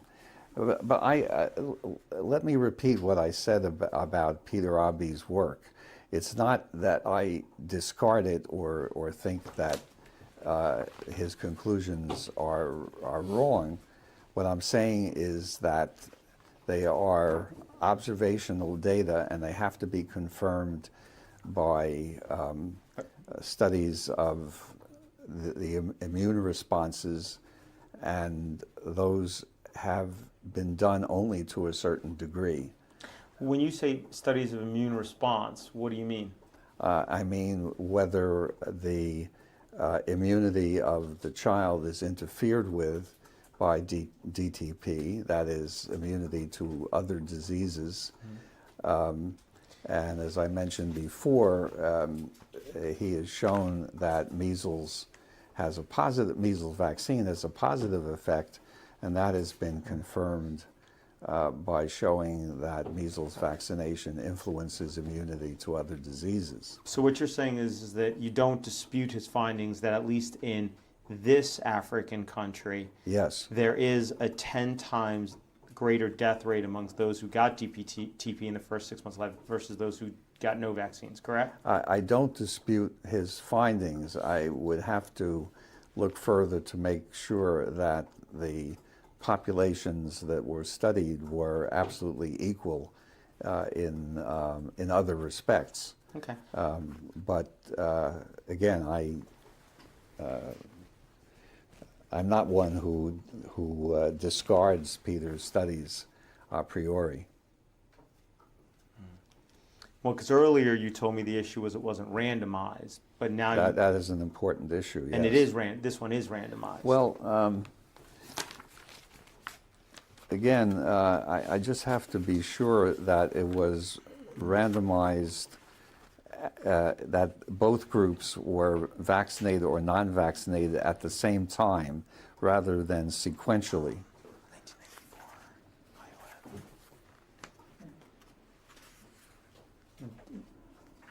Yes, because it was done by birthdays. When people came into the clinics, right, depending on their birthday, they either got the vaccine or they didn't, correct?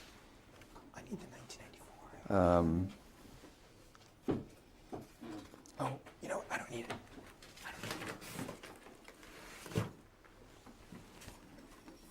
I have it. I'm sorry. Correct? Well, subject to my reading this carefully, I agree that he is claiming that it's randomized. So DTaP has been used around the world for what, 30, 40 years now? 50 years?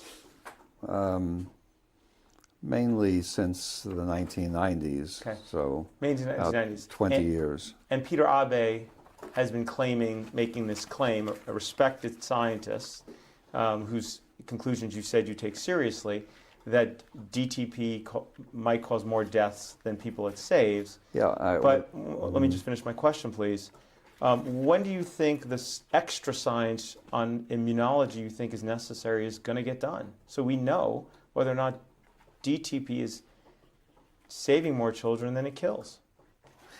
Yeah, well, I would imagine that WHO is looking into it. I don't know that for a fact. But it also has to be pointed out that the vaccine that he's studying is whole cell vaccine. It is not the vaccine being used in the United States. That's right, but it is being used in most third world countries, correct?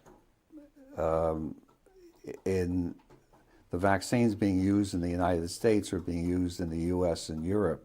The But the DTP vaccine. the whole cell vaccine is used very largely in Latin America and Africa. In and developing Asia. countries. Yes. Any reason that the life of a child in a developing country is not equal to that in a first world country? No, Okay. but the whole cell vaccine is considerably cheaper. Dr. Plotkin, I'm going to hand you what's being marked as Plaintiff's Exhibit 24. 27.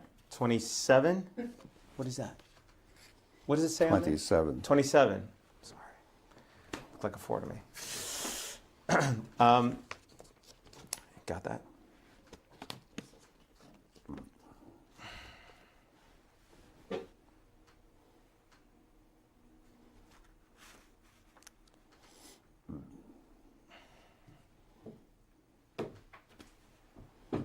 Okay.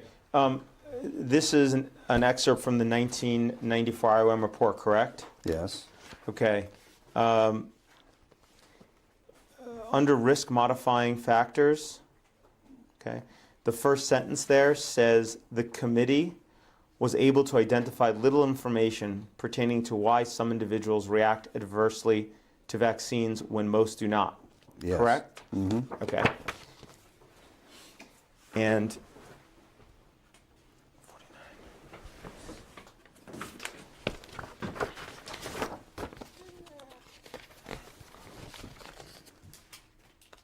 handing you what's being marked as Plaintiff's Exhibit 28.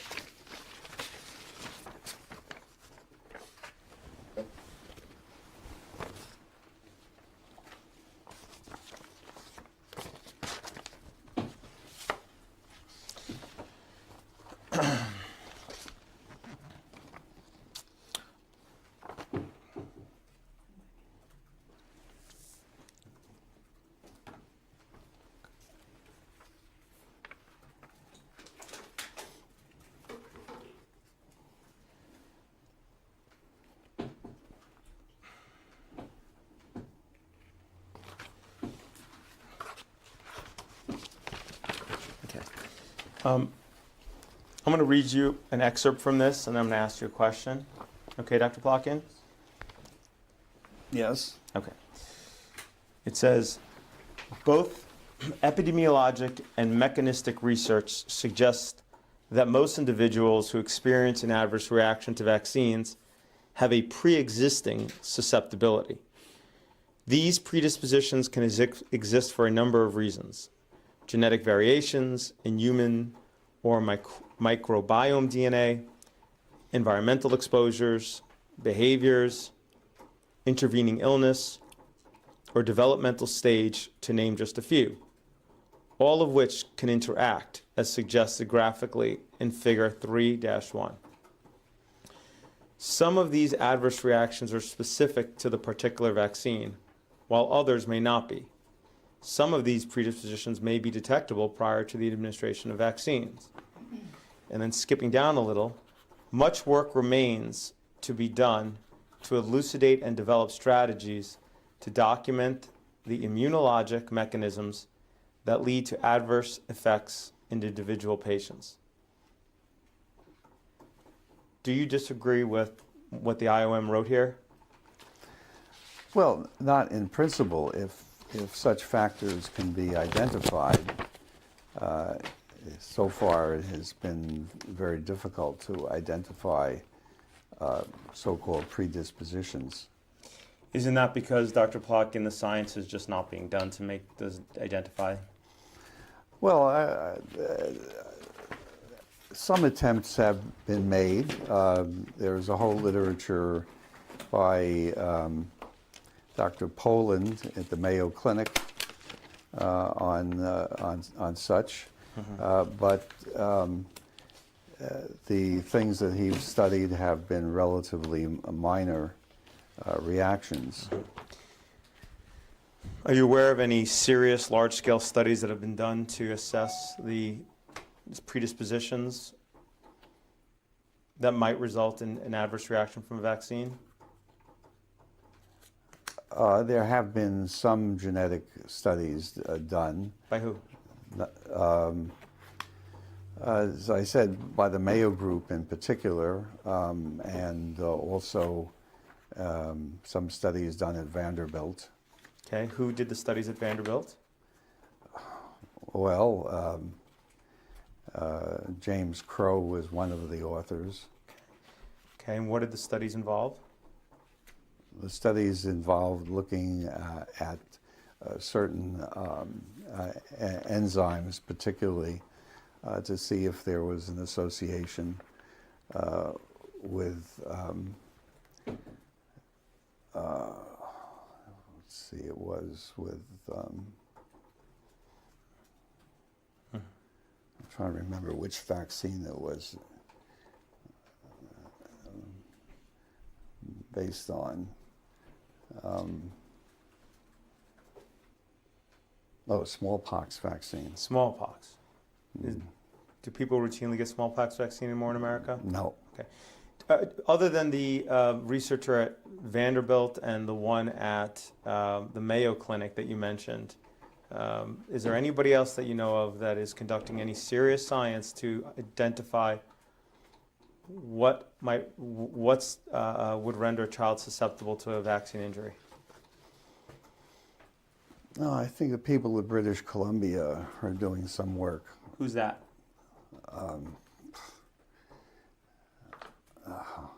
Can't remember the guy's name. Is it Chris Shaw? Sorry? Is his name Chris Shaw? Could be. It's a whole group of people at British Columbia. Uh-huh. And they've published good science in this area? Yes, Respectable science. yes, And they are the ones who've looked at aluminum adjuvants injected into lab animals in particular, correct? they have done some work with aluminum adjuvants. Yes, Showing that injecting aluminum can go to different parts of the animal, right? yes. Just want to make sure we're talking about the same group of scientists at the University of British Columbia. So,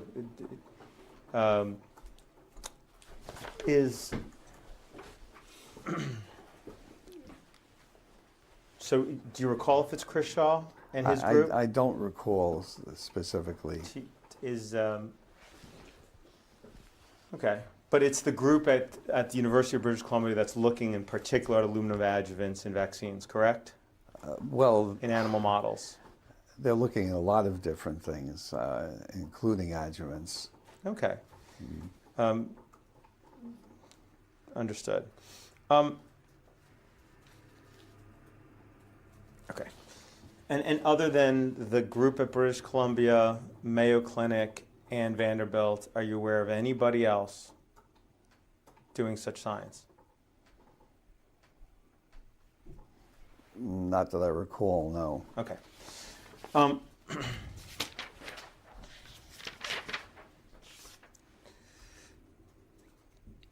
If anybody would know, it would be you, right, Dr. Plotkin?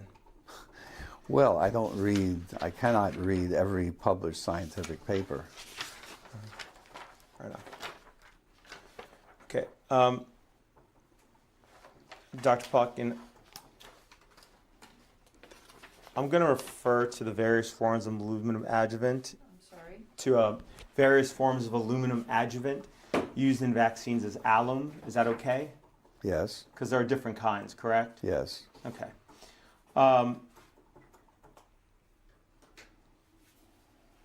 What is an antigen?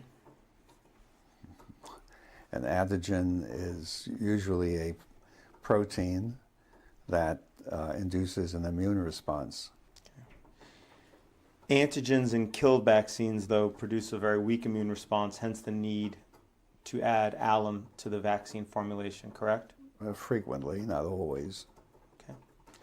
Okay. And injected alum can increase the production of all kinds of cytokines, including IL-1, IL-2, IL-6, IL-17, correct? Yes, Okay. Alum can be recovered from the injection site months or years after intramuscular injections, correct? well, it's possible to find alum. Of course, aluminum is a frequent, what shall I say, is present in all of us. We ingest a lot of it. I'm talking about injected aluminum. I'm asking, can it be recovered from the injection site months or years after intramuscular injection? I believe it's possible, yes. Okay.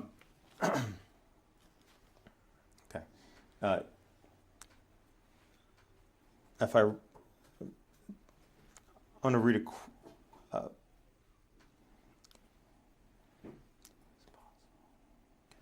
in your book that you're holding in front of you, Do you know if it says, quote, "It is established that aluminum salt can be recovered at the injection site months or years after intramuscular injections"? Well, I'd have to look at it, but I don't doubt that that could be in the book, yes. Okay. An antigen that is absorbed by alum can be taken up by macrophages and dendritic cells. I'm Yes, sorry. I need to- No problem. Antigen that is absorbed by alum are taken up by macrophages and dendritic cells. Correct. Macrophages is MACROPHAGES.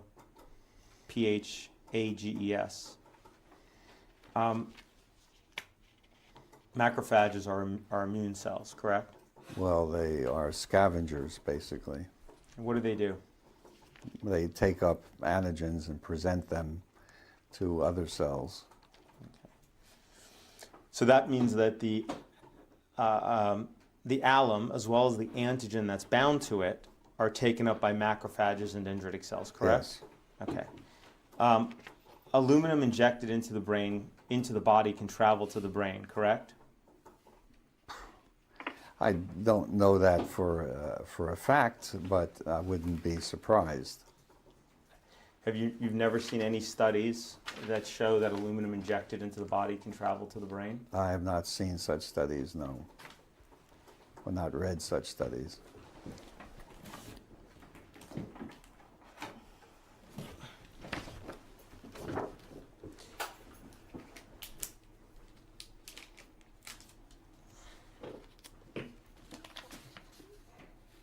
I'm going to hand you what's being marked as Plaintiff's Exhibit 29.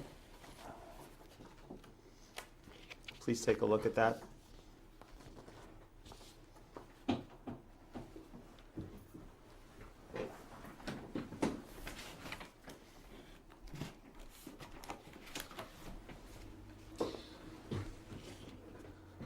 Did you send it?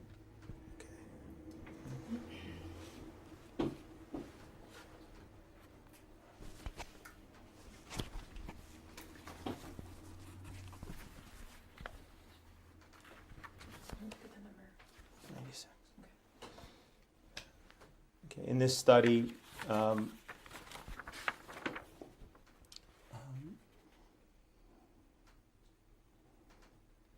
do you have a problem with the journal that this study was published in? No. Is the name of the journal Vaccine? Yes. Are you a editor in that journal? I was at one point. And you consider that be a prestigious journal? Yes. Okay.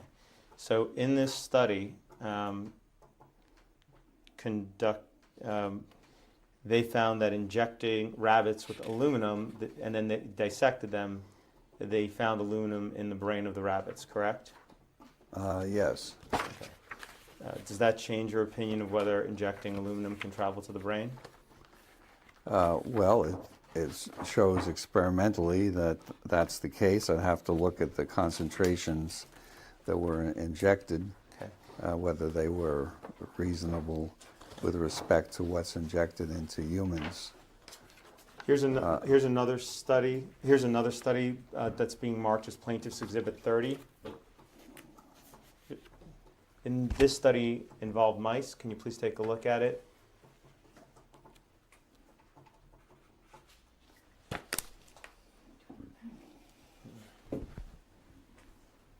And that study's from 2009, correct? Yes. Okay. And Ms. Newsma, did number 30 go through for you? Yes. okay. I'll let you know if I don't have anything. And that study found that injecting aluminum in mice caused motor deficits and motor neuron degeneration, correct? Apparently, yes, but again, one has to compare the amounts injected with what amounts are injected with vaccines. So in this study,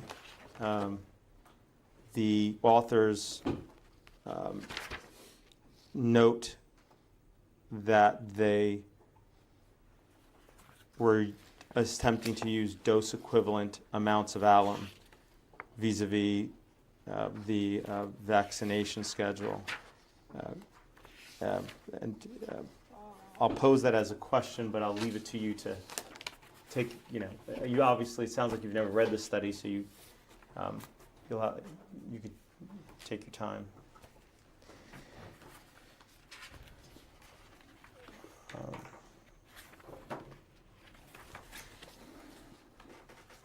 Okay.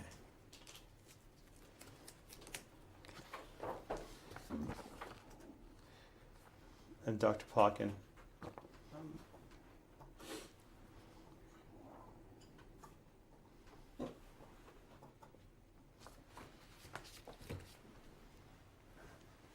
Start marking these. Start sending them to her.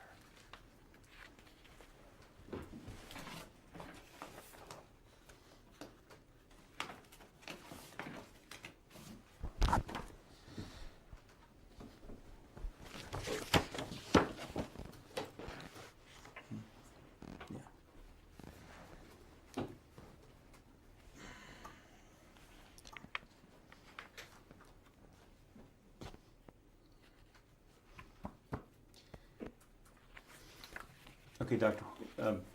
Plotkin, there's no question pending about that study anymore. So let's move on. Okay. Okay. Are you familiar with a study entitled Delivery of Nanoparticles to Brain Metastases of Breast Cancer Using a Cellular Trojan Horse from the Indiana University School of Medicine and Rice University? No. Okay. Are you familiar with a study from 2013 entitled Slow CCL2 Dependent Translocation of Biopersistent Particles from Muscle to Brain? No. Okay.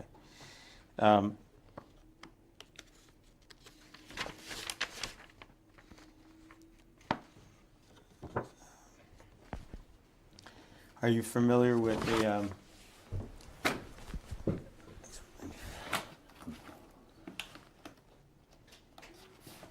and after this deposition, I'm happy to provide you copies of all these studies. You can take an opportunity to look at them. Are you familiar with a 2015 study entitled Highly actually, you know what, before we continue, I'm going to mark this one. The study I just spoke about, I'm going to mark as Plaintiff's Exhibit 32. I'm going to hand this to you. Yeah, I'll give that to him in a second. In this study, if you turn to page 5, you can actually see pictures of the brain of dissected mice injected with aluminum and pictures of the aluminum in the brain. Let me know when you've had an opportunity to look at that.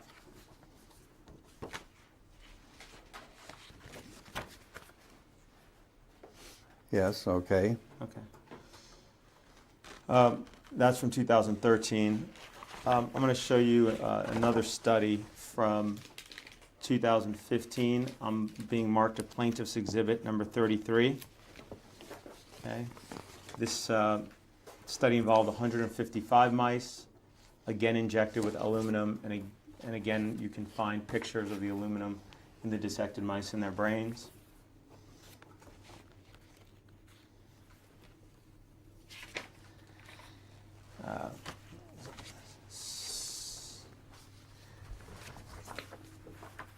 Since we're running short on time, I won't hand you all the studies on this. But having had an opportunity just for the last few minutes to look at a few of these studies, do you have any? Can aluminum injected into the body travel to the brain? Well, there are experiments suggesting that is possible. Okay. In particular, I know there's a French group that's been let's say, working on the potential dangers of aluminum, as well as the British Columbia group. What we lack is evidence in humans that such phenomena are causing the problems that are being caused in mice, and that may relate to dose issues. Isn't that because those studies would be unethical, Dr. Plotkin? No, I wouldn't say they'd be unethical. I would say that looking for aluminum deposits in the brains of people at autopsy, etc., that's entirely feasible. And so if they did autopsies of people's brains and they found aluminum, then that would be a cause for concern? It could be, but one would need to combine that or look at the symptoms of the patients whose brains are being examined. I'm going to hand you one final study on this. It's been marked Plaintiff's Exhibit 34.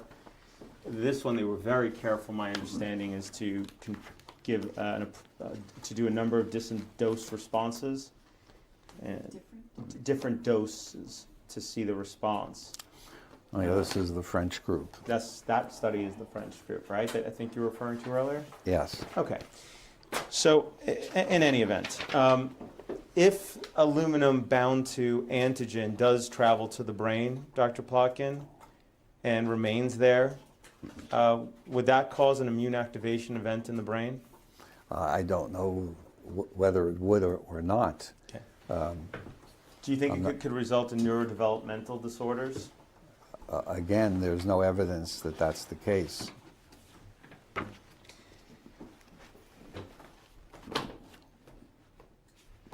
I'm going to hand you what's being marked.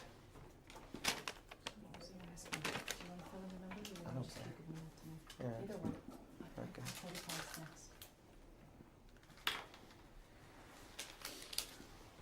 Being handed you what's marked Exhibit 35. Are you familiar with, let me know.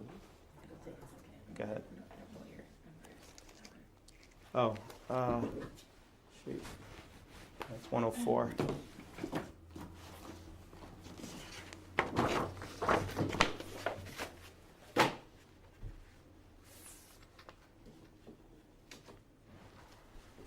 Familiar with this book? No. Okay, well then, I'll give you a copy today when you leave. Okay. Ms. Newsman, Exhibit 35 is uploading, but it might take just 1 second. Dr. Plotkin, Problem. has an increase in IL-6 been shown to induce autism-like features in lab animals? Well, IL-6 is an inflammatory cytokine, and its relationship to autism, I would say, is not clear, but it is an important cytokine. Has it been shown to induce autism-like features in animals when injected into animals for experimentation? I'm not aware of that, but it's quite possible that that could happen if you use enough IL-6. Do you know the maximum amount?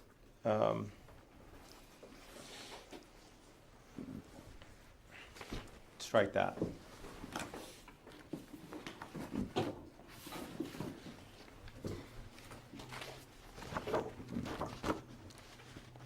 No, I don't have time to do the marking. Are you familiar with the study are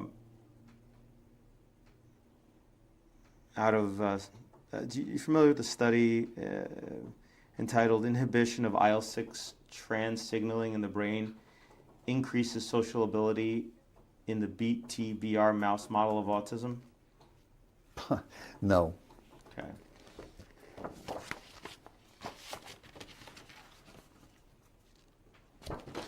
Are you familiar with the study called maternal immune activation alters fetal brain development through interleukin 6. Vaguely, yes. Yeah. Published in the Journal of Neuroscience. Yeah, well, I don't remember the journal. Is that one of the journals you consider respectable? Yes. Okay, and this was out of the University of California Medical Center. This is from California Institute of Caltech. That institution did a number of studies regarding immune activation and its effects, right? Respected group. Sorry, repeat the question. Sorry, that group did a number of studies related to immune activation and neurological disorder, correct? Yes. And they found a connection between immune activation and neurological disorders, correct? Mm-hmm. Okay. And one of the, is that a yes? Okay. And one of the studies, findings they had was that immune activation alters fetal brain development through interleukin 6, correct? As I said before, IL-6 is an important cytokine. I would point out in relation to immune activation that immune activation occurs as a result of disease and exposure to a variety of stimuli, not just vaccines. But it can be caused by vaccines, correct? Immune activation is the objective of vaccines. Do you know the maximum amount of aluminum that is injected into a child who follows the CDC schedule? I haven't done the arithmetic, but I believe it would amount to several milligrams.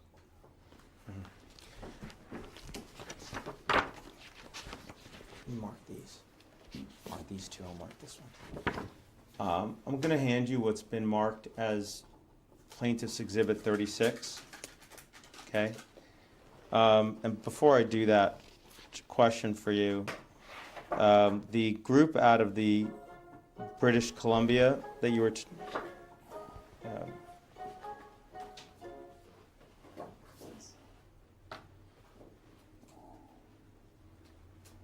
the group out of the University of British Columbia, that's out of the Department of Ophthalmology and Visual Sciences? Yeah. All right. And, okay. Okay.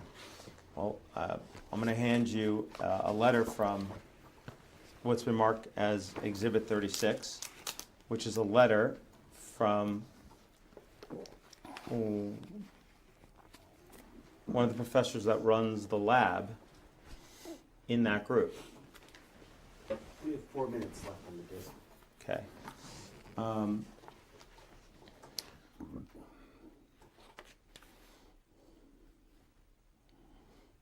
Have you seen this letter before? No. Okay. This letter is from the group at the University of British Columbia you mentioned before, correct? Yes. And it's addressed to HHS, correct? Yes. As well as NIH, Yes. FDA, and CDC, correct? Yes. Okay. In the first paragraph, can you read the first paragraph? I am writing to you in regard to aluminum adjuvants in vaccines. The subject of one is one my laboratory works on intensively, and therefore where I feel I have some expertise.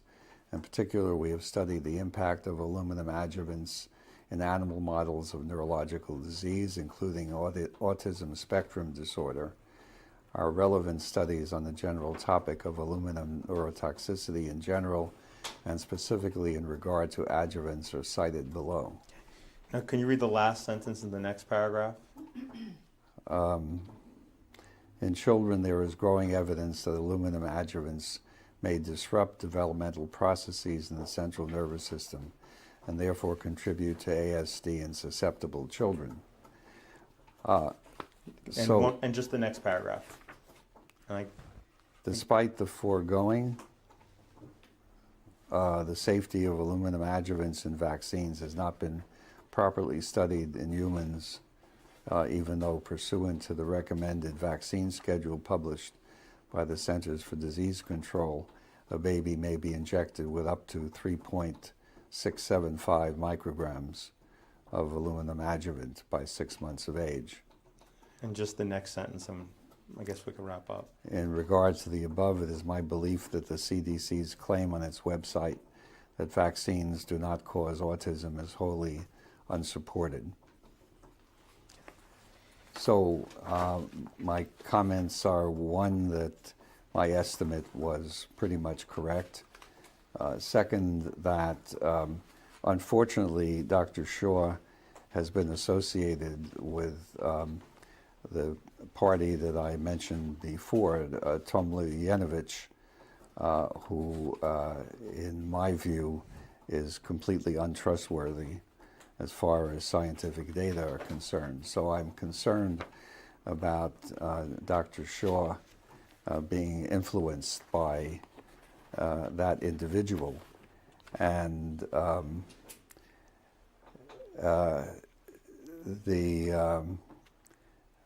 I'm not aware that there is evidence that aluminum disrupts developmental processes in susceptible children. Dr. Shaw is a scientist that studies aluminum regularly, correct? Yes. Do you study aluminum regularly? No. Okay. We done? Yep. This ends tape 4 of the deposition of Dr. Stanley Plotkin. We are going off the record. The time is 16:03. This is the beginning of disc number 5 of the deposition of Dr. Stanley Plotkin. We are on the record. The time is 16:43. Dr. Plotkin, I'm handing you what has been marked as Plaintiff's Exhibit 37 and 38. Are these letters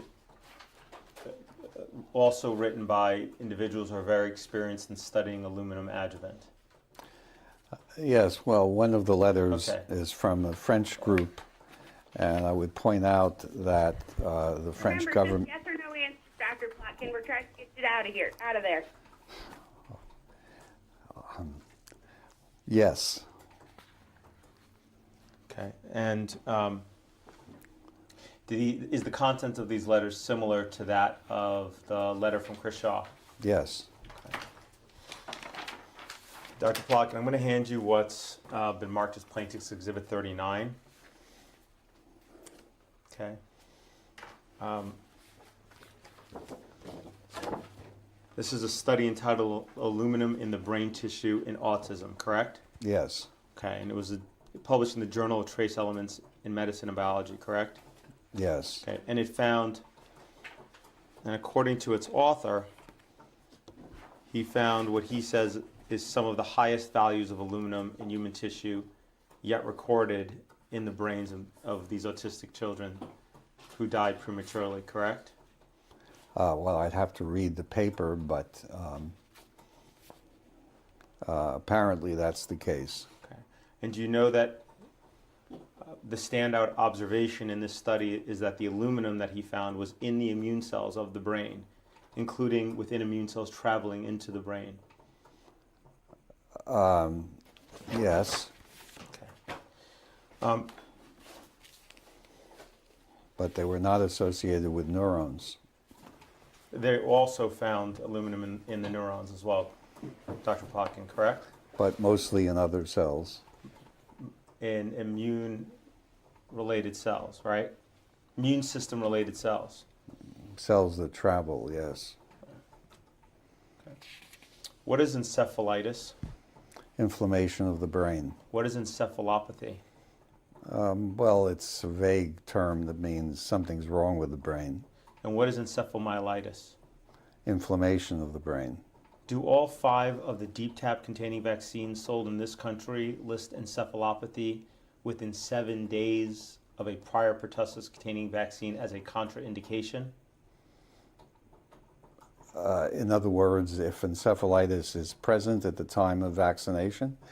Yes, I imagine so. No, meaning that if there was encephalopathy within 7 days of a prior pertussis containing vaccination, that's a contraindication to getting more pertussis vaccination. Oh, yes. Okay.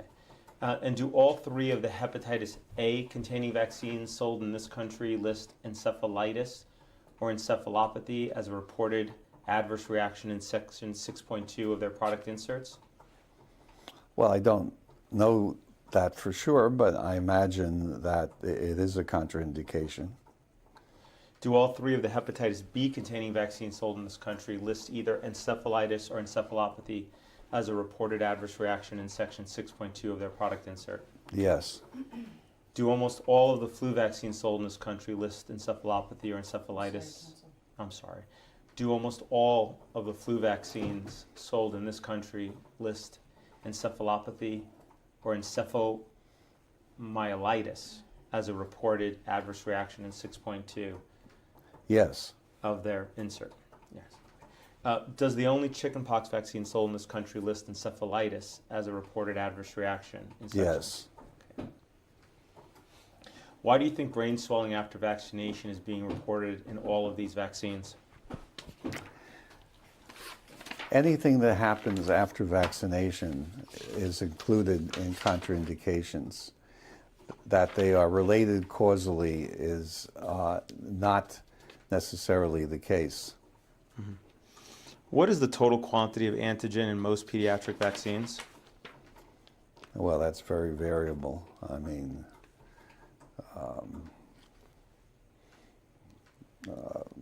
perhaps up to 50 milligrams.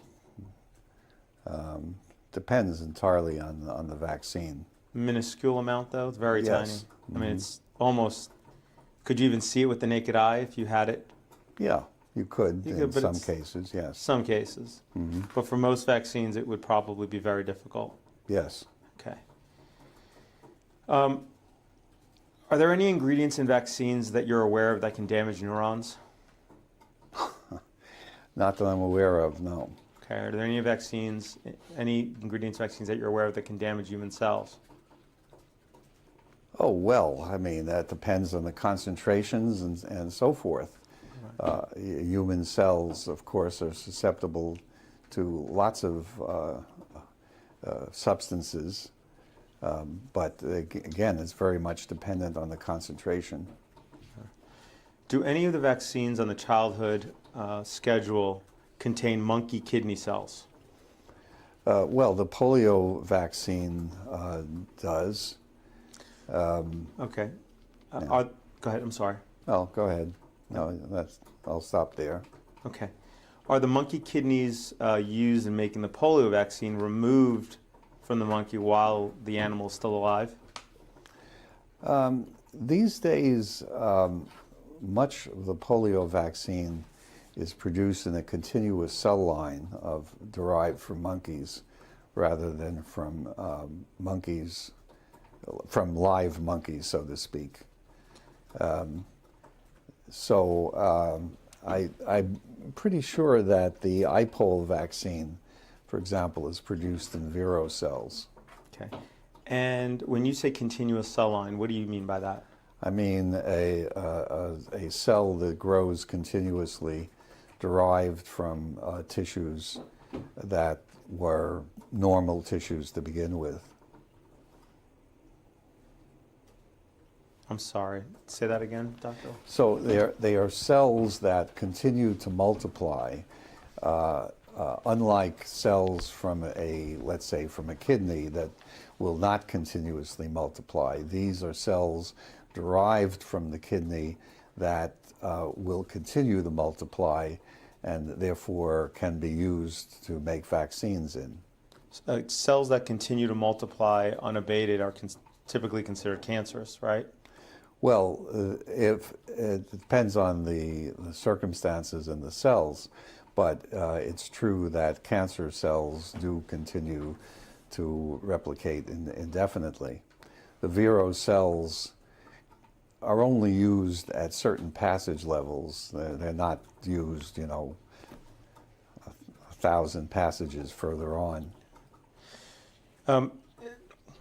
In relation to the amount of polio antigen in the final polio vaccine product, how much monkey kidney cell material is there in the final product?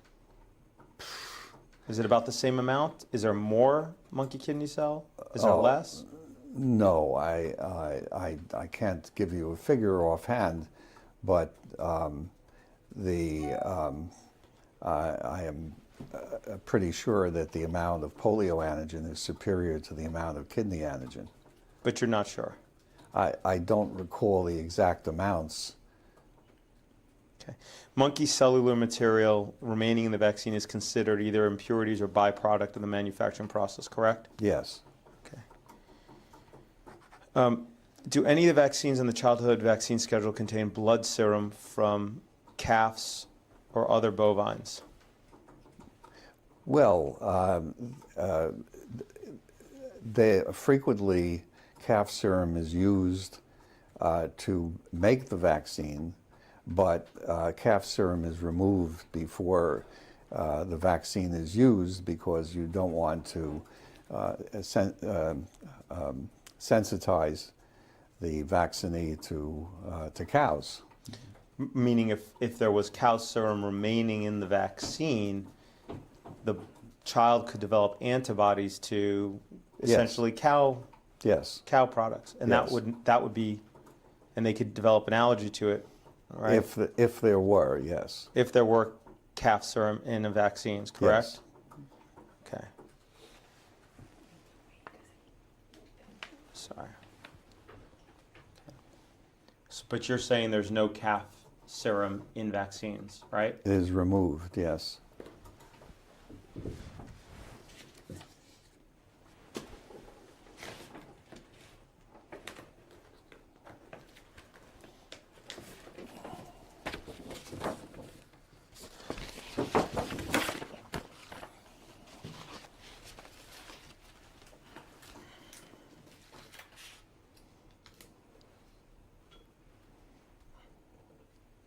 Dr. Plotkin, I'm going to hand you what's in Marcus Plaintiff's Exhibit 40. What is this? Vaccine excipient and media summary. Okay, and who produces this document? The CDC, correct? Or the FDA? I think it's the FDA. Okay. And this lists the ingredients contained in various vaccines, correct? Yes. Okay.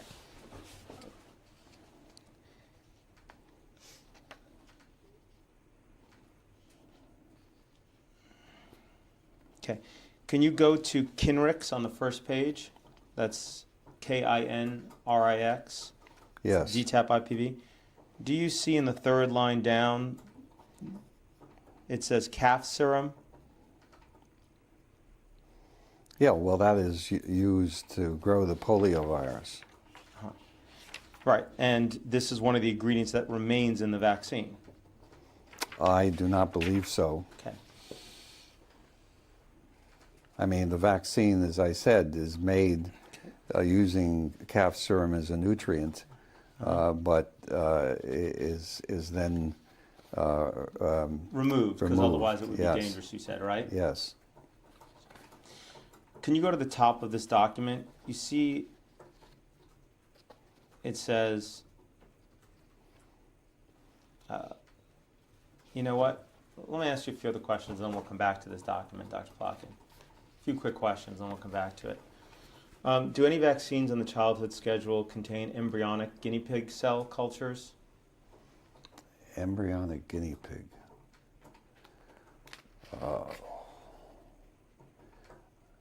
I don't think any current vaccine is made in guinea pig cells.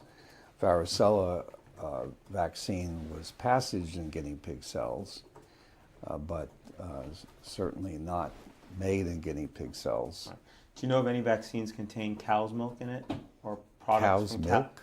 Any product derived from cow's milk? Any component derived from Oh, cow's well, milk? it could be, casein, for example, could be, Casein? yes, Casein, I think it's could be used. And Dr. Plotkin, and if there was casein in the vaccine, a child could become sensitized to that, correct? Well, I'm not sure about that. You're not sure anymore about that? No, I think there are other sensitizing things in calf serum. Dr. Plotkin, can I see that 1 second? Let me make sure. Did I give you the right one?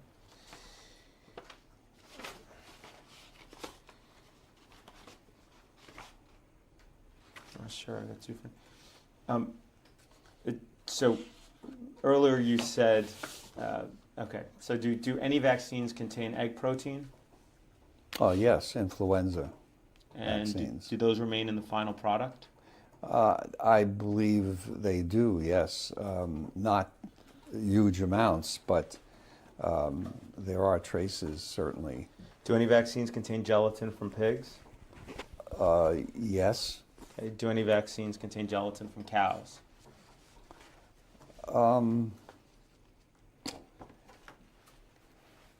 Actually, I think in Muslim countries they have tried to do that. But mostly it's from pig. Do any vaccines contain recombinant GMO yeast? Recombinant GMOs. Yes, I imagine so, yes. Are there any other animal products, parts, cells, material, or any other kind that you are aware of that are contained in any vaccine in the pediatric schedule?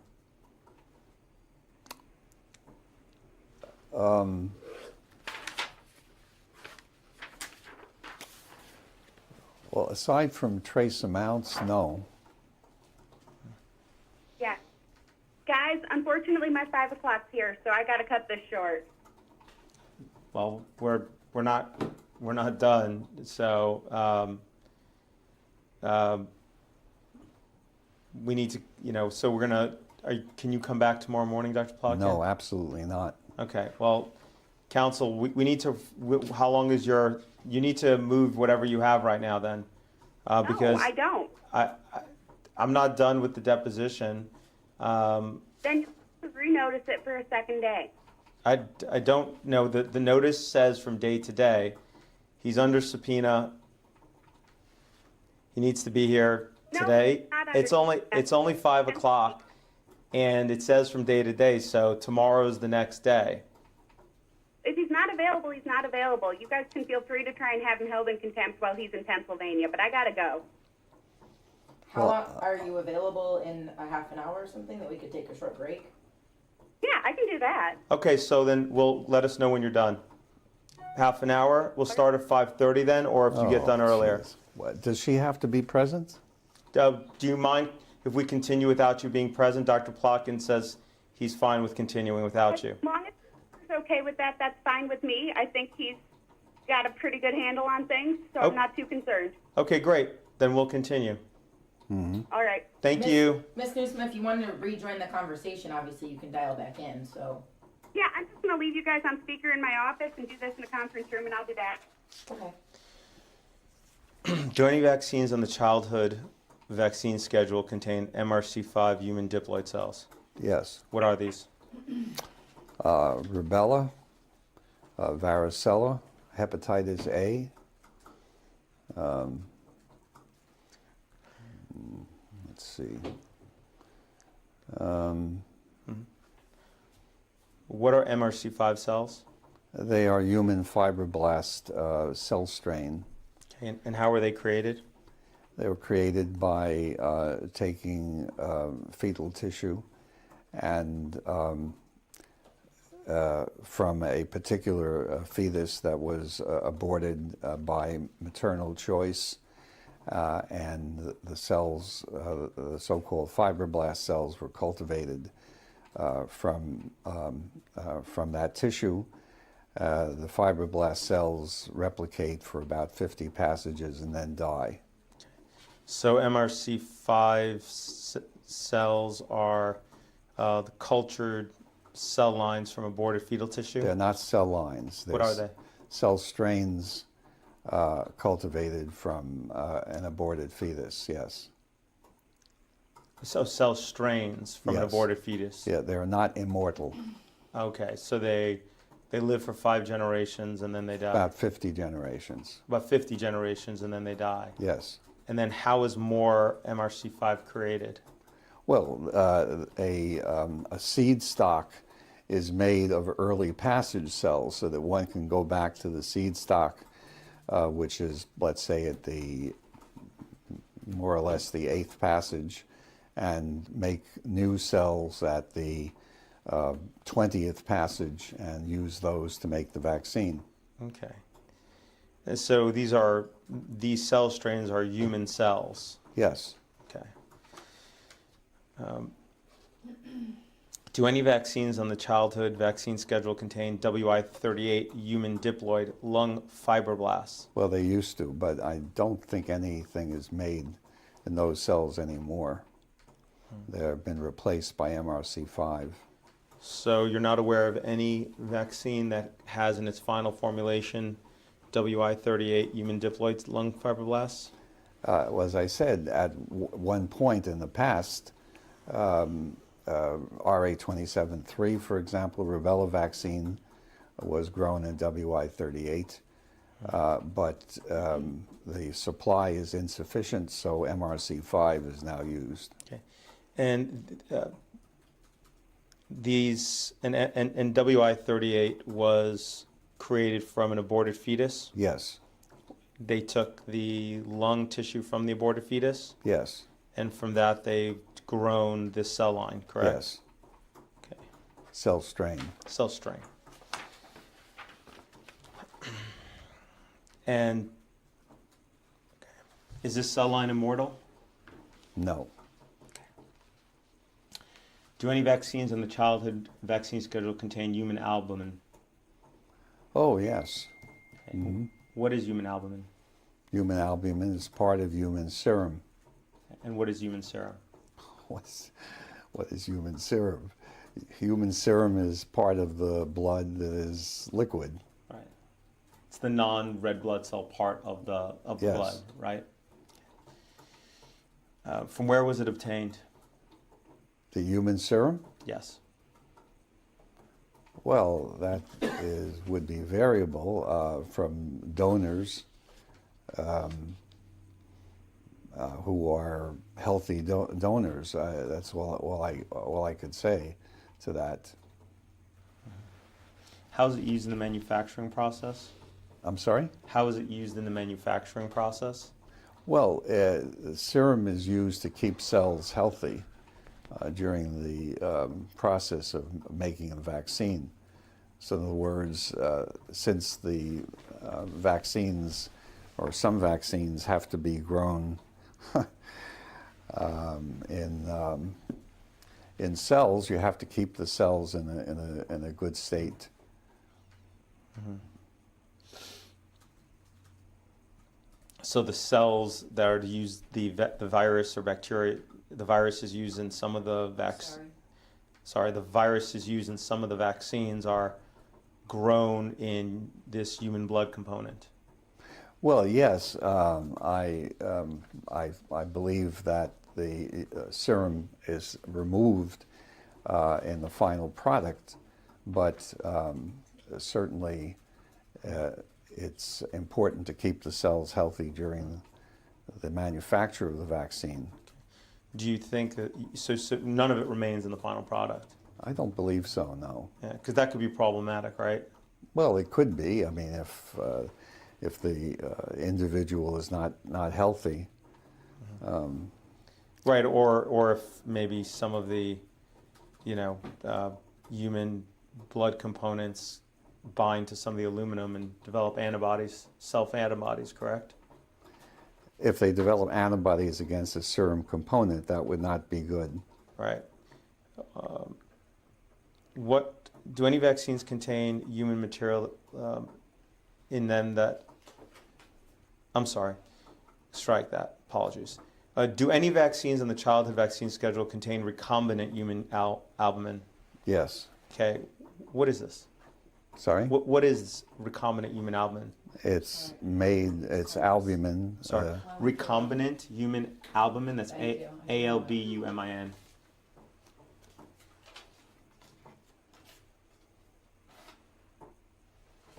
Yep.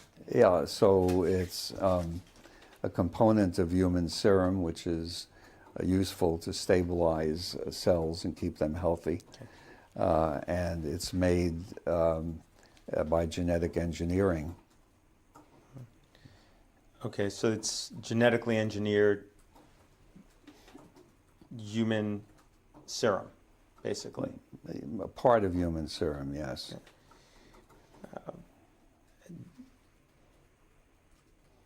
Are these genetically engineered protein structures?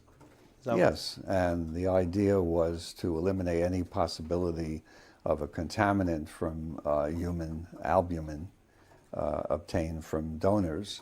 So it's made in cells using the DNA for albumin, and that way one can be sure that there's no contaminant.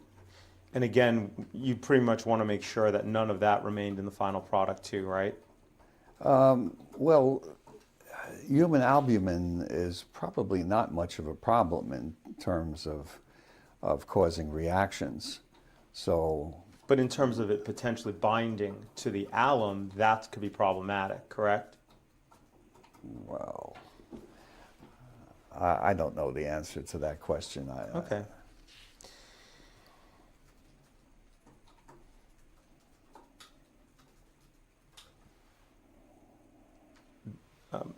The vaccines that contain human material in them, they also contain human DNA and protein, correct? They may, yes. Okay.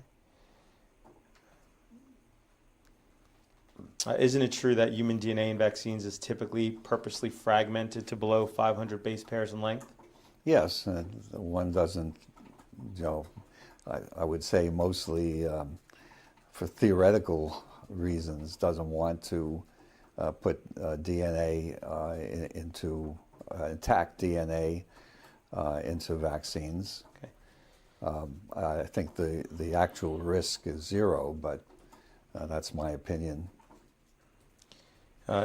Isn't it true that MMR2 contains approximately 150 nanograms cell substrate, double-strand DNA, and single-strand DNA per dose, purposely fragmented to approximately 215 base pairs in length? Yeah, that's probably correct, yes. Okay. And is it true that Varivax vaccine for chickenpox is manufactured using WI38 and MRC5 and Yes. contains approximately 2 micrograms of cell substrate? No problem. And Just wait for the whole thing too, Doctor, please. and contains approximately 2 micrograms of cell substrate, double-stranded DNA, or approximately 1 trillion fragments of human DNA. It may be true. Isn't it true that Havrix, a hepatitis A vaccine, also contains millions of fragments of human DNA? Likely. Do you know whether strands of DNA below 500 base pairs are now known to insert themselves into living cells with which they come into contact? I do not have that information, but the likelihood that they would be genetically included in the genome of vaccinees, in my view, is zero. Do you have a study to support that view? I do not have a study that supports that view, but it is, to me, unlikely that the DNA would travel from the site of injection to the semen or the ovaries. Could it insert itself into DNA and even in the muscle tissue, or if it gets into the blood, into? Theoretically, but that's not going to mean that it's going to have any impact on the individual. Are you familiar with insertional mutagenesis? Yes. Okay. Do you have any study to show that injecting millions of pieces of human DNA into babies and children is safe? The only studies are all the safety studies that have been done on vaccines. Okay. And you can produce those studies, right? Well, those studies are available from the manufacturers and from CDC, and I'm not aware of any data showing that a heritable characteristic was transmitted by a vaccine. Mm-hmm. So you don't personally don't know of any study that shows the safety of injecting millions of pieces of human DNA into babies. Such studies are general safety studies, and I haven't yet seen a vaccinee develop a new genetic trait as a result of vaccination. It's possible that it can cause cancer. Anything is possible, but there are no data to support that. Is there data to show that it doesn't do that? Yes, Okay. observations made over millions of vaccinees. Okay, and you have the study to show that, right? The studies are easily available in terms of vaccine safety studies that have been done by many, many people. Excellent. Then it should be very easy for you to direct each of those and provide Yes, copies. you can Wonderful. read the chapter on vaccine safety.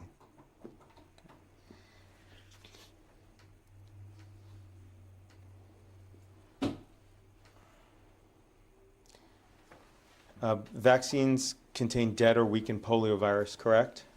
IPV does, yes. Okay. Beginning in the 1950s, polio vaccines were routinely grown on non-human primate kidney cells, correct? Correct.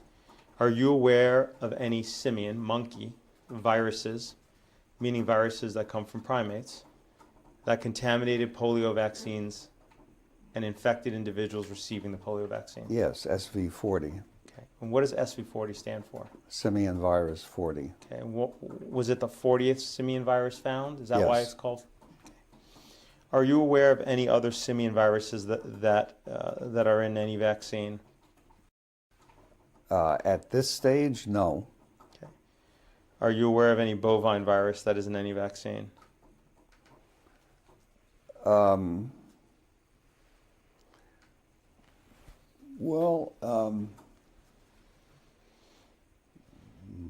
Bovine virus. Nothing comes to mind at the moment. Are you aware of any virus from any animal other than simian or bovine that is in any vaccine?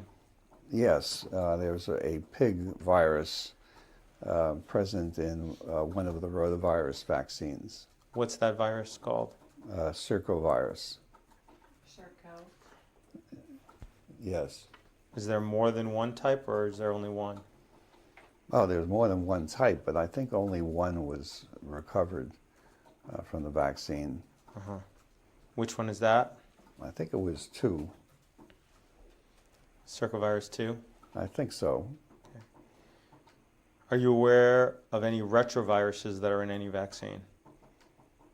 Retroviruses? No. You aware of any prions that are in any vaccine? Are you aware of any human viruses that are in any vaccine apart from the virus for which the vaccine is intended? No.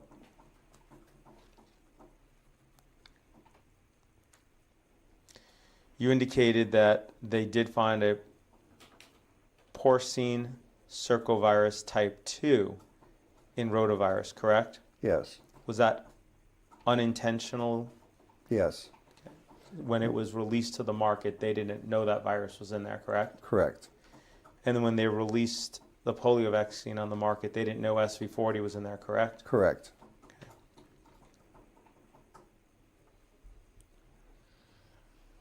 Are you aware of how many micrograms of 2-phenoxyethanol how do you pronounce it? 2-phenoxyethanol. Yeah.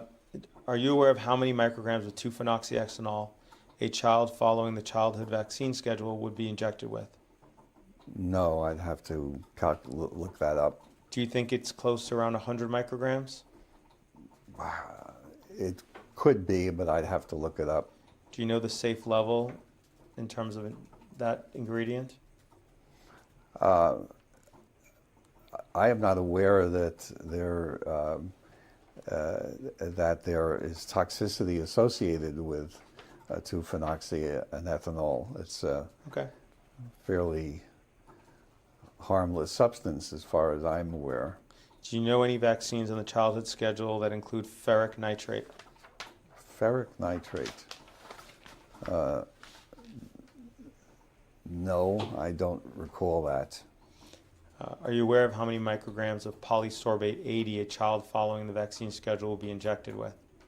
I don't have the amount, no.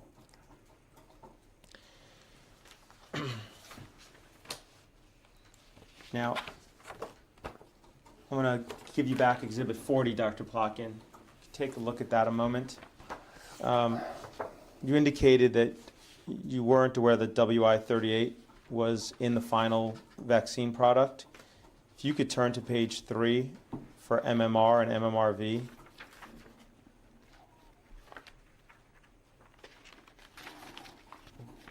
Do you see that within the ingredient list that lists WI-38, human diploid lung fibroblasts? Yes, I do see that. Okay.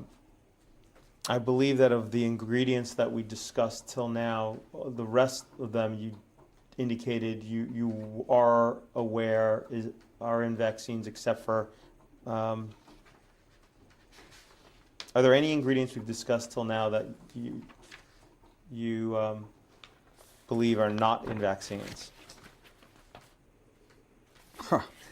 Well, I'd have to go back over all the questions you asked, but I do want to say that WI-38, as I said before, was the original fibroblast cell line, and I think that manufacturers have shifted to MRC5, but WI-38 could still be used, and I don't see anything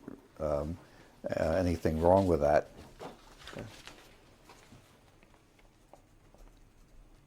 Are there any vaccine ingredients that are not listed on the FDA's official vaccine excipient and media summary table that you're aware of? I don't see how I can really answer that question without reading the whole thing, but I imagine that it's a complete list. Okay. Isn't it true that an adjuvant will bind not only to the target antigen, but also to the impurities and byproduct of the manufacturing process? Probably yes. Okay. Okay, and those impurities and byproducts are all listed in what has been marked as exhibit number 40, correct? Yes. Okay.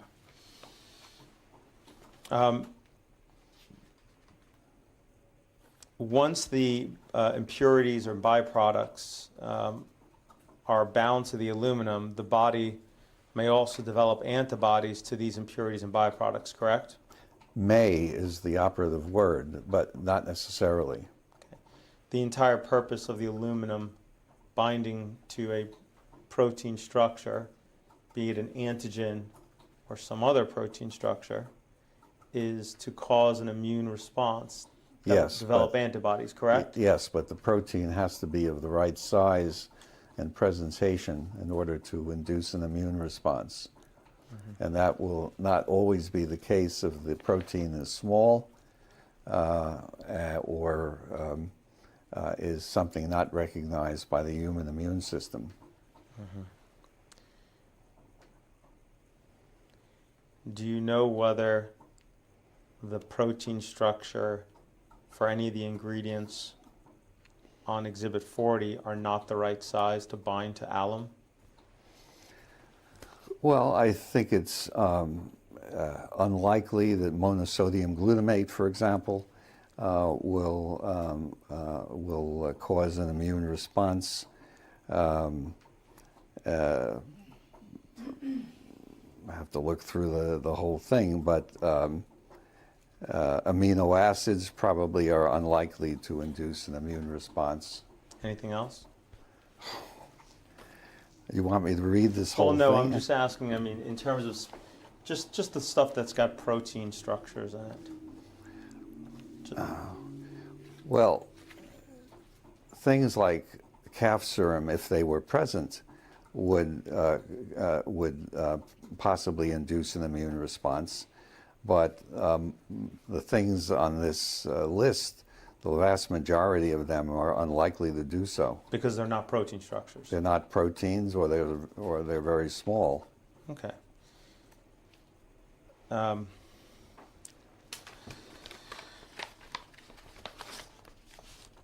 other than the, strike that.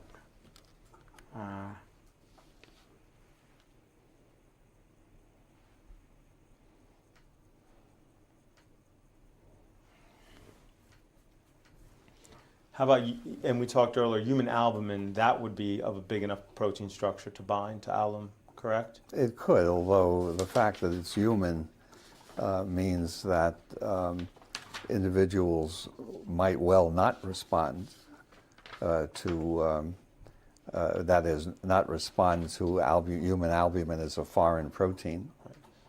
Right, maybe not alone, right? But bound to alum, then it might, correct? It might, but I'm not aware of evidence that it does. Are you aware of a study that looked at that issue? I have not read such a study, no.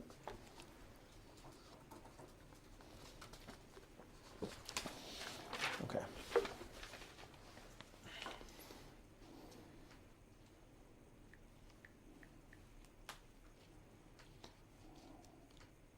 How about the human DNA? Do you believe that the human DNA strands can bind to the alum? No.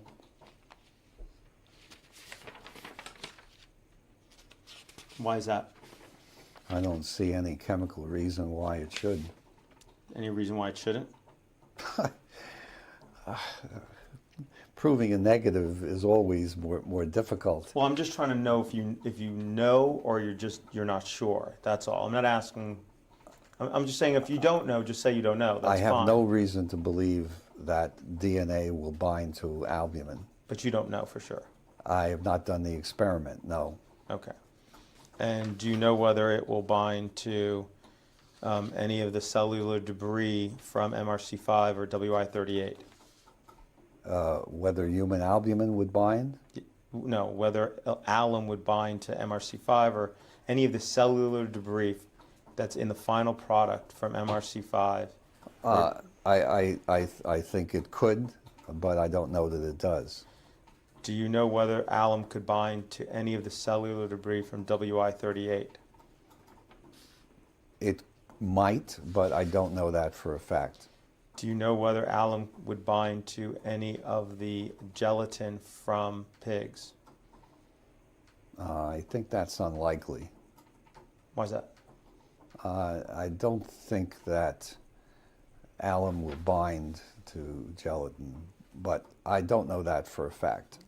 What about egg protein? Could alum bind to egg protein? Possibly. Okay. And to casein? I suppose it's possible, but I'm not aware of any evidence. Which you don't know. I don't know.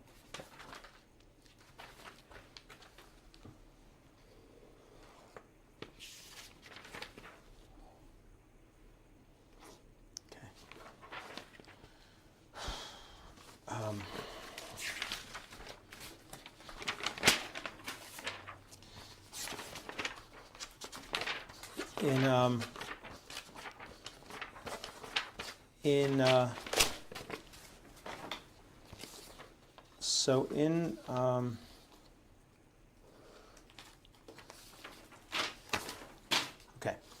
Okay.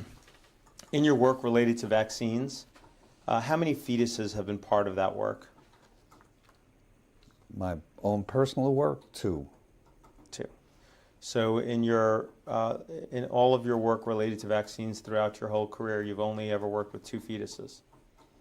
In terms of making vaccines, yes. Yes.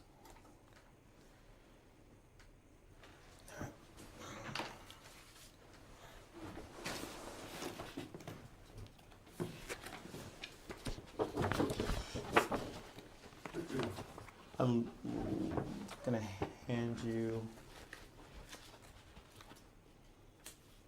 going to hand you what's been marked Plaintiff's Exhibit 41. Okay?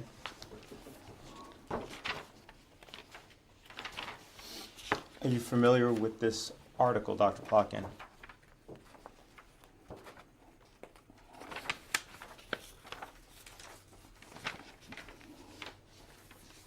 Yes. Okay. Are you listed as an author on this article? Yes, Okay.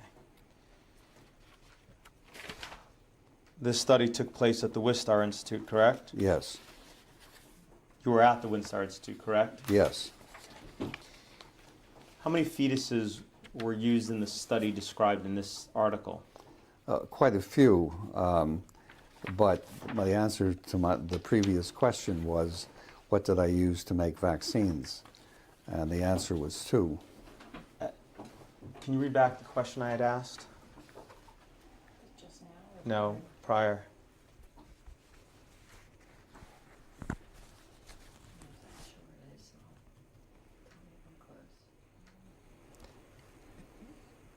In your work related to vaccines, how many fetuses have been part of that work? Answer, my own personal work, 2. Okay. So I'm going to ask that question again. In your work related to vaccines, how many fetuses were involved in that work? There were only 2 fetuses involved in making vaccines. When fetal strains, fibroblast strains, were first developed, I was involved in that work trying to characterize those cells, but they were not used to make vaccines. Wasn't the purpose of this study to help develop a human cell line or to support the use of human cell lines in the creation of vaccines? The idea was to study the cell strains from fetuses to determine whether or not they could be used to make vaccines. So this was related to your work Well, yes, in a sense, to yes. vaccines, correct? Yes. It was preparatory. Okay. So this study involved 74 fetuses, correct? I don't remember exactly how many. Turn to page 12 of the study.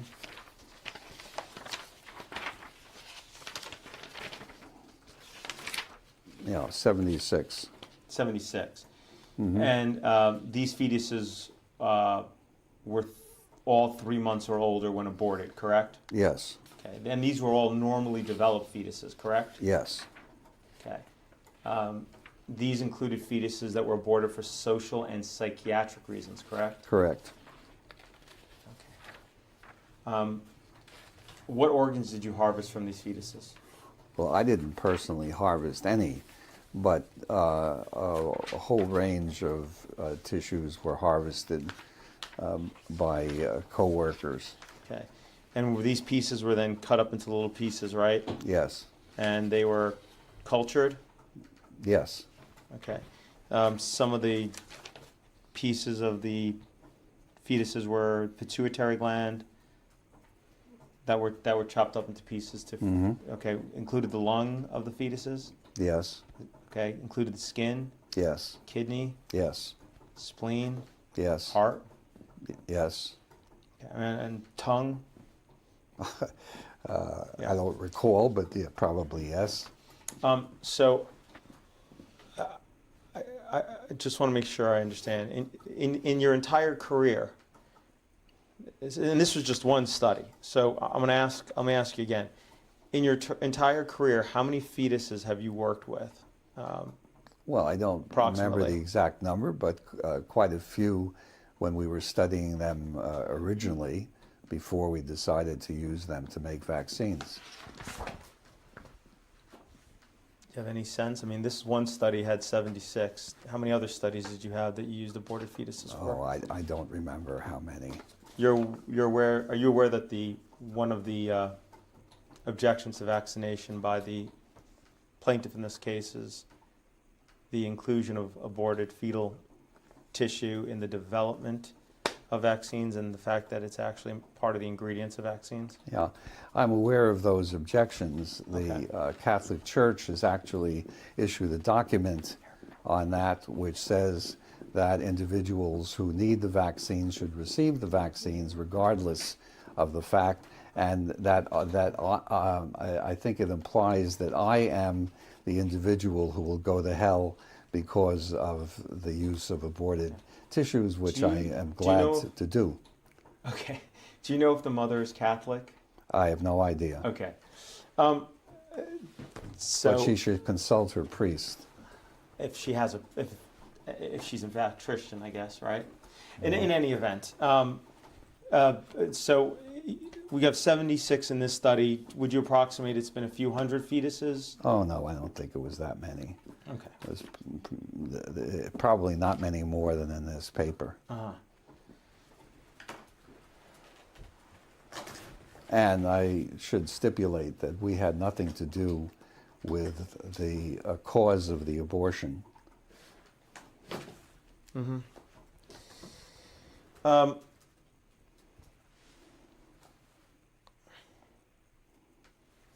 Some of these were for psychiatric institutions, correct? Actually, all I can say is that the fetuses that I personally worked with actually came from Sweden, from a Swedish coworker. And so I, in no case, was able to determine what exactly the reason for the abortion was. I'm just asking you, some of the fetuses that you did use did come from abortions from people who were in psychiatric institutions, correct? I don't know that. What I'm telling you is that I got them from a coworker, and if it's stated in the paper, it's true, but otherwise I do not know. Okay, so if it's in the paper, you don't contest it, right? I don't contest it, no. Okay. Have you ever used orphans to study an experimental vaccine? Yes. Have you ever used the mentally handicapped to study an experimental vaccine? I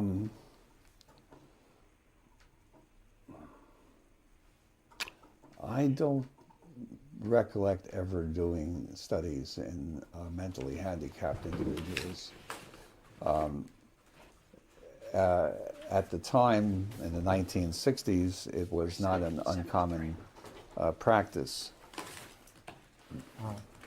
So,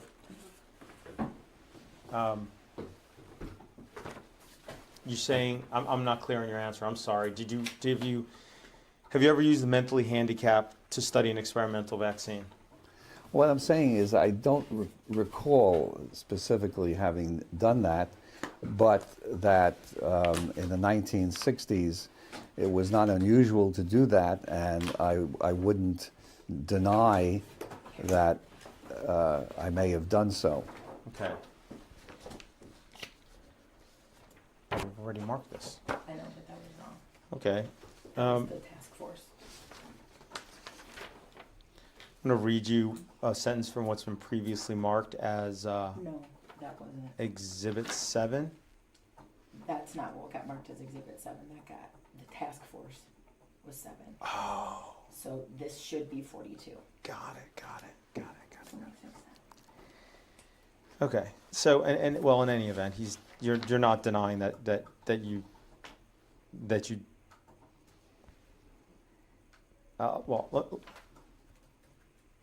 there's an article entitled "Attenuation of RA27.3 Rubella Virus in WI38 Human Diploid Cells." Are you familiar with that article? Yes.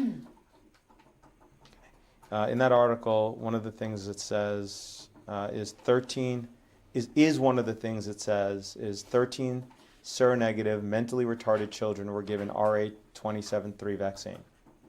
Okay, well, that's in that case, that's what I did. Okay.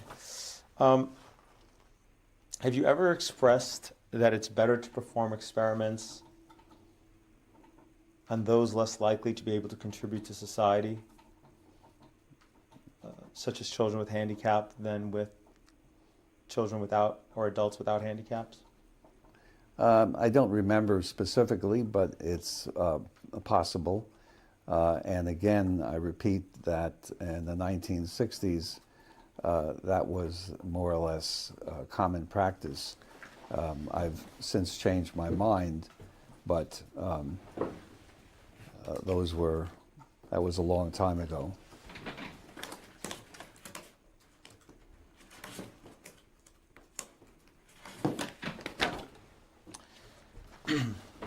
Do you remember ever writing to the editor of Ethics on Human Experimentation? I don't remember specifically, but I may well have. Okay.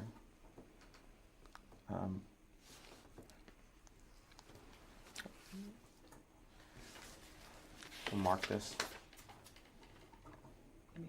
Yeah. Sorry. I'm going to hand you what's marked as Exhibit 43. Do you recognize this letter you wrote to the editor? Yes. Okay. Did you write this letter? Yes. Okay. Is one of the things you wrote, the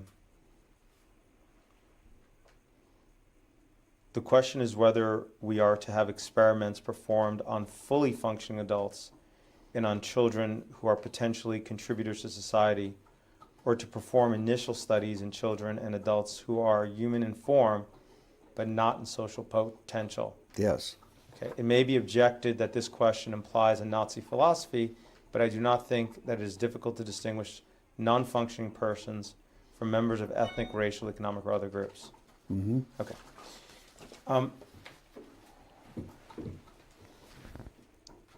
Have you ever used babies of mothers in prison to study an experimental vaccine? Yes. Have you ever used individuals under colonial rule to study an experimental vaccine? Yes. Did you do so in the Belgian Congo? Yes. Did that experiment involve almost 1 million people? Well, all right. Yes. Mm-hmm. Okay. Did you ever visit what was the Belgian Congo and Urundi? Yes. How many times? Once. Yes. RUANDA-URUNDI. When was that visit? 1959. And how long were you there? A couple of months. 2 months? I think so, yes. Could it have been longer? No, I don't think it was 2 months? longer than Okay. that. What places did you visit?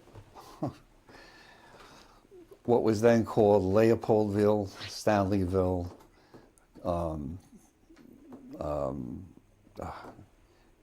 Kivu, Kivu?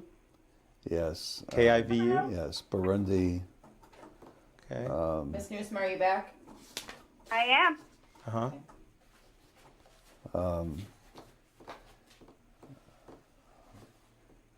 There could have been a couple of other places, but I don't remember. Okay. I've heard you talk. I've heard in some of your speeches. You remember this trip fondly, right? Well, fondly may not be the right word, but I do remember it as an important event. Yeah. In what order did you visit the places you just told me? Which one do you think you visited first? Leopoldville, Okay, and then after that, Stanleyville, then then the eastern part of the Congo. is that Kivu? Yeah, Okay. and Bukavu. You stole it.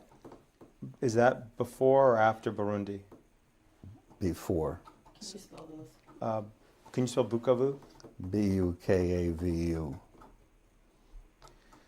So Leopoldville, then Stanleyville, then Kivu, Bukum, and then Burundi. So how long were you in Leopoldville? Oh gosh, I can't answer that question. Approximately? I don't remember. A couple of weeks probably. Okay, and then how long in Stanleyville? I don't know, 3-4 weeks. I can't possibly remember that far back. And then how long in Kivu approximately? Oh, short time. Okay, and then Bakum, I'm sorry? Bukum, Oh, Bukavu? Bukavu. I don't know. Bay. Pronunciations aren't matching up. Oh, B-U-K-U-V. Bukavu. AAVU, sorry. Bukavu. Approximately how long? A couple of days. Okay, and then finally Burundi. Again, I don't know, maybe a week, I'm not sure. Okay.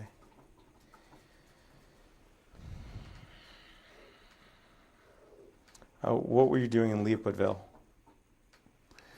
I was examining the data on oral polio vaccination in the city. Okay. Anything else? No. Did you vaccinate anybody? Personally, no. Okay. How about what were you doing in Stanleyville? I was visiting the chimpanzee laboratory and talking to scientists in Stanleyville. Talking about what? Well, about polio mainly. Okay. What about polio? What about polio? Obviously, they were having polio, and we're talking about how to protect the people against polio. Okay. And did you vaccinate anybody while you were in Stanleyville personally? Personally, no. Okay. What did you do in Kivu? As I recall, I just visited the place. Any purpose? I don't think so, no. Did you vaccinate anybody It personally? was a I'm sorry. scenic area. Okay. Did you vaccinate anybody personally there? No. Okay. What about Bukavu? I did not do any vaccination there either. And what were you doing there? I was just visiting. Like a tourist? Yes, Same thing with Kivu as a tourist? yes. And what about Burundi? Well, there I had some discussions with scientists Okay, about what? about polio. Okay. Did you, other than that, did you do anything else in Burundi? No, Did you vaccinate anybody personally? no, During your entire trip, did you vaccinate anybody personally? no, So your whole trip to Belgium, Congo, and Rwanda, Burundi, you never vaccinated anybody personally? that is correct. I also stopped in Kikwit, which was to observe a vaccination campaign. And that was between what cities? Well, geographically, it's between Leopoldville and Stanleyville. I don't recall in what order I visited it. You don't know if it was before or after Stanleyville? No, I don't. How long were you in Kikwit? Oh, just a day or two. And that was just to observe a Vaccination campaign. Did you observe a vaccination campaign in any of the other cities?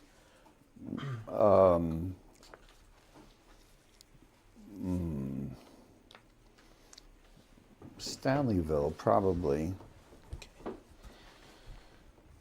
Leopoldville was, as I said before, to collect data from prior vaccination. Oh, okay. And what were you doing in Rwanda, Urundi? Talking to people, Again, about polio vaccine, yes, but not vaccinating anybody. no, Not part of any vaccination campaign there either? no. Okay.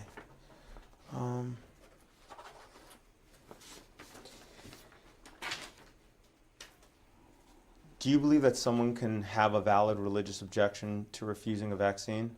No, Do you take issue with religious beliefs? yes, You have said that, quote, vaccination is always under attack by religious zealots who believe that the will of God includes death and disease. yes, You stand by that statement? I absolutely do. Okay. Are you an atheist?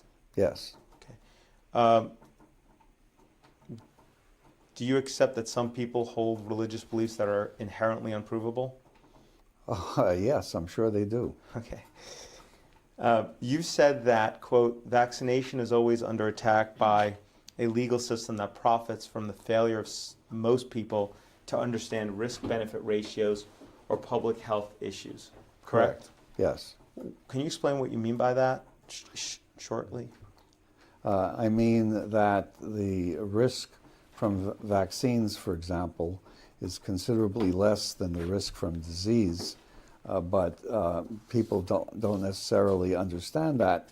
It's similar to the situation where people may not fly, but they're willing to drive in cars, where the risks are much higher. And what was the second point about? Public health issues. Public health issues, yes. Not understanding the importance of a high vaccination coverage in prevention of disease. One child can make a difference. One child probably doesn't make a difference, but a collection of one child's do make a difference. At the most recent ACIP meeting, you spoke and gave ACIP 3 pieces of advice, correct? Yes, Right. One of them was to conduct more vaccine safety studies to prove the anti-vaccinationists wrong, right? yes, correct. Okay. If the science to prove vaccines safe already exists, why would more safety studies be needed to prove the anti-vaccinationists wrong? Because there are so many people, as you can see on the web, who have these beliefs about vaccines, and as we have discussed throughout this long day, it would be valuable to have more safety data. Like a vaccinated versus unvaccinated study, correct? If such a study is feasible. Shouldn't vaccine safety studies be done for the sake of making vaccines safer, not for the purpose and with the predetermined objective of proving so-called anti-vaccinationists wrong? Oh, absolutely. I do not deny that there are known reactions to vaccines. Fortunately, they are rarely serious, but I support more research on every aspect of vaccines. And your claim that they're rarely serious is from your book, right? Yes. Okay. When's the last time that you received a vaccine, Dr. Plotkin? Influenza vaccine. Actually, not more than several weeks ago. Do you get the flu shot every year? Yes. Have you ever missed a year? No. Have you received the Zoster vaccine? It sounds like you have. Yes. The what vaccine? The Zoster, Zoster. When did you receive that?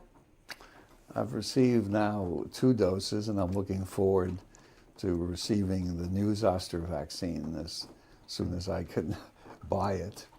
Have you received a PCV13 vaccine? Yes.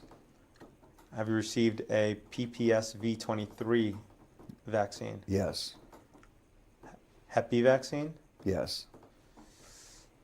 Let me do that again. Have you received a Hep B vaccine? Yes. Yeah. Have you received a hepatitis A vaccine? Yes. Have you received a MEN ACWY or MPS V4 vaccine? I believe so. That was a long time in the past because those vaccines have been available for a long time. I'd have to check my records, but I think particularly when I traveled to Africa, I believe I took it. Have you received a MEN B vaccine?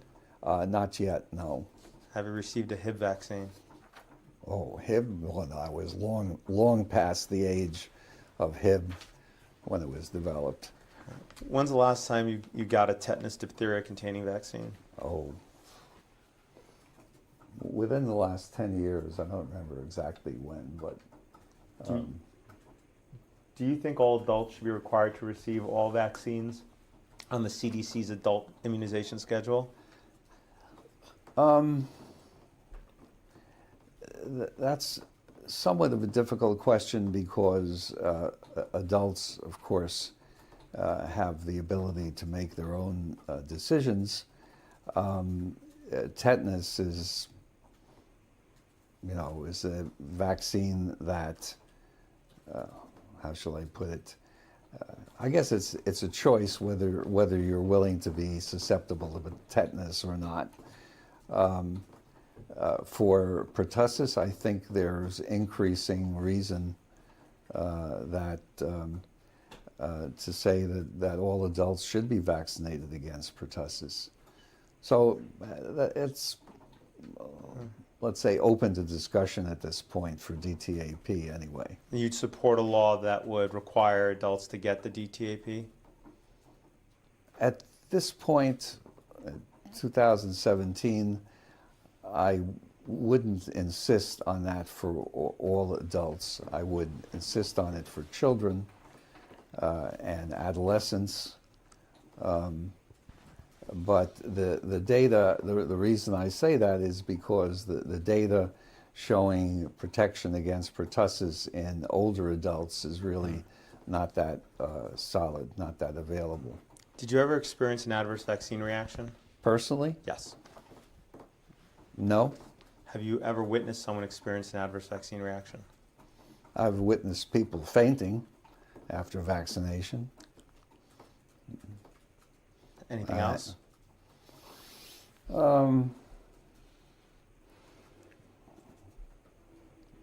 Certainly I've seen people complain of pain at the injection site.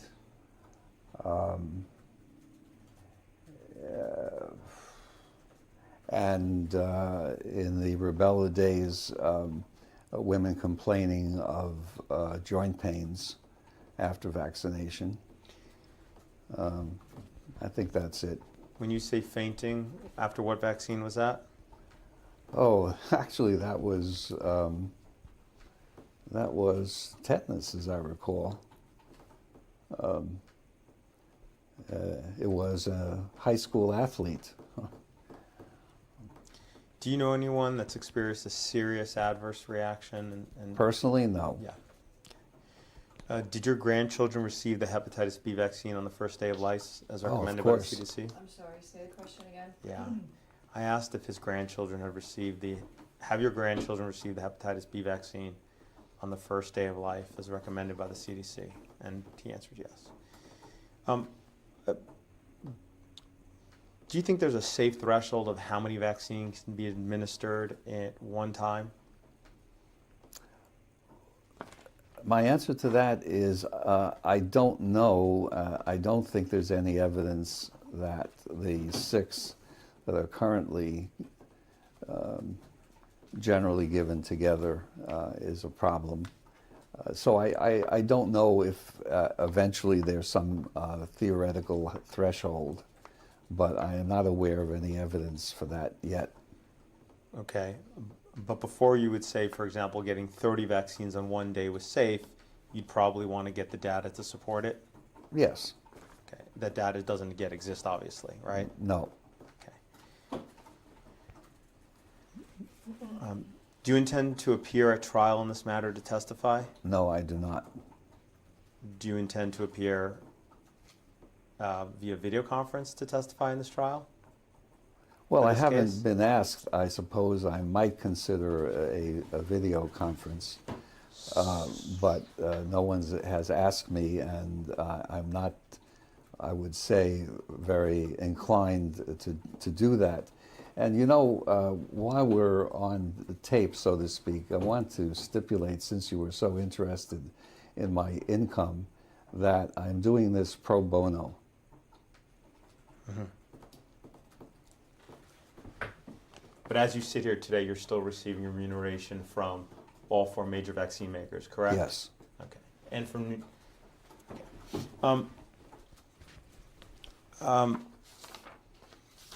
so getting close to the end.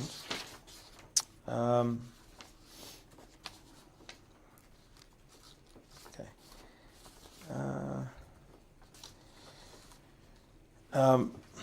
I don't have much left.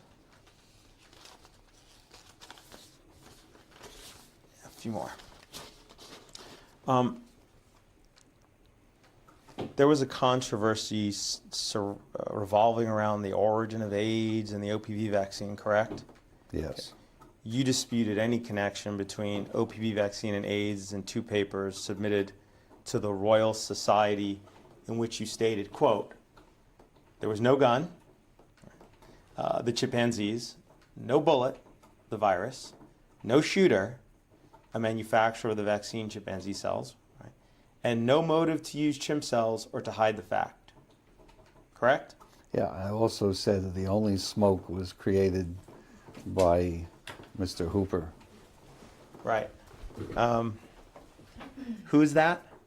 He's a British journalist, which puts him at the lower end of journalism.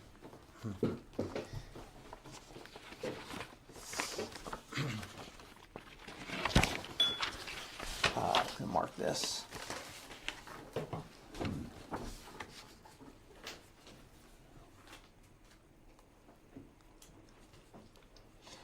Dr. Plotkin, I'm going to hand you what's been marked as Plaintiff's Exhibit 44.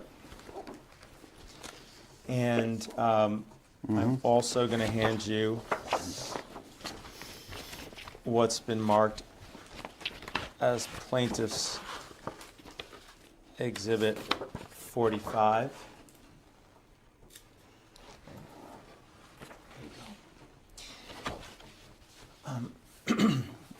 Yeah. Okay. Are these the two papers that you submitted to the Royal Society? Yes. Disputing, one second, please. Disputing any connection between the OPV vaccine and AIDS, Yes. right? Okay. Is everything that you wrote in these two articles, strike that, is everything written in the two articles, Royal Society articles that you submitted, which are marked as exhibits 40, 4 and 5. 44 and 45, true? Well, I certainly hope so. Is that, I'm sorry, Dr. Plotkin, is that yes? Yes. Yes, and I should also add that my conclusions have been verified by other scientists who now have shown that HIV originated in the 1920s in Cameroon.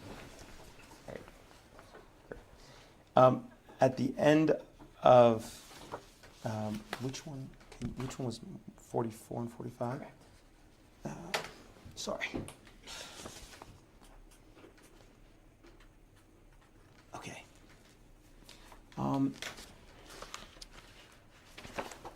Dr. Plotkin, at the end of Exhibit 44, the article entitled "Untruths and Consequences," you state that, strike that.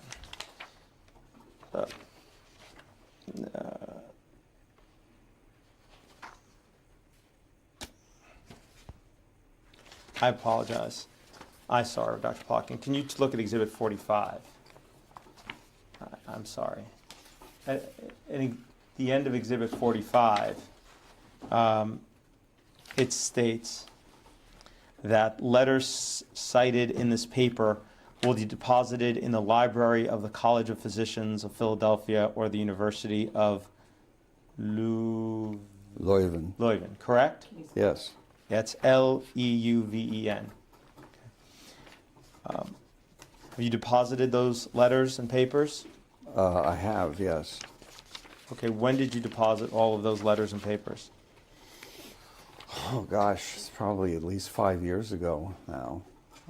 So all of the letters cited in this document have been deposited in The where? College of Physicians of Philadelphia.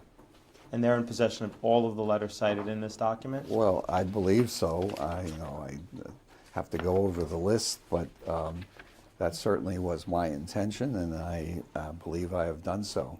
Okay. Is that publicly available at the University of Philadelphia? That's a good question. I imagine so. I deposited them there basically so that they could be examined after I'm dead. But Yeah.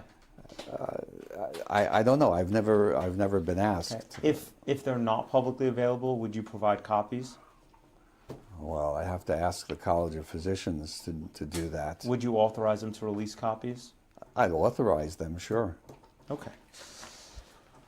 If you could please take a look at I'm not sure why you're asking the question. Are you I'm asking the accusing me question. of launching AIDS, or what is the point? Absolutely not, Dr. Plotkin. You made a promise in here to deposit papers, and I'm purely asking you if you fulfill that promise. Yes, I did. That's it. That's all. Yeah. Okay. I'm not accusing you of anything. And in the other paper entitled "Untruths and Consequences," in the second paragraph, it says, The evidence I present is based on papers and documents of the time for my personal files. Mm-hmm. Have those also been deposited in the Library of Philadelphia? No, certainly not all of them. I have extensive files. I don't throw anything out. So you still have all of those? Yes.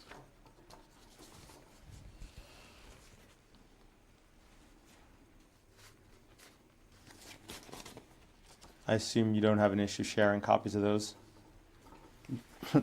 No, my wife would love to get rid of all of them, but Okay. I don't. So you said that the AIDS OPV hypothesis hypothesis has been disproven, correct? Yes. Okay. A few quick questions. Just approximately how many human samples that predate 1959 have been tested for HIV? That predate 1959. I don't know that there are any such samples available. The first samples that I recall being available were from 1960, and they had already some HIV seropositive individuals, but that was in Leopoldville, and they were individuals who had not received the oral polio vaccine. Mm-hmm. So, but in terms of samples that predate 1959, have there been any such samples tested for HIV? I have to think about that.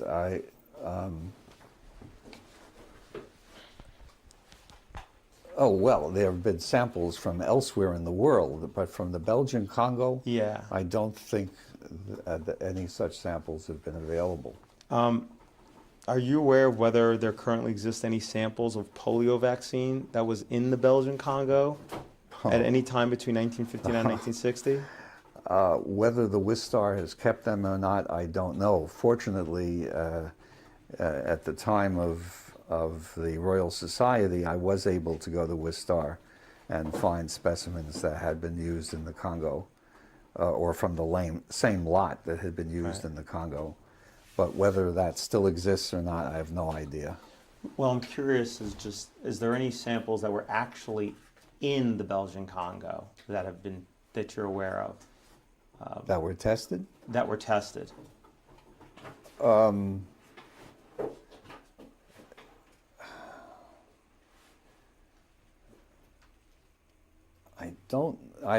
really don't know the answer to that question.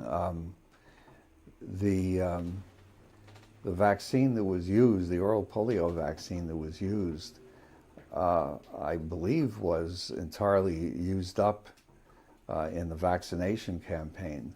So I don't think it's likely that material used in the vaccination campaign was repatriated.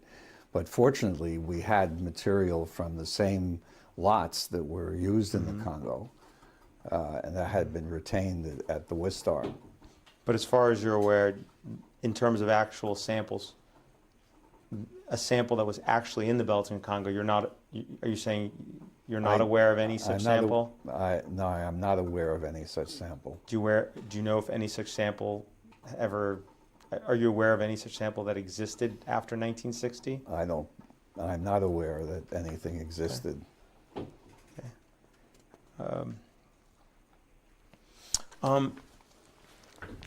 I just have another question on this. Just curious. So, are you familiar with an article entitled "Vaccination with the Chat Strain of Type 1 Attenuated Poliomyelitis Virus in Leopoldville, Yes. Belgian Congo"? Yes. Okay. In the article, you're one of the authors of the article? Yes. Okay.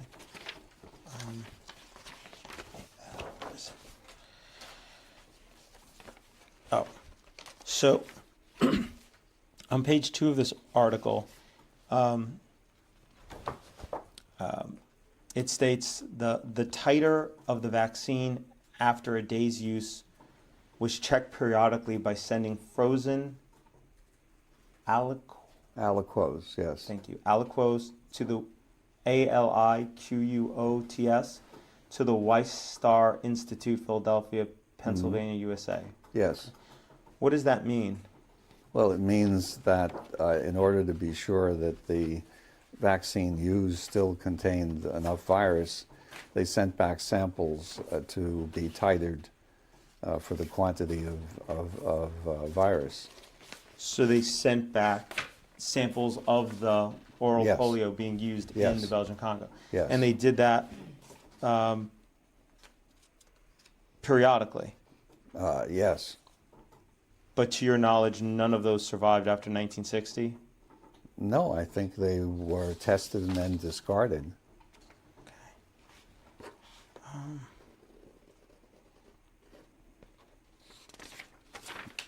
I mean, aside from legal value, they would have had no value because they were used. They could not ever be used again, so they would have been discarded.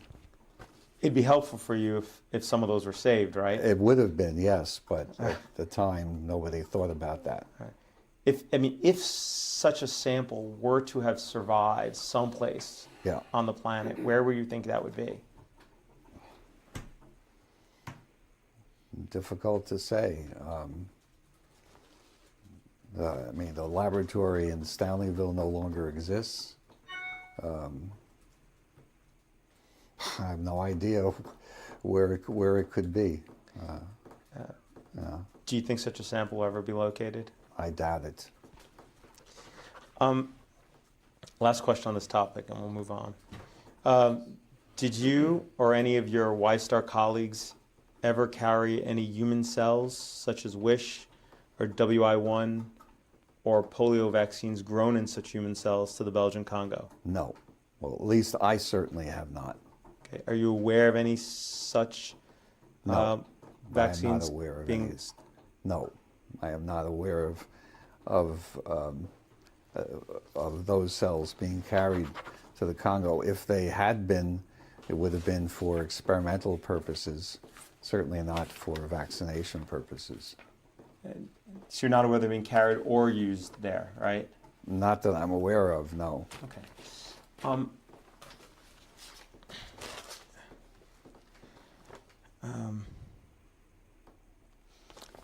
Isn't it true that in 2014 the FDA announced, quote, although individuals immunized with an acellular pertussis vaccine may be protected from disease, they may still become infected with the bacteria without always getting sick and are able to spread infection to others, end quote. Yes, that's on the basis of the studies in baboons.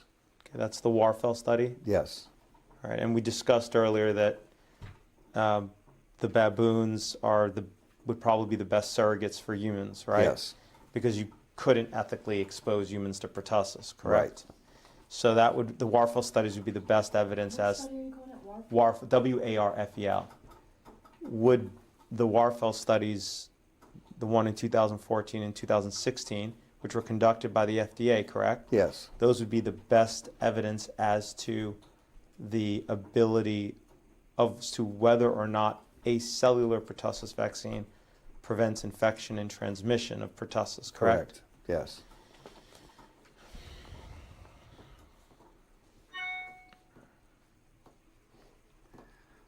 And I think we talked about this earlier.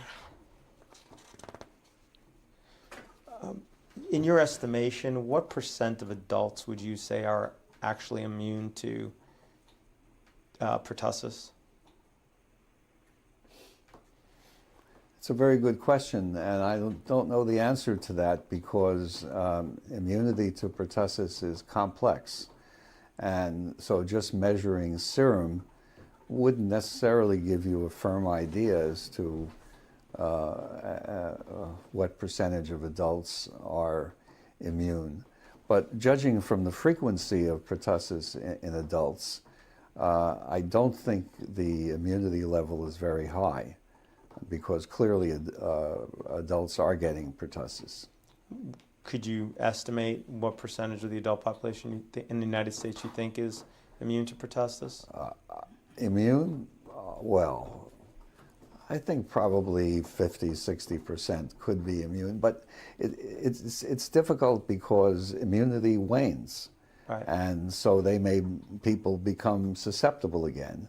And as I've said now twice, there is a lot of pertussis in adults. That's been shown. So quite a significant proportion of adults are susceptible and not immune. 50 to 60% is your highest estimation, Yes. It sounded like, right? Yes. No more than that. I don't think so. Okay. The diphtheria vaccine creates antibodies only to a toxin released by the diphtheria bacteria, correct? Correct. It doesn't create any antibodies to the actual diphtheria bacteria itself.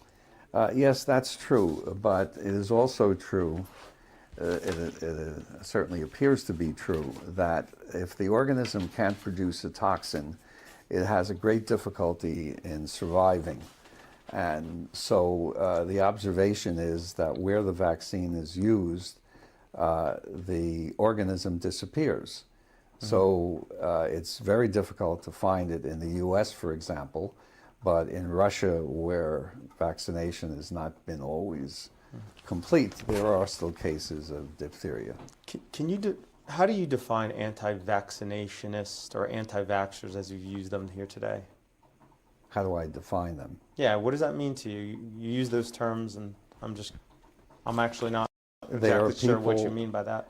People opposed to vaccination for a variety of reasons, some of which are based on false inferences from scientific data. If somebody were opposed to vaccines because they believed there was insufficient data for them to make a decision about the actual risks, not the benefits, but the risks, would you consider that person an anti-vaxxer? If they refuse to be vaccinated themselves or refuse to have their children vaccinated, I would call them an anti-vaccination person, yes. Is there anybody who could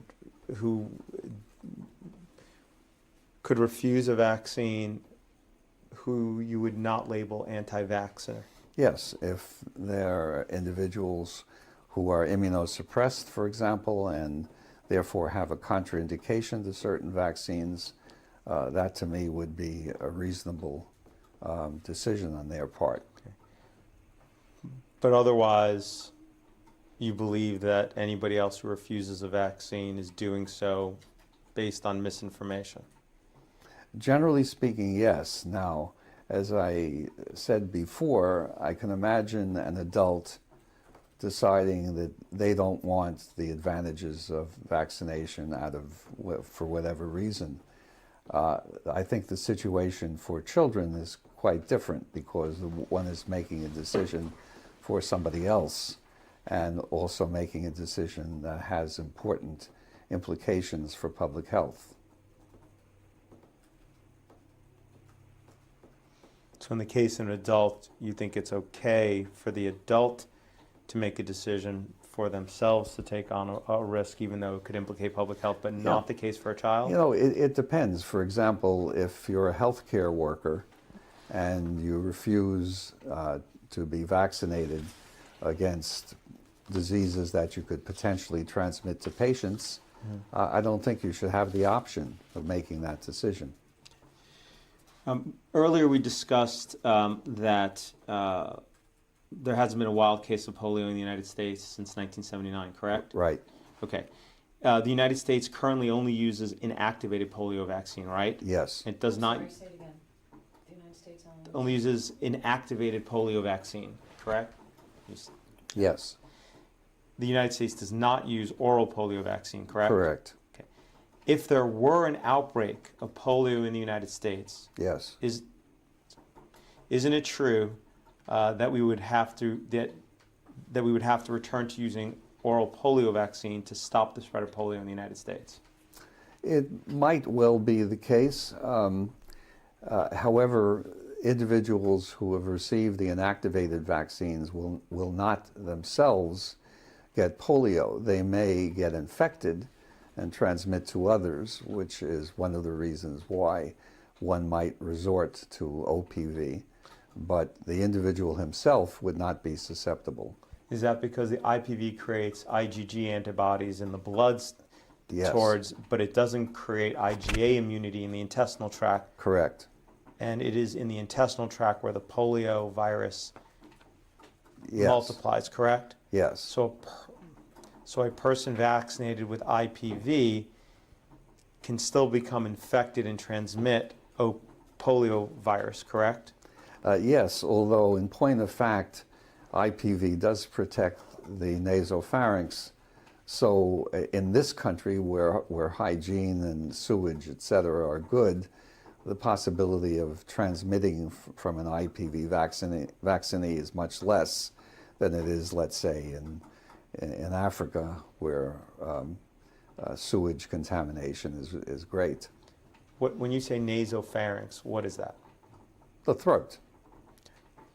So you're saying that IPV does create immunity within the throat? Yes, Okay. There are studies that show that? yes, absolutely. Okay. And how do those studies make that determination? Well, by culturing people who are exposed to polio, who have had IPV, and also by showing that antibody diffuses into the throat much better than it does into the gut. In the Warfel study, I'm sorry, strike that. Do you know the names of those studies by any chance? Oh gosh, again, they're in the book. Are they in your book? Yes, absolutely. And in terms of efficacy, does IPV vaccination as a childhood last a lifetime? You know, that's an interesting question, and I think the answer is yes. Studies that have been done have shown quite good persistence of antibody after IPV. Now, does it last forever? I can't say that, but it certainly lasts a long time. How about 30 years after vaccination? What do you think the efficacy is, approximately?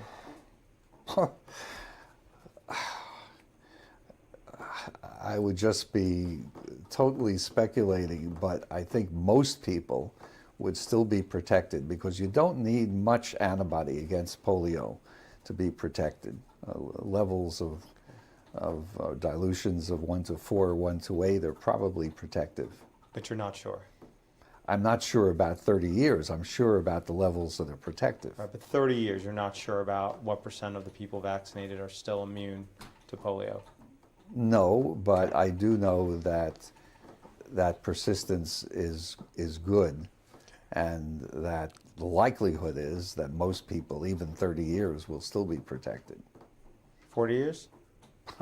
I can't really guess any more than that. Okay. The data doesn't exist. No, I Okay. don't believe they exist. Well, what do you estimate is the current efficacy of the mumps vaccine shortly after vaccination? Oh, shortly after vaccination, there's no doubt that the efficacy is high. It's 80, 90%. And after 2 doses, immediately after 2 doses, the efficacy is very high. Unfortunately, the efficacy diminishes with time, and that has caused a problem in universities that have outbreaks of mumps because the college kids are No longer immune? intimately associated. Yes, Associated? intimately associated, although the efficacy even then is probably on the order of 70, 80%. 70, 80%. What about 30 years after vaccination? What's the efficacy? I have no idea. 20 years? I don't think studies have been done more than 10 years after vaccine. What do you estimate is the current efficacy of the rubella vaccine 10 years after vaccination? Based on the data that are available, it is very high. The so-called B-cell memory after rubella vaccine, I'm happy to say, is very good. How about 20 years? I think it'll still be present. 30 years? I think so. High efficacy still, you think? I think so. But no study's been done. Actually, there are studies, at least 20-year studies. I'm not sure about 30, but immunity is very long-lasting. And, okay. And the studies would be in your book? Yes. What would you estimate is the current efficacy of the measles vaccine 20 years after vaccination? Well, again, it appears to be quite good.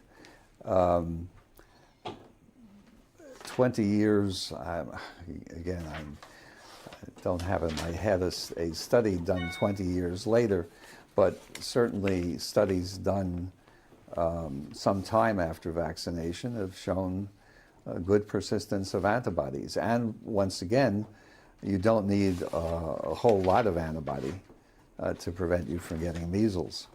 Do you know a percentage Of of people that are still immune 20 years out from the measles vaccine? not off the top of my head, but I feel relatively sure that it's quite high.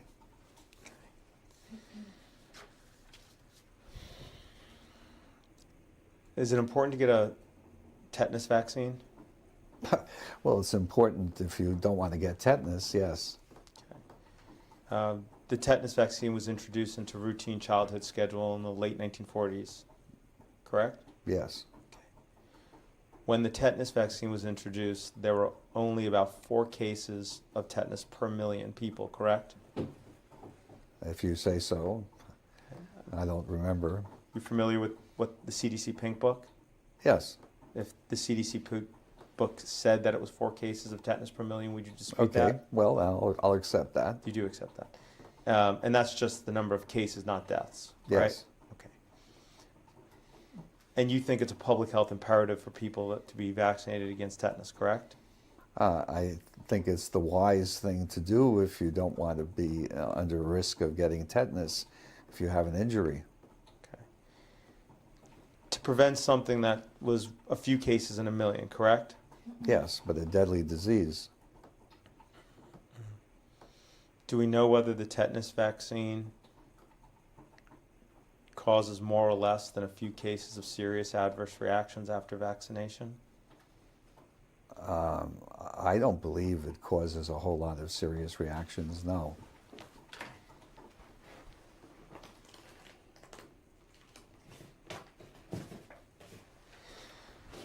I'm going to show you what's... Do you know how much longer we have to go, just so I have an idea? Yeah, sure. I think that we've only got about 15 more minutes. That's exactly how much we have left. Perfect. So we should be, we're almost done. Can I get a sticker? Okay. The CDC and FDA maintain something called the Vaccine Adverse Events Reporting System, correct? Yes.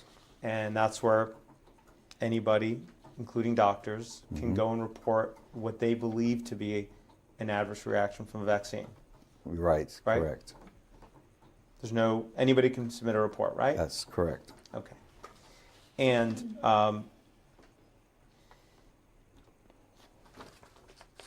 the FDA and CDC compile that data and make it available online, correct? Yes. Okay, I'm going to hand you a what's been marked as Plaintiff's Exhibit 46.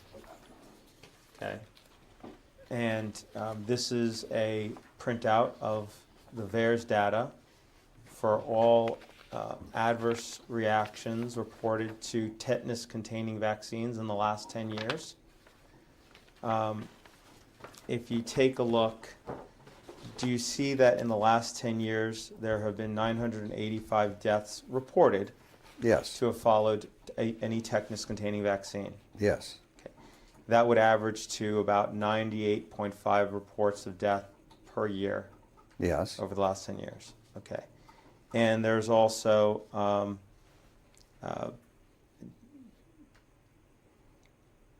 23,981 emergency room or office visits after tetanus-containing vaccine in the last 10 years. Yes. And it also lists, I'll just last one, 1,256 permanent disabilities reported after tetanus-containing vaccine in the last 10 years, correct? Yes. That would be about an average of 125 per Yes. year, right?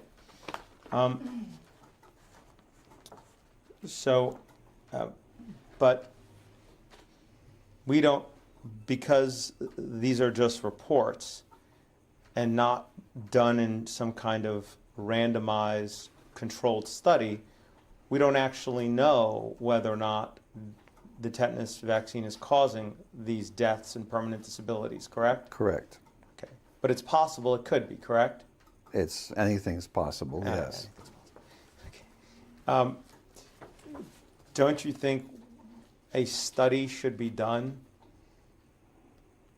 to determine? Strike that. Strike that. Isn't it true that VAERS only receives a tiny fraction of the reportable adverse events after vaccination? Well, I can't give you a percentage, but all physicians are asked to report putative reactions to the VAERS system. So I don't think the VAERS system covers a tiny portion of alleged reactions. I think rather probably most are reported, but I cannot confirm that.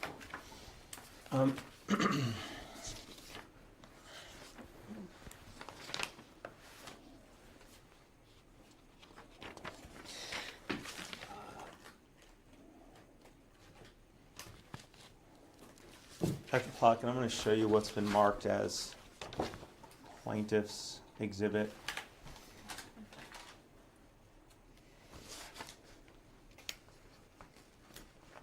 (47).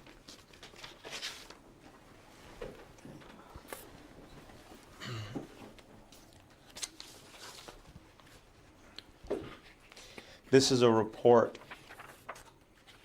entitled Electronic Support for Public Health Vaccine Adverse Events Reporting System, correct? Say it again. Electronic Support for Public Health Vaccine Adverse Events Reporting System, correct?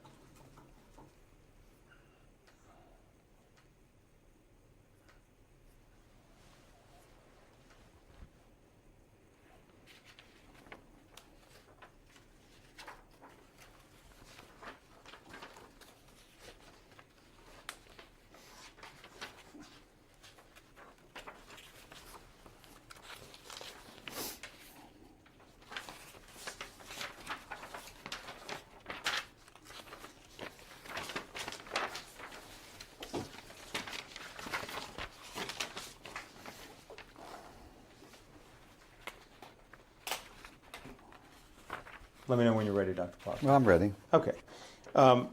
The title of this report, Dr. Plotkin, is Electronic Support for Public Health Vaccine Adverse Event Reporting System, correct? Yes. Okay. And this was a study conducted by Harvard Medical School and the Harvard Pilgrim Healthcare, correct? Yes. Okay. And it was done via a grant from an agency within HHS, correct? Yes. Okay. And the purpose of this study was to attempt to automate VAERS reporting. Yes. The reason that Harvard did this study and the reason that HHS paid for it, if you look at page 6, Yes. do you see where it says fewer than it's right in the middle paragraph, fewer than 1% of vaccine adverse events are reported? Well, yes, I see the statement. I don't see the reference, but Okay. Well, let's take a look at the Yeah. results of that study then. If you go to the first sentence on the page that you're on right now, yeah. where it says results, isn't it true that it says preliminary data were collected from June 2006 through October 2009 on 715,000 patients, Yes. and 1.4 million doses of 45 different vaccines were given to 452 individuals. Yes. So about 376,000 individuals received a vaccine, correct? Yes. Okay. Out of these doses, 35,570 possible reactions were identified, correct? Yes. So out of 376,000 people that received vaccines, they identified 35,570 possible reactions, right? Yes. Okay. And now, Well, it's out of 1.4 million, which is 2.6%. doses, correct? Yes. Okay. Meaning maybe some individuals had More than one vaccine. reactions at different times to different vaccines, right? Yes. Maybe some people were more susceptible to a vaccine reaction, and so they had a reaction every time they had a vaccine, right? Well, we don't know that. We don't know. I mean, assuming that each individual only had one vaccine reaction, then 10% of the individuals would have had a vaccine reaction. Mm-hmm. Yes. All right. So,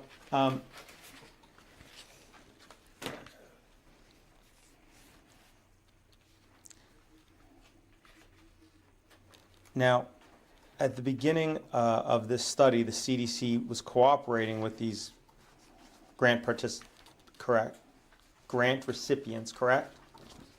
Yes. Okay, and they helped define what is an adverse reaction, right? Yes. And they helped define the algorithms to use. Right? Yes. And they also helped to define what reports should be excluded, correct? I guess so. Okay. What events, I'm sorry, should be excluded from being considered, reportable, right? Okay. Yes.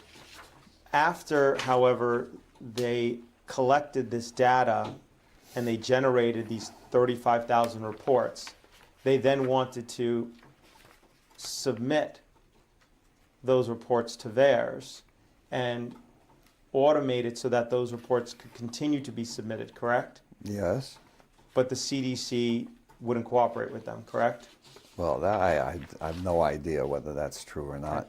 On page 5, Dr. Plotkin, at the end of the second paragraph,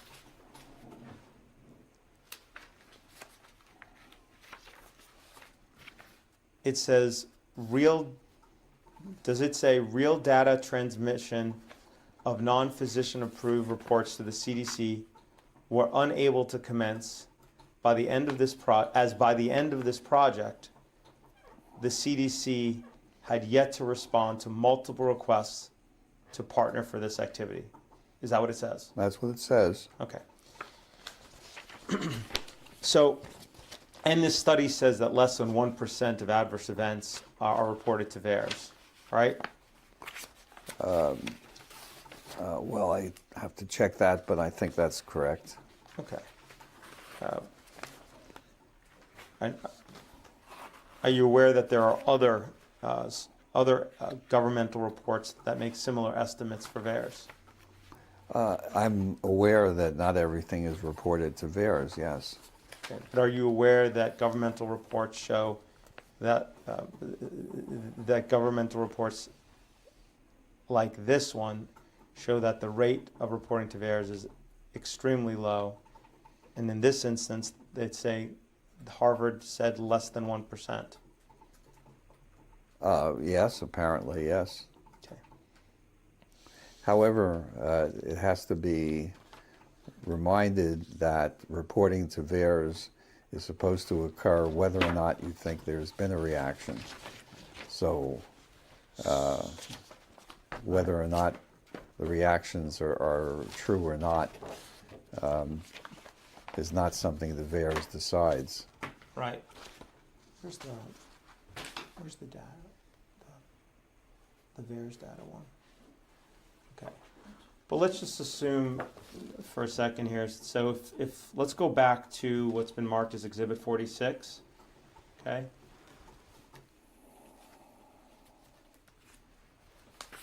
Let's assume that a full 1% of associated adverse events are reported, wouldn't that take the number of deaths to 98,000 then? That were associated with the vaccine? I think it's likely that deaths are reported more often than trivial reactions, so I wouldn't be able to extrapolate from that number. Right. But, you know, obviously death is more dramatic. Mm-hmm.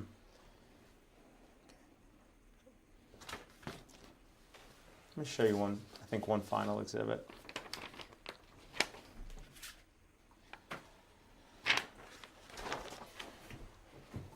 We have 6 minutes left in this. Okay.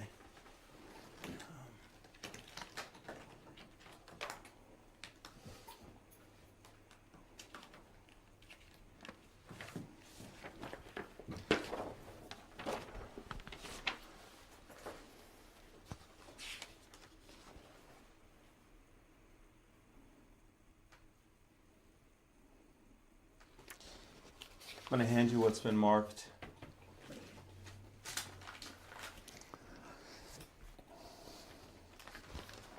As Plaintiff's Exhibit 48.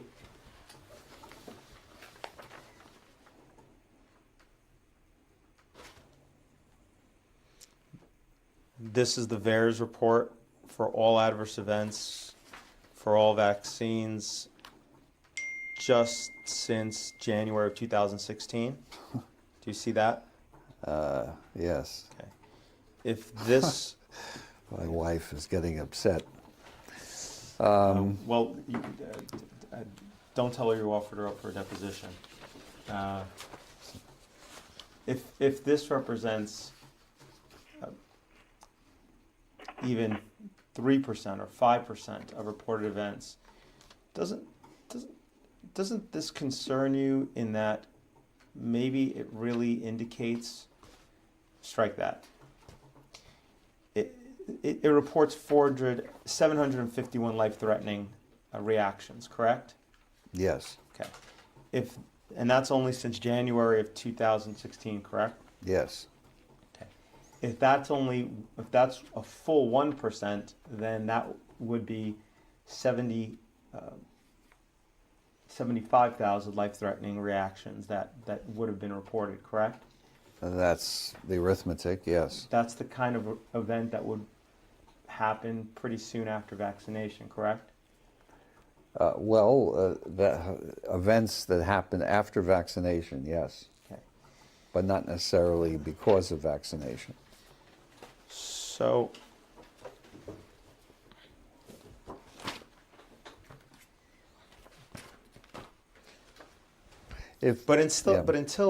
until a properly controlled saline placebo study is actually done, or strike that, until we compare the total health outcomes, strike that.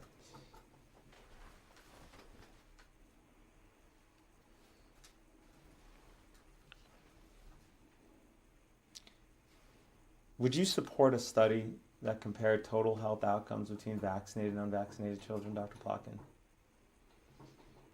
Will I support such a study? Yes. If the protocol was scientifically valid, yes, I would support such a study. I don't really put much faith into the VAERS system for a number of reasons, some of which you've cited. I take much more, I put much more confidence in the vaccine safety data, which are better controlled and which come from institutions that see large numbers of patients. Mm-hmm. Would you work to support such a study?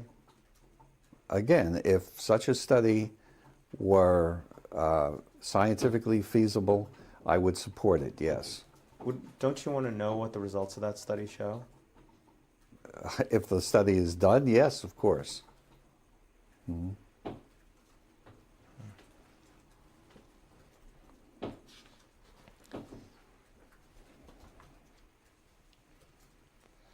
In terms of the vaccine safety data link, which you just mentioned, that's not available to the public, correct? Oh, I think they publicly report in the scientific literature If what independent they find. researchers want to get access to the VSD, well, I don't know what the circumstances are regarding okay. access to data. I Well, then I simply won't. don't know. I won't ask you questions about that if you don't know it. 2 minutes. Okay.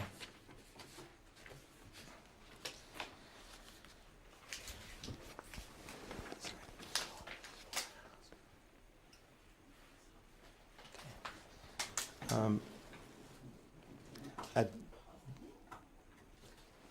Pause the tape for a second. Why? No, that's all right. Is there something you should want to check? Something to check real quick. Hmm? I'm just gonna check my notes real quick.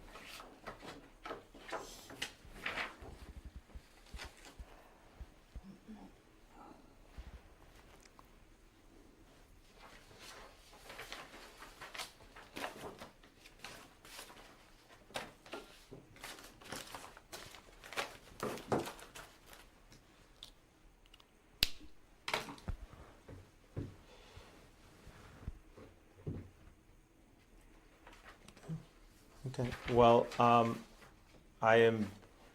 done with my questioning, and I will, if opposing counsel intends to ask any question, then I reserve to ask some rebuttal questions as well. But otherwise, I'm done with my questioning for today. You know what? If Dr. Plotkin's going to testify, I'm going to have him here in Michigan, so I'm not too concerned about it. Let's just call it a day. Dr. Plotkin, I'll give you a call tomorrow if you're available for a quick phone call. Actually, no. I'll be